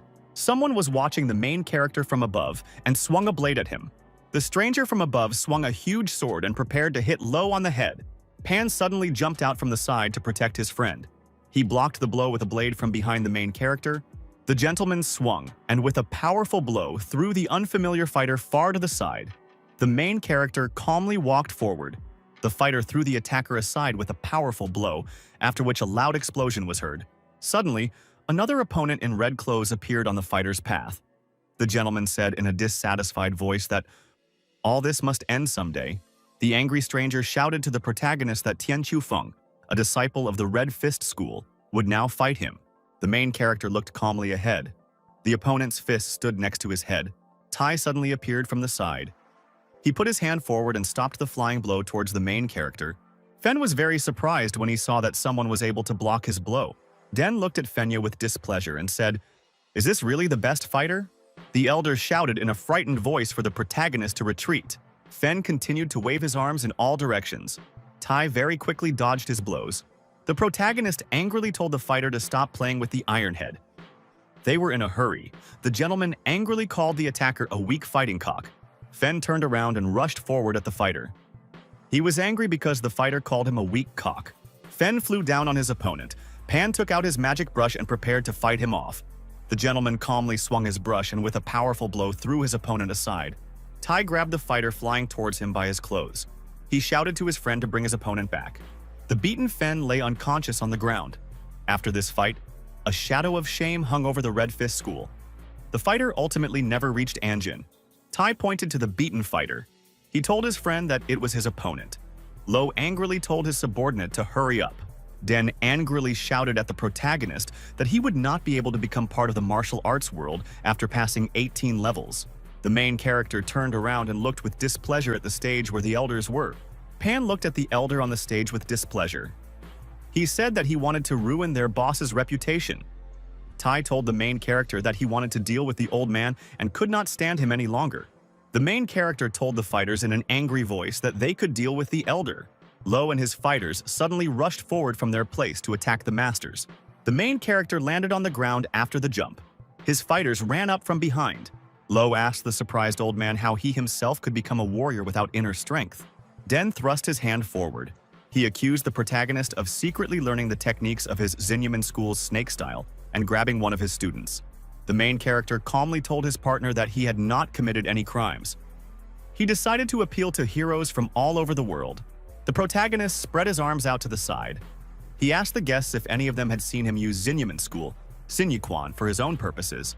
Den looked sternly ahead and said that the world respects only the strong. Sinyumeng wants to deal with the main character who betrayed their city. The old man demanded that the guy accept the punishment with honor. The main character angrily repeated to himself the old man's words that the world is ruled by force. Lo turned to the guests and asked which of them had a strong fist and could prove his strength. Lo Feng sternly pointed to the side and said that he could deal with anyone who wanted to. The old man looked at the main character with great anger and surprise. The girl in the mask said in a thoughtful voice that she didn't expect Lo to go that far. The guy decided to present himself as a superhero. The spectators in the stands were waiting for the fight. Someone shouted that the main character would not be able to defeat the elder of Den. Den decided not to waste time. He abruptly jumped out of his seat at the table. Den landed opposite the main character and his fighters after the jump. A dark aura appeared near the elder. He held a sparkling ball in his hands and told the fighters to attack him all three at once. The gentleman told the old man in a stern voice that he himself could defeat him. Tai cunningly told the elder that he could try to fight him. Several more old men flew up to help Den. Pin told the guys that they had really turned to the sage. The gentleman looked at the old men with displeasure and said that there would be 2 more opponents against them. Tai joyfully warmed up his hands and said that now they would fight 3-on-3. The main character pointed at Den and said that he would fight with this old man and his friends would fight against other masters. The subordinates on the side shouted at the guy that they would do as he said. Tai pointed to the elders and said that they would now try to compare their strength with each other. The guy suddenly rushed forward at the old man. The master put out his hand and defended himself from him. He jumped back. Pan stretched out his hand forward with the brush. He prepared to fight against Elder Pinya. The old man looked at the guy with an angry and hateful look. He took a fighting stance to defend himself. Pen waved his brush to the side. The girl on the side happily shouted that the main character and his friends were very strong. Zhu looked at the table carefully. She said that if the Daoyao faction did not interfere, the protagonist and his friends could win. The old man put his hand on the girl's shoulder and told her not to worry. Their ancient medical school would support the protagonist and his friends. The audience on the stage watched the main character and Elder Den closely. Once Den defeats Lo Feng and helps the other masters, the battle will end immediately. The fans on stage shouted words of encouragement for the Elder Dan with intrigue. The main character stood at a short distance from the old man. People around were shouting for them to start the fight quickly. Den rushed forward to attack the guy. He shouted that he would teach him to be a man. A bright green glow appeared around the elder. He summoned a magical beast. A huge green predatory and magical snake flew straight towards the main character. A bright red magic snake appeared next to the main character. He prepared to use it. Lo Feng swung his red predatory snake and prepared to attack his opponent. The old man looked at the boy carefully and shouted that he had really learned the techniques of the Zinyaman fighting. The elder summoned a blue magical wolf to protect him. Den prepared to attack the guy with the predator. He shouted to his opponent not to hide. Lo told the elder in an angry voice that he could come near him. The protagonist looked at the magical predator and told the elder that his leopard was a little old. A demonic monster appeared above the main character. He shouted at his opponent to meet his beast. The The main character activated his huge, predatory beast and sent it to attack his opponent. The red demon rushed forward to attack the blue magical beast. The protagonist on Earth fought against the Elder. The spectators stood to the side and watched the battle of the masters with great excitement. The red predator rushed forward and bit the blue monster with all his might. The red predator finished off his demonic rival and grabbed his body with his paws. There was a bright explosion behind the Elder. He looked at the guy in amazement. The Elder pointed at the boy and accused him of studying the techniques of his school. Luo calmly answered his partner that his personal style of fighting was not at all like Shinmin. The girl in the mask thought that the main character was very powerful. Den couldn't handle him. The spectators around looked at the guy in surprise. The girl thought that he defeated the Elder Ping with the help of Shinyuquan techniques. Chen thought about it and decided to herself that the main character was the same hero in the cloak. The girl thought dreamily to herself that it would be great if the hero in the cloak took her as an apprentice. The main character stopped abruptly. He turned around and looked closely at the girl next to him. Zhang noticed that the guy had stopped next to her. She looked at him carefully. The main character turned around and smiled at the girl. He blew her a kiss and a heart. Zhang turned around shyly. She was very touched by the boy's attention. The Elder sternly demanded that the boy continue to fight. He threatened him that he would force him to kneel and admit his mistake. Den got into a fighting stance and swung his arms wide. There was a bright blue glow around him. The old man jumped high into the air for a follow-up attack. Lo stood on the ground and watched him closely. The Elder activated 2 predatory magical beasts and directed them at the guy. Lo Feng stood calmly and watched as 2 predatory magical beasts flew towards him. The main character summoned a huge red predator to protect himself. Lo Feng held the lessons forward and a bright glow came out of them. He shouted that it was time to finish. A huge red and predatory monster flew forward straight at the Elder. Pen extended his brush forward against his opponent. There was a bright glow around him. The guy jumped high up and prepared to kick the Elder on Earth with all his might. During the battle between the fighters, a bright fiery explosion was heard. People on Earth covered themselves with their hands in fear. The audience stood silently. They were very impressed by the duel between the main character and the master. There was a powerful explosion. The bodies of the fighters flew to the side from a large pile of fire. The unharmed protagonist stood surrounded by his friends. There were clouds of dust around them. Zhang looked happily at her friends and shouted that they had won. The spectator in glasses looked ahead joyfully and shouted that she couldn't believe it. The beaten master elders lay on the ground, silent and motionless. Fu was very disappointed with the master's loss. He looked ahead with displeasure. The main character was very pleased with his victory. He looked ahead with joy. The power of young geniuses in the world of martial arts has not yet been fully revealed due to their youth. The main character and his friends defeated their rivals. They exceeded expectations and shocked the audience with their skills. Their appearance shocked the world and dazzled those around them. There were invitation tickets to the Battle of Heroes lying on the ground. The guy said in surprise that a very young warrior was going up against the Xinyamen. The beaten elders were kneeling near the earth. They could no longer fight. Den shouted angrily that the world would fall into decay. An evil genius would become the head of chaos. The frightened old man turned around and demanded that Elder Fu restore justice and defeat the enemies. The masters knelt before the table. They asked Elder Fu to defeat the enemies and return their long-standing glory to them. Pen held his fist in displeasure. He said that the masters have good acting skills. They want to present good as evil. The spectators in the stands looked attentively at the elder at the table. They waited to see what would happen next. Fu looked ahead attentively and piercingly. He thought about what to do next. The spectators all bowed to the elder and asked him to take action. Fu stood up and demanded that the protagonist return the second princess to him. He promised that his faction would not bother him again. The protagonist spread his arms out to the side. He told the elder that he didn't know where the girl was. Fu jumped high up. He didn't believe the guy that he didn't know where the princess was. The elder landed on the ground with a very dark aura around him. The protagonist told his friends to step aside. They might not be able to handle Elder Fu. The friends told the boss that they agreed. The spectators ran up to the table and wanted their money back for the tickets. They would have been unhappy that there was only one fighter left instead of 3. The elder told the protagonist that self-confidence is a bad human quality. Lo smiled at the old man and said that he could start with his strongest attack. A strong aura appeared next to the boy. Fu rushed forward with his eyes sparkling. He shouted to the guy that it depended on his abilities. Den looked angrily ahead. He said that the main character would not be able to win this time. Fu suddenly extended his hand forward and a bright glow came out of it. The guy managed to jump to the side. Suddenly, a huge red magical predator appeared above the main character. A demonic snake attacked him from the side. The protagonist rushed forward to attack the old man. Fu jumped back sharply and dodged back. A girl ran up from the side. She shouted at the old man not to hit the boy. Lo and the elder turned to the side in surprise. Luo ran up and looked ahead with a weak gaze. She looked tired. The main character turned around in fear. He realized that the girl would now have to return home with Fu. She wouldn't be able to escape again. Luo shouted angrily from the side and demanded that the elder stop the fight. Fu was very surprised when he realized that the second princess was standing in front of him. The main character was happy that the girl came out to protect him at a difficult moment. The old man bowed and said in a submissive voice that he was glad to meet the second princess again. Luo ran up to the main character very happily. She called him crazy brother. Den was very shocked that the girl called the main character brother. He did not understand what kind of relationship she could have with Lo Feng. Luo looked at the main character and said with a smile that she was not late. Lo smiled happily at the girl in response. The girl strictly ordered the elder not to hit her half-blood brother. Fu bowed to the princess and said that he would do everything. A spectator wearing glasses said excitedly that she finally felt relief. The girl took off her glasses and said that the main character was well prepared for the meeting of the heroes. The main character reached out to the girl's head and stroked it. Luo looked at him with admiration.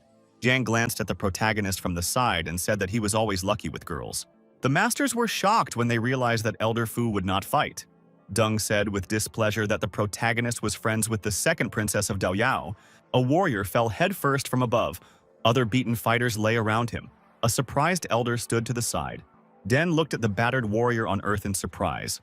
He had a dark mark in the shape of a skeleton on his back. The elder turned around and asked angrily, who dared to kill his disciples? The main character and Fu turned around in surprise and looked at the warrior's body. The main character looked closely at the body of the lying warrior with a mark on his back. He did not understand what was happening. Fu pointed his hand at the fighter's back in fear. He noticed a skull symbol there.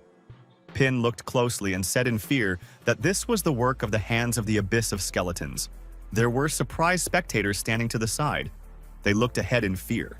People all looked up at the sky and saw magical petals falling on them. The stranger put his hand on his face. He shouted to the people that the petals could be poisonous. They had to hold their breath. An unfamiliar woman suddenly appeared from the side. There were subordinate warriors around her.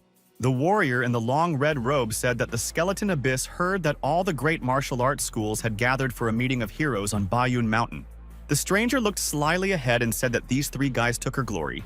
She and the fighters came here to teach the blue-eyed how to fight properly. The beaten elder looked angrily at the stranger. He was starting to cough blood.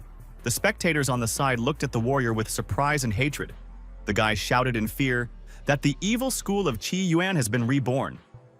Now the world of martial arts will be shaken by a new bloody storm. Fu stretched out his hand to the side. He told the people not to worry. There were no 13 blood demons in front of them.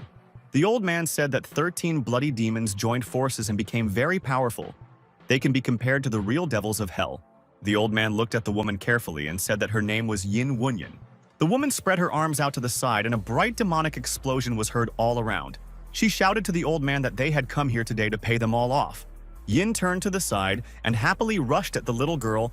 She shouted that she was pleased because the second princess of Daoyao was here. The warrior said that she wants to take the little girl for herself. Soon, perhaps, another female warrior will appear in the world of martial arts. Luo ran up to the main character and said with tears in her eyes that the woman was scaring her. Luo promised the little one that when he was next to her, nothing would happen to her. The elder angrily shouted at the woman that his master had defeated 13 demons. He would defeat even more today. Yin took out her battle blades. She sternly told the elder that she would carry out the will of her sect today. The woman swung her knives. She commanded her sisters to attack. The elder stood calmly. Warriors were flying above him. Small bombs were falling next to him. Suddenly, there was a very powerful explosion. Everything around was covered in dark smoke. The warriors jumped back. After a strong explosion, the mercenaries were thrown back by the shockwave. Luo stood to the side and watched the battle. He said that the girls would not be able to defeat the elder so easily. He would be able to fight off even their combined onslaught. Luo told the protagonist from the side that demons are good at poisons. The warriors raised their hands in unison. A huge magical skull appeared above them. The spectators screamed in fear that the legendary pink skull was in front of them. The man answered that after the skull touches a person, the face will be covered in red spots. Then the body rots, and only the skull remains. A bright glowing pink skull appeared in the sky. The old man jumped back in fear. Yin flew very sharply and quickly from behind to the elder and stuck a knife into his back. The wounded elder turned around and mentally asked the protagonist to take the princess. Yin threw the wounded old man's body aside. She turned further towards the audience. The woman stood on the stage. She told the audience that perhaps someone else wanted to challenge her. The guys in the crowd stood angry, but they were afraid to fight against a woman. Yin looked at the fighters with displeasure. She asked angrily, "Are these really the best warriors in the whole world?" The main character appeared from the side. He slyly told his rival that he was ready to fight her. She looked at the main character with glasses on, frightened, and called him by name. Zhang watched her friend with great attention. She called him out in fear. The princess sternly demanded that the guy beat the old witch. The main character said to the woman with a smile that he himself was not a hero, but he wanted to challenge the abyss of skeletons. Yin sternly asked her subordinates who would give the main character a worthy final duel. Several mercenaries surrounded the guy from two sides and threw magic sand at him. The main character stood calmly and watched as the dark aura flew at him. The girl on the side shouted at the guy to be careful. The main character suddenly took off. Dark aura was behind him. He ran forward towards his rival. Lo swung and hit the mercenary with a very powerful blow, and she flew far back. The main character began to attack in all directions. He scattered mercenaries to the sides. The main character stood in the center of the square. He shouted to his rivals that instead of 13 demons, there were 11 left. Lo raised his hand high up. A bright and yellow glow appeared next to him. The main character looked sternly at his rival and said that they would now fight her. Yin was very scared. She looked at the main character silently and with excitement. A bright fiery glow appeared around the guy. He prepared to attack the woman. Tai joyfully shouted that the boss had regained his strength. Pan said in a satisfied voice that he always felt that the main character had not yet revealed his strength. The gentleman turned to the side and said that the main character lacked the uncontrollable furious spirit of the world evil. The boss held back for a very long time. A dark purple aura appeared around the woman. She was holding her blade in her hands. Yin suddenly extended her hand to the side. She shouted to her subordinates to kill the main character together. Lo stood calmly and watched as mercenaries rushed at him from all sides. One of the girls swung her arm in mid-flight and prepared to hit the guy from above. Lo stood calmly and watched as several rivals with weapons flew at him. The woman raised her hand up and began to activate the spell. There was a dark aura around her. Lo looked up carefully. He saw a huge pink skull descending on him. The guy stretched out his hand to the side and a bright fiery glow appeared near it. The main character waved his hand and attacked the skull, flying at him with bright fire. The main character used a powerful fire attack to repel the dark magic flying at him. The main character looked around in fear. He saw the mercenaries coming down to him. A bright fiery explosion was heard on the ground. The mercenaries were blown aside by a powerful blow. The main character jumped up and swung his arm wide. He was getting ready to hit one of his rivals. Suddenly, there was a very bright fiery explosion. The earth began to crack. The main character closed his eyes and clenched his fist. Clouds of dust flew around him. Lo! He stood in the center of the square. The ground next to him began to crack. A surprised woman ran up to him from the side. Yin looked at the guy in fear and asked in surprise, "What is he?" The protagonist turned around sternly and told the woman that his name was Lo Feng Baohinia. The woman put her hand in her pocket. She took out several small demon bombs from her clothes. Yin looked at the guy angrily and said that she would never die at his hands. The woman jumped high into the air and threw several bombs to the side. Lo looked at her in fear. Suddenly, a very bright explosion broke out. The main character covered himself with his hands. The spectators on the side saw a very powerful explosion. Dark aura began to spread around. The woman disappeared in a puff of smoke. She shouted to the guy that they would meet again. Her reprisal would be cruel. The main character shouted in a frightened voice to the people to protect the girl. As the poisonous smoke of the Skeleton Abyss sect enveloped everything, Elder Fu continued to walk forward. However, Jingheng unexpectedly discovered that the second Princess Li was missing. A stunned Shen began to look around in search of the little girl. Suddenly, Luo called out to him, saying that she was okay, and the old man immediately turned around. Where he saw the princess in the company of Pan and Min, Fu sighed with relief. The main character was also delighted by her sudden appearance and smiled. At this moment, Jingheng apologized to the young master, saying that he believed the rumors and made the wrong conclusion based on them. The young cultivator replied that the main thing was that he realized it in time and took the right side. Those around were shocked by such an unexpected turn of events. Everyone was genuinely happy that Feng had managed to defeat the 13 demons, thereby raising their fighting spirit. People literally chanted his name, and from now on Bauhinia became a national hero, removing the stigma of a traitor from himself. Xue, Tian, and the second princess also rejoiced at the success of their beloved. Lo, in turn, accepted congratulations with pleasure and basked in the rays of glory. At a certain point, everyone lined up in such a way that they created a corridor, along which Feng, Guan, and Ti hurried to pass. Shen once again apologized to Bauhinia and said that naturally all charges against him were dropped. In response, the guy stated that he simply wanted to defend his honor, and that was the end of the incident. Of course, Dan agreed with him and said that everything that happened was a misunderstanding. Fu immediately ordered the second princess to be escorted and follow the skeleton abyss. Suddenly, Luo tugged at Luo Feng's shirt sleeve and looked at him pitifully. However, Bauhinia paid no attention to her and invited Jingheng to have lunch together.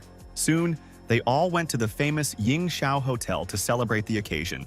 Everyone began to drink to such a gifted teenager, and the young man reciprocated. Most of the fighters said that from now on they would be at his service and would always help him if necessary. Luo Feng, in turn, thanked everyone and said that their support meant a lot to him.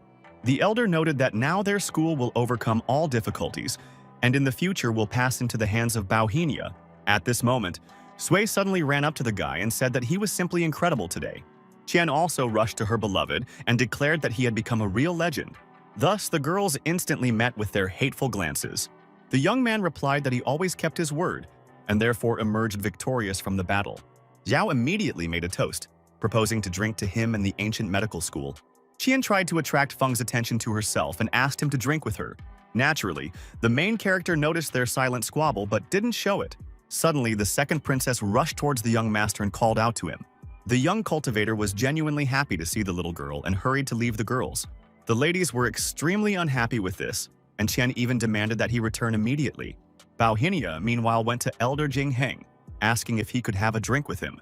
Fu agreed and greeted Luo and his friends, saying that they were the heroes of the day, after which they had a nice chat and started drinking alcoholic beverages again. Luo, in turn, was upset that no one was paying attention to her. As a result, she rushed off in an unknown direction while Feng was talking to Sheng. Of course, the old man understood perfectly well that Bauhinia and Pan with Mayan had a great future, because they had talent. A moment later, Jingheng began to look around and realized that Li was nowhere to be found. The shocked elder immediately ordered a search of everything and the girl to be found. After some time, the servants came running to him and reported that they had not been able to find Luo. Naturally, Bauhinia, stunned, volunteered to help him in his search for the princess. Sheng thanked him for his help and asked him to let him know as soon as Li showed up. Of course, the guy agreed, understanding how important it was for the elder. At the same time, Feng had no idea where exactly to look for the little girl. Luo also asked Guang to monitor the movements of the Daoyao faction and prevent them from getting close to Lan. The teenager then went into a thought process to figure out where to start looking for Luo. Naturally, many people wanted to help in this difficult matter. Xue urged Feng to be careful, stating that the 13 demons were clearly involved in Li's disappearance. However, the self-confident teenager assured that everything would be fine with him. Suddenly, Jian told him that she wanted to talk to him about the Zhuanyuan sect. Song, in turn, also offered to help, as his family was temporarily located in the ancient medical school. The aunt urged the young man not to refuse their services. Naturally, they wanted to introduce him to Yilan. Out of politeness, Feng thanked them, not understanding why they were so kind to him. Meanwhile, one of the guests hurried to inform Qiuyun that they had gotten Luo drunk. The girl was immensely happy about this, believing that everything was going according to plan and that she would soon get what she wanted. After all, everything will depend on the coming night. At that moment, she took out some kind of potion from her purse. After a certain time, the main character slowly went to his home, where the extremely cunning Qiuyun rushed to carry out her plan in a hurry. The girl immediately poured the contents of the bottle into a glass of water to offer it to Lo later. San's medicine was completely colorless and tasteless, and it was also difficult to identify. The young lady took advantage of this. The young master entered the room and suddenly found Song. The girl immediately offered him a glass of water and said that the brothers told her about how the guy had shocked everyone with his strength today. The stunned young cultivator asked why she was dressed like that and still not sleeping. Qiuyun replied that she suddenly heard him come back and decided to meet. Then she offered him a glass of water. Luo Feng kindly took the glass, and the girl waited impatiently for him to finally drink it. Song sat down on the sofa, anticipating the moment when Bauhinia would appear before her in a completely different form. However, someone suddenly knocked on their door, which made Chu Yun extremely unhappy. The young man immediately put the glass on the table and headed towards the front door. The indignant girl asked who decided to visit them at such a late hour. The teenager noticed that this was the second princess of Dao Yao, and she had finally been found. Upon opening the door, Feng actually found Luo standing on the threshold, who said that she had been looking for him. Song was confused. Not understanding why the little girl had come to Bauhinia, Lo began to explain that she couldn't hide with teacher Jun all the time because the faction couldn't find her. At the same time, the young man took hold of a glass of water, and Qiuyun hastened to correct the situation. She snatched the glass from his hands with a lightning-fast movement and urged him not to drink it. A stunned Feng asked what was going on and why she was acting so strangely. Second Princess Li also couldn't understand her rather suspicious behavior. Song herself stated that the water had supposedly become stagnant and that it would be better for her to pour him some new water. Bauhinia couldn't shake the thought that she might be up to something bad. Unexpectedly, Luo asked the guy to talk about her sister. Luo was surprised. The embittered Qiuyun understood that now she would have to wait for the right moment again. The little girl, in turn, asked Feng to help her find her sister. The teenager noted that they couldn't put her on the wanted list and asked for some more clues. Li said that her name was Yueme and that she had a red birthmark below her collarbone. Bauhinia said that he had a friend named Mei. Then Luo asked about the birthmark. Feng wasn't sure about this, and besides, a princess should be distinguished by her nobility, but Liu was clearly behaving differently. He added with a smile that she was clearly not her sister and that they just had similar names. Meanwhile, Yue suddenly sneezed, assuming that someone was remembering her. The girl saw her sister in the Zheng family mansion and headed towards her. He asked why she was acting so strange today, believing that it was because of Law's disappearance. Vivi replied that she was simply worried about the important guests who were coming to visit their father. Naturally, Mei questioned her answer, realizing that she missed Feng. At this time, Jiang came out of Geishan's office and said that she would wait for news from him. Of course, Zheng assured her that he would definitely tell her about everything soon. Seeing an unknown person in the corridor, Vivi wondered who she was. Liu Yue immediately pulled her sister back, saying that this woman was extremely dangerous, because she literally exudes hostile power. The sister was surprised, not understanding why their father would get involved with such a person in that case. Meanwhile, the main character assured the little princess that he would study all the evidence and urged her to hide with teacher Jun. The girl thanked the young master, saying that she would eagerly await news from him. Qiuyun continued to be nervous, not understanding why Luo was still in the room. At the same time, she was well aware that her grandmother would approve of Feng's candidacy as her fiancé, since he was the head of an ancient medical school. Suddenly, Song left the room and noted that it was already late and it was time for the girl to return home. However, Li objected to her, saying that today she wanted to stay right here. This literally shocked the young cultivator, as well as Qiuyun, who couldn't come to terms with it. But Li began to tearfully ask Lo for permission to stay the night in his apartment. Naturally, he couldn't refuse her and eventually agreed, noting that it was only for one night. An enraged Song couldn't believe that some little girl could ruin her plans. In fact, the little girl understood what the insidious Qiuyun had planned and deliberately thwarted her plan. The girl was literally furious, but she couldn't do anything to the princess, which made her even angrier. By then, sisters Vivi and Liu Mei had gone to their father to find out what was going on. Geichin greeted his daughters and noted that they had finally returned. The girls immediately asked why this woman came to him and what they talked about.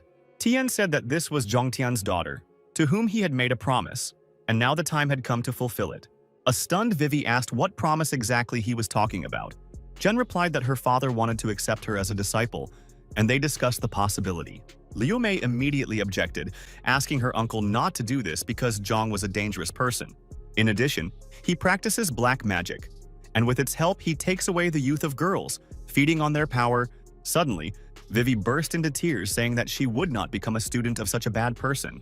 Yue, in turn, added that Zhong may have been good before, but now everything has changed radically. The stunned Geishan immediately hugged his daughter, saying that in that case, of course, he would not allow her to be taken away. Extremely worried, Zheng asked what they would do if Zhongtian tried to force them.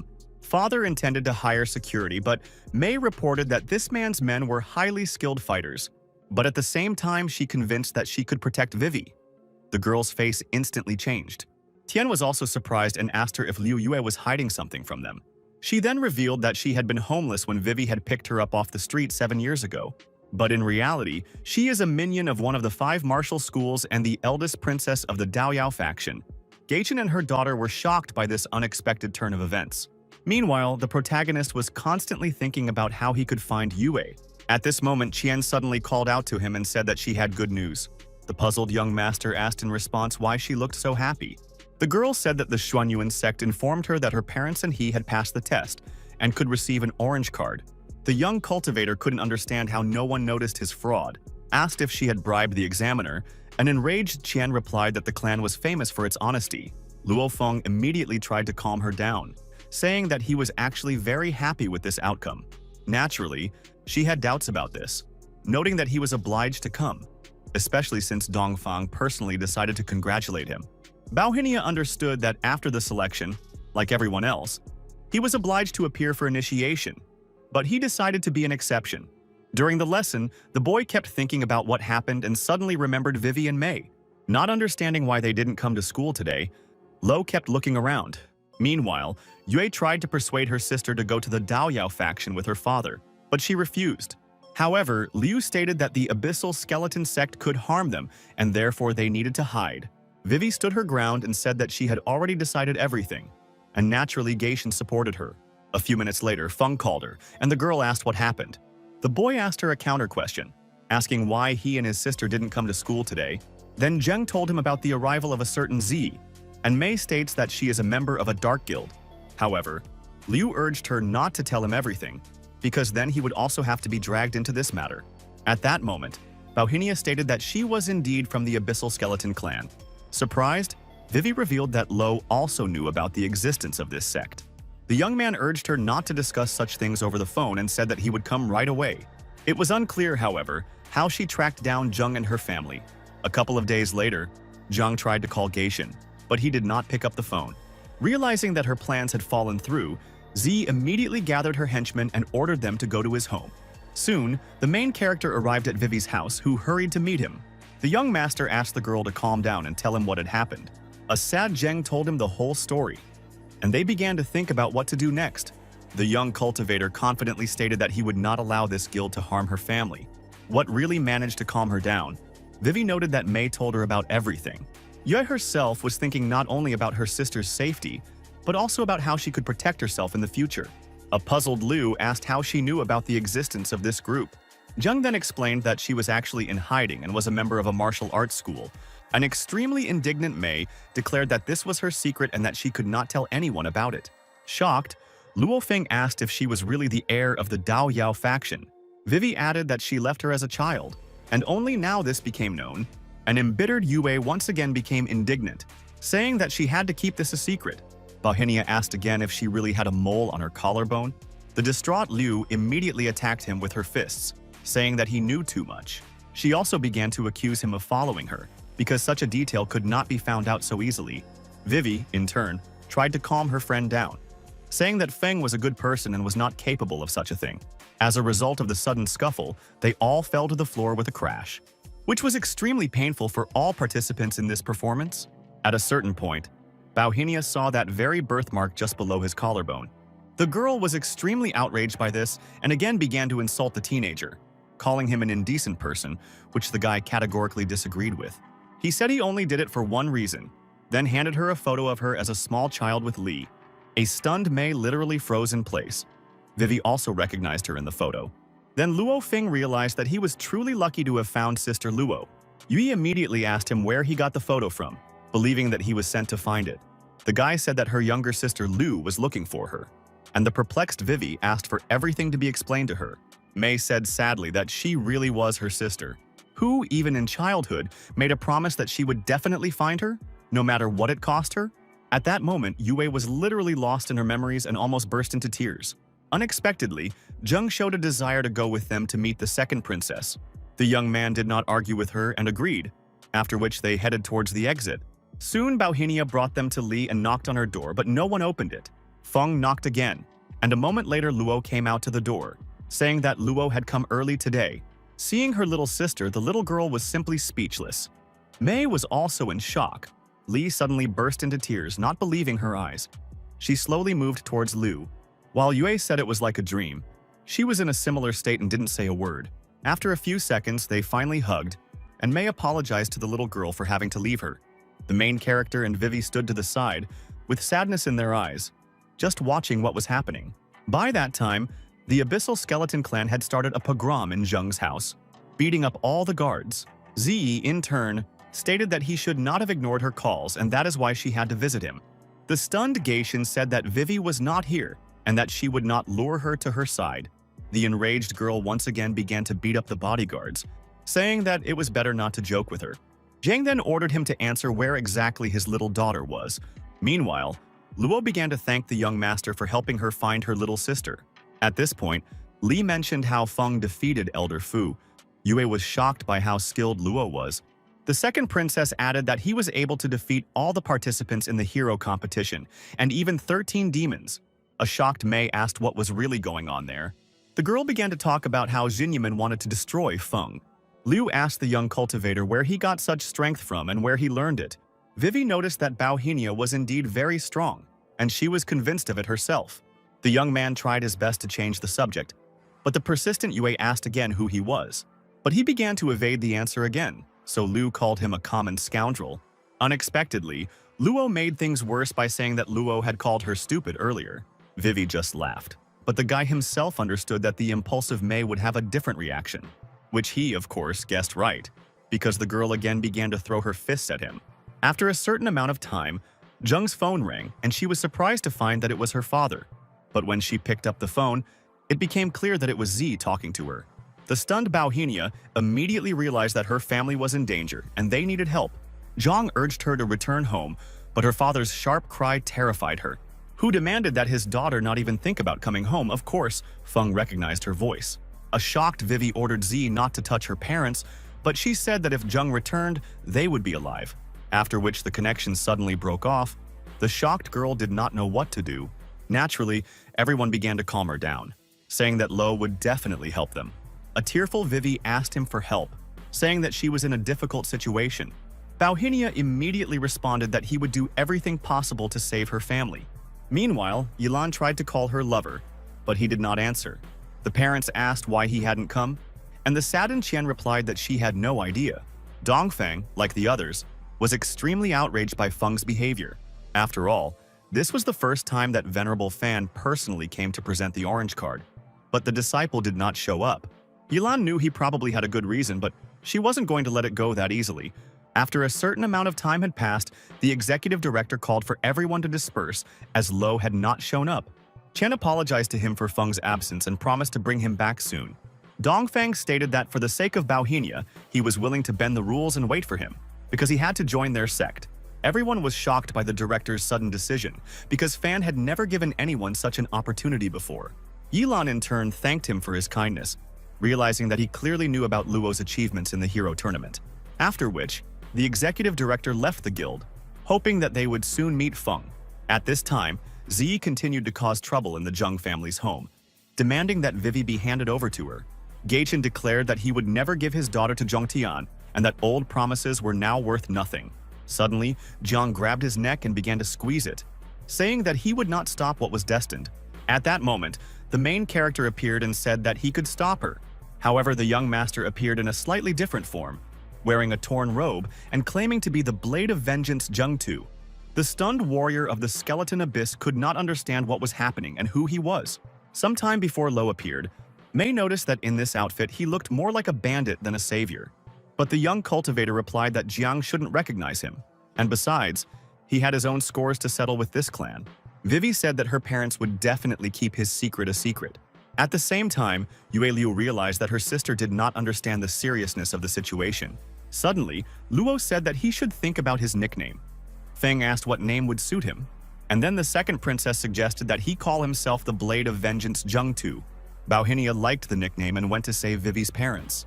The girls wished him luck and began to wait for the guy at Li's house. The teenager promised to return soon. Chen was delighted with her beloved, and with every minute she fell in love with him more and more. Mei thought the name sounded very familiar, but she couldn't remember where exactly she had heard it. Luo explained that this was the name of a famous magician who was the guardian of the Abyss of Hell. Yu was shocked, because he belonged to one of the 7 cursed factions, just like the Skeleton Abyss. Then the little girl realized that she had chosen a very unfortunate nickname for Feng. The first princess sincerely hoped that the young man would be able to get out of the situation. Meanwhile, Zhang couldn't understand how the Blade of Vengeance could be here. Lo in turn ordered her not to say his name out loud, as it was forbidden. Suddenly, the thugs rushed towards him, trying to defeat Bauhinia. However, they were unable to do this, because the teenager was superior to them in strength. After he dealt with Jiang's henchmen, the boy immediately headed towards her. Then, he delivered a devastating series of blows, and Z was instantly sent flying backwards. Realizing that it was indeed Zheng Tu, she began to beg for mercy. The girl named her father, but this did not affect Lo in any way. But suddenly, the protagonist wondered how Zhang knew about the Blade of Vengeance. The young master then stated that her father had no right to attack the Zheng family. Vivi's parents were shocked by this unexpected turn of events. Zhang immediately said that she regretted what she had done, and did not know how important these people were to him. Besides, she understood that he was much stronger than her, and in general, his guild was more majestic. The young cultivator noted that it was extremely stupid of her to hide behind her father's name. However, Z said that she simply expressed herself incorrectly and did not mean to offend Zheng Tu. Luo himself did not expect that his pseudonym would help in this matter so much and change Jiang's attitude, after which he hit her and ordered her to ask for forgiveness, and she no longer had the right to enter the house of this family. The girl instantly fell to her knees, and along with her henchmen. Then they all apologized to him, adding that they were in his debt and would never set foot in that house again. Feng immediately urged them to leave the Zheng family's territory, which they subsequently did. After a certain amount of time, they headed towards the exit and finally relieved everyone of their presence. Gaichen in turn thanked the savior and asked who he was. The young man hurried to untie him and took off his mask. Everyone was shocked. After all, their savior turned out to be Bauhinia. They couldn't believe their eyes. At that moment, a joyful Vivi ran into their room and hugged her parents. Luo saw Luo and asked why she chose this particular nickname for him. Liumi noted that the most important thing was that he didn't give himself away, and everything turned out well. But Feng continued to be indignant about the fact that they forced him to hide behind a false name, since he could have gotten into trouble. However, Li said that Tu was badly injured 10 years ago and was most likely already dead. But Yue stated that it was possible that he had actually been healed and had reached a higher level. The guy thought about it, realizing that pretending to be the Blade of Vengeance was clearly not a good idea. Tian and his wife continued to thank Bauhinia and say that they were in his debt. Naturally, the young man replied that it was not a problem for him and everything was fine. Adding that he finally found use for martial arts, Guy asked where he learned these techniques. The mother suddenly told her daughter that she now had to find a way to thank the teenager. Vivi replied that she understood this perfectly well and was just thinking about this issue. Soon, Luo Feng went to his home, where he went out onto the balcony and breathed in the fresh air. Realizing that all the problems with the Zheng family were now resolved and he could go about his business, he suddenly discovered a missed call from Qian. Meanwhile, the defeated Z faction was indignant at their defeat. Jiang was just as furious as they were about what had happened, and suddenly one of her henchmen asked what they should do next. Zhang responded menacingly that they would have to return to headquarters and tell the leadership everything. She understood perfectly well that too many of her plans had fallen through lately, and therefore, it was necessary to involve her father. At this time, Yilan finally found the main character and called out to the guy. The young master greeted his classmate and asked what had happened. An enraged Qian claimed that he had disgraced her by not showing up at the Xuanyuan sect and not answering his calls. The young cultivator replied that he had unfortunately lost his phone and had no way to tell her. At the same time, Yilan informed him that Dongfang had made an exception for him and agreed to give him a full-time job. Bauhinia, extremely surprised, asked why he needed to work all day. The girl said that Lo's results exceeded all expectations, and that's why he made concessions. Feng immediately suspected that the CEO had found out about something and clearly wanted to talk to him. The irrepressible Yilan once again asked when he intended to visit the sect, so that she could go with him. However, the young man suddenly said that he would never agree to meet with Fan. A dumbfounded Qian asked him in return why he didn't want to meet him. Then the teenager said that in fact he had a huge number of enemies in this guild, adding that these were his personal problems and she had nothing to do with it. He also agreed to help her if necessary because of him she could get into trouble. The girl smiled and replied that it didn't matter how many enemies he had, since she would always take his side. But suddenly her smile changed to anger. Bauhinia could not understand what was going on. With a lightning-fast movement, Yilan punched him in the stomach, telling him that he had to carry his phone with him so that she wouldn't get nervous, after which she absolutely calmly left in an unknown direction. The guy was shocked by her behavior. At the same time, he had absolutely no idea what to do with this restless girl. After some time, he was suddenly met by members of the Song family. Luo asked what happened. Brother Chiu-yun replied that their grandmother would soon be 100 years old, but they could not find their sister. Of course, the teenager promised to help them find the girl, which the brothers were immensely happy about. Meanwhile, Song stuck to her plan as always and poured the potion into the glass of water again. She sincerely hoped that today she would definitely get lucky, and Fing would belong only to her. A few minutes later, Baohinia returned home and went into the living room where Xiuyun was waiting for him. The young lady was overly smiling and asked if he had taken the girl home. The guy answered positively, adding that he had a very important conversation with her. Pouring himself a glass of water, he said that his brothers had asked him to find her on the occasion of their grandmother's birthday. However, Song asked him to detain the brothers, as she had some important business. Besides, after this, she will be happy to go to her grandmother's birthday party. Feng agreed to help her and find a reason for the brothers to delay her trip. Although it all seemed rather strange to him, he slammed the door behind him. But the teenager took a glass of water with him, and Chiu-yun began to think about whether she should follow him or wait for him in the living room. Tormented by certain thoughts, Song literally could not pull herself together. After all, she waited so long for the moment when the main character would fall into her net, and there will be no turning back. But after some time, nothing happened. But she knew one thing for sure. Now the young master had nowhere to run. The young cultivator, in turn, went to his room, thinking about what had happened. In addition, he needed to collect information about the three sects and obtain the bone regeneration technique. At a certain point, Luo Feng drank a glass of water and sat down on the bed, assuming that the purple smoke would definitely help him achieve enlightenment. Soon, Baohinia began to cultivate in order to finally achieve success. Several hours passed, and the guy was gradually approaching another breakthrough.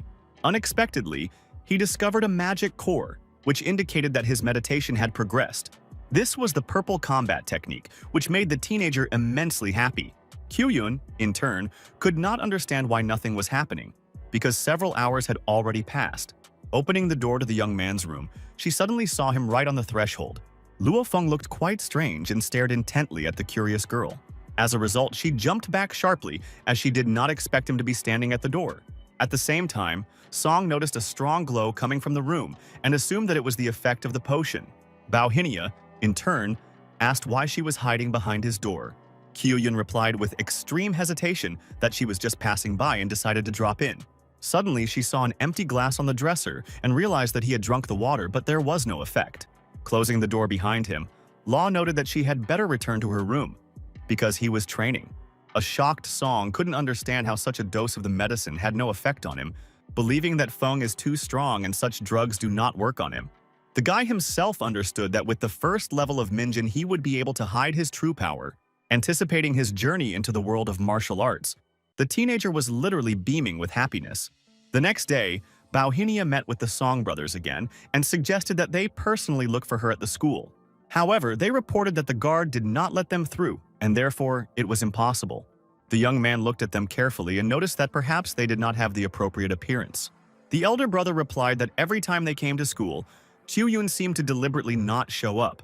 Then Lo suggested that they split up and simply surround the educational institution from all sides, because, having seen them, the girl could easily exit through the back door.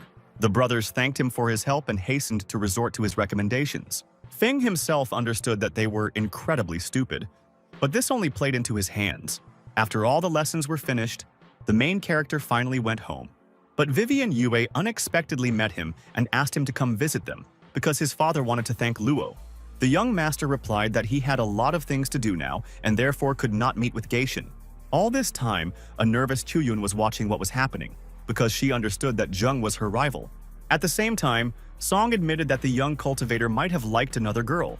This thought made her furious, and suddenly, the girl turned her attention to one of her brothers, who was sitting in a tree. Qiuyun hurriedly disappeared from his sight, but he still noticed her. The young man immediately called out to his little sister, but she rushed to climb over the fence. He knew that Feng's idea had really worked and rushed after Song. Baohinia, in turn, met the girl's younger brother again and explained that he had only caught a glimpse of Qiuyun. The upset guy said that they would find her anyway and thanked him for his help. Lo noted that this was a mere trifle for him and wished him luck in finding the girl. A moment later, his phone rang and the teenager hurried to pick it up. His older brother told him that he had finally found his sister, which of course made him happy, adding that he was currently following her footsteps to the house and would soon send him the address. The delighted young man replied that he would eagerly await good news from him. At this time, Chu-yun finally got home and decided to prepare for Feng's arrival. Understanding that even if she fails to start a relationship with him, the brothers will always help her. After which, unsuspecting, the girl took a shower to think about everything carefully. Meanwhile, her brothers were already downstairs at the apartment complex, having learned that Lo lived there. At the same time, the older brother insisted that she entered this particular house using an electronic key. Then they began to wonder whether Bauhinia might not have known that she was living in the same house with him. After a certain amount of time had passed, Feng returned to his home, where he unexpectedly met the Song brothers, who claimed to be spying on their sister and found out that she lives right here. The stunned guy realized that now he would have big problems. At that moment, Luo remembered how Chu-yun suddenly called him and asked him to stay with her, because the pipes in her apartment allegedly leaked. Then he agreed. Feng had no idea what kind of situation he would find himself in the future. The Song brothers, in turn, invited him to go to his home to continue searching for Chu-yun together. However, when he got to his apartment, Bauhinia suddenly announced that he had lost his keys. But one of them found that the front door was not locked, which was quite strange. Lo was horrified, assuming that she had simply forgotten to close the door behind her. After which the brothers completely unceremoniously entered the main character's apartment, where they unexpectedly discovered a rather shocking picture and simply froze in place. No less surprised, Chu-yun was wearing only a towel and asked what they were doing there. They had the same question for her, as they did not expect such a turn of events. The young master finally realized that he could not get out of the current situation.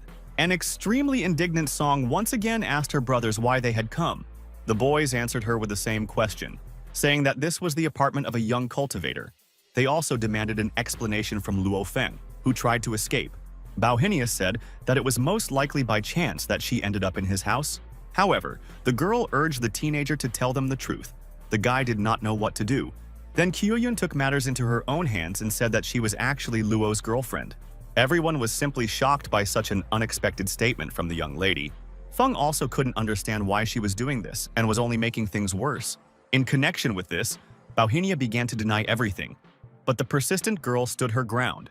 The enraged Song brothers once again demanded that Lo explain what was happening. But Feng also continued to deny it, saying that they had misunderstood everything. Suddenly, one of them said that they understood why they had done all this, because they wanted to make a surprise. And in fact, they are only glad that Bauhinia turned out to be her chosen one. The teenager did not understand what was happening and how he was lucky enough to avoid trouble again. At the same time, the Song brothers intended to please their grandmother and tell her about what had happened, because she will be happy that her granddaughter will marry the head of an ancient medical school, after which they hurried to leave the lovers alone, calling Feng their brother, which once again confirmed the absurdity of the current situation. When they closed the door behind them, the stunned young man asked her how long she had been planning this. The girl in turn only smiled. Bauhinia insisted on stopping lying to everyone.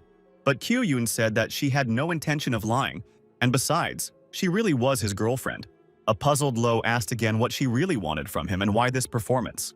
Song replied that she simply wanted to fulfill her grandmother's request, and he should help her with this. The guy was surprised and continued to listen to her. Chu-yun said that the old woman had long dreamed of finding her a worthy husband. All Feng has to do is pretend to be her boyfriend and go to her birthday party with her. The shocked teenager asked her again if it was really that important. The girl replied that if he refused, the old woman would marry her off to some scoundrel from another village. In the end, Bauhinia could not resist and agreed to help her in this not-so-simple matter. As a token of gratitude, Chu-yun suddenly kissed him, something Luo had never expected, after which the girl immediately went to her room, holding back her emotions. Closing the door behind her, a joyful Song couldn't believe that this situation with her brothers had only turned out to be beneficial, naively believing that now the main character will not go anywhere from her and will become her husband. The young master, in turn, felt used and understood that this would not lead to anything good. Meanwhile, Jun was very worried about the young cultivator and Lee, so she decided to call them.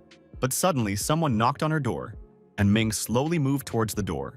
Opening the front door fearfully, she saw her father on the threshold, which surprised her greatly. The old man said excitedly that he had finally found her. Then they went into the room. The father noted that they hadn't seen each other or had a heart-to-heart talk for so long. Meng immediately made it clear that if he wanted to convince her again, nothing would come of it. However, the old man stood his ground and insisted that this was an incredible opportunity for them. The girl suddenly burst into tears, saying that she didn't want this, and that she should have the right to choose. The old man noted that her choice literally decides the fate of their family, and she is obliged to do the right thing, adding that in a couple of days they would come for her. And if they did choose her, the catastrophe would pass them by. Besides, they had no right to expose themselves to such a risk. Meng was horrified. Her father took her hand and said that one day she would understand that this was all for their family.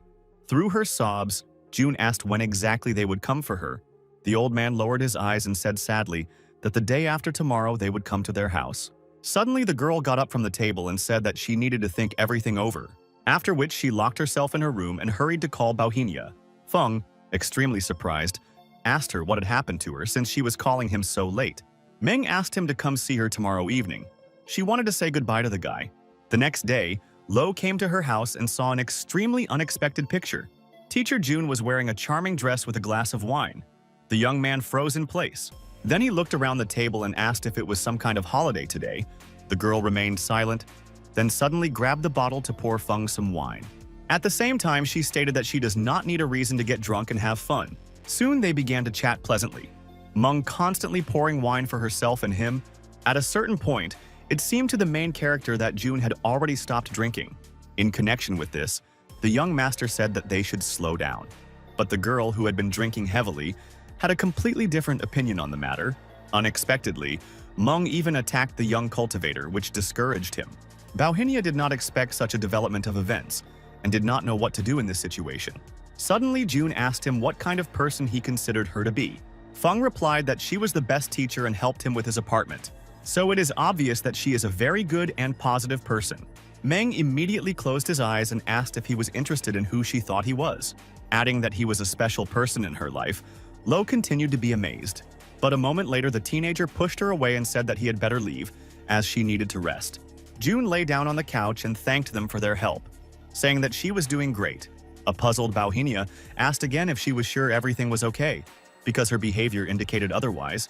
However, Meng assured that everything was fine and that it was indeed better for him to return home. After wishing her good night, Feng headed towards the exit. June only watched him go. Then, right at the door, she called out to him sharply and said goodbye, which seemed rather strange to him. As soon as he left her apartment, he couldn't shake the feeling that she had said goodbye to him forever. After which, lost in his thoughts about what had happened, he went home. Meng moved slowly towards the window, realizing that they would never see each other again. The next morning, the young man rushed to school to find out what had happened to June. Suddenly, Qiuyun stopped him and said that they would go to school together today. But Baohinia said that he had too much to do today, and so they would go together next time. Song said that she simply wanted to declare their closeness, and that Lo didn't want it. Feng soon arrived at the school and immediately headed to the teacher's room. But Meng was not there. Instead, Lan was in the room, and he asked her where June had gone. The girl responded in surprise that she had left, which was indeed extremely suspicious. The stunned teenager once again asked why she decided to leave. He was also interested in where exactly she went, but Lan didn't know the answers to these questions. She only gave him a letter that Meng had left especially for the young man. Baohinia hastily opened the envelope and began to read what he had not expected at all. In the letter, the teacher said that they would most likely not meet again because some problems had arisen in the Shenhua Palace. Lo couldn't understand what relation she had to the 5 factions, and naturally decided to figure it out himself. The main character instantly ran out of the office and fled in an unknown direction. Soon, the young master went to the Zheng family and informed Yue about the disappearance of the teacher. And since she left from behind the Shenhua Palace, Luo guessed that Mei might have some information. Then Liu thought that Meng might actually be the chosen one just like her. The puzzled young cultivator asked what exactly she meant. Suddenly, Yue declared that Jun did the right thing because Shenhua Palace chose her. And it was for this reason that she herself ran away 7 years ago to visit the Tiandi Temple. Baohinia seemed speechless, and he didn't quite understand what was being discussed. Mei said that every 5 years an enlightenment is held in the temple, and all the great warriors want to go there. Also, only one person is chosen from each supreme teaching. But there is also a dark side to what is happening, where 5 factions select girls based on their appearance. Luofeng asked again why this was so important to them, since she was talking about warriors. Yue continued her story, saying that most often the girls are taken as slaves. And this custom is called the initiation of concubines, since the representatives of the three teachings cannot do anything without instructions from above, and that is why many students look for their partners among the girls of the Tiandi Taoist temple. As it turned out, Liu Mei was also chosen as a slave, which is why she ran away. The enraged youth could not believe that all 5 factions had joined forces to commit such a horror. Yue added that if a girl is chosen, her family receives generous gifts, and this has been going on for decades. Naturally, the guy understood perfectly well that he had to save his teacher. Unexpectedly, he asked Mei where exactly this temple was located, and the girl was surprised. But Liu stated that he had no specific location, and this was always communicated to all factions in advance. At the same time, she tried to dissuade Bauhinia from looking for the temple, since only representatives of the 3 teachings can visit it. However, the teenager was determined and asked how he could enter this sinful place. Mi reported that some of the heads and elders of the 9 sects might be able to get there. After thanking her for the information, Luo Feng immediately set out on his journey. Liu Yue wished him luck, even though she knew perfectly well that he couldn't get by with just that. Soon the teenager went to Zhui, which was a real surprise for her. Bauhinia flew into the office like a madman and immediately declared that he was ready to head the medical school. The extremely surprised girl noted that he had been rejecting their proposals for so long. But Feng said he was not ready to take responsibility, but now everything has changed. She said that the situation had changed somewhat and that it would now be much more difficult to do so. However, Lo sharply replied that he did not have time and that he had to become the head of the school right now, before the meeting at the Tiandi temple. Surprised, Zhuo asked the protagonist how he knew about the enlightenment in the temple. The young master replied that he could not explain everything at the moment. Xiao, in turn, said that she would definitely talk to her father about this. After returning home, the young cultivator began to realize that he definitely needed a backup plan. Since there was no guarantee that he would be given the position of head of the school, at this moment, Qiuyun met him. The girl immediately suggested that he go shopping, which he really didn't want to do. But Song said that her grandmother's birthday was next week and they couldn't come empty-handed. Of course, Bauhinia had no choice but to refuse, and they ended up going outside. After a certain amount of time, they came to the antique market. Exhausted from the girl's excessive shopping, Law asked why she decided to bring him here. Huyun replied that her grandmother simply adored various antiques, and that was why they were here. Suddenly, Feng had the thought that Song really saw him as a millionaire. Soon, traders began to offer them various goods in the form of Genghis Khan's sword and the horn of Zhu Yuanzhang's own cow. But the young lady's gaze fell precisely on the jade pillow, which cost 20,000. In connection with this, she used her feminine tricks and got a discount. Bauhinia understood perfectly well that in the company of such a beautiful girl, it was much easier to bargain. Suddenly, he noticed a wooden box and thought that it was a good option. The seller noted that it was an incredible box with a secret inside. For only 500 wen, Lo decided to check and immediately opened the box, where a very ordinary stone lay. Feng immediately became indignant, saying that this impudent man was trying to deceive him. At this point, the guy grabbed Xiuyun's hand and said that it was time for them to leave here. However, the merchant apologized and agreed to provide a 10% discount. But Bauhinia refused again, so the seller agreed to give away the jade pillow for only half the price. And along with it, the box. Lo happily took the pillow and took the box with the stone. When she got home, the girl became indignant and said that they needed to go shopping again. The puzzled young man objected, saying that she had bought a jade pillow. But Qiuyun replied that it was her gift to her grandmother, and he didn't choose anything except the box. Feng, dumbfounded by such logic, seemed speechless for a moment, but then he finally agreed with her. At that moment, the box with the stone inside actually began to glow, but Lo didn't pay attention to it. Meanwhile, Z went to her father to report the failed mission. Kneeling before him, she declared that she was ready to be punished for what had happened. The old man in turn asked what exactly had happened, as he was thirsty for details.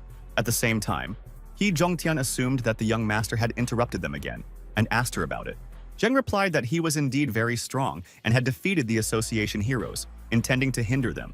But Tian didn't believe in the guy's supernatural powers and said that he would soon deal with him, because he had disrupted an important event. Z suddenly asked if the Blade of Vengeance 2 was really related to the Zheng family. Zhang didn't know for sure if this was true and said that in any case it was better not to enter into conflict with him. Moreover, the priority was to destroy the gates, and for this it was necessary to reunite with the other sects.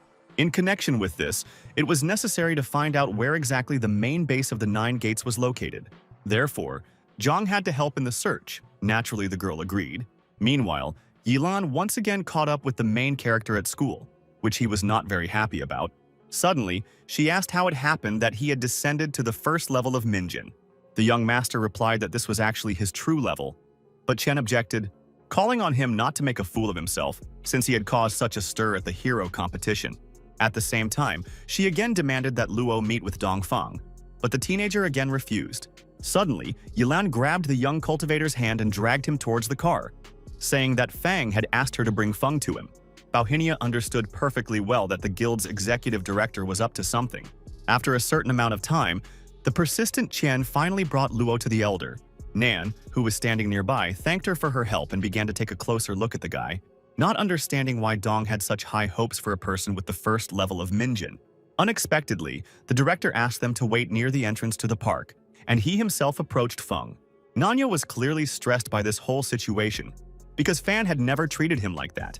Soon Dun greeted Baohinia and introduced himself once again, stating his name. But Luo suddenly interrupted his speech and said that he was an ordinary person and had no intention of joining the Zhuanyuan clan. Suddenly, the elder's face changed, and he said that he was aware of the teenager's affairs and knew about his involvement with the Devil's team. As Feng began listing various nicknames, he did not expect this turn of events. The director also asked which of the listed names the young man bore the title. Baohinia continued to pretend as if he didn't understand what he was talking about, repeating that he was an ordinary guy. Dongfang then challenged him to a duel, indicating that if he won, Luo would reveal his identity. The teenager broke into a sly grin, and of course agreed to fight him. Fan immediately assumed a fighting stance and said that he would do everything to win this fight, after which, without wasting a second, he pounced on Luo Feng, delivering fierce blows. But the extremely skilled Baohinia easily bypassed all attacks. Studying the enemy's techniques, Dun himself understood perfectly well that the kid was deliberately hiding his true strength. However, he naively believed that he could still defeat him by using his magical skills. But Feng once again surprised him with his abilities and again avoided all the blows. The main character literally mocked the sect elder, saying that he would not be able to handle this fight. This only provoked Dongfang, who again rushed to attack, but Luo successfully blocked it. The young master then unleashed a series of crushing blows, causing Fan to collapse to the ground. The young cultivator rushed towards him with a victorious gait and asked if this was all he could do.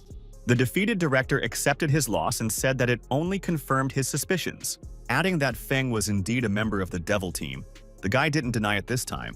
After reminding him of their agreement, the executive director in turn again urged him to join the sect. Baohinia again refused him, noting that he could not even defeat him, so the answer was clearly negative. At that moment, a stunned Yilan ran up to them and asked what had happened. Fan stated that he simply wanted to demonstrate a few techniques to Lo, but he was unable to interest him. Nan in turn asked why the elder needed a first-level person. Minjin. Of course, Chen stood up for him, saying that Feng was very strong. Realizing that the situation was getting tense, Luo decided to quickly go about his business, and Yilan also hurried to escape. Dongfang explained to Zhang that Baohinia was actually very talented, and they should all look up to him. Naturally, Nan was dissatisfied with the master's statement and wanted to deal with the newcomer in the future. At this time, the thugs were discussing the murder of Feng, who was clearly in their way. The leader of the bandit group insisted on dealing with him quickly. Xing asked how to get rid of this Baohinia, since even Hao couldn't do it. He replied that he had hired a foreign mercenary at a very high price, and that everything would be decided soon. A stunned Chen asked the gang leader again who this hired killer was. The thug assured him that this man was much stronger than Di and would deal with Lo, while also bringing him the woman he needed. At this time, Chuyun prepared a luxurious dinner for her lover and began to wait for his arrival. A moment later, the front door opened slightly, and the girl thought it was Feng. However, no one entered the apartment, so the surprised Song decided to check who had come to see her. Suddenly, an unknown man appeared on the threshold with a door handle in his hands, who noted that the girl was indeed quite pretty, and that it was not for nothing that he was hired. Shocked, Yuyun asked who he was and what was going on, and the guy smiled, after which he said that they paid a good sum of money for it, and now he is obliged to bring it to the customer. Song immediately jumped back, demanding that he not touch her and leave her house. Naturally, the assassin didn't do this, and Kyuyun fired several needles at him. But the extremely skilled killer easily blocked her efforts and rushed towards the girl. The girl was horrified by how quickly he deflected her sharp needles without getting hurt. The mercenary, in turn, did not waste time and pounced on the young lady, saying that she couldn't do anything against him. Song still managed to dodge the blow. However, another attack followed, which caught up with Kyu-yoon. The end result was that she literally flew into the table, and plates of food flew in all directions. After several blows, Song completely lost consciousness, which the thug took advantage of. Having easily grabbed the girl, he rushed to leave the confines of the protagonist's apartment. After a certain time, the young master returned home and could not understand why the door was open. When he entered, he found the house in disarray and immediately realized that someone had broken into his apartment.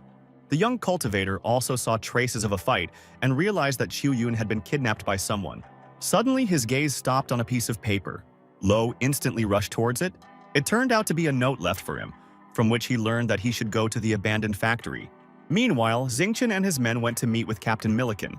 The extremely arrogant thug asked why they had come and what they wanted from him. He replied that he had brought him the agreed-upon portion of the money and that upon completion of the task, the captain would receive the entire amount. Milliken noticed that they were just in time and immediately ordered Bu to bring the girl. A moment later, Feng dragged in an exhausted Kyu-yoon, who could barely stand on her feet. Among the crowd of people, she was surprised to recognize Xingchen and called out to him. The guy approached her and said that he would definitely get her out of here, but Song demanded that he not touch her, asked what he was really up to. Chen's expression instantly changed, saying that today she would see him take revenge on Feng for all his misdeeds. The dumbfounded Kyu-yoon objected, saying that he had no right to do that. Bu, in turn, thought about it, because he had already heard this name once. Milliken immediately passed the order to his killer and ordered him to deal with Bauhinia. Once outside, Feng hurried to send all the information he had to his boss, who at that time was fighting off yet another group of criminals who intended to rob his mansion. Huan pointed a gun at them and said that he should have thought of it earlier, but they still asked him not to kill them. As soon as he received the message, Quan decided to see who was bothering him again. But when the thug saw the order for Lo Feng, the guy literally went into shock. Dropping the pistol from his hands, he seemed to forget about the bandits who were kneeling in front of him. They themselves could not understand what had happened, but Yan understood that this would be an extremely difficult matter. After some time, Feng spoke on the phone with his boss and returned to Milliken, realizing that an extremely exciting performance and a serious opponent await him. Sin, in turn, asked the captain when the young master would come to them. The leader of the group replied that he left him a note. The dumbfounded Kyu-yoon nervously said that he was using her as bait. Chen suddenly grabbed her and said that as soon as Luo appeared, he would be finished off. However, Song once again said that he had no right to harm Feng, but Yi noted that it would be much more pleasant for him to kill Bauhinia, since she loved him so much. He added that the young cultivator had become a nuisance to everyone and had brought trouble upon himself. Suddenly, Song burst into tears and loudly shouted the name of her main character, which, a couple of seconds later, appeared with a roar on the abandoned farm. As a result, an explosion occurred, and none of the bandits had time to understand anything. One of the captain's frightened henchmen reported that Feng had come alone. Entering the factory, Lo said that he did not expect to run into professional mercenaries. Kyu-yoon immediately urged him to run away, saying that it was a trap. But Xingchen, on the contrary, was very happy about his appearance. The enraged guy ordered him to immediately release Song, since he had nothing to do with it. Milliken immediately ordered the teenager to be killed, and the mercenaries in turn surrounded him. They were all armed, but Bauhinia was not at all afraid. Declaring that they would regret their decision, his eyes shone with an unknown magic. After which, with lightning-fast movements, Feng began to deal with the bandits. The captain was horrified by the boy's abilities, realizing that they had clearly underestimated him. Soon, Luo rushed to Xingchen to deal with the villain once and for all. However, Ye put the gun to Song's head and ordered the boy to surrender. Bauhinia immediately froze in place, after which one of Milliken's henchmen headed towards him. Eventually, he began to beat Feng, who did not resist. A few seconds later, he found himself again in the sights of the mercenaries, realizing that this was the end. Chen could not be happier with the outcome of the confrontation and said that victory was his. Lo noted that he was a real coward because he was using a defenseless girl as a shield. In response, Xing stated that he would die a long and painful death before Song's eyes. Kyu-yoon, in turn, urged him not to do this and to change his mind before it was too late. Bauhinia also demanded that Yi stop this circus, promising to finish him off. The mercenaries watched the events with great pleasure, pointing their guns at Lo. The main character could not calmly watch as the thugs abused the girl. In connection with this, The young master nevertheless decided to try his luck and once again attacked them. Having dealt with the bandit standing nearby, the young cultivator snatched the machine gun from him, after which he pointed it at Xingchen and ordered him to release Song so that they could resolve all issues.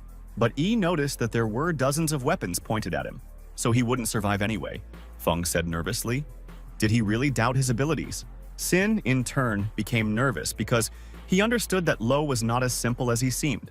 Milliken immediately ordered his men to open fire, but at that moment, Bu put a gun to his head. He ordered everyone to immediately lower their guns before he shot the captain in the head. He added that being Lo's enemy turned out to be extremely unprofitable. Everyone was in shock. An enraged Chen began shouting that Feng was a traitor and was making a mistake, realizing that the situation was now more complicated and he needed a backup plan. However, he was not there. Bauhinia decided to take advantage of the moment and shot at Sin. The bullet hit Yi straight in the shoulder, which was quite painful. Chen subsequently let go of Chu Yun and stepped back, letting out a wild roar of pain. Feng then delivered a series of crushing blows and caught Song. After asking her for forgiveness for putting her in danger, the girl sighed with relief, saying that she never doubted him and always believed in him. Unlike the others, Milliken suddenly asked Bu why he was doing this. Feng replied, because of Huan. Luo was shocked by this information, realizing that he was under Quan's command. The captain was also perplexed, calling him a traitor and wondering how this was possible. Most of the mercenaries knew this name too, because Huan had conquered the Middle East in just 1 year. Feng, in turn, said that he had been given the order to help Feng. The boy asked him again if he was really talking about the mad shadow leopard. Bu answered positively and urged him to go to his boss as he was waiting for the young man. At this point, Milliken suddenly broke free from his grasp and ordered his men to open fire. But before they could do so, Feng had already shot him in the head. With a precise hit, the captain instantly fell to the ground unconscious. Everyone was horrified. The wounded Xingchen immediately ordered the rest of the bandits to kill everyone, especially the traitor. So, machine guns were pointed at them again, and it seemed there was no escape. Bauhinia shielded Chu Yun and urged her not to be afraid, assuring her that everything would be fine. Enraged, Ye once again ordered the mercenaries to kill the traitor and Feng. At that moment, multiple shots were fired, but in the direction of the bandits themselves. The rest were eliminated silently, and Xingchen was shocked by this turn of events. Realizing that he definitely couldn't get out of this now, Yi was extremely scared. Soon, absolutely all the mercenaries were killed, which made the main character happy, who turned Q Yun away from the terrible picture so that she would not see this nightmare. After a couple of minutes, Huan finally appeared. The young master did not expect to see him. Feng immediately reported the work done to his patron. Quan, in turn, praised all the fighters and said that everything went more than successfully.